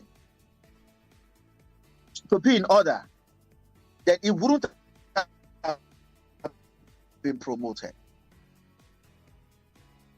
He has been promoted because his employer or the person who appointed him found him worthy for an elevation to not just oversee the Nigerian Army alone, oversee the 3 armed forces, Nigerian Army, Navy, and the Air Force. There's some speculation. It means that Mr. President is saying you have done. There's some speculation that it may not be unconnected. Yeah, Shea Adita, can you hear me? There's some speculation that this promotion, for Oluyede may not be unconnected to his, tribe of origin. What are your thoughts on that? I'm happy that you said speculation. So let us leave it at that. People always build something around. So we shouldn't work on rumors and speculations. No. This is the view of some people. Some people believe that Olufemi Oluyede, the Lieutenant General, is now the Chief of Defense Staff because he's a Yoruba man. And the president wants a Yoruba man there. Just like we have a Yoruba man as the Inspector General of Police. That's what some people believe. Are they right? If not, why are they not right? I think we should not be promoting all these ethnic narratives. You are going to come from somewhere in Nigeria. And no matter how good you are, if you are promoted or if you are appointed, somebody's going to say something. If you should put a northern there, they say, he's trying to pacify the North so that the North will not be angry that he's been promoting and appointing his kinsman. kinsman. He decided to put somebody from his own side. Oh, he was put there because he's his kinsman, and he can be able to, he can trust him more. And in fact, let me tell you, if it is about coup, Oluyede is more useful to him in the Nigerian army than at CDS, and that is the truth. But the truth here is that the man has done well. There are other people that this man has groomed and has recommended, and the commander-in-chief had said, it's better we speak on facts than speaking on speculation. The facts on ground is that the man in charge of the Nigerian army, or that was in charge of the Nigerian army, under whom 16 officers were arrested and undergoing interrogation, had been promoted. Is to tell you something that, as against what people are thinking, or some people are thinking and saying, the reality on ground is pointing different in different direction from that. The man has been promoted, means that Mr. President is saying that you have done well leading the Nigerian army. I want you to lead the three arms of the Nigerian armed forces. That is the fact on ground, and that is what we can easily point out to and talk about. But when they come and give us the final brief on the disciplinary actions, and they say this is the reason why, they will not tell us only that it was what they have also done. Then we can now be able to understand why the government took the actions that it took. Okay, share it. Before we go, because of time, just quickly, what key reforms, or operational shift would you expect the new service chiefs to introduce immediately? There is nothing I want to say now that will be meaningful to the public. Military tradecraft is not something for public consumption because they will not understand. They have never been here. They don't wear the shoe. They don't know where it pinches. They don't understand, military operations, tactical. Don't just give us a try. Share. Tell us. We don't mind. We don't mind. I'm going to say something. Yeah. I'm going to give you an instance now where I'm saying that. Of recent, there was a document in circulation, a letter written by the DSS in Ondo State to the brigade commander in Akure, and it got leaked. And there are panic everywhere. People are saying, there is ISWAP. But what people don't understand is that agency like DSS don't write at the beginning of an issue. They get intelligence, they work on it, they neutralize the threats. When they believe that the threats within their own understanding have been neutralized, is when they communicate to others like they did. The reason is that if they had cleared 14, perhaps there is a 15 that they have missed, the 15th that they've missed. That communication will let others know that, okay, something happened, they are working on it in case you see. Okay, share it. I'm afraid we have to just go for our next commercial break and probably leave it at that. Please stay with us. Please, where can I buy soya oil? There is soya oil, and then there is Devon King's soya oil, which is very, very, very soya. I just wanted to hurry and buy soya oil to cook for my family. Aha! For those your fine family, they will like Devon King's soya oil. It is very, very...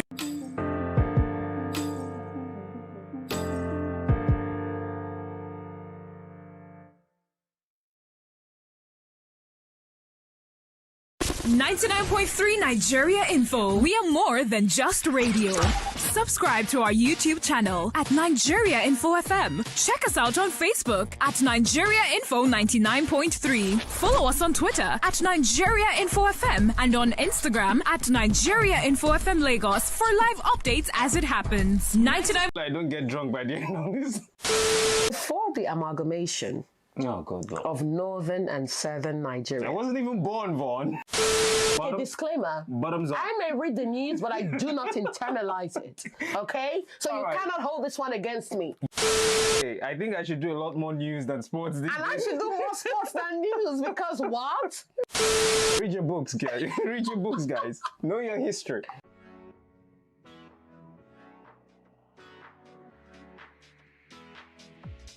Hello, my name is Yvonne Ochaifel. I work in news. Samuel Victor Akman here with Femi and the gang. I work with the sports team. Today I'm going to ask this sports guy a few questions. If he gets them correctly, yay! Which I'm going to do anyway.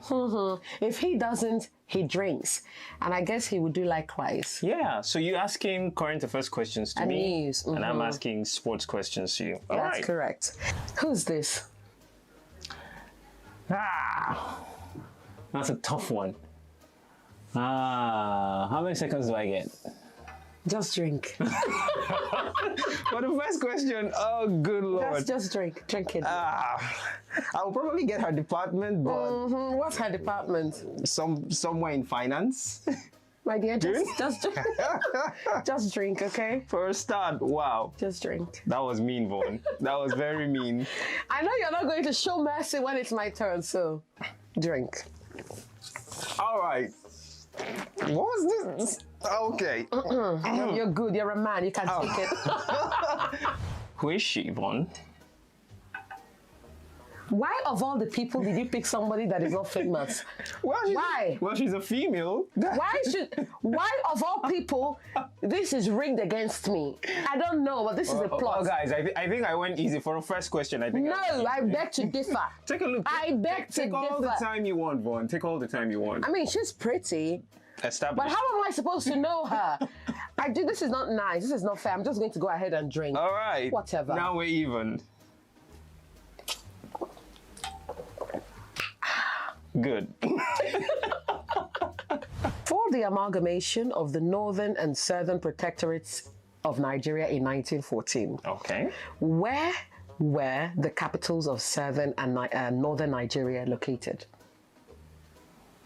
Where were both capitals located? My history teacher is probably going to be disappointed in me if I fail this. Let me just move this closer. I'm sorry. If you're listening, sir, I'm an old man now. I'm grown. I would say Kano. Just drink. Okay. All right. Just go ahead. Sorry, sir. I tried. Wow. 2/2. In what year did where's my drink?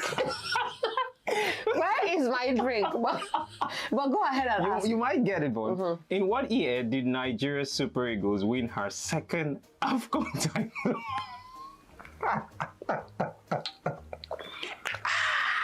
How many local governments are in Lagos? Please don't tell me. We are going to double this shot if you don't know this one. My nephew and nieces, if you ever get to see this, I mean, they say this thing every day around the house. Can I go ahead and just single the local governments? Just drink, just drink, just drink. Honorably. This is not drink honorably, okay? Well, I'm probably gonna fail it, but can I say 74? No, 74 is a lot. No. Drink, just drink it, drink it. Quickly. Just go. No time to waste. Good. 70 what? How big is Lagos that you have 74 local governments? Let's talk Nigerian sports, okay? If John Owan Enna is the current Minister of Sports, who is the President of the Nigerian Football Federation? Come on, Vaughn. Amaju Pinnick? Do I give her another try? Because she said it so many times reading the news. Really? But the current president of the Nigerian Football Federation? Yeah, I'm going to give you one more try, Vaughn. Wait, it's not Amaju Pinnick anymore? In the meantime, let me draw this closer. No, sir, it's not. It's not, Vaughn. Go up. Okay, disclaimer. Bottoms up. I may read the news, but I do not internalize it. Okay? So you cannot hold this one against me. Bottoms up. Good. What's the name of Nigeria's first female pilot? There's the drink. I'm sorry. He's a hopeless sports gang. He's a hopeless member of the sports gang. It's all right. You can do this. You can do it. Read your books, guys. Read your books, guys. Know your history. All right. Totally. God, I need to get this one. Otherwise, my enemies will laugh at me. They will shame me.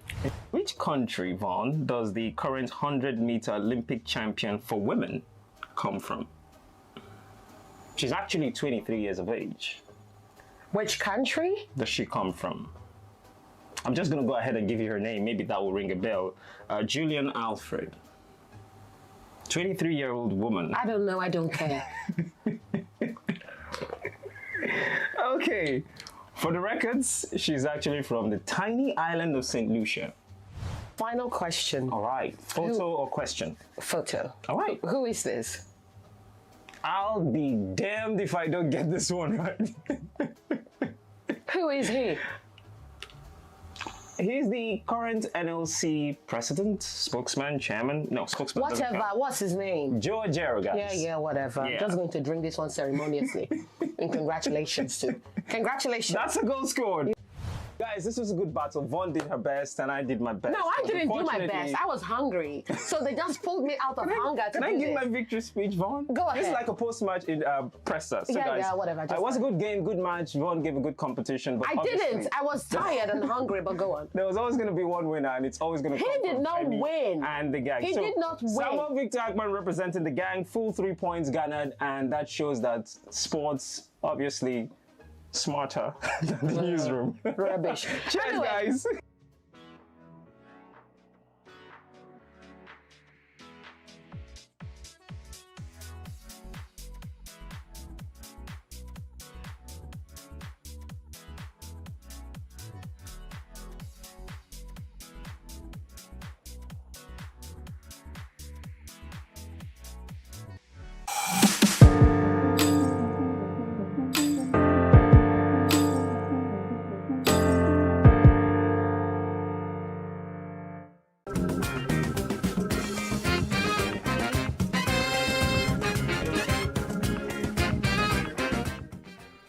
Good morning.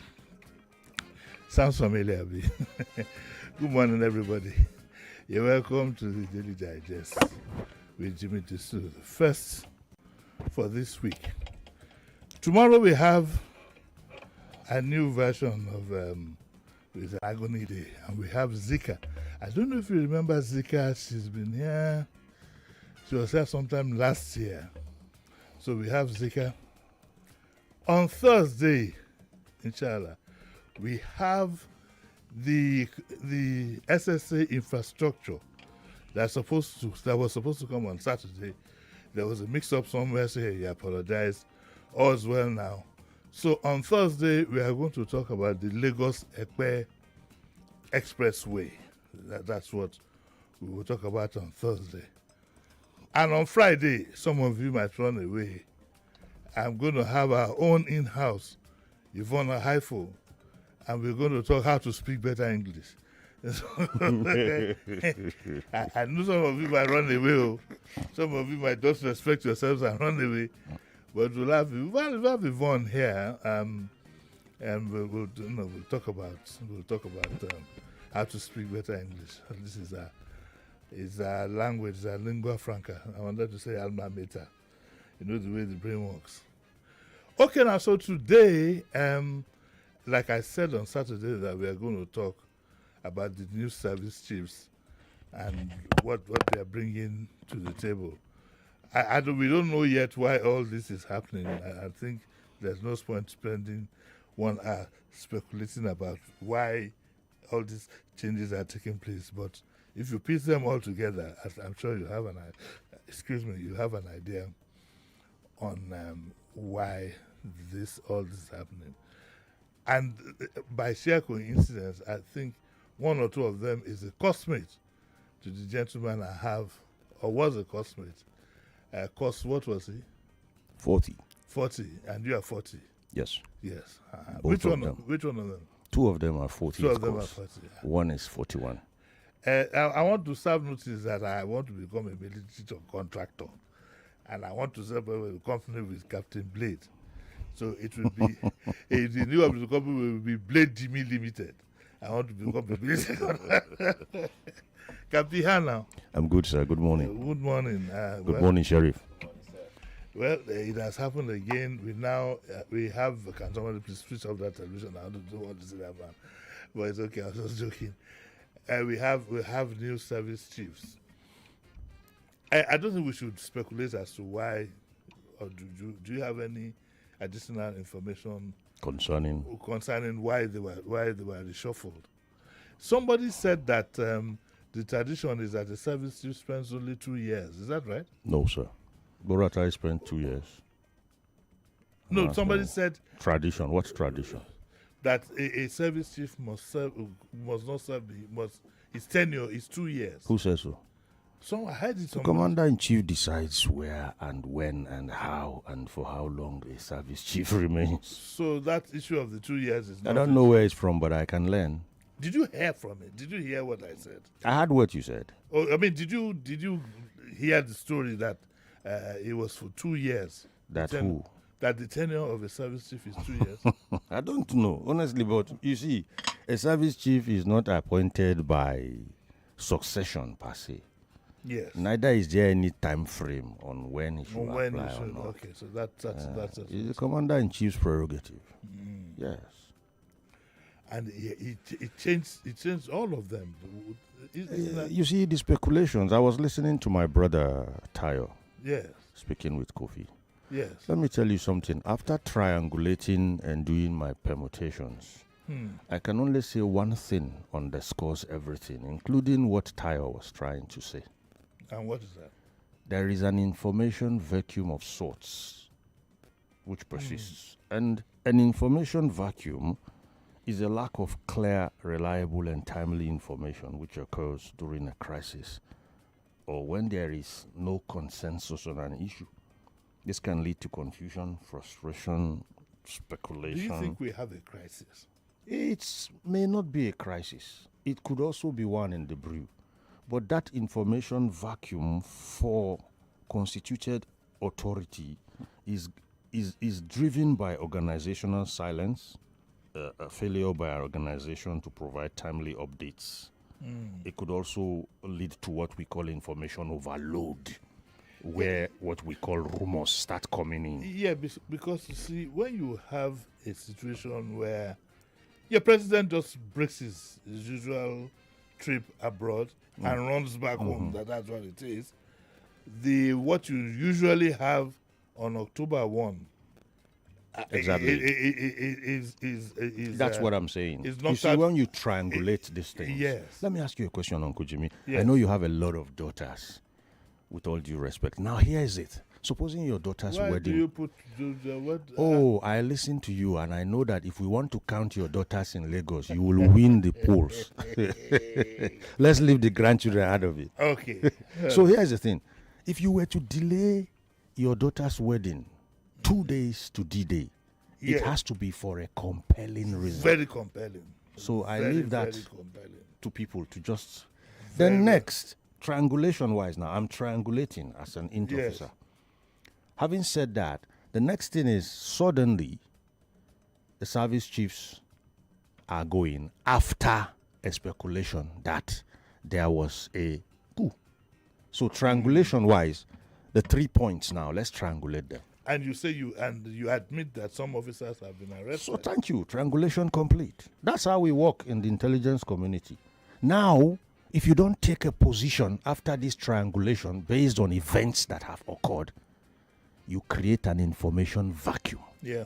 And anyone who fills that place first becomes what the people will take. Then you begin to have what we call information overload. Then you begin to have a lot of different, things come up when you have a security vacuum.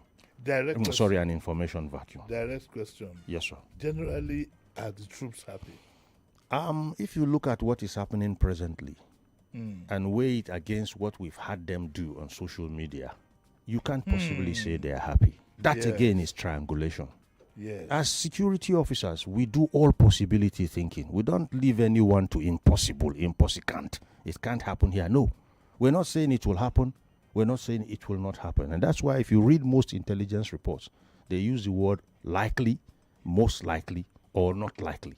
And it's a function of you triangulating what's on ground. This Kuruma falls into what now? Is it likely, most likely, or not likely at all? Good. So if I was to say, what is it? Either most likely, not likely, or likely. It's likely. And I'll tell you why. It's likely because there is an information vacuum for which a position has not been taken yet. You understand? The go-to, that is the people you will go to and say, what is happening, sir? Why is the wedding postponed indefinitely or cancelled? Haven't said anything. So it's likely something very compelling happened. I was with because I was with a very senior retired officer, and one of the things he told me, he said that coups are going to be very difficult because how many radio stations are you going to go to? That is old school coups. That's old school schools. You see, we must understand something. If you are thinking of coups to be sprung the way they were when you hear martial music in the morning on the 31st of December or 1st of January, and then you are off this planet, you are off grid. I once wrote for a very respected cleric who called me and said, put together for me a security report on Nigeria. And I decided to write it today, yesterday, and tomorrow. That's how I wrote it. And I was telling him that, you see, the one thing we should fear more than a coup in this country is not even soldiers, it's civil disobedience. It's worse than a coup. That is what happened in, what's the name of Madagascar? Madagascar, yeah, I said it this morning. That's what happened in Madagascar. And what did the military do? They rode on the crests of those waves. If you've been in the Navy before, if you ask my naval cosmates, they will tell you there are times they just switch off their engines at sea. The wave in front leads, and then there's another massive wave behind them that pushes. So they're in the middle and they just glide. So let's not allow, look, our politicians have to first and foremost get credible and intelligent people in their intelligence spaces. Okay, because I've always said it that, look, that you are having an intelligence agency does not mean you will be successful if you don't populate the agency with intelligence people. Because if a piece of intelligence is before a man who is not intelligent, then it's worthless. You have to be intelligent to use intelligence. But anyway, let's go back to what you said about. Yes. Well, one question I'd still like to ask, though, yes, sir, is where was the head of the intelligence retained? I mean, it's a prerogative of the. Parker. Yes, it's a prerogative of the president. Then but comes. What's your speculation as to why he was retained? For triangulation, I believe the news came from his own. From his own station. He was the first to bust. I believe from what we received. That's why I said there is an information vacuum. Some people are saying no, it came from the army. Some people are saying no, it came from. But the idea is, Parker is the Defense Intelligence Agency chieftain. And what we got to hear about those officers came from the Defense Intelligence Agency. And because nobody has occupied that vacuum, information vacuum yet, there are speculations, rumors, agreements, disagreements, possibilities. It's all, what you call a mishmash of overload, information overload. Are we out of the woods of the fear of, if it is true, are we out of the woods yet? Because my mind goes back to the way Jerry Rawlings emerged in Ghana. There will be no Jerry Rawlings. There will be no coup of that sort. I just told you now. Yes. When I wrote that report for my mentor, a cleric, I told him, sir, go and sleep. No soldier is going to wake up and put a gun to any president's head. It won't happen. But what you are going to see is even more dangerous than a coup, and that's why I always talk about responsible and public and political conduct. Responsible political conduct, responsible public conduct on the part of our politicians. Those guys seem to be setting lines for each other, hurdles, and crossing. Okay, I will do worse than you did. Then this one comes, I will do worse than you did. No. You were talking about celebrity and who this morning? Yeah. How dare you call a royalty celebrity? And how, it's demeaning. Yeah. Who? How? Kaisa? Sorry, I said Kaisa. It's okay. Otobe. Yes. A royalty is a royalty is a royalty ab infinitum. But you must behave so. Celebrities are for a lesser. Yes. Don't go and call a royalty a celebrity. It's an insult. You call an emir a celebrity and see what will happen to you. Well, they must behave true to type. Exactly, I know that. So what I'm trying to say here is a very straightforward and simple thing. Our politicians should go and sleep Don't expect one man to hold a gun to your head in your bedroom that we the gentlemen or fellow countrymen know. What you should be thinking about today in Nigeria is civil disobedience. I wish I could advise some of them. Civil disobedience. When you keep pressing the people, first and foremost, they're going to come up one day and say, you know what, we've had enough. And then under the guise of restoring order, you will see those soldiers take up the space. And that is what happened in Madagascar. That's why I once said here that the Nigerian soldier, Africa will pass away before he will allow Nigeria to go to blazes. And if that day of civil disobedience comes, he will not lie down and allow civil disobedience take over. He will restore this country. So if your head thinks of cool only in terms of martial music and ladies and gentlemen, then you are actually living on 1940 Nigeria. You are not on 2025 Nigeria, and you are not forward looking, and you're not considering the emergent dynamics of our national well-being. Okay, now let's look at each of the service chiefs. Okay. And what they bring to the table. Let's start. I'd like to start with the army, the chief of Waidi staff. Shaibu. Yes. Shaibu has always been a very intelligent officer, right? We were in the same battalion. He's of the 41st regular intake. I am 40th. Okay. So he was a year Your junior. my junior, but we were in the same battalion. What I mean by that is, in your secondary school or in your universities, let me use UI. We have Teda Hall, we have Malambia here. So that's it. Shaibu was like a Malambite, where I was too. Okay. So we have battalions in the university there and the Nigerian Defense Academy. What does he bring to it? What experience does it bring to the table? The Shaibu I know is very assertive. Okay. He's strong-willed. He's very intelligent. He's an ace anyhow. Right from there, when he was in the battalion with us, he was good.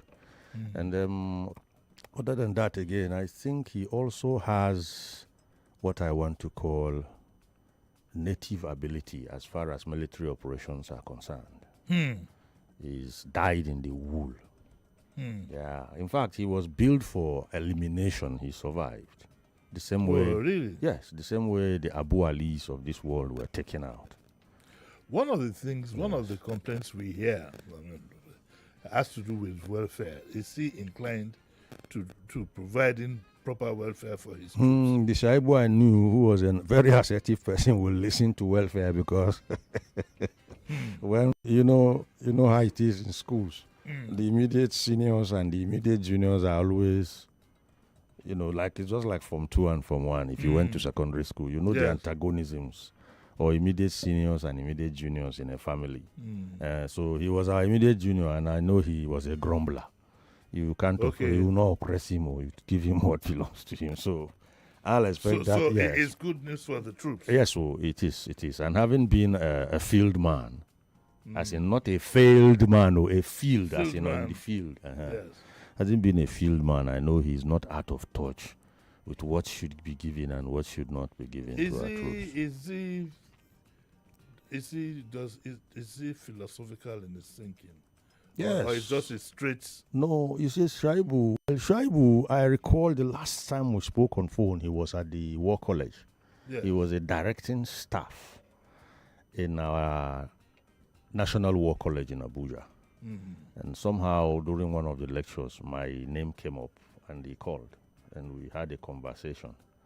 I was billed to deliver another lecture there, but events overtook because the Air War College had already invited me, so I went for Air War College. But coming about philosophy, I think having been a directing staff in a war college, the philosophies or the dynamics of military thinking should not be a new thing to him. Yeah, it shouldn't be alien to him. Yes. Oh, okay. Did you go? Was the man and the guy in the Air Force? An AK.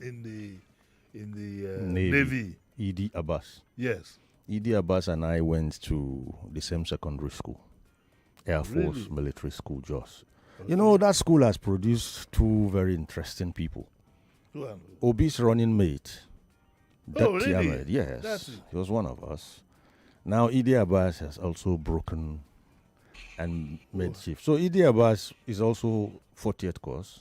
And we were in Air Force Military School together. We found ourselves in NDA again together. And he's also another, let me call him, he's a quiet achiever. Right from when we were in Air Force Military School. There's something, with all due respect, there's something they say about short people.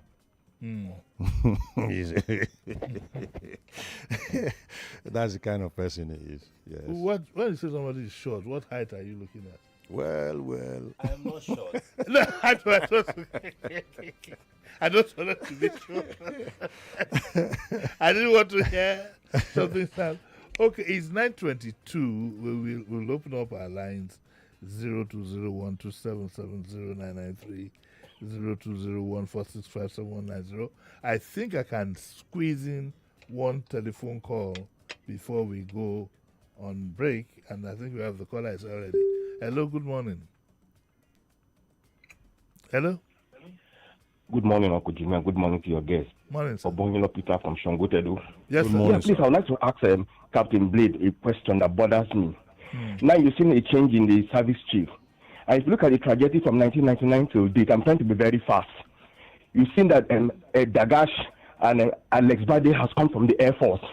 And you see that the Navy, Ola Sad, why is it that the Navy is not considered, other military aspects of the armed forces, of the military is not considered for DS, for the service chief, rather than the army itself? Is it a routine or thereabout? I'd like to know. Good morning. No, as I told you, as I said in response to another previous question, it's about the commander-in-chief. I didn't say president now. I said commander-in-chief. That commander-in-chief, now military appointment. It's his prerogative. He's wearing two caps. Yes. The commander-in-chief of the armed forces. You will normally hear us say president of the Federal Republic, which comes first. Yes. And next, commander-in-chief of the armed forces. It's quite significant. Very significant. So the commander-in-chief's discretion is what matters here. Tomorrow, he could actually decide the next one will be from the Navy or from the Army again or from the Air Force. Where it swings is not actually what you can calculate or analyze. It's his discretion. Okay, we need to take a short break and we'll be right back.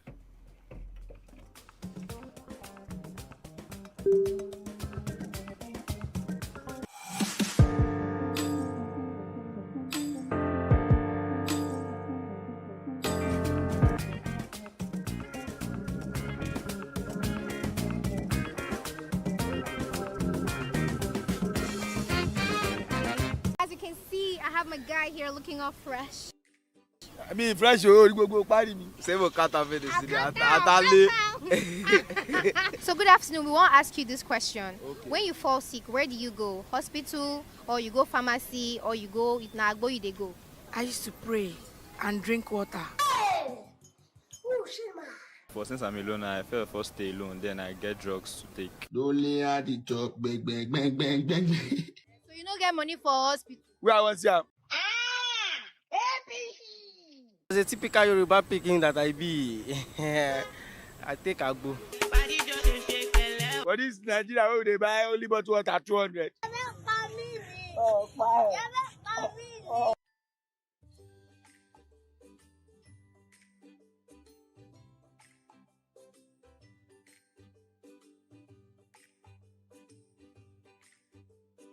You welcome back to the Daily Digest with Jimmy Disu, and I still have Captain Blade here. Time is not our friend, so I'm going to move very quickly. There is speculation that these appointments of the new service chiefs, I think it was in one of the papers on Friday, that it might lead to the exit of some generals within the system. Is that true? Sure.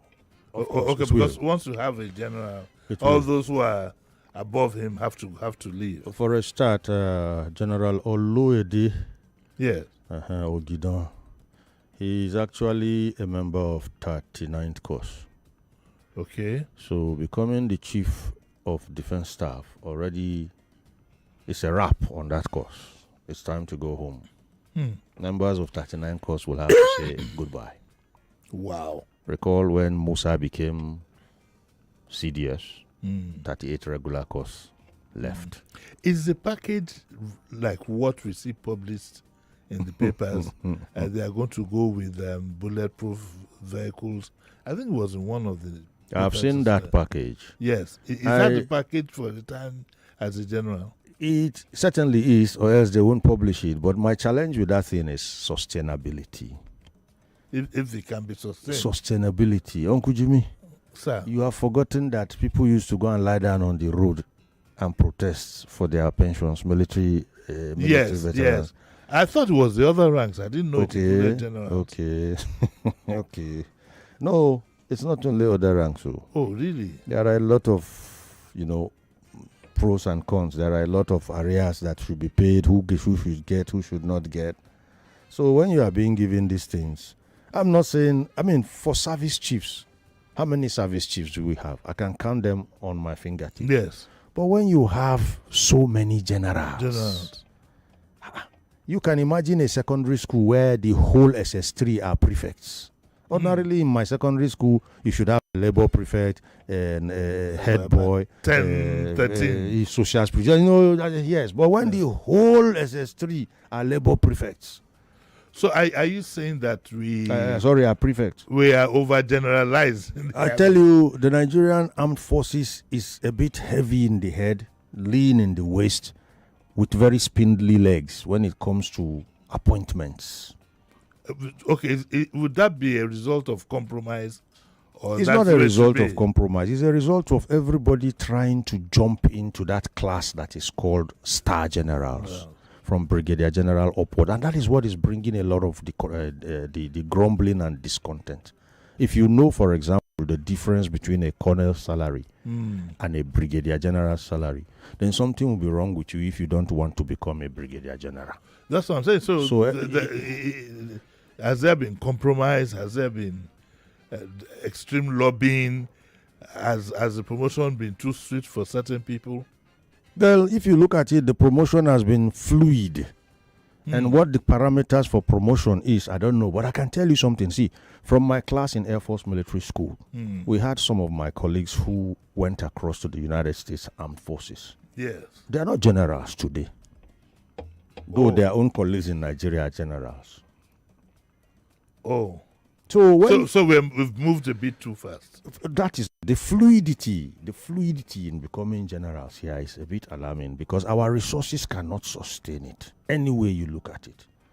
So that means that the package that is being published is on paper, really. Yeah, for service chiefs, well, you could say, okay, how many service chiefs? You can count them on the fingers of your hand.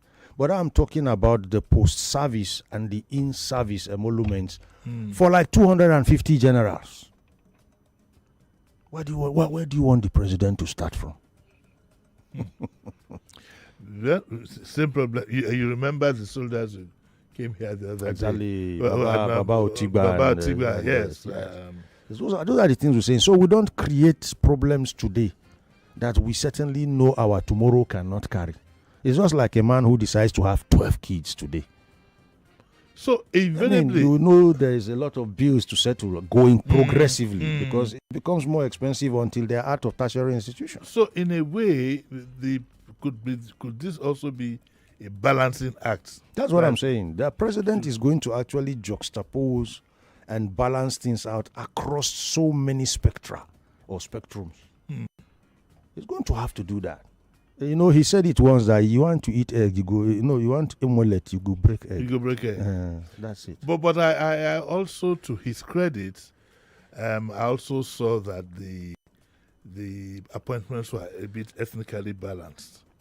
Okay, fine. But again, I will tell you something that if you like, put your family members there. Yes, I believe that. It's about results. Kabi, results. This is not a question. This is just something I'd like to share with you. You know that people don't sit back and think of what loyalty could be. Okay.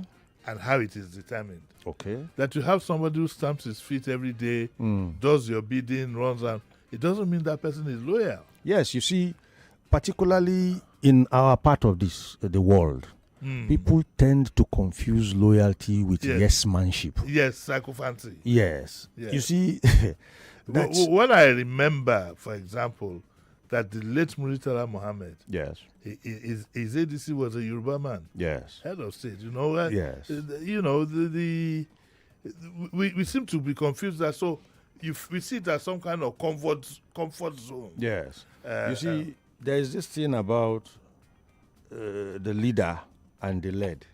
Some leaders don't even know what loyalty means. Some leaders expect yes-manship as loyalty. And there are also the led who think yes-manship shows is loyalty. So in such a place where such persists, people who are really deeply loyal are seen as either stubborn or anti-establishment. Yes. You see, Or being have some element of hatred. Beautiful. Being loyal to you doesn't mean I must tell you what will be pleasing to your ears. There are times the truth is bitter. Yeah. There are times the truth is sweet. The truth could even be rude. That's Yeah. one thing. That's one immunity the truth has. It can come out in any form and be no less the truth than it Yeah. is. Most of our leaders don't like it. And that's where the problem is. And the followers, some of them now indulge our leadership with yes-manship. Yes. And think they are being loyal. And it's not a good thing at all. If you had an advice for the president, what would you be telling him now? First thing I'm going to tell him now is, Mr. President, it's time to look inward. It's time to look inward. Right now, they are busy with the opposition and trying to see how they can make everything APC. Mr. President, it's time to look inward. Let me give you a story of France during the French Revolution. There was this particular book I was reading, and it got to a time when Louis XIV was approaching. The entire French citizenry will bow deeply. Now, when you bow very low, your backside is going to come right up. And when they do that, they fart. Fat. Mr. President, there are people doing that in your immediate circle. And it's showing.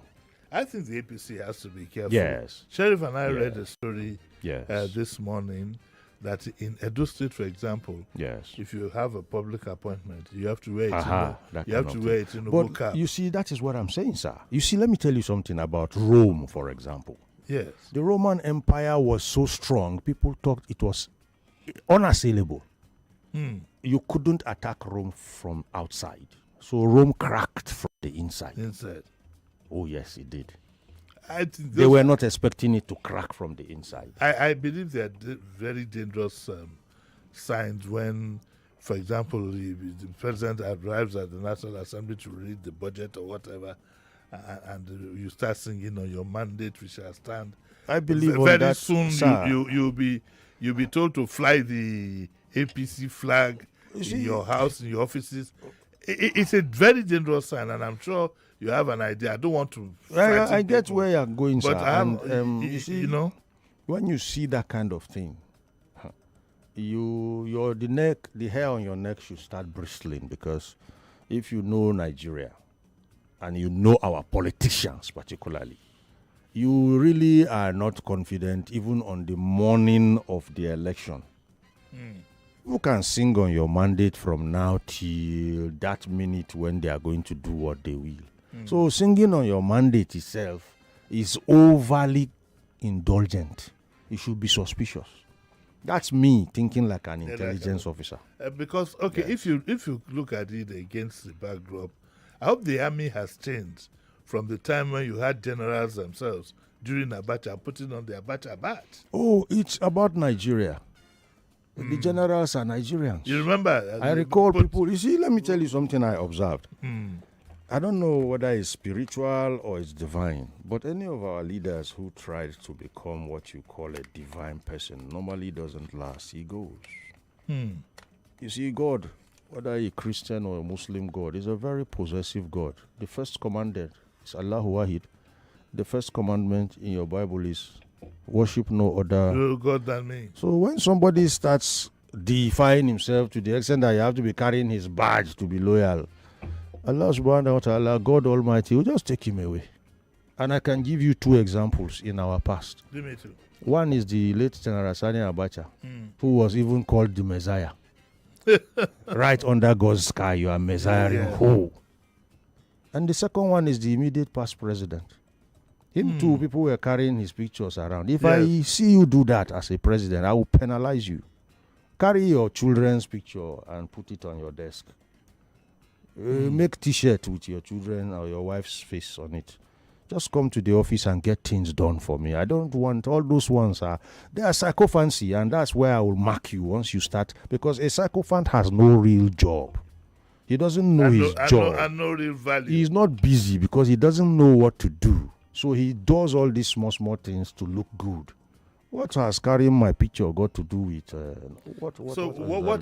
What would you be saying to the president in that regard? For example, should he really be happy that everybody is moving to the APC? I wouldn't advise it. I would have thought that would have been a signal, a signal to him. I wouldn't advise it because even in combat, if you read The Art of War, Sun Tzu, he'll tell you when you want to kill a snake, you give it room for escape.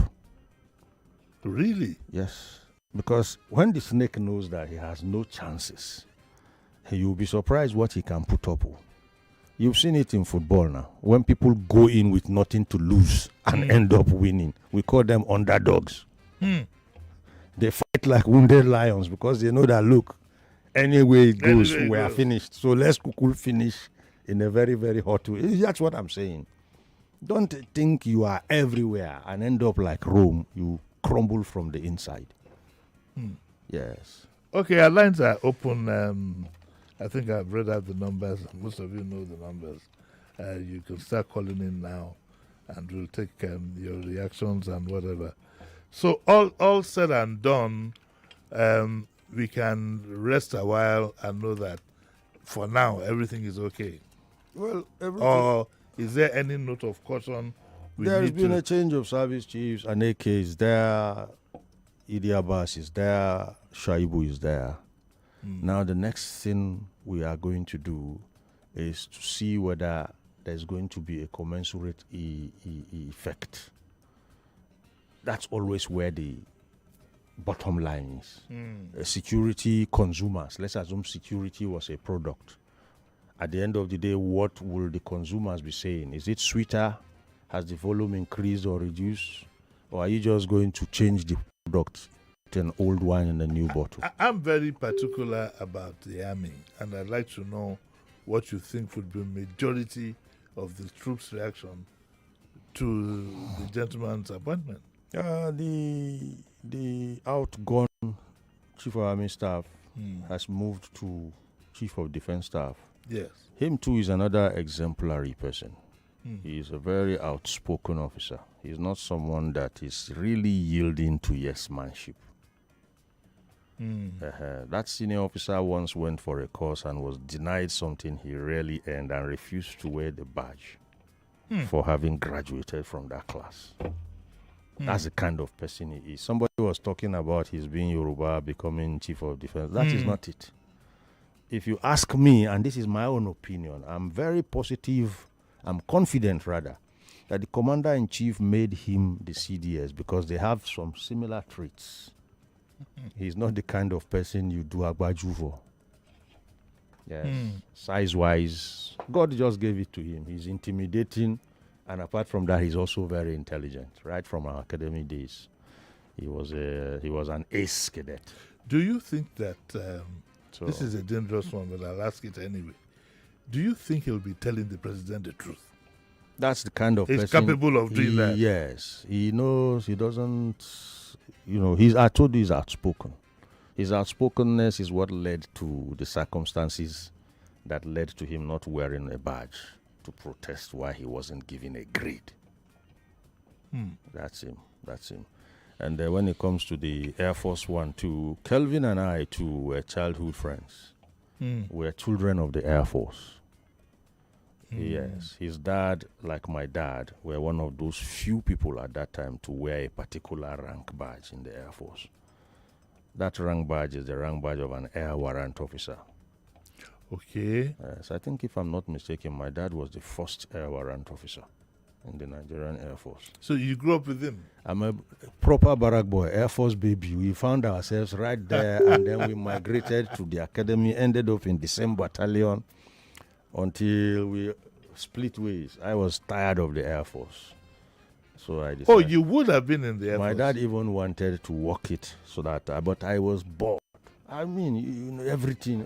Was it also because you couldn't fly anyway? Well, you're not inclined. Are you afraid of heights? No, I'm not afraid of height. I prefer to be up there than down here.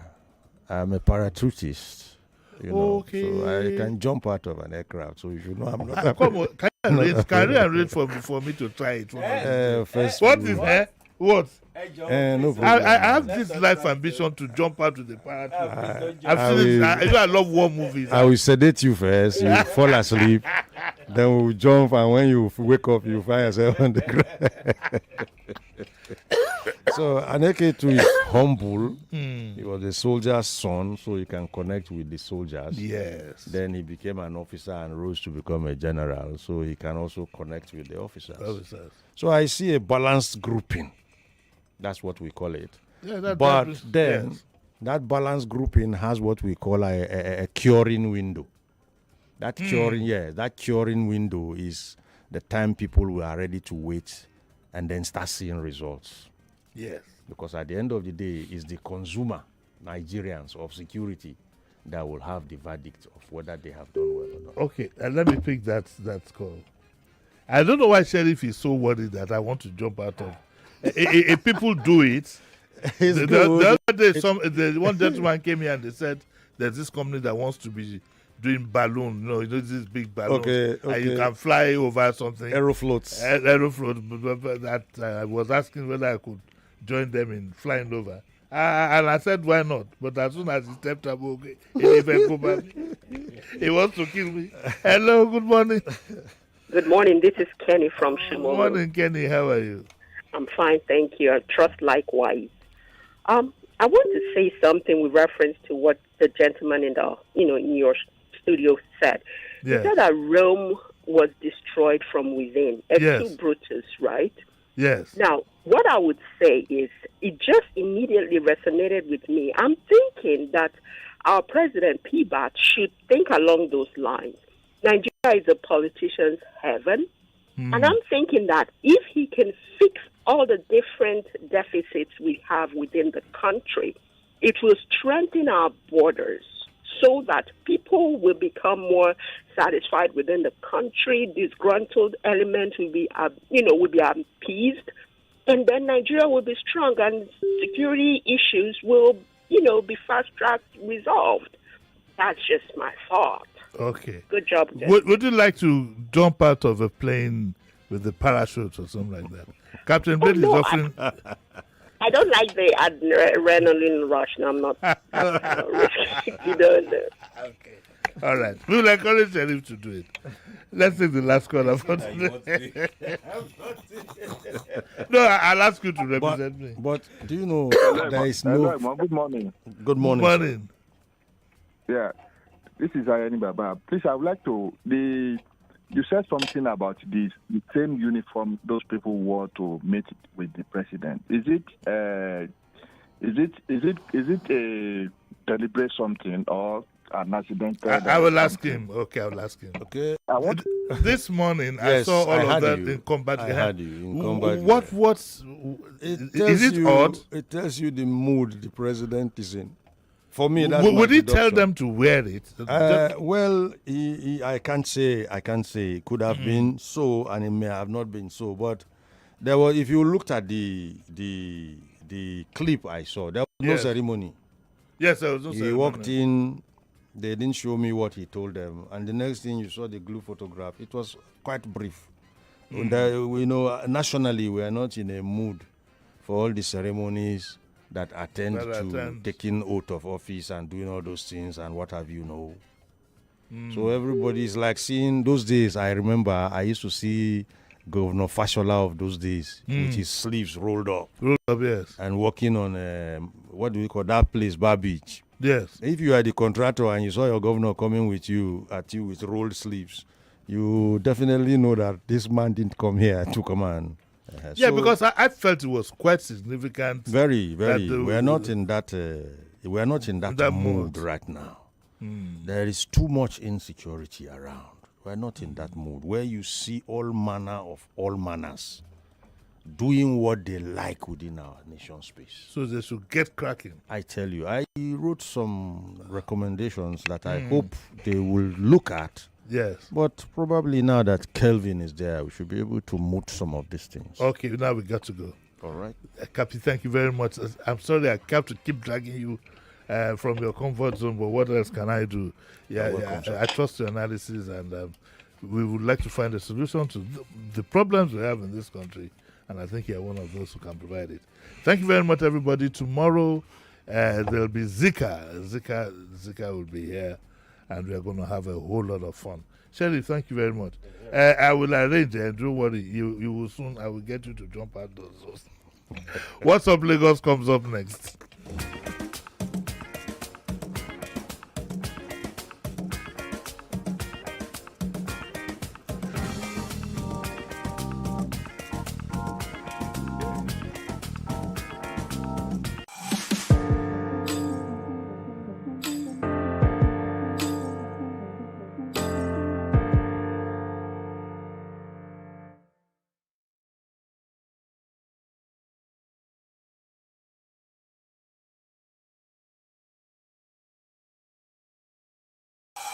.3 Nigeria Info. We are more than just radio. Subscribe to our YouTube channel at Nigeria Info FM. Check us out on Facebook at Nigeria Info 99.3. Follow us on Twitter at Nigeria Info FM and on Instagram at Nigeria Info FM Lagos for live updates as it happens. 99.3 Nigeria Info. Let's talk.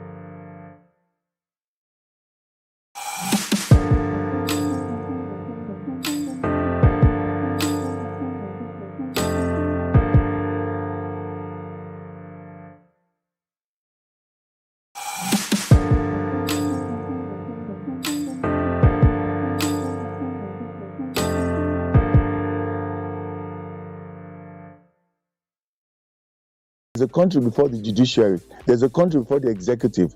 There is a Nigeria that needs somebody to stand up for. I'm so proud when I hear things that this generation of people are doing, these young ones are doing.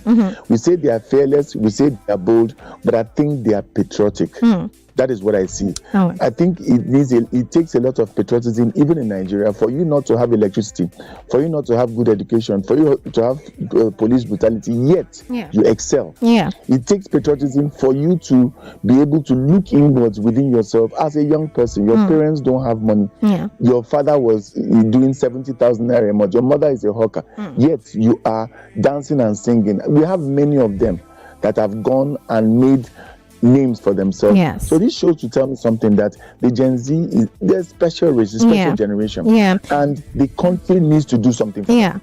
Lagos, this happened far away in Madagascar, this country, an island in Africa here. And I checked, I saw that the population of these people is just 32.7 million. And that is not even up to a quarter of the population of Nigeria.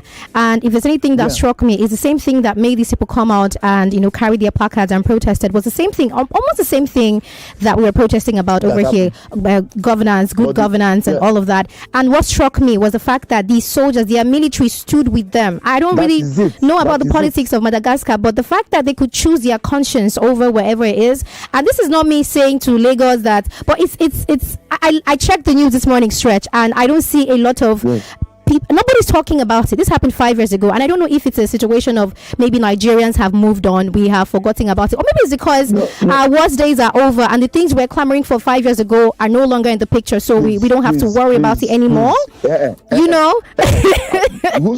Whose worst days are over? I don't know. I'm just saying. Okay, so I'm saying that even the situation of NSAS, do you know that there are people that are still incarcerated as we speak on that issue? Things relating to that. The only difference between what happened in Lagos and what happened in Madagascar 5 years ago is that the authorities, the people that love the country, came and stood and disobeyed an order. Under normal circumstances, they should have been court-martialed. But they put the country first. Does this send a warning? Does this ring a bell? Yeah. Does it? Yes. Does it tell you to do something? The reason why Nigerians came out to talk about NSAS that time was that the policemen were treated badly. The policemen needed better pay. Of course, that was also included. But it turned around.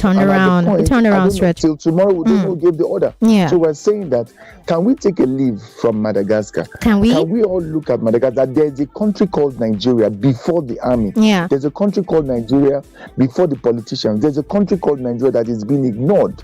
Can somebody stand up for the country called Nigeria? The people in charge, our president, our senators, can we think about Nigeria?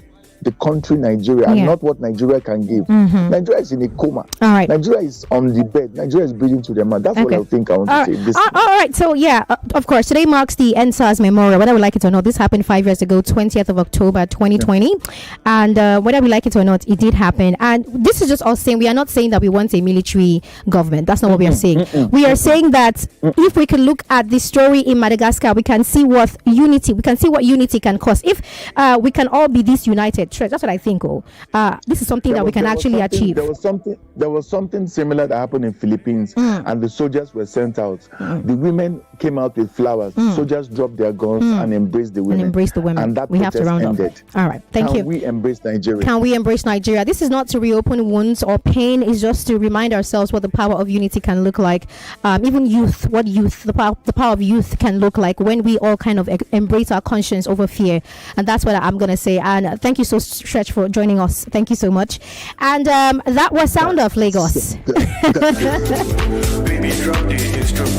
you can see, I have my guy here looking all fresh. I mean, fresh, So good afternoon. We want to ask you this question. When you fall sick, where do you go? Hospital, or you go pharmacy, or you go Nagbo, you go? I used to pray and drink water. Since I'm alone, I felt first stay alone, then I get drugs to take. So you don't get money for hospital? Where I was here. As a typical Yoruba picking that I be, I take Agbo. For this Nigeria, where they buy only bottle water 200. Oh, fire. Oh.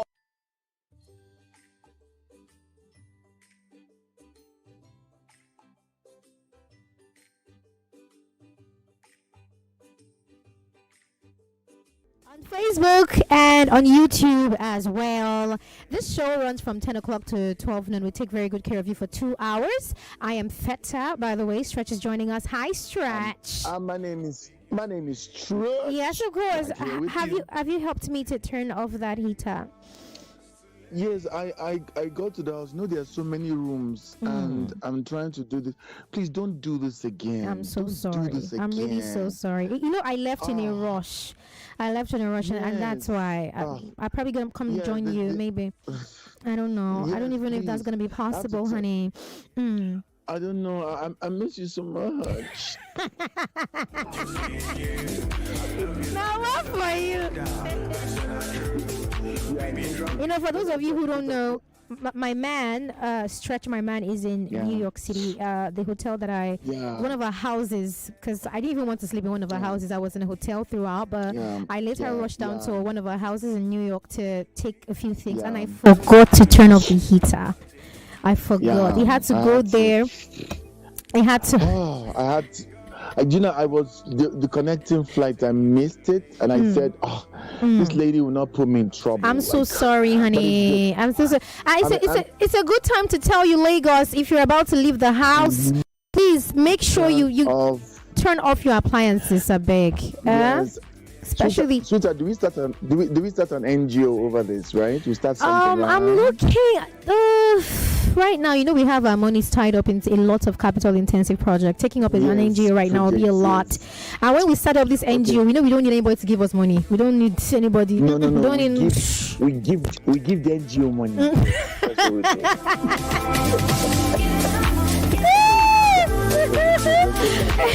Lagos, don't forget to play one play so that you can win yourself some cool cash. Yeah. Star 347 star 880 star 3 hash. That is what you need to do. All right, go to the website, play 500 naira. As you go about your morning, as you go about your day, you can win yourself some very cool cash, 25k. You and 2 other persons. You can do People are playing here in New York, you know.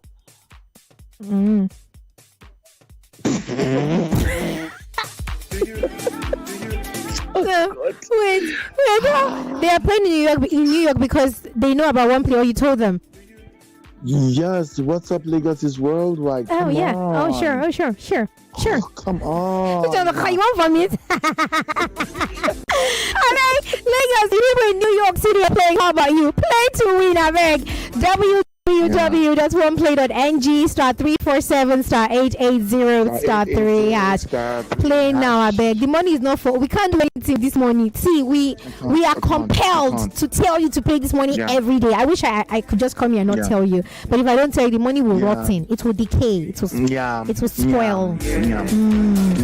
All right, it's not time for the music. And today, this very beautiful morning, Monday morning, it's about fun questions. And sometimes, I think a lot of times, I've heard people say that, Nigerians are quite a number of good things. I mean, we face a lot in this country, but our positive attitude is second to none. We are very happy people. We are hardworking. People say that. Happy people, we make you happy. They say we are creative. They say that we are beautiful. They say that we are very funny.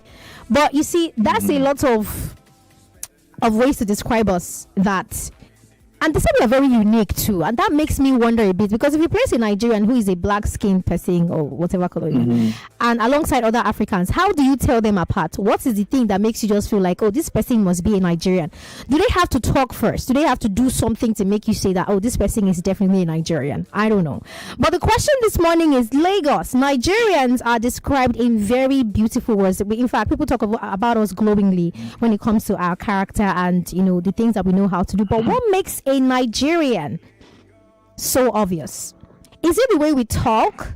Is it the way we argue? Is it the way we hustle? Is it the way we what's again? Is it the way we let me even make out some things clear that you notice about Nigerians. Like when you leave the country, you see that Nigerians are a bit loud. We are loud. We talk well. we are allowed. Our voices are allowed. And do you know one thing also? Phone ringing. These normal things, we have our phones ringing out. Outside this country, people rarely. You will not hear people. You don't hear. You rarely. That's bad. Then it's bad. How do they not know their phone is ringing? It's terrible. That's a bad way of ringing. Exactly. Yes. We should fight it. You go out, their phones, you just hear people talking on the phone. You know, when did this person's phone ring? That's very bad. When did it ring? That's very bad. That's very bad. I mean, maybe they're not using an iPhone. They are not proud of the phone they are using. Because if it's an iPhone, you have to let it ring. They use the iPhone. And also this one about horn. You will not hear one car horn. How can you have horn in your car and you're not using it? Are you mad? Do you understand? I feel you don't sound like you're happy. The baby, come back home. You have turned off the you have turned off the heater now. Come back home. It's fine. It's fine. Turning off. The central heater. So there are many rooms. Okay. Many rooms. Okay. We have to go. We have to go on a break. So Lagos, take your time to ruminate. Think about this very well. We are asking you this morning, what is that thing that makes being a Nigerian so obvious? If you're outside the country, how would you clock? You see this person, a Nigerian person. This one also it's a Nigerian thing. I want to know. More news and information coming up. We'll be back in a moment.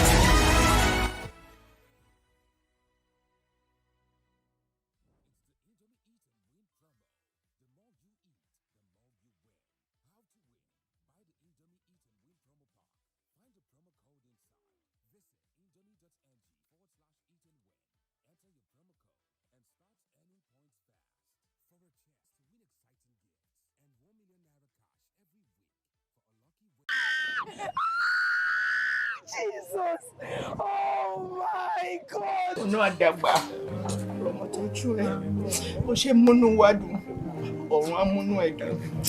Spirit of Christmas. We want to go out there and go and appreciate Nigeria Info's listeners.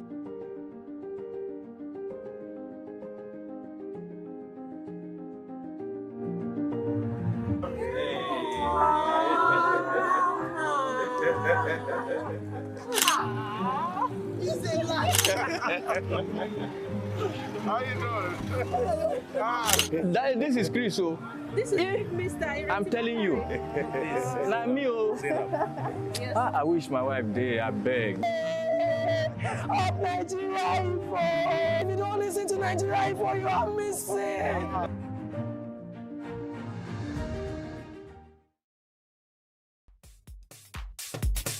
The time is 3 minutes past 11 o'clock on the hour. This is What's Up Lagos, the 99.3 Nigeria Info. We are talking right here. And of course, don't forget to play one play. Very, very important for your life. As you go about your day, I can tell you that 25K can do something for you. Buy you data, maybe. Or just buy butter or buy, I don't know, whatever it is you need to top up or on. 25K can do that. Even buy some liters of fuel for you. 25K can do that. Do your neighbors and your friends and family a good service by telling them about One Play. As I tell you about One Play, be your neighbor's keeper, your brother's keeper. www.oneplay.ng *347 *880 *3 500 naira can do that job. Send 500 naira on an errand. It will bring back 25K for you just like that. Listen to me. Do it now. Okay, so we're asking the question this morning. Very fun question this morning on the show. It's basically what makes being a Nigerian so obvious. We have been, of course, many times people talk about us glowingly in terms of our creativity, how beautiful we are, how we sound, we say so nice, the way people would talk. People have this hustling spirit. You are so happy, people. No matter what's going on, you find a way to make it a joke. But I want to ask you, Lagos, tell me what makes being a Nigerian so obvious. If you went outside this country, now you're going to spot a Nigerian. If they don't even have to talk before you know. There's this person is greeting people. The way he's greeting and bowing his head. Good morning, sir. You should get respect. Now Nigerian man call and what's your name? You say, Ayo, I said it. I clocked it.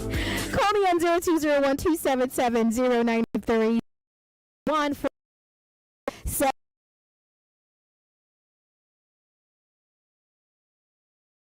All right. Check us out. Drop your comments on there. It's been a while I actually read comments from Facebook. Please drop your I know I have a bad character of not reading comments on there, and that's why people don't. But if you put it today, I'm gonna read it. Okay, join us and let's have fun.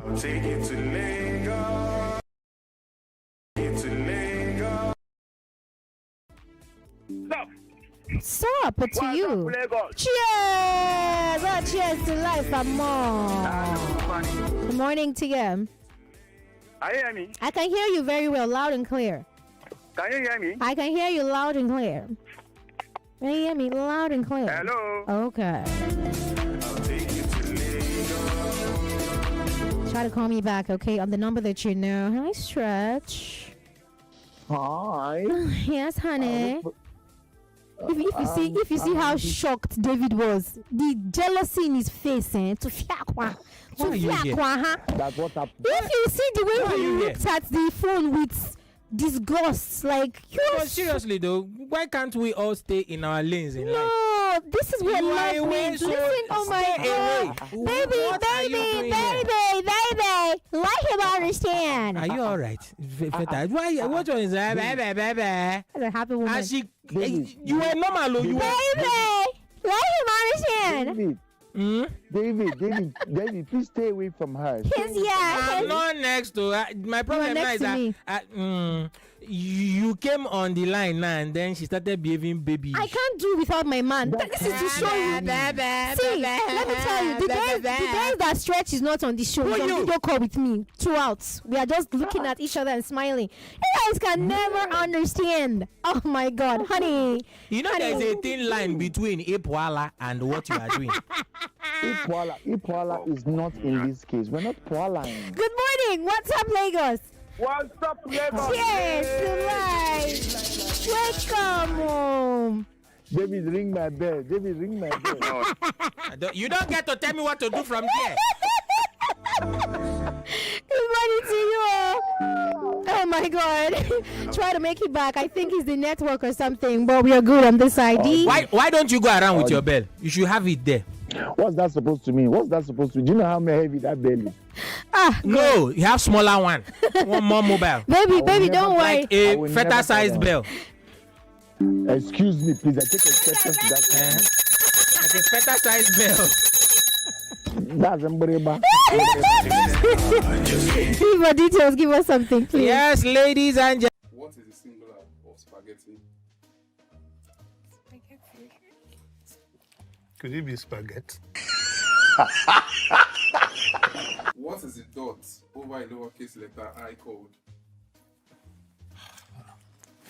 Semi-full stop. I think it's a passive. Pass what? It's like saying what is Jimmy called? Jimmy is called a boy. Not Jimmy. I'm not a boy, I'm a man. When you say Indian Ocean, it doesn't mean that it's in India. It doesn't mean that it's in India. Give an extra. This is why it's important to follow your elders. SpongeBob SquarePants, SpongeBob SquarePants, banana, Actually.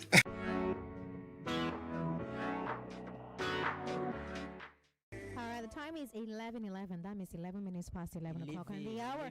And Lagos, listen to me, how many minutes to that draw now? I'm not ordering. I'm like, please listen to me. How many minutes to that draw now?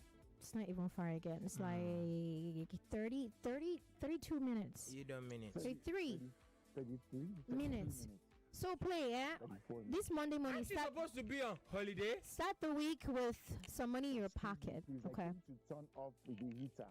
I came to turn off the heater. Explain to him. He will never understand. Yeah. When I went to New York. Let me explain to you. Explain to me exactly why you are here. So I went to New York last 2 weeks. And we have a house in New York, but I wasn't there. I was in a hotel. An imagination. Okay, wait, don't explain to him again. Denise here.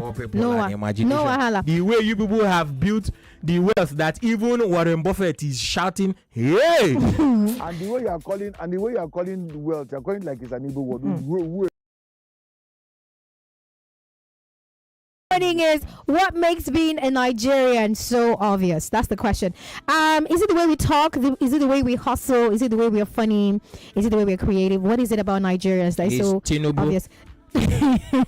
Our president is amazing. Okay, I get it. This one here says, what's up, Lagos? He says, only a Nigerian can say something and it will mean two things. For example, you they meant Olisa from Magboju. No wahala. What's up, Lagos? Feta and Stretch. Good morning. We Nigerians are lousy. Yeah?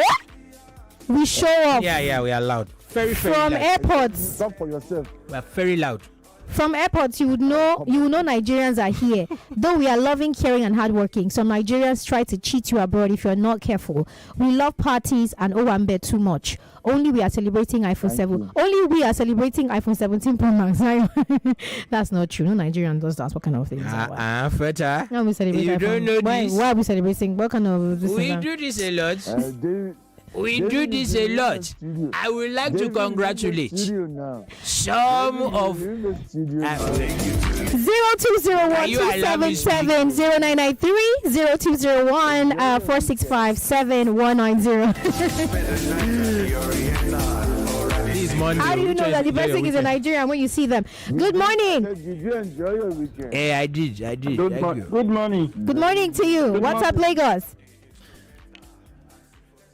Have you left? David. Good morning. We can hear you. Good morning. Stop. Good morning to you. You didn't answer me. That's the reason why. Okay. Good morning. Yeah. Feta, good morning. Good morning to you. Okay. I call to British people for Nigeria matter. That man will not. I don't like. You not this stretch. And I don't want to start claiming what we are not. If we are that good and this thing, all this evil all around, we will not see them. Yeah. We will not see all this evil all around now. So you don't even believe that Nigerians are hardworking and beautiful and creative. You don't believe all those things. That one is everywhere in the world now. Thank you, David. Everybody is hardworking. Everybody is creative. That was the topic that they brought the other time. They were saying that it was one of my. They say it's England that spoiled Africa. It's England that made Nigeria to be where. I say, is it only Nigeria they colonize? Thank you. Oh, wow. Thank you. So, this guy's not really happy to be in Nigeria. but I think about this. I was talking about this thing yesterday. How do they say that Nigerian educational system is subpar? But you see Nigerians outside this country, they are excellent. It's fear of poverty. I think we probably got something right, because how can somebody who had two in Nigeria go and study abroad and is having a first class? No, the thing about it is that we make we make circumstantial things into national success. That person was a brilliant individual that our system stifled. It doesn't say that. I keep saying this. Look, all over the world, there are smart people. All over the world, there are strong people. All over the world, there are beautiful people. What makes you unique is whether you are able to recognize that you have a potential and you use it. Unfortunately, in this country, we do very well at stifling the potential. So when I you see disagree with you. Wait, now you can disagree. That's allowed. This media. Now so here's the thing.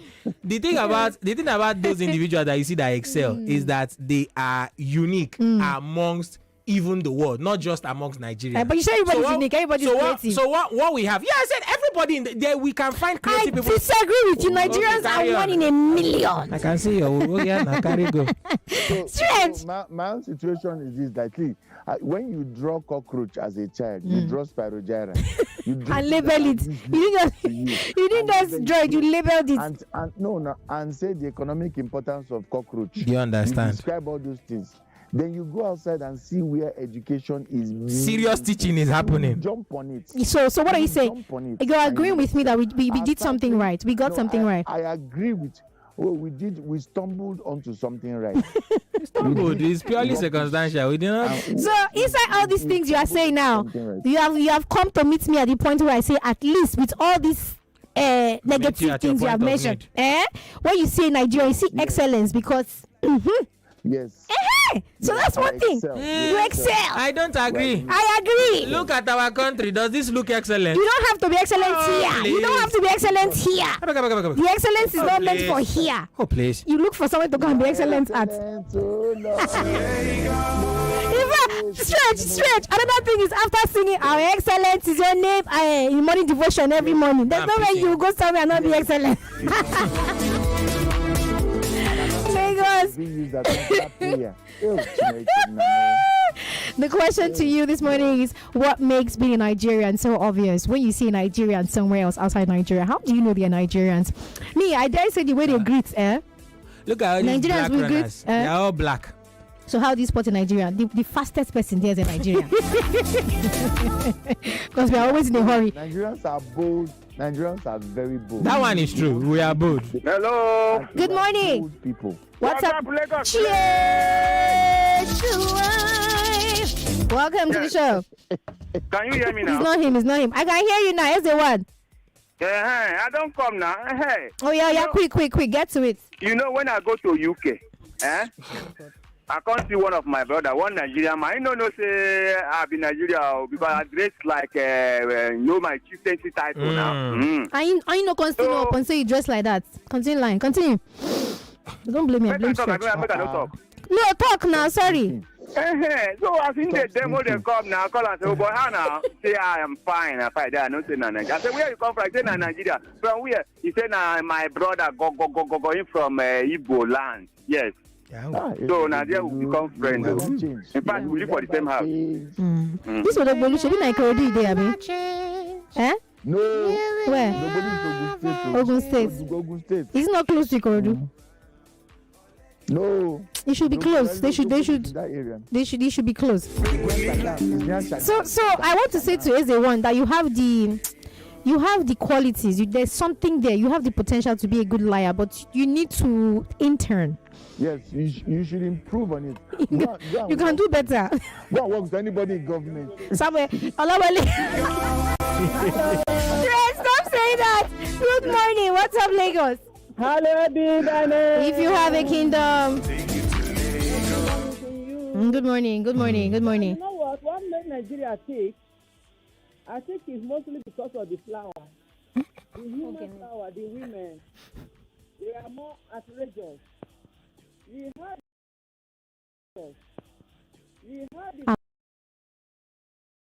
Are you hearing me? Yes. Okay, we have the first cardinal point. Come closer to your phone. Yeah, I'm with it now. All right. Okay, the women in Nigeria have the 4 cardinal points of the Almighty God in their hands in Christ Jesus. So we are shining star in midst of stars, ancient astrologers. Oh, sorry, I must have lost the call. We lost that call. Don't try to make it back. We need an overhaul of colors because we're very careless. We're losing calls anyhow. See, the flowers are outrageous.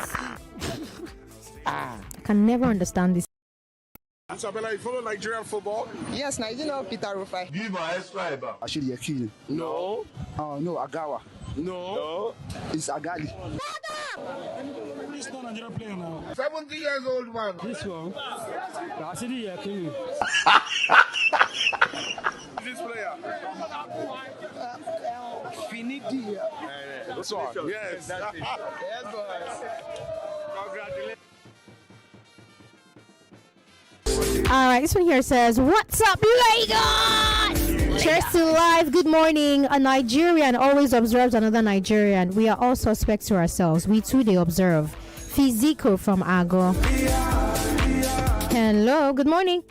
What's up, Lagos? Cheers to life. Festa, the next time you could send anybody on air, I will come for you. I can't do anything. Are you not calling me from Ikorodu now? See the way you are doing. Ikorodu people always threaten you. Look at this one. Festa, wait, I don't piss on you. Madam Aigbe and Odogbolu, are they from the same place as they want? I don't even know. I don't know. They're probably your neighbors. That's all. Be thy name, If you have the kingdom, be your name. That's all. Simple question. How do you know this person is in Nigeria? The four cardinal points. Oh my God. So he said the flowers are outrageous. Oh God. Now stretch to life they cause this thing. I don't blame them. You can hear me. Now stretch to life. Now they cause all these things. This man is in New York and he's doing Ikorodu. Stretch, I heard that there's a bus stop in Ikorodu called Ogolonto. Ogolonto. Ogolonto. I thought it's Ogolonto now. Ogolonto. How do you name a bus stop Ogolonto? It's your portion. But there's one here, Ologolo now. Ogolonto. No, that's the sister of Ologolo. Are you kidding me right now? No kidding. Anyway, Ramaboli, do you want to call us back? We have wasted your time talking about. No, I don't need them. Guys, don't forget to play one, play one, play one, play.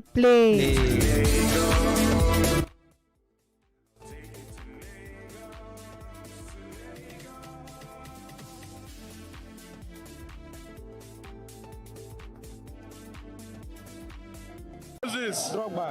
Eh? Drogba. Hey! Nigerian player. I don't know this one. Mikel Obi. Apostle, we hear of this. Okocha.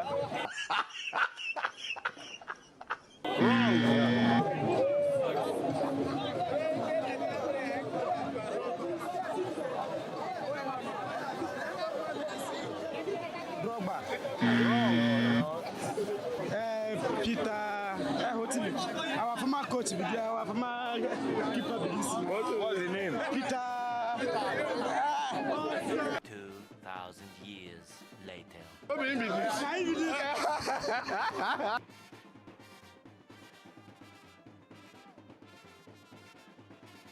All right, Lagos, that draw is upon us. The one we talked about from around 10 o'clock, where we say that we're going to give you money. We mean it, okay? So 25,000. You said no, I should have said with more momentum.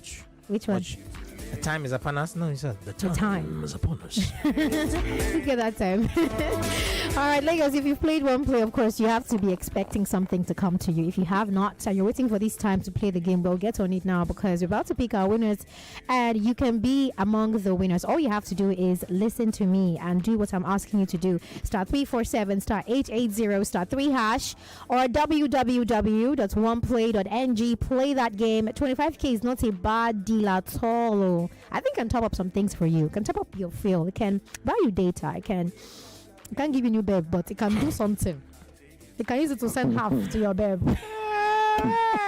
But overall, if you start the week with money, it's a good omen, okay? Go play right now. We have to call 3 people, actually 1 person, but we have to pick 3 winners, okay? So we'll call you. If you don't pick, the rule is there are a long line of people waiting to be called. So if you don't pick after a max of 2 rings, we have to delete your number and pick another person. Which one is here?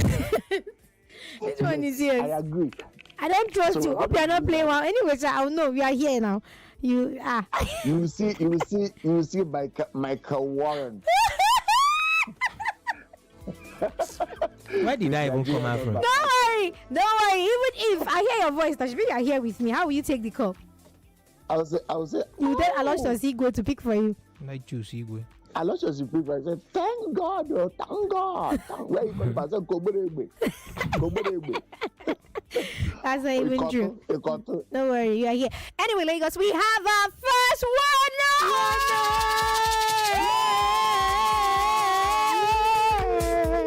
You don't bless it to them, you have something else. Alright, your number start with 0806 ends with 890. I'm going to call you right now. Please be with your phone. Please, what's the meaning of this thing? What does that thing mean?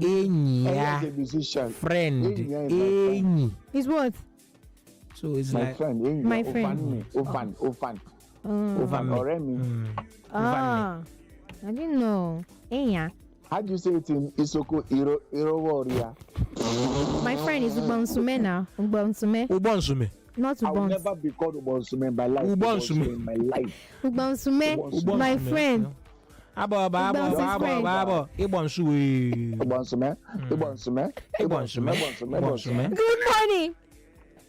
Good morning. Yes, please. I'm calling you from Nigeria Info. My name is Feta. What's your name, please? My name is Kenneth Feta. Kenneth, you played one play. Are you happy? Hey, that's good though, because we're calling to inform you won yourself 25,000 naira. Look at you. Congratulations to you, Gidigba. Okay, so one play is going to call Never you. heard that one before. Make sure that you're with your phone because they'll ask for your account details and give you your money, okay? Thank you. All right. Better was congratulations, Gidigba. That's plenty congratulations to you. What do you mean? Yes, ma'am. Big congratulations. I've never heard it like that before. And now that you're learning curve for you, you've learned something. Go home refreshed, knowing that you've learned something new. Take the world by storm with this information. You're an accountant. I work at Deloitte. You are just obsessed. Yes. Alex from Ayaba says, "What's up, Lagos?" I can't read this one because it's talking to Madam Maybe.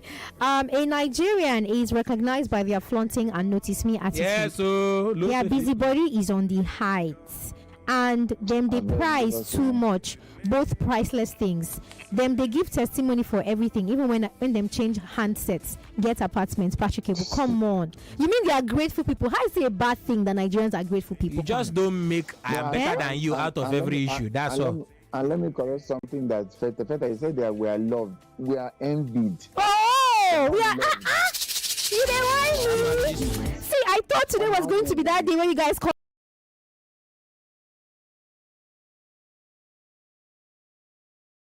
And people want to be like us. That's why they release us and they don't like us. They don't like us. It's for us now. Kendrick was singing for us. Anyway, Lagos about to pick our second winner now. And social media queen. That is a song, literally a song. I wasn't talking to you. Okay, no wahala. Lagos, we're about to pick our second winner now. You can still play because we have not closed shop. We can still pick your number and announce it, even though we're not going to call you, okay? And so we are refreshing the dashboard to announce you. Congratulations! This guy, your number ends with 277. One play will do their beats. They'll call you. You'll get your money. Of course, we have to pick our last winner now. Seven. Last winner. Your number ends with. All right, let's see. Who's it going to be? We are refreshing. Please play for the last time. Okay, you never can tell. Up your chances of winning by playing as many times as possible. That's what we tell you. *347 *880 *3 hash. 880. Now, if you don't win on this show, do not be dismayed. Do not be discouraged. Do not be weary in well doing. Oh yeah, calm down. You can still win on other shows. Okay, the draw continues on other shows. Okay. Now, wow.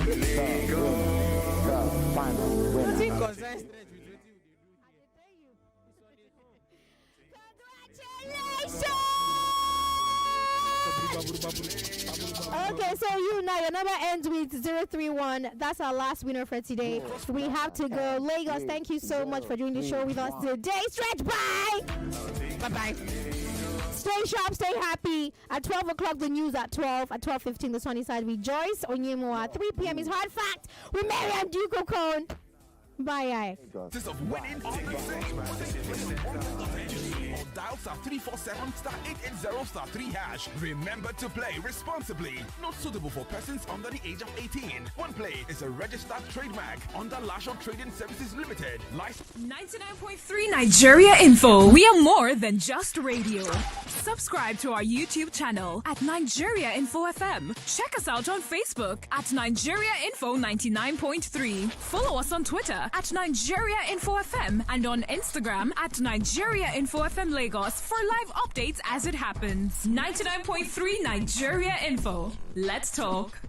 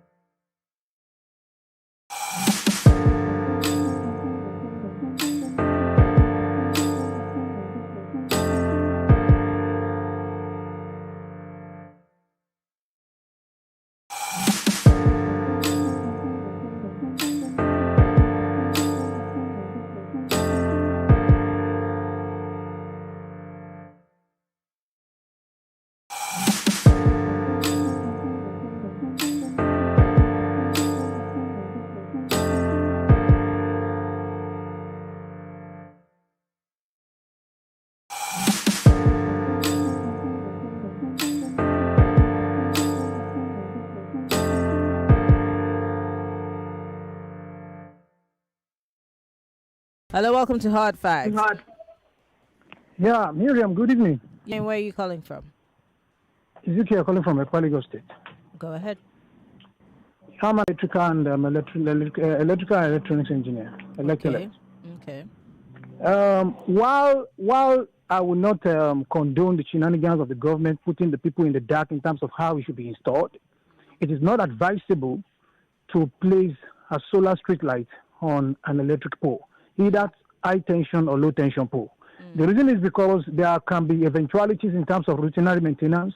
So they will have to be calling the distribution company or the generation company that, okay, switch off on this and this stuff. So that's why it is not advisable.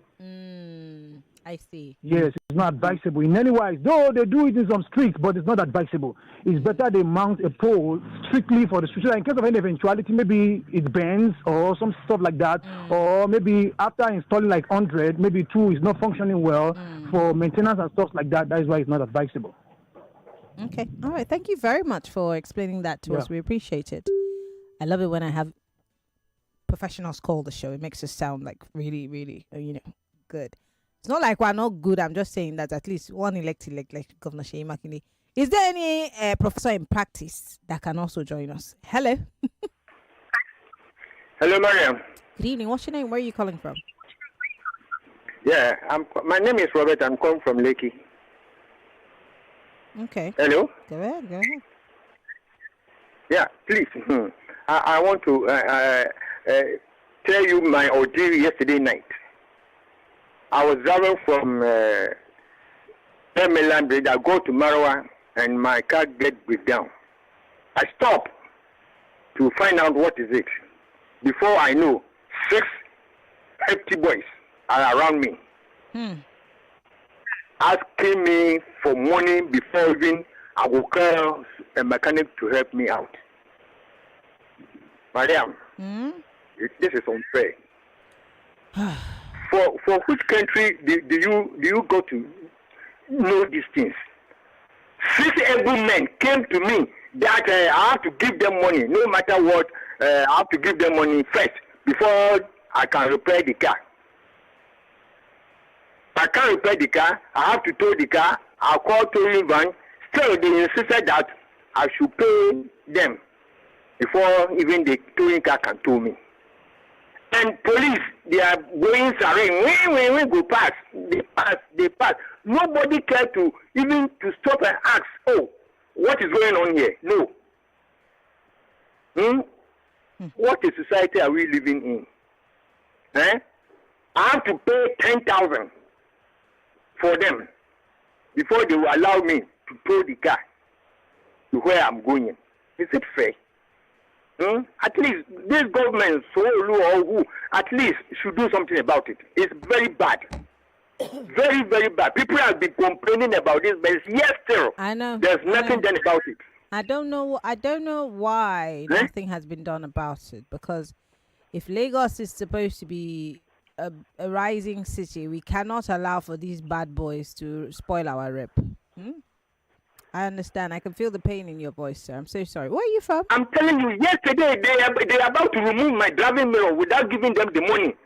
They were about to ransack the car. They want to go enter the car and do whatever they wanted to do. I'm so sorry about this. People have been complaining, and the state government is looking upon all this. What they are talking about is vote. Sorry. It's okay. This is very bad. We are living in fearful society. It's very bad. Yeah, Lagos is not safe in that regard. Yes. I think some months ago. Thank you for calling, sir.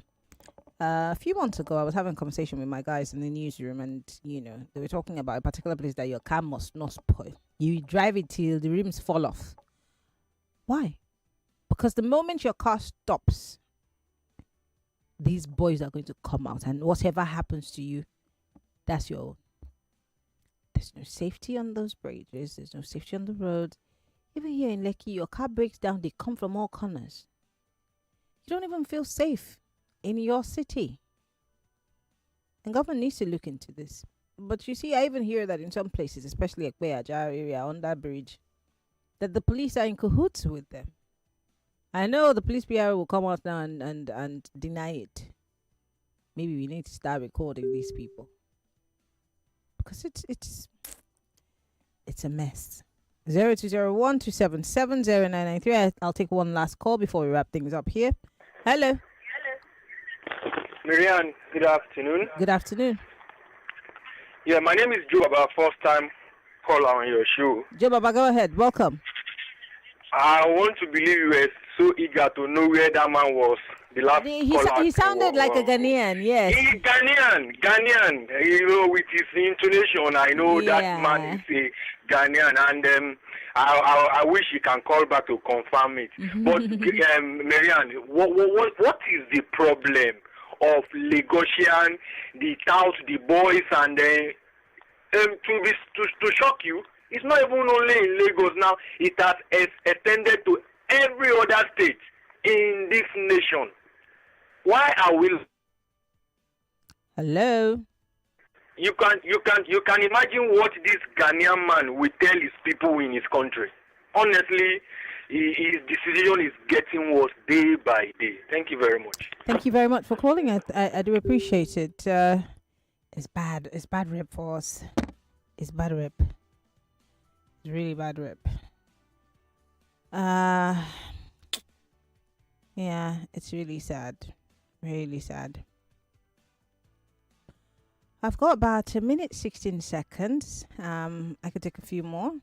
I can take one last call. Hello. Welcome to Checkpoint. You have 50 seconds. Hello, Miriam. Good afternoon. Yeah. Sunday on the line, yeah. Sunday, go ahead. Yeah. You see, when you are coming from Ireland towards mainland, on top of this Ballender Bridge, you look at the way they scatter the road, and all those iron that's supposed to be covered with this to make it smooth, comes up. And one of the vehicle was coming with full speed, not knowing that the road has been, scattered. And the other one waited. All of a sudden, this man ran into it. Oh dear. Even after that one, another one came, and the tie rod end pulled out. Ooh. So I don't even know what these people are trying to do. Sorry, Sunday. Sorry, Sunday. In India beans good because make up beans. Okay. More conversation, more talk. I've got to go. We'll be back after the break. Jesus! Oh my God! No adagba. Ọmọ tó tú ẹ. Ó ṣe múnú wa dùn. Ọ̀run á múnú ẹ dùn. Spirit of Christmas. We want to go out there and go and appreciate Nigeria Info's listeners.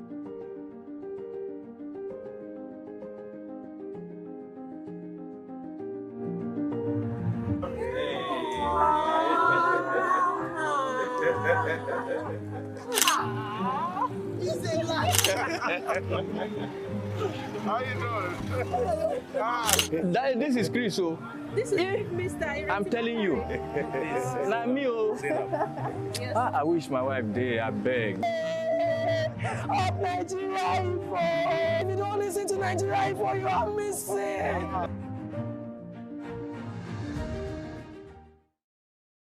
99.3 Nigeria Info. We're live from our audiovisual studios right here in Itimian Crescent, Victoria Island, Lagos. Let us talk.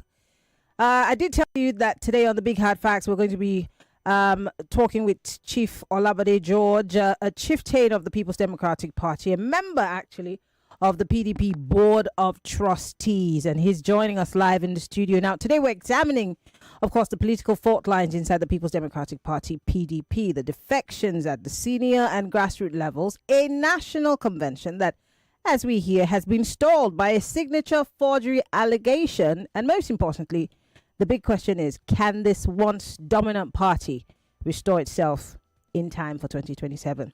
My guest is Chief Olabode George, is a member of the PDP Board of Trustees, and he joins us live in the studio.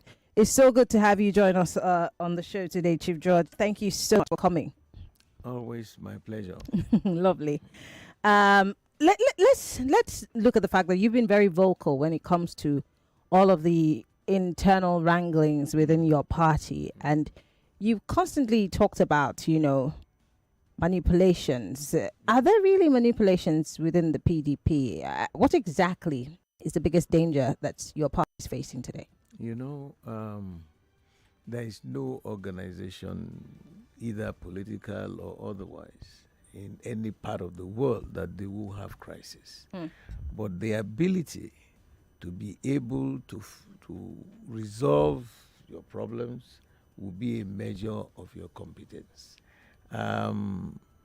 Yes, I admit we've had some crisis, but I can assure you that with the level of the leaders, the members of the Board of Trustees,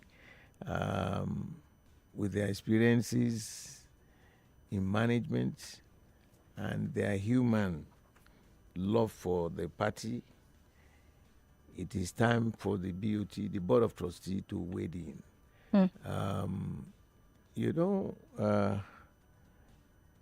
Interesting enough, the current crisis sounds like a joke to me, because I was at the meeting, the NEC meeting. The highest body is the convention. The next most important body is the National Executive Committee of the party. Yeah. And I attended the last one, where the issue of Anyanwu was suspended, not suspended. We wanted to come back together, and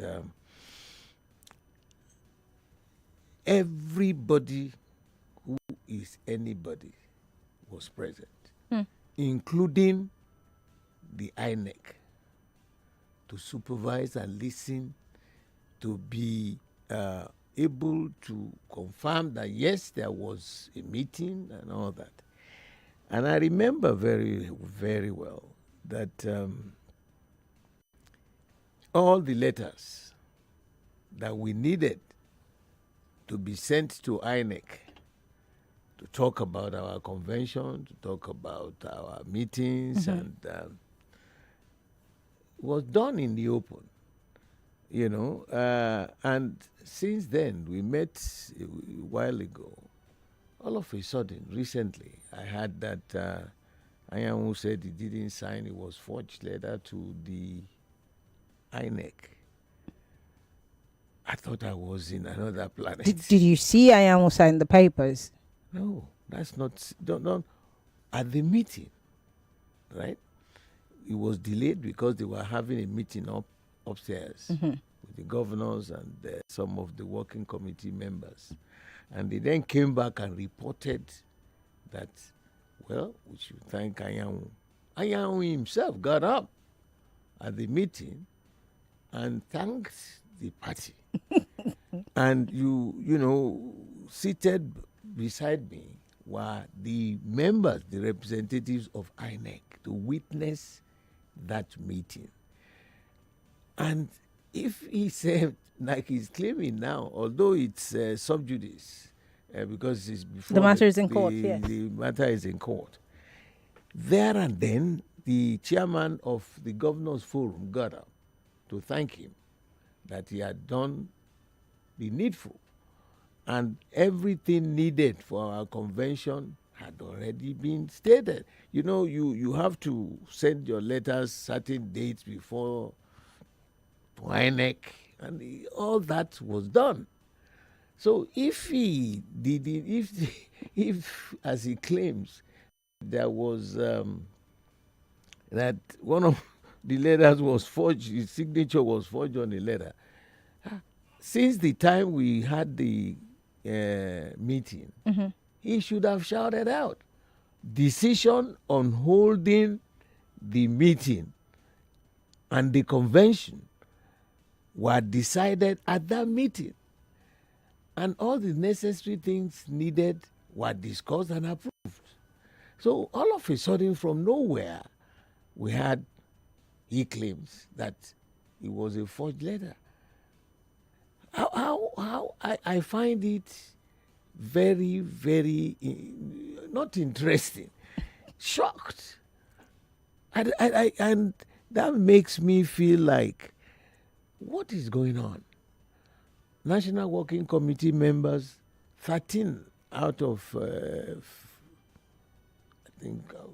I don't remember the actual number now, but the majority knew what happened. And they set up the committee to run the convention next month. So where is this information coming from? It's like a joke to me. I'm so sorry to talk over you, Chief. Do you think that, I mean, from what you have explained, that there is an actual plan to sabotage the National Convention, and you think Anyao is spearheading it? Not that he's spearheading it. Somebody moved a motion during that meeting to allow him to come back. Remember, there was the time he was suspended? Yeah. And I stood up. I called him aside and I said, look, young man, you are getting to the tail end of your term. It is good for you to end it all up successfully so that at the end of the day, you will be a life member of the Board of Trustees to honor you. Because if you finish well, the party must honor you. But if you allow yourself in this crisis, it would affect you. And we hugged each other and I left. So listening to all these shenanigans, all kinds of crises, all kinds of Turenchi, or what do I call it, going out from the party, it's a challenge for us because what I am seeing is scary. Now we are in court. For what? Whether he signed the third letter or it was forged. The judge said he will give his judgment soon. And how soon do you think soon is? And again, we're not, it's sub judice, but we're just saying, I mean, because we've seen cases linger. Could this also affect your planned national convention? Because I've seen meetings of the governor of your state and several governors, the planning committee. They've been meeting. You know, so will this really happen? Because I mean, I have no doubt it will happen. And let me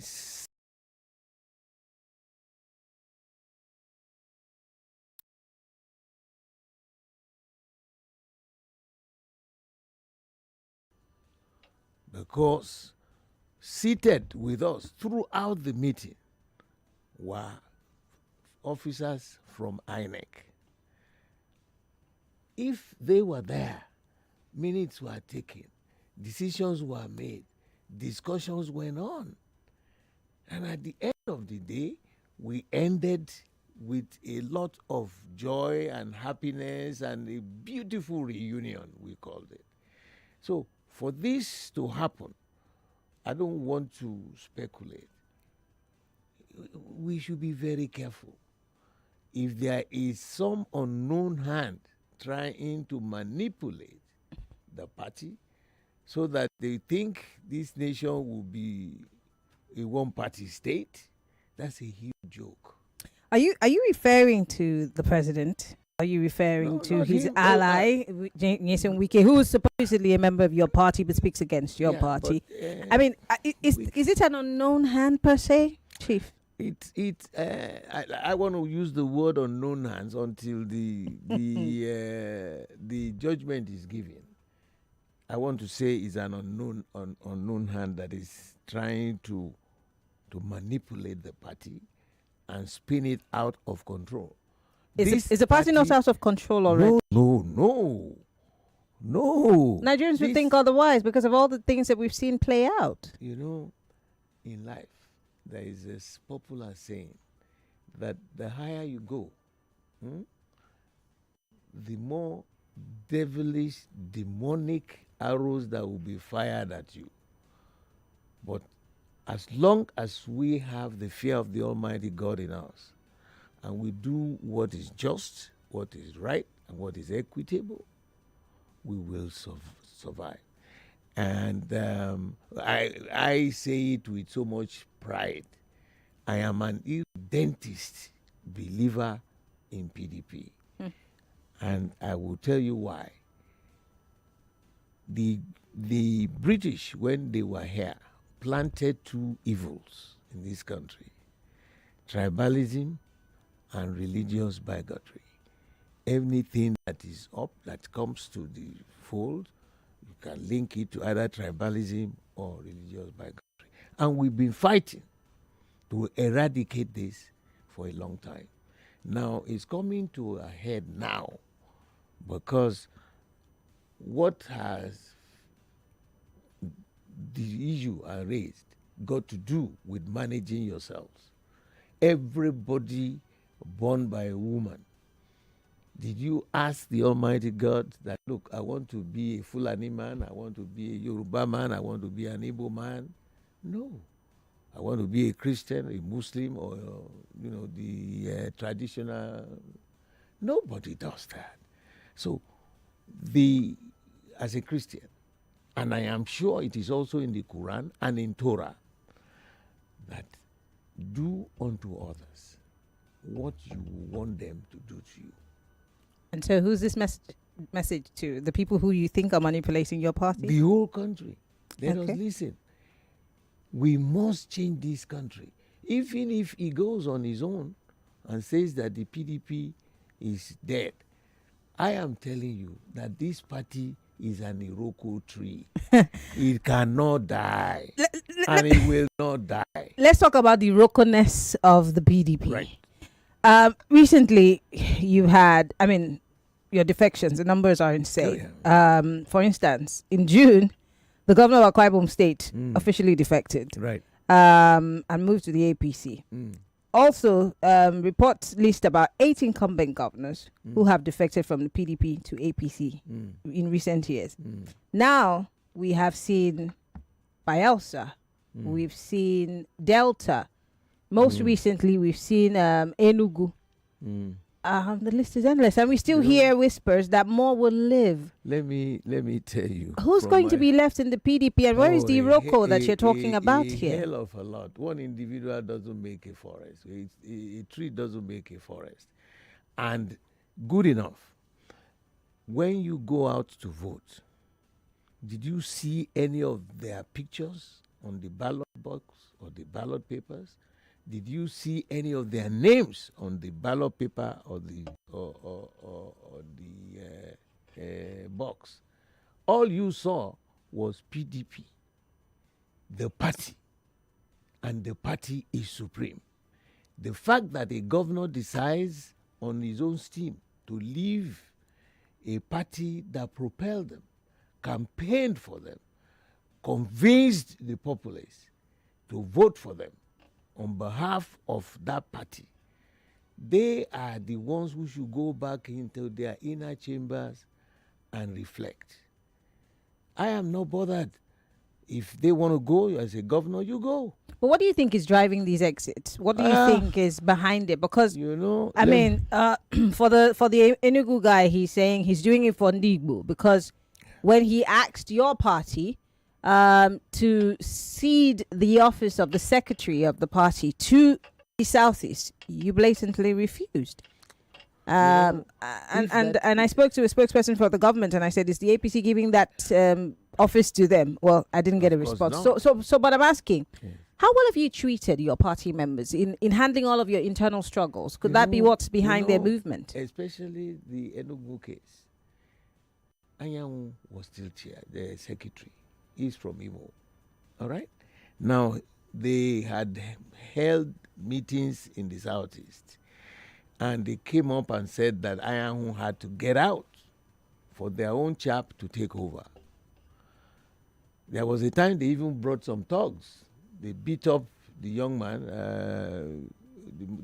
the fellow that was appointed. Yes. And I waded into it. This was why I seconded the motion of trying to get Anyanwu to come back. And we told this young man and the governor and all the leaders there that it takes a little bit of time. By the time we hold this next convention, all these things we are talking about would have been resolved. You know, so that is not a potent excuse for me to say I am leaving the party. Whatever is attracting them, I want to know. The government in power today, what has it done to attract their coming into their party? Well, has he put? Well, he would tell you that they're giving the faces? states, the governors, more money since the removal of Is it subsidy. the private money? They give them money, and where is it the essence of governance? The essence of you taking power to manage the resources of the land for the benefit of the people. Today in Nigeria, everywhere there is hunger and there is anger. So forget about me being a member of the base of the pyramid is what really matters. What have they done to positively impact on the generality of Nigerians? There is so much anger in the land, and because there is so much hunger, graduates are floating, no future, no hope. Non-graduates are doing nothing. I suggested that, look, Mr. President should set up a special fund, and that fund should be to ensure that those guys who didn't train on a skill, so for skill acquisition program, they should give them. And then microcredit for young graduates who want to do one business or the other. Where are those things? You remember recently, Mrs. First Lady announced that she was going to build a national library. I said a national library, and she needed contribution. That fund should have been by the president asking these people in the banks, those who donated in 2 days 20.7 billion to her account, give that money. It will be a public money, and it will be processed through a good management. The younger generation in this country, including my own children, I have asked them, they graduated a long time, they have returned, they want to get a job. They can't get a job because their name is Bore George. So what do you do? What is it that is attracting these people to the other side of the divide? And in our party, I can tell you conveniently and confidently that we have a modus operandi. We just don't, there is no Baba say. There will be discussion, there will be debates, there will be, you can agree, you can disagree, but we are never disagreeable. All these issues that we are taking out should have been managed by the members of the Board of Trustees. Unfortunately for us, the chairman of the Board of Trustees is in the U.S. for medical treatment. And I expected the secretary to have called an emergency meeting of the custodians. Does that not still say that the party is fading? No. We had come a long way. I served for almost 10 years at the top echelon of the party. You will have problems. You will have, people who make mistakes, but your ability to get everybody together and let's discuss it, let's talk about it, that will be a measure of the kind of political party we are running. Okay. All right, Chief. Just we'll take a quick break. When we come back, Chief Olabode George is in the studio with us. He's a member of the PDP Board of Trustees. We're talking about the internal wranglings in the PDP. Will there be a national convention? And because he's a retired naval officer, let's talk about this failed coup attempt when we come back from the break.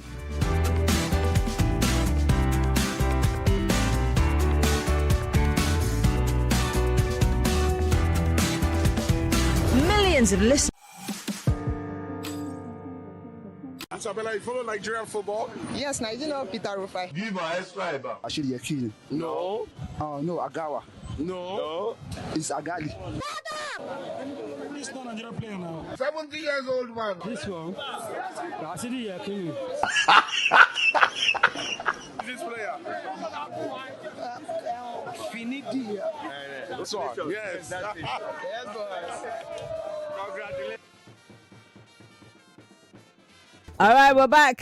It's still Hard Facts, 99.3 Nigeria Info. I still have in the studio Chief Olabode George. I like when he's in the studio because we have elderly gives you gist and it's so nice. Anyway, Chief George is here in the studio. We're talking about the People's Democratic Party, the planned national convention, the case in court, and most importantly, other matters arising. Before we went on the break, I did say that we were going to talk about the... The government has recently talked about a failed coup attempt. Now, you are obviously a former seaman. I'd like to put it that way. A former naval officer. Most people do not know that. But then the army came out to succinctly say there was no such thing. The army has said that? Yes, of course. The army said that. That there was no coup attempt. But then we immediately saw that shake-up. And the CDS was fired. There's something that everyone's asking. Who's lying? You know, I had the news and I was a little bit very disturbed. And I tell you why. Because we call it non-regimental appointments. I was privileged to have been a governor in Ondo State. And the experiences that I had, wonderful though, but governance should never be brought into the armed forces. It almost destroyed the camaraderie, the unity, the successful relationship, the camaraderie in the service. You bring back, once you are in government, you know, to have a democratic government, there are three, I call them tripod. The executive, the legislature, and the judiciary. And it makes it a stable platform. But when a military government comes in, the legislative arm is out. So when you say you are running a military government, how do you know what the people want? You see the effect it has. You have to define a way by which you must get to the people. Because otherwise, why are you governor? And you know, the sad part of it is that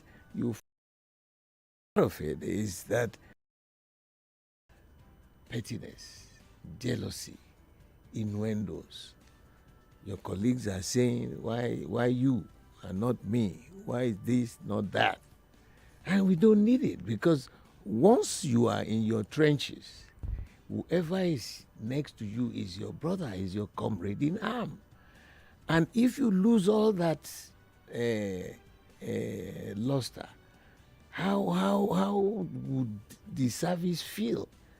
You know? So that's the really bad part of any military governance in government. And so I always advise each time that yes, we were there, we had that experience. Did he end up well with the military? No. If you want to be a politician, join them outside. Like you? Yeah. Go and join and listen.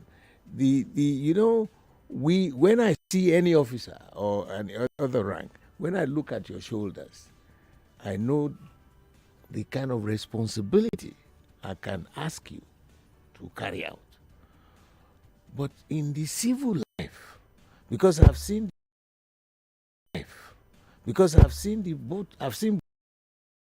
starts from 0 to infinity. You can expect anything at any time without any excuses.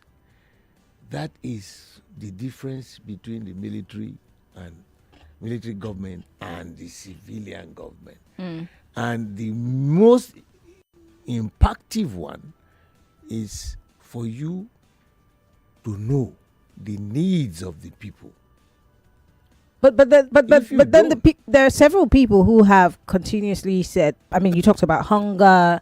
And the government's attention to the problems of the people. Right. There are people who subtly have been saying that there should be it'll be better to have a military administration. Of course, I mean, like you're laughing, it obviously means that that's just rubbish. But there are people who seem to think that might be the way out of the suffering. But do you think, again, I'll ask the question, who's telling the truth? Was there a coup? Was it a failed coup attempt?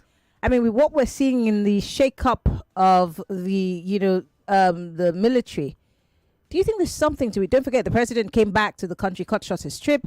I also hear the IG ran back from some events that he was supposed to do abroad. And several things, we've seen so many things. Is there something that the government is hiding from us, you think? I'm not in government, so you hear. As a former military man, what do you think is going on? I don't know. I left now over 30 years ago. I retired from the service. And most of the young men there now were not even in the service when I came. So because of my political involvement, I have very little interaction with the military. But the president used to be your friend. Yeah. Which president? I'm talking about this president. Even though I know that you do not share. Yeah, but we don't. You do not. We are not in the same party, and we don't share. But occasionally, they call for suggestion of one thing or the other. Do you think they follow any of the ideas that you've shared? Yeah, you tell them, my views on certain things, and it's normal. But I don't have in-depth discussion or analysis with them. Rather, we put all that in our party to get ourselves ready so that when we punch during the election, we give them a TKO. I want to ask quickly because Lagosians want to join the conversation. By the way, we're live on facebook.com/Nigeria Info FM. We're also live on YouTube, Nigeria Info FM. You could join the conversation via WhatsApp if you're listening from outside of the country. When are you going to let Wike go? I believe he was my political son, and I have advised very often he should calm down. In Hausa, they say kadankada. In Igbo language, they say wayo wayo. In Yoruba, they say faraibale to Wike. No individual has it all. And the lessons I would tell him, the way he's going in another political party, and all those who are going to say they want to join the APC, good luck to them. There are people before they came, right? And there will be people before. So if they decide that this is the time, the major difference they will have is that the way our party operates as a democratic party, there is only one man who told us openly that I own the party. That was Mr. President. He said it, that I own the APC. So if somebody is telling you this is his fiefdom, his company, and you are going there, what guarantee do you have that whatever you want in your mind, you raise your hand up, or you are going to be like a doggy that would follow anything you want to follow? So I feel sorry for those guys. We have seen it before. At our national convention, people walked out. They went to the other party. They treated them as they should have treated them, and they ran back to the party. So it's not final yet. But Chief, there's those who are saying that before the end of the year, your party is going to empty out, and you might follow them. That is a huge joke. I am an irredentist party PDP man. You know why? I told you, the British left two evils in this country: And the founding fathers of our party tried methodically, made certain suggestions of how to get rid of these two evils. But you were unsuccessful, obviously, because that's the biggest issue that this country has to deal with today. Bigotry. Now, yes, we were successful. We were successful. Were you? Because it's a deep-seated situation, and we're still seeing it every single day. No, it's not a 100-meter dash race. Nation building is not a 100-meter dash race. It's a marathon, generation to generation to generation. All we are trying to do now is to make sure that the Gen Z generation will catch up with the good wishes and the goodwill that the Almighty God has implanted in this country. Because what is governance, a democratic governance? It is the utilization of the resources of the land for the benefit of the people. Okay. Period. Okay. So if you can't do that, then what are you doing in government? What are you doing in... And, my plea, because everybody say, oh, PDP is dead, PDP is this. We are waiting for this judgment. First of all, in our party, one of the don't do areas is for you to just suddenly end up in a court. You must exhaust the dynamics within the party. If you are still not satisfied, then you go to court. So they will be brought But to book. the last time you were in court, the judge said, "Go and put your house in order." No, the Will Supreme your house Court- ever be in No, order? No, the Supreme Court made that statement. And if Supreme Court made that statement, what are we still doing now in court? And I don't know what the judge will say. They have told us, go back. And we went back to the party. We had the party meeting. Those who were supposed to be present were present. Decisions were made. They were all announced. And then weeks after that, you have the temerity to say they forged your signature. It's so heart-wrenching that I thought, what is going on? I was at that same meeting when people got up and said, look, don't start to use the big stick. Let us work together as one. We also told the governor of Enugu the same thing. Hold on. Don't do this. Don't do that. Now they've gone. And those Maybe the PDP is at snail speed, and some of them don't necessarily want to wait that long. We have a saying in my part of the world that until a woman has two different husbands at different times, then she will understand the goodness of being a proper married woman. Okay. I would have loved to hear it in Yoruba. But let's open up the phone line. 0201-277-0993, 0201-465-7190. Chief Olabode George here with us in the studio. 30 minutes, go straight to the point, guys. Not too much analyzing. Hello, welcome to Hard Facts. Hello, good evening, Marianne. Good evening. Madam Lucky, I'm coming from Begileki. Go ahead. Help me ask your guest about the issue of the military shakeup. Ask him that with the way the politicians are doing with the military, look at the IG of police who's supposed to be number one, the president supposed to start. You leave that man there. Ask your guest that with the way the politicians are behaving with the military and the police, don't you think they are destroying the institutions, comparing Nigerian institutions to those ones we are seeing in the U.S.?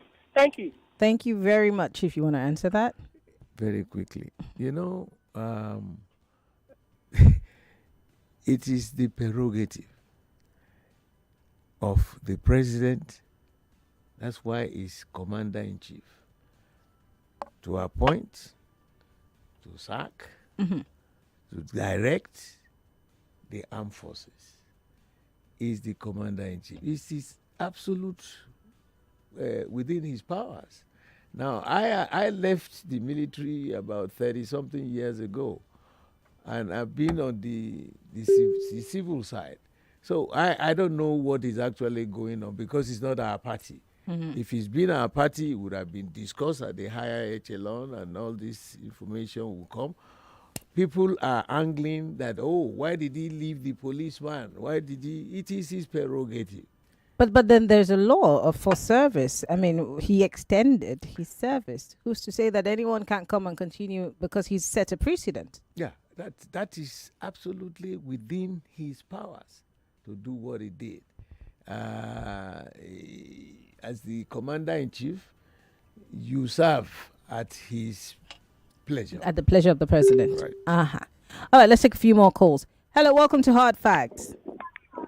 Good evening, Mary. I'm Dukoko. Yes, Please, 30 seconds. Ask your guest. The way the judiciary is handling political matters, how does he feel? Because the same judiciary told us if you decamp,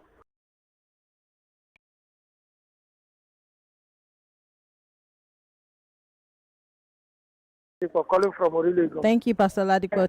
Chief. Yeah, well, I still believe that the judiciary should respect the judgment given by the Supreme Court. That all these political matters, you people get up, go to your party headquarters and resolve. That's the most sensible thing. Otherwise, they become partisan. I hope this case that is just before the justice, we have all the tools. If he tells us we are wrong, there will be crisis. If he tells us we are right, there will be crisis. The best way to ship it out of his own table is to say, get back to your party and resolve your matter. That's the most sensible, the most rational thing. Otherwise, you want to add the judiciary as another political party. And it should not be.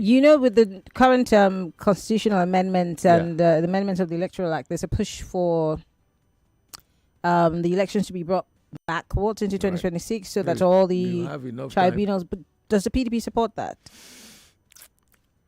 Yeah, to some extent. But not to the extent where they will decide that you let the will of the people. If they find out that there are certain inadequacies and all that, what I expect them to do is go back and redo or go back and recount. Don't pronounce that you are president, you are whatever, governor. No. It really brings a lot of filth on the judiciary. And I mean, there's a quoting that I want to say. Suffering is a one.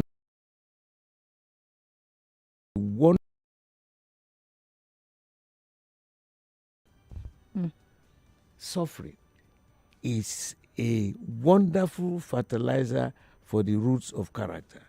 The great objection of this life is character. And that it is only the only thing, that character you got, that you will take when you go back. Absolutely. When your creator calls you. Yeah. Okay.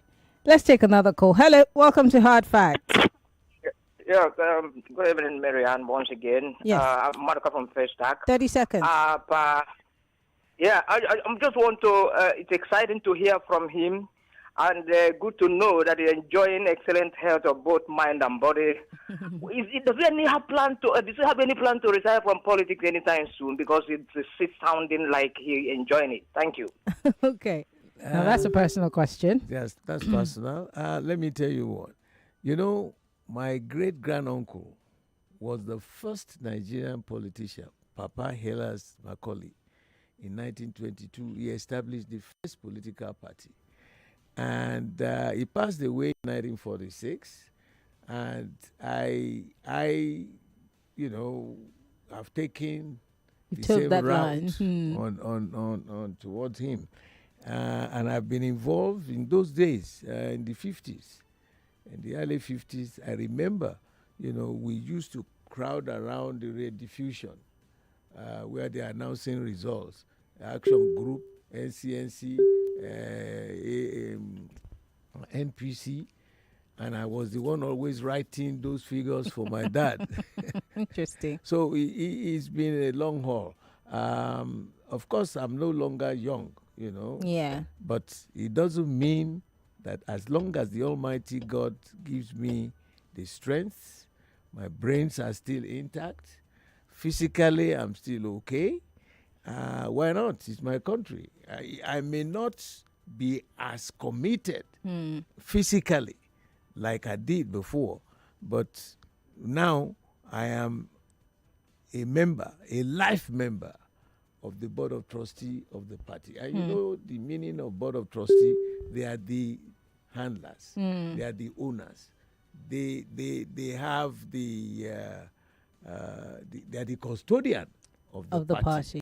The assets, the liabilities are owned by them. So it's a great honor for me. So as long as I'm still able to think, talk, and reason, I remain PDP. Lovely. Let's read some messages here. Tony Opako here says, does the PDP still have any political future? As many of their stronghold governors are shamefully and hopelessly discamping to the APC.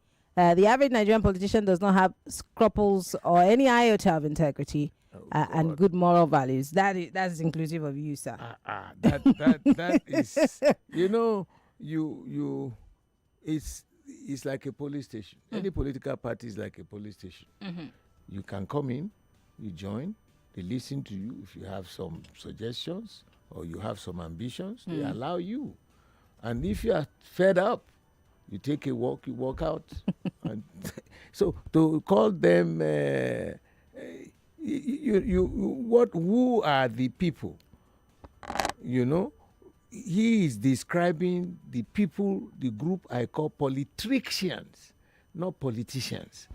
Politicians are people who are committed to managing the resources of the land for the benefit of the people. But politricians,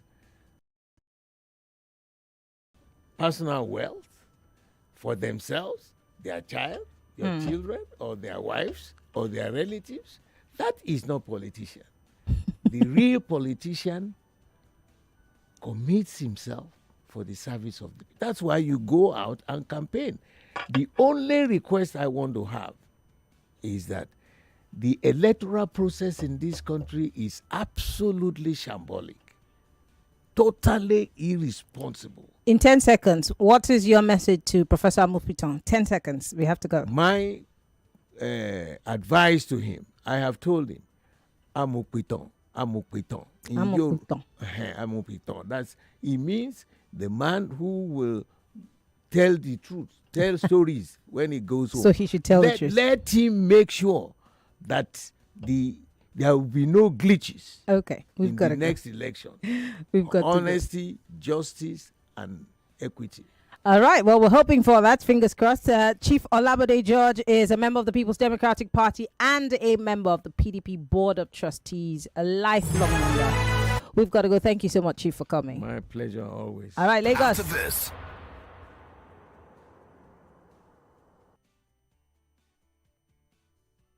See, everybody with him own wahala. Every day comes with its own version of challenges, and you have to be ready to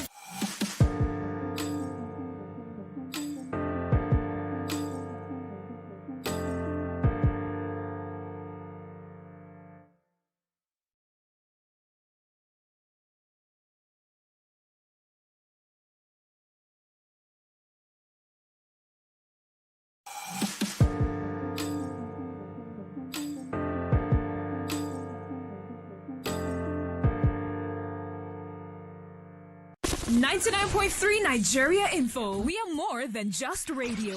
Subscribe to our YouTube channel at Nigeria Info FM. Check us out on Facebook at Nigeria Info 99.3. Follow us on Twitter at Nigeria Info FM and on Instagram at Nigeria Info FM Lagos for live updates as it happens. 99.3 Nigeria Info. Let's talk.